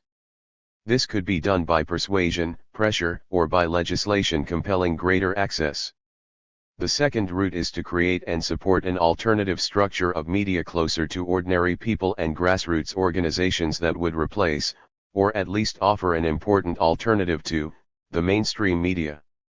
This could be done, in principle, by private and popular initiative, by legislative action, or by a combination of the two. The first route is of limited value as a long-run solution to the problem, precisely because it fails to attack the structural roots of the media's lack of democracy. If function follows from structure, the gains from pursuit of the first route are likely to be modest and transitory. These small gains may also lead both activists and ordinary citizens to conclude that the mainstream media are really open to dissent, when in fact dissent is securely kept in a non-threatening position. And it may divert energy from building an alternative media. On the other hand, the limited access obtained by pursuit of the first route may have disproportionate and catalyzing effects on elite opinion. This route may also be the only one that appeals to many media activists, and there is no assurance that the long-run strategy of pursuing structural change will work. The second route to democratization of the media is the only one that can yield a truly democratic media, and it is this route that I will discuss in greater detail. Without a democratic structure, the media will serve a democratic function inadequately at best, and very possibly even perversely, working as agents of the real special interests to confuse and divert the public. The struggle for a democratic media structure is also of increasing urgency, because the 217 media have become less democratic in recent decades with the decline in relative importance of the public and non-profit broadcasting spheres, increased commercialization and integration of the mass media into the market, conglomeration, and internationalization. In important respects, the main ongoing struggle has been to prevent further attrition of democratic elements in the media. This has been very evident in Western Europe, where powerful systems of public broadcasting, as well as non-profit local radio stations, have been under relentless attack by commercial and conservative political interests increasingly influential in state policy. These changes have threatened diversity, quality, and relatively democratic organizational arrangements. In the former Soviet bloc, where state-controlled media institutions are being rapidly dismantled, there is a dire threat that an undemocratic system of government control will be replaced by an equally undemocratic system of commercial domination. The same is true of the Third World, which, while presenting a mixed picture of government, private/commercial, and a sometimes important civic sector, has been increasingly brought within the orbit of a globalizing commercial media. It is obvious that a thoroughgoing democratization of the media can only occur in connection with a drastic alteration in the structure of power and political revolution. Democratizing a national media would be very difficult in a large and complex society like the United States, even with unlimited structural options, just as organizing a democratic polity here would be a bit more tricky than in a tiny Greek city-state or autonomous New England town. An important step toward a democratic media would be a move back to the Articles of Confederation, and beyond to really small units where people can interact on a personal level. For larger political units, personal interaction is more difficult. Efficiency and market considerations make for a centralization of national and international news gathering, processing, and distribution, and of cultural entertainment productions as well. Funding would have to be insulated from business and government, but it could not be completely insulated from democratic decision processes. Maintaining involvement and control by ordinary citizens, while allowing a necessary degree of specialization and centralization, and permitting artistic autonomy as well, would present a serious challenge to democratic organization.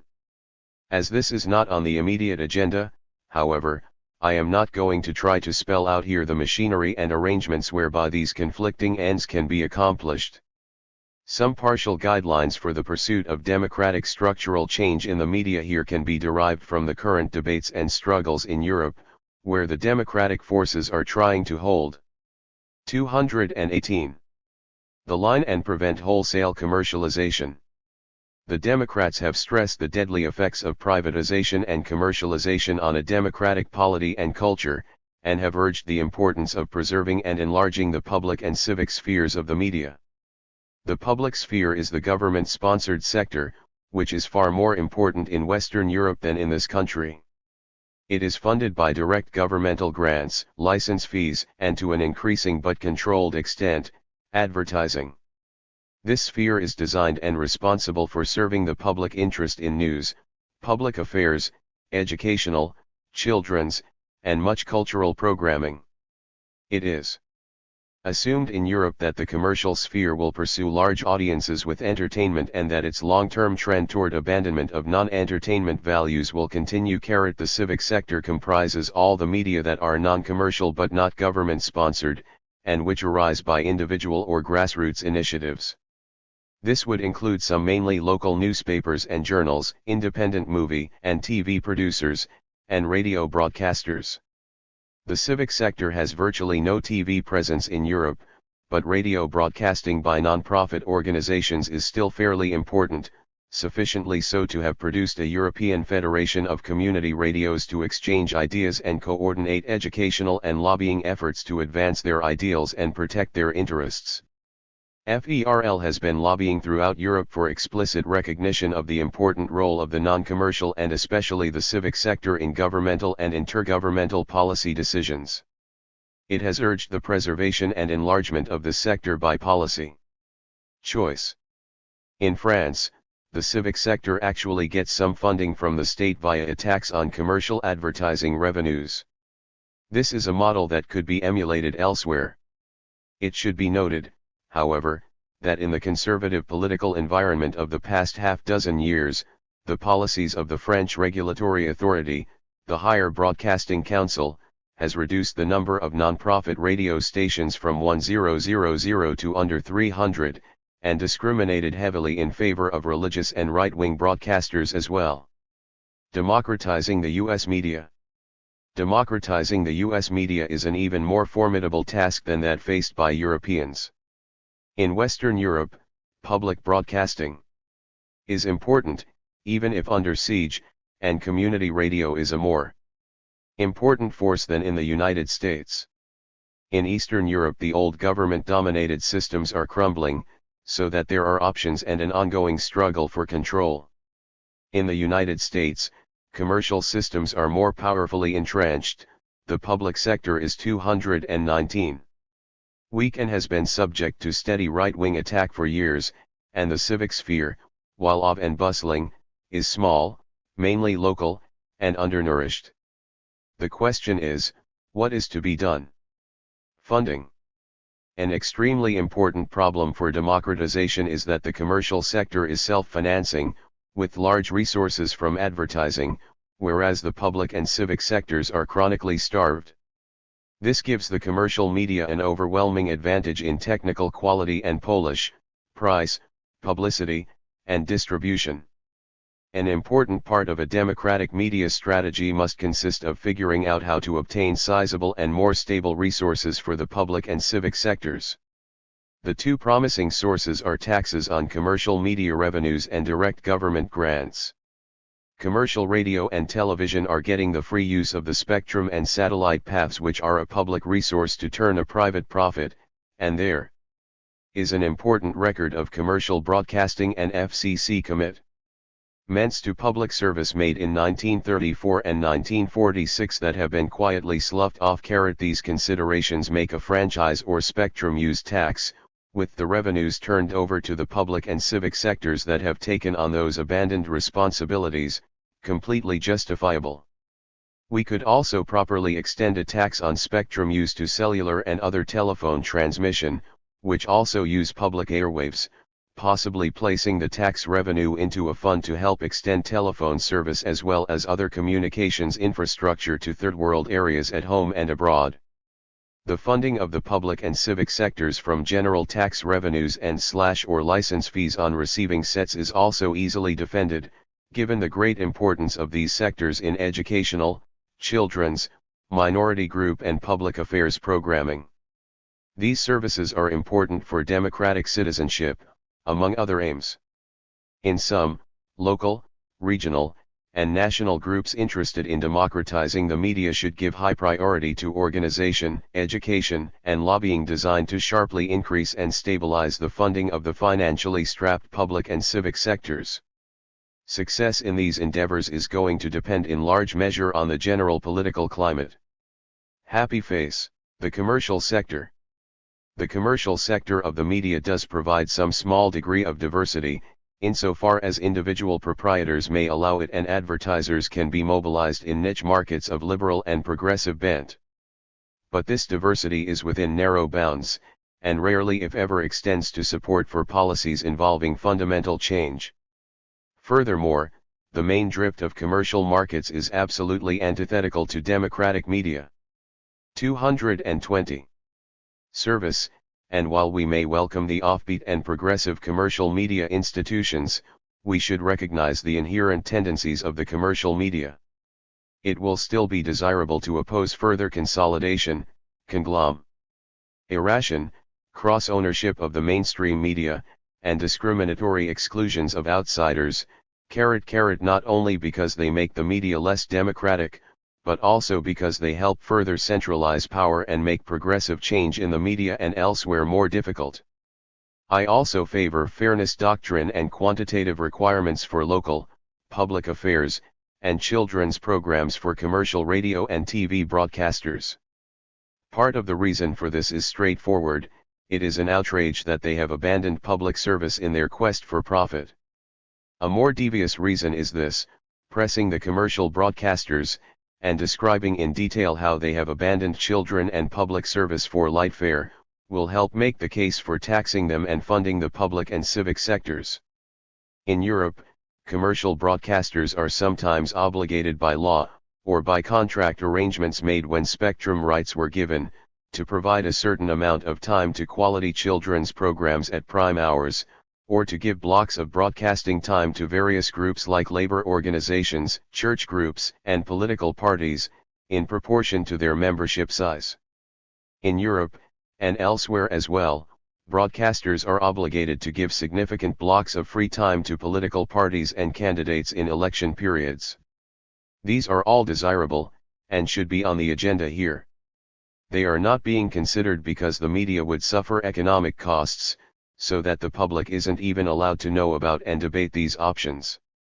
Happy face. Various groups have been formed in this country to lobby and threaten the media, the most important and effective regrettably being those of the right.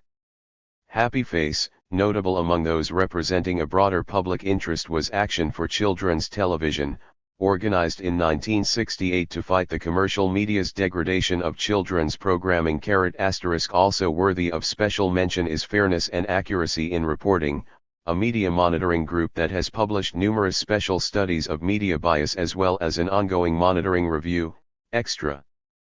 FAIR also produces a weekly half-hour radio program, Counterspin, heard on over 80 stations, which provides media criticism and alternative news analysis.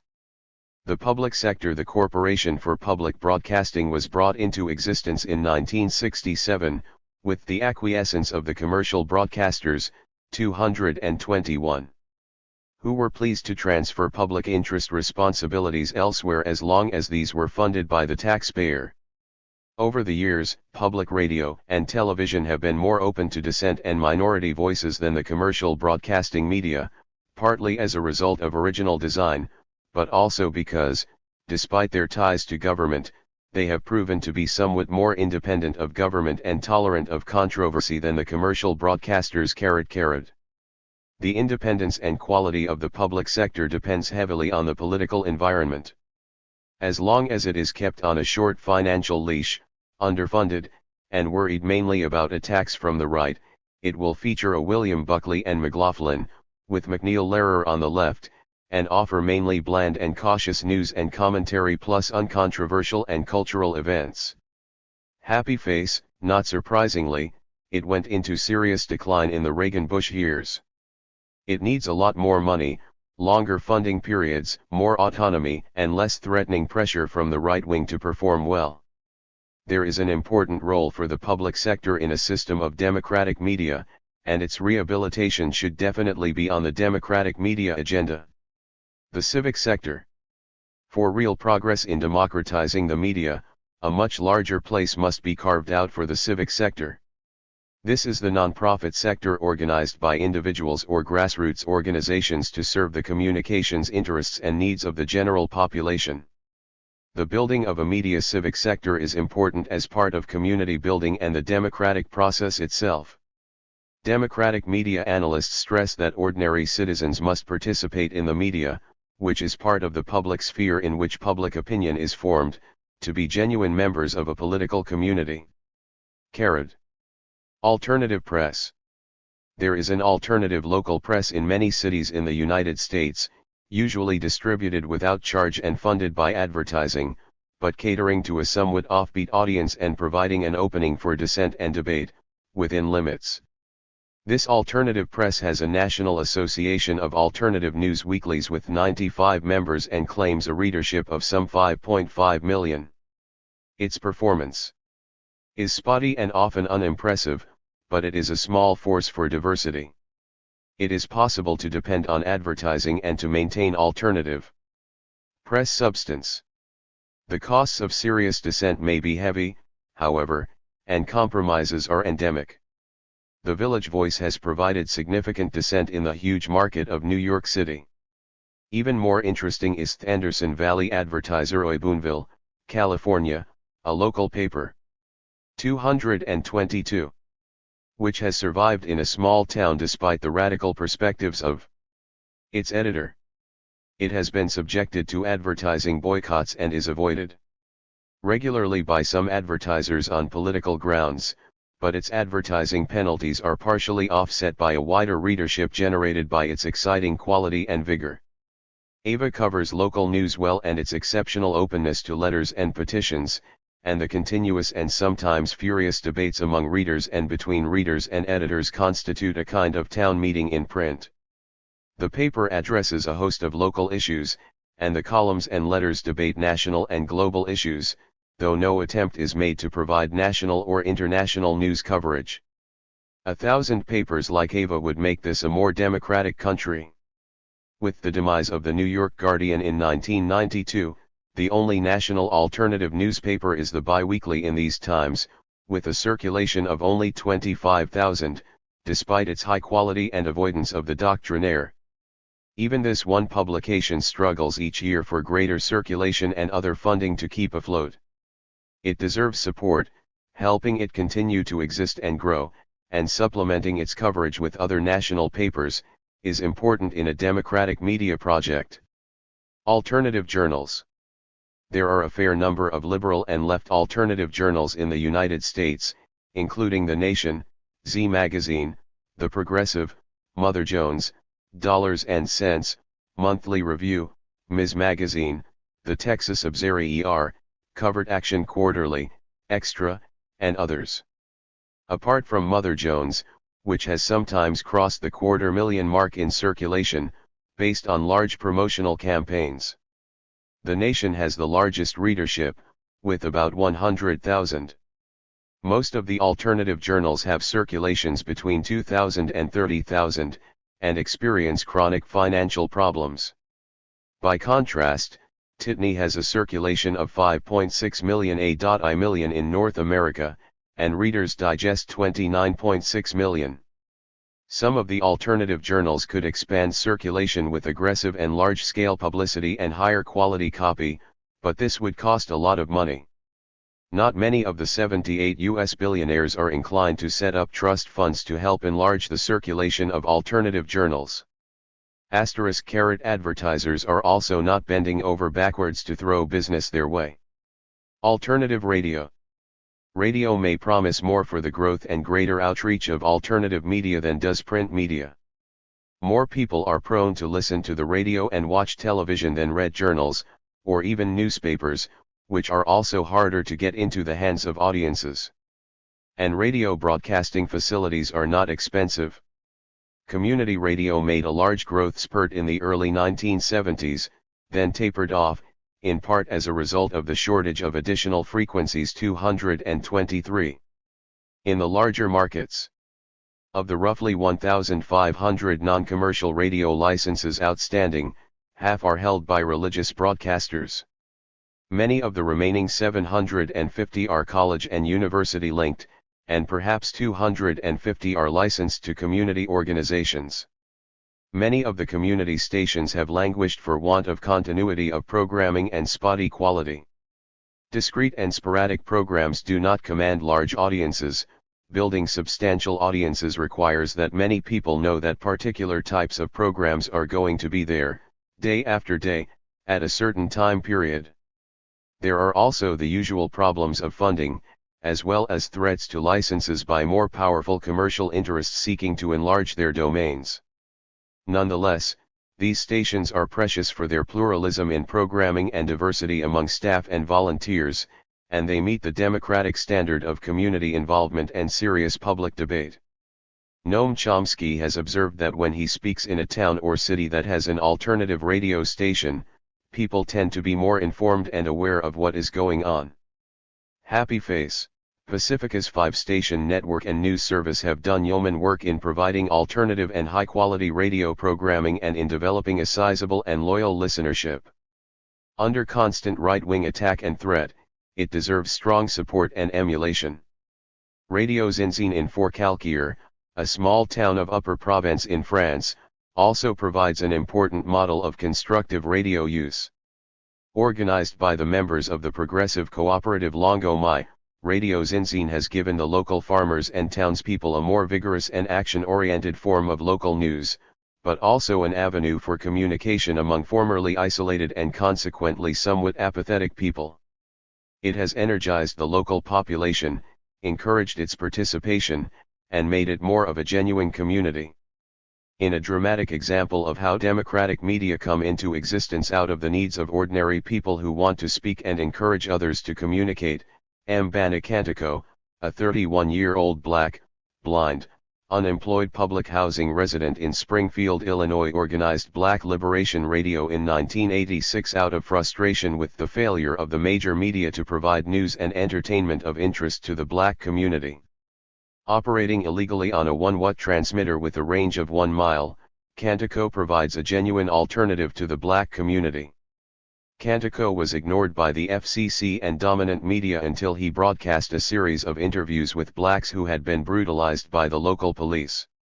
Soon thereafter the FCC tried to get him off the air, and a court order was issued to 224 close him down, but it remains unenforced.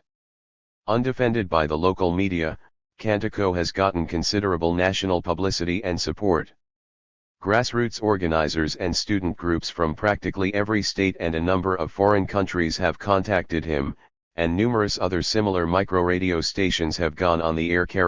This is genuinely democratic media, may it spread widely. David Barsamian's alternative radio is another important model. It has produced and distributed a weekly 1-hour public affairs program since 1986, using rented space on a satellite channel to provide U.S. stations solid alternative programming. Alternative radio, using both taped speeches and a one-on-one interview format, has focused on the media, U.S. foreign policy, racism, the environment, NAFTA/GATT and economic issues and other topics, with guests like Elaine Bernard, Juliet Shore, Ali Mazrui, Noam Chomsky, and Herbert Chow Gunther. These are quality offerings of unusual depth and commentators of high merit rarely encountered in the mainstream media. Some 400 stations are able to receive alternative radio's offerings. Foreign stations in Canada, Australia, and elsewhere can send for the show on tape. Alternative TV. In the 1980s, the mainstreaming and commercialization of public television led to the emergence of several new public television stations designed to serve the public interest function abandoned by the dominant PBS stations. In an embarrassing episode for PBS, an internal PBS research study found that the new entrants would not compete much with the older stations, as the latter had moved to serve an upscale audience. Meanwhile, the older stations have lobbied aggressively to prevent the new ones from sharing in government funding slotted for public television stations. It goes without saying that the new stations deserve support as a democratizing force, although the older ones should not be written off. Rather, they need reorganization and regeneration to allow them to throw off the Reagan-Bush era incubus and better serve a public function. The growth of cable opened up democratic options, partly in the greater numbers of channels and potentially enlarged diversity of commercial cable, but more importantly in the frequent obligation of cable systems to provide public access channels and facilities. First imposed as a requirement by the FCC in 1972, partly as an impediment to cable growth by an FCC still serving the commercial broadcasters' interests, the move was eventually institutionalized as part of negotiated agreements between cable companies seeking franchises and community negotiators. In many cases the contracts require cable companies to provide facilities and training to access users, and in some 225 instances require that a percentage of cable revenues be set aside to fund the access operations. Happy face, this important development offers a resource and opportunity that demands far more attention from media activists than it has gotten. Spokespersons for the public access movement call attention to the fact that there are some 1,000 sites where public access TV production takes place and over 2,000 public access facilities, and that more than 15,000 hours of original material are transmitted over public access channels per week to an unknown but probably fairly sizable audience. The problems here, as with community radio, lie in the spotty quality of original programming, the frequent absence of the continuity that makes for regular watching, and the lack of promotional resources. The existing levels of participation are worthy, but public access remains marginal and has been under increasing attack from cable owners who no longer need public access supporters as allies and have been trying hard to throw off any responsibility to their host communities. Along with community radio, this is democratic media, but public access is under threat. The relevant cable contracts are up for renewal over the next few years and cable access needs to be protected from attrition as well as used and enlarged.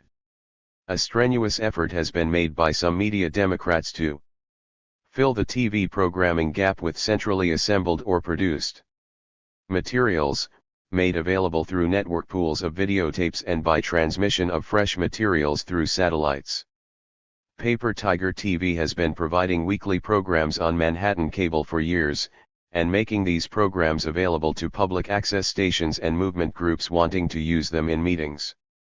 Happy Face, an affiliated organization, Deep Dish Network, has tried to provide something like a mainstream TV network equivalent for public access stations, assembling and producing quality programs that are publicized in advance and transmitted via satellite to alerted individual dish owners, groups, and university and public access stations able to downlink the programs. There are some 3 million home satellite dish owners in North America who can receive deep dish offerings, and it is programmed on more than 300 cable systems as well as by many individual TV stations.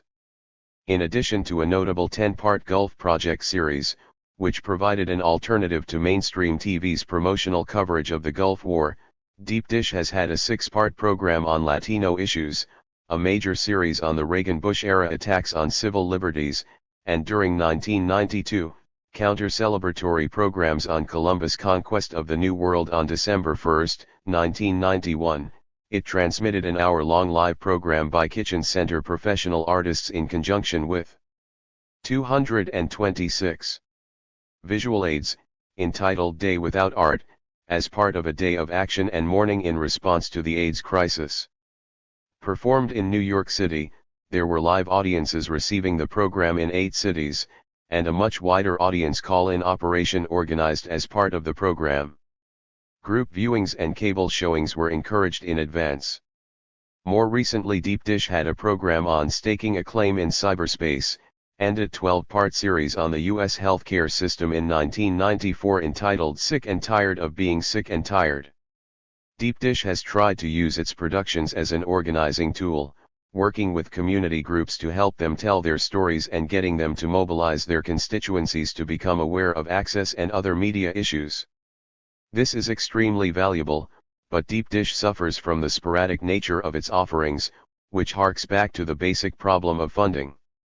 An excellent case can be made for funding Deep Dish and similar services to the civic sector out of franchise taxes on the commercial stations or general tax revenues. Internet. The Internet affords a new mode of communication that opens some possibilities for democratizing communications. It allows very rapid communication locally, nationally, and internationally.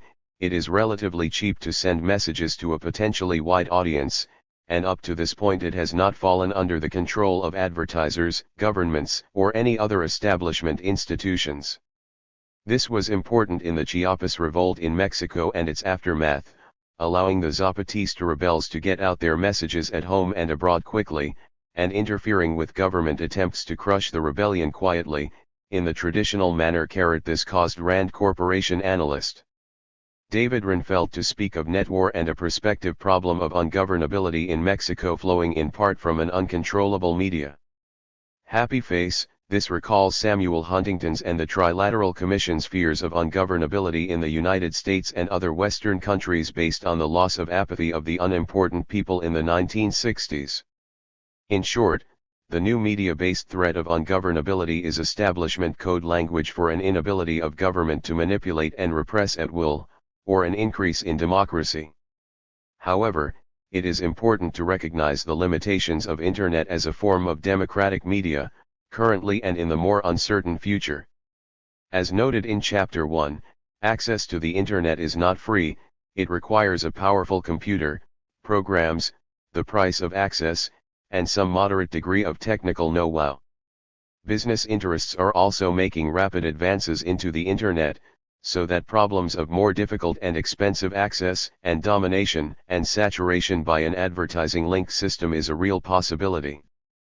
Furthermore, the Internet is an individualized system, with connections between individuals.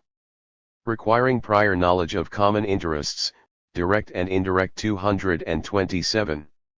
Routes to interchanges and shared information, and the buildup of information pools. It is well geared to efficient communication among knowledgeable and sophisticated elites and elite groups, but its potential for reaching mass audiences seems unpromising. This is extremely important, as producing ungovernability is not likely to have positive consequences unless supported by a mass movement, some rational understanding of social forces, and a coherent vision of an alternative set of institutions and policies. Otherwise, those in command of access to mass audiences will eventually restore law and order in a more repressive environment, with business institutions and priorities intact. Technological change. More generally, the sharp reductions in price and increased availability of VCRs, camcorders, fax machines, computers, modems, email, internet, and desktop computer publishing have made possible easier communication among individuals, lower cost production of journals and books, and new possibilities for TV production and programming. Of course, the telephone, mimeograph, offset printing, and Xerox machines had the same potential earlier and were put to good use, but they never put the establishment up against the wall. Those with money and power tend to guide innovation and put technologies to use first, and frequently have moved on to something better by the time citizens gain access to these things. Camcorders do not solve the problem of producing really attractive TV programs, let alone getting them widely distributed and shown. While books may be produced more cheaply with new desktop facilities, changes in commercial distribution, blockbusters, saturation advertising, deals with the increasingly concentrated distribution networks may easily keep dissident books as marginalized as ever. It remains to be seen whether the Internet will prove an exception to this tradition of commercial domination. In perhaps the most dramatic illustration of the problem of catch-up, the new communications technologies in the possession of the Pentagon and mainstream media during the Persian Gulf War, video, satellite, and computer conferred a new and enormous power to mold images, block out history and context, and make instant history. John M. Phelan entitles his analysis of the new, centrally controlled communications technology, "Image Industry Erodes Political Space." Carrot and George Gerbner points out that past, present, and future can now be packaged, witnessed, and frozen into memorable moving imagery of instant history, scripted, directed, and produced by the winners. Happy face. The point is that it is important for democratic media advancement that democratic participants be alert to and take advantage of every technological innovation. The growth of common dissident. 228. Carriers like Econet, LBBS, and PeaceNet has been important in providing tools for education, happy face, research, and a means of communication among activists. But the problems of reaching large audiences, as opposed to democratic activists being able to communicate more efficiently within and between small groups, remain challenging and severe. Concluding note. The trend of media evolution is paradoxical. On the one hand, there is an ongoing main drift in the West toward increasing media centralization and commercialization and a corresponding weakening of the public sector. On the other hand, the civic sphere of non-governmental and non-commercial media and computer networks linked to grassroots organizations and minority groups has displayed considerable vitality, and even though it has been pressed to defend its relative position overall, it has a greater potential than ever for coordinating actions and keeping activists at home and abroad informed.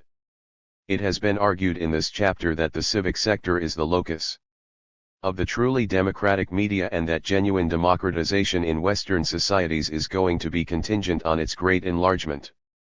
Those actively seeking the democratization of the media should seek first to enlarge the civic sphere by every possible avenue, to strengthen the public sector by increasing its autonomy and funding, and lastly to contain or shrink the commercial sector and try to tap it for revenue for the civic sector. Funding this sector properly is going to require government intervention. Media Democrats should be preparing the moral and political environment for such financial support, while doing their utmost to advance the cause of existing democratic media. Z Papers, January 1992. Chapter 27. The market, in its twofold sense of the dominant global firms, and the system of organizing human existence through market exchanges, has gone from triumph to triumph over the past 15 years. The collapse of the Soviet bloc and rapid moves to private market economies by its separate elements, the Chinese steps toward integration into the world market, and the disintegration of the non-aligned movement of third world countries in the wake of the 1980s recession, debt crisis, and aggressive tactics employed by the great powers, were important features and landmarks of these successes. So also has been the decline in numbers and power of labor unions in the West, whose weakening has paralleled the increasing resources, mobility, confidence, and boldness of business leaders. The triumph has extended to politics, ideology, and economic and social policy. Businesses' campaign for privatization at home and abroad has given the private sector added resources and reduced both the power of governments to manage economic affairs and the ability of ordinary citizens to use government for their own ends. To the citizenry and politicians there appears to be no viable option to establishing a favorable business climate as the means of providing jobs and improving well-being. The consequences have been increasing inequality, economic and social polarization, and growing unemployment and insecurity for ordinary people across the globe.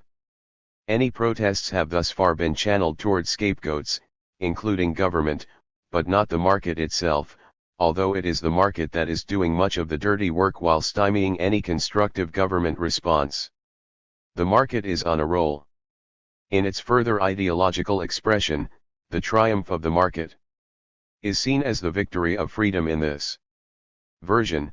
Freedom is, first and foremost, economic freedom, which is not conditioned on there being either equality of opportunity and resources or competition. It requires only the right of those with capital to use it freely. This suggests that labor organizations might be seen as incompatible with freedom, and that democracy itself, with its potential for mobilization by ordinary citizens to regulate and tax business, might also threaten freedom. This may help explain why bankers, the IMF, and the Chicago School of Economists welcomed Pinochet's abrogation of democracy in Chile in 1973, which crushed labor unions and terminated government interventions that repressed capital markets. It is of course argued that it is the market economies that have democratic political institutions, and that even Chile has returned to the democratic fold. but if the maintenance of democratic institutions was not contingent on the adequacy of their service to capital, if it were not a means, rather than an end, why would the termination of democracy and a system of ruthless state terror be supported in the first place? And Chile was far from unique in its military establishment's obliteration of democracy with the tacit or open support of capital, private and international financial institutions, and political leaders of the democratic West. Furthermore, although Chile did return to democratic forms, it did so only after an extended period of deadly attacks on oppositional sectors, a restructuring of government, elite land seizures, corporate mergers, and massive borrowing abroad. The terrorizing army that had illegally seized power, killed thousands, and made radical changes in the economic, social, and political order not only suffered no punishment for its crimes, it remains above the law, with special constitutional powers and rights in the area of security. The new democracy is therefore crippled by the long class cleansing by state terror, the continued military power and threat, and other internal and external constraints on structural or policy change. As in the case of NAFTA, which locked in the people of Mexico to economic arrangements that they did not choose. The new institutions imposed during the dictatorship locked the people of Chile into a market system stripped of many of its earlier social democratic features.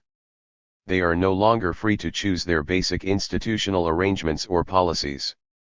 The phrases market democracies or market-based democracies, now regularly invoked by President Clinton and other spokespersons for the New World Order to describe the kinds of societies spreading throughout the world that they want to support, are more and more clearly oxymorons.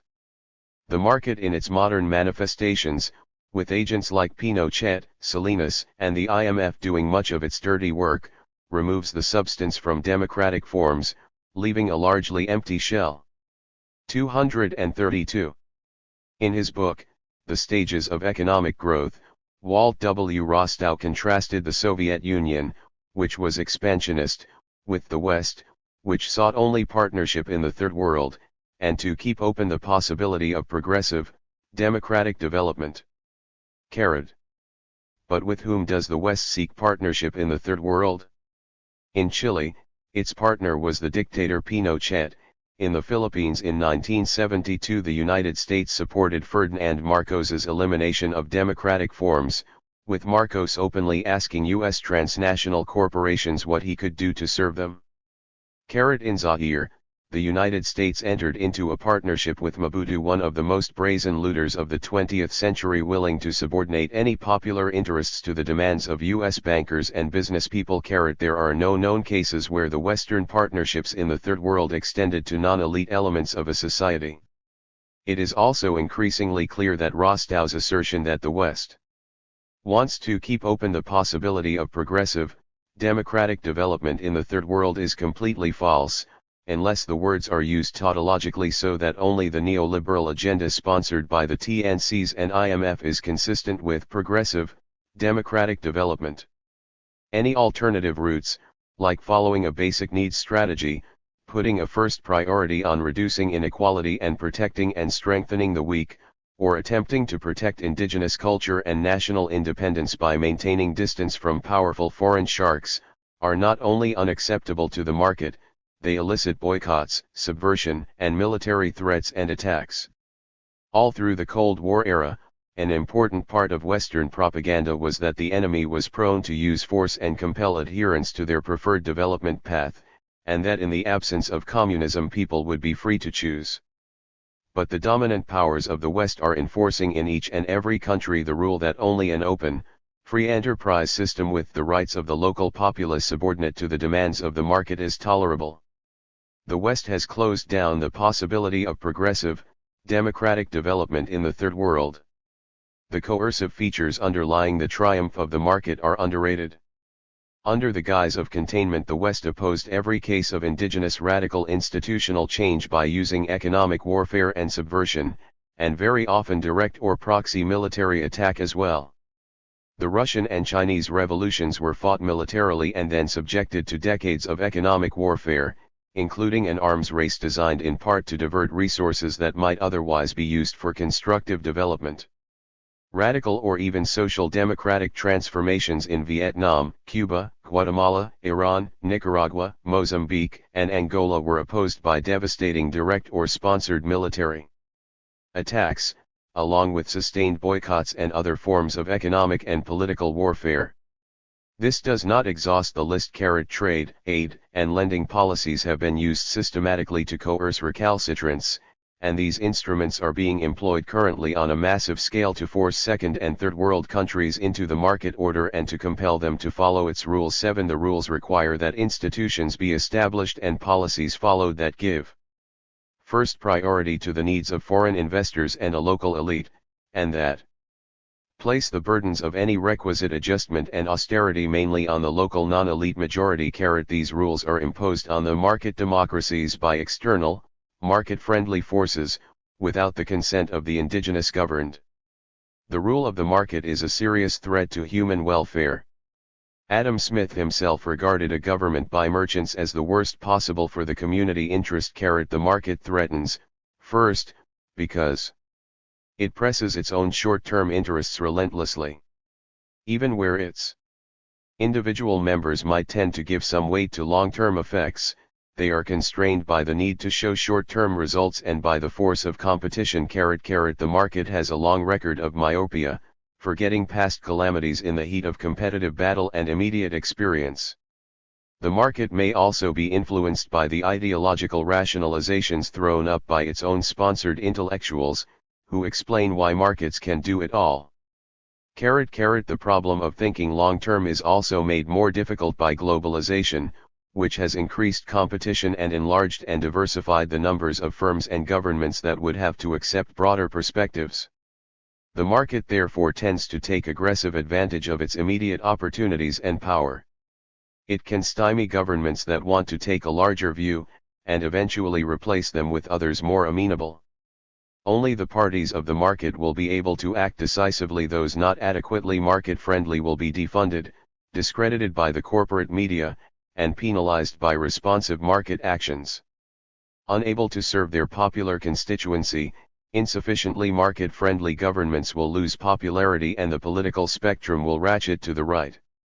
With no other option, ordinary citizens will look for scapegoats, and the market-friendly parties, intellectuals, and media will provide them the threat of the government itself, immigrants, the criminal proclivities of genetically inferior races, narco-terrorists and Islamic terrorists. Environmental protection will be difficult in the new market-friendly order, given the short planning horizon of the TNCs, their sizable numbers and the force of competition, their power over governments and the mass media, and the pressures on the environment. 234. That result from growth and immiseration. Neoliberalism erodes the value of community, human solidarity, and the concept of limits to human acquisition and encroachments on nature. It encourages a blind faith in market processes and technological fixes to solve all problems. The environment suffers grievously as TNCs reveling in unconstrained growth and arbitrage ruthlessly strip and mine land, forests, rivers, and oceans, and poor people do the same on a lesser scale in a struggle to survive. It is hard at this juncture to imagine the global community attacking environmental issues by collective, planned action. In addition to the previously mentioned factors of ideology, private interest, and power, and the force of competition, the effects of environmental damage are diffuse and some are long-term and uncertain. And the forces of the market are able to co-opt experts, obfuscate issues with the help of hired science and propaganda, and play up job loss as a cost of environmental protection. They are also able to deflect threatening policy by sponsoring and supporting forces of irrationality.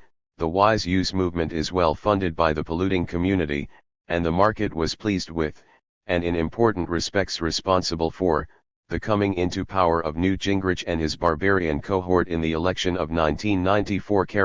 They are busily mistranslating general dissatisfaction with the performance of the government and economy into further attacks on labor, the welfare state, and environmental regulation.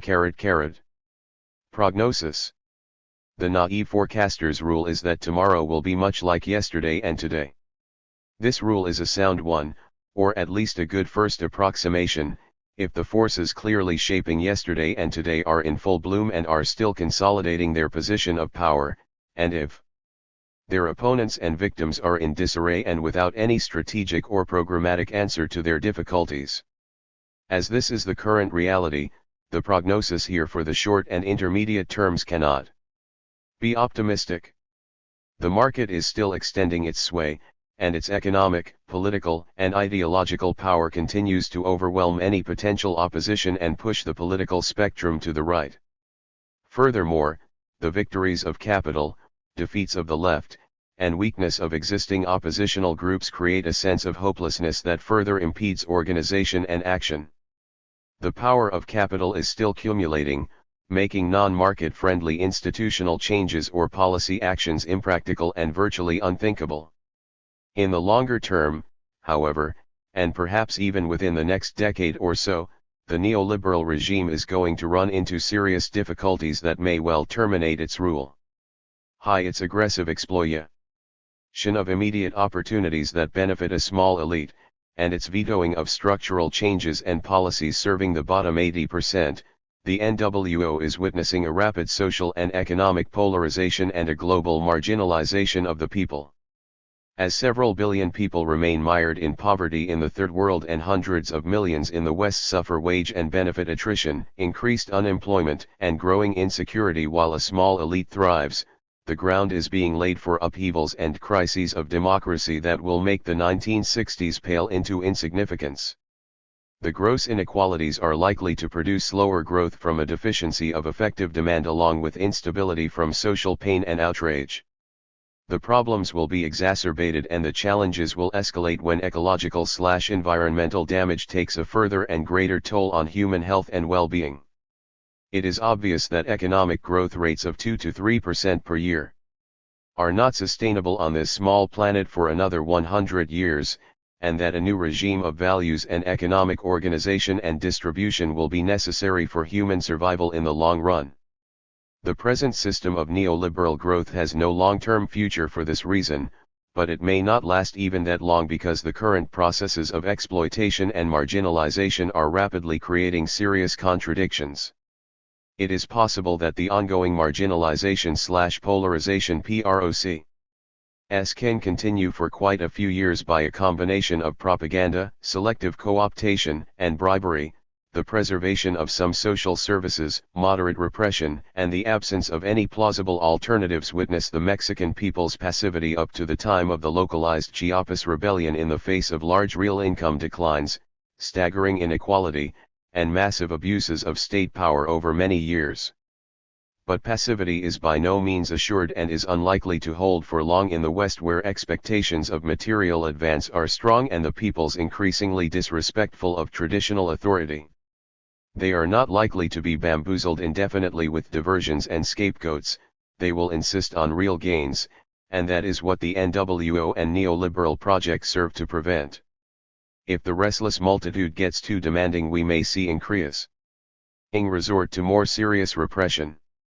But without the red menace to justify massive secret police operations, repression may be more difficult than in the past, and the objective of restoring order may not permit operations adequate to actually restore order.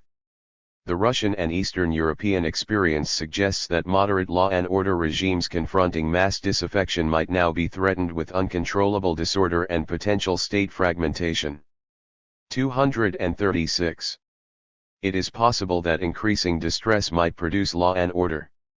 Regimes with strong leaders who would attempt to discipline capital, impose controls on global capital movements, and try to contain mass unrest by actually redistributing wealth and income and reconstructing welfare states. It is also possible that more brutal regimes might emerge to keep the rabble in line by advanced state terror a la Pinochet or Hitler. It is at least conceivable that the reality of an interdependent global economy might, under conditions of great distress, produce a single global political entity with real powers to deal with high-priority global problems. It is difficult to imagine how this new political order could be democratic in any sense. However, it is possible that it could serve the global TNCs and dominant states in the same fashion as national states serve their dominant interests. A final possibility is that genuine democratic forces might revive or organize under the pressures of neoliberalism and help rehabilitate national, regional, and local politics to serve a popular interest. Admittedly, this possibility does not look promising at this moment, but it is the only road to a democratic, or perhaps any, future, and there are some very elemental grounds for hopefulness in the longer pull. There are vast numbers of local activists at work trying to organize their communities and building networks to others. The rapid changes in communications technologies have opened up space for community and solidarity work, and there is a ferment in local communications as well as in other community actions.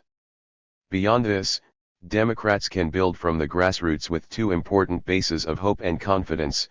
One is that neoliberalism is sure to fail and will generate ever larger global forces of resistance. The second is that the temporarily victorious market order is inhuman, immiserates vast numbers, and is designed to serve a tiny elite, so that not only numbers but justice is on our side. It is for this reason that the great Brazilian Catholic Bishop Pedro Cassida believes we are the defeated soldiers of an unbeatable army. Happy face.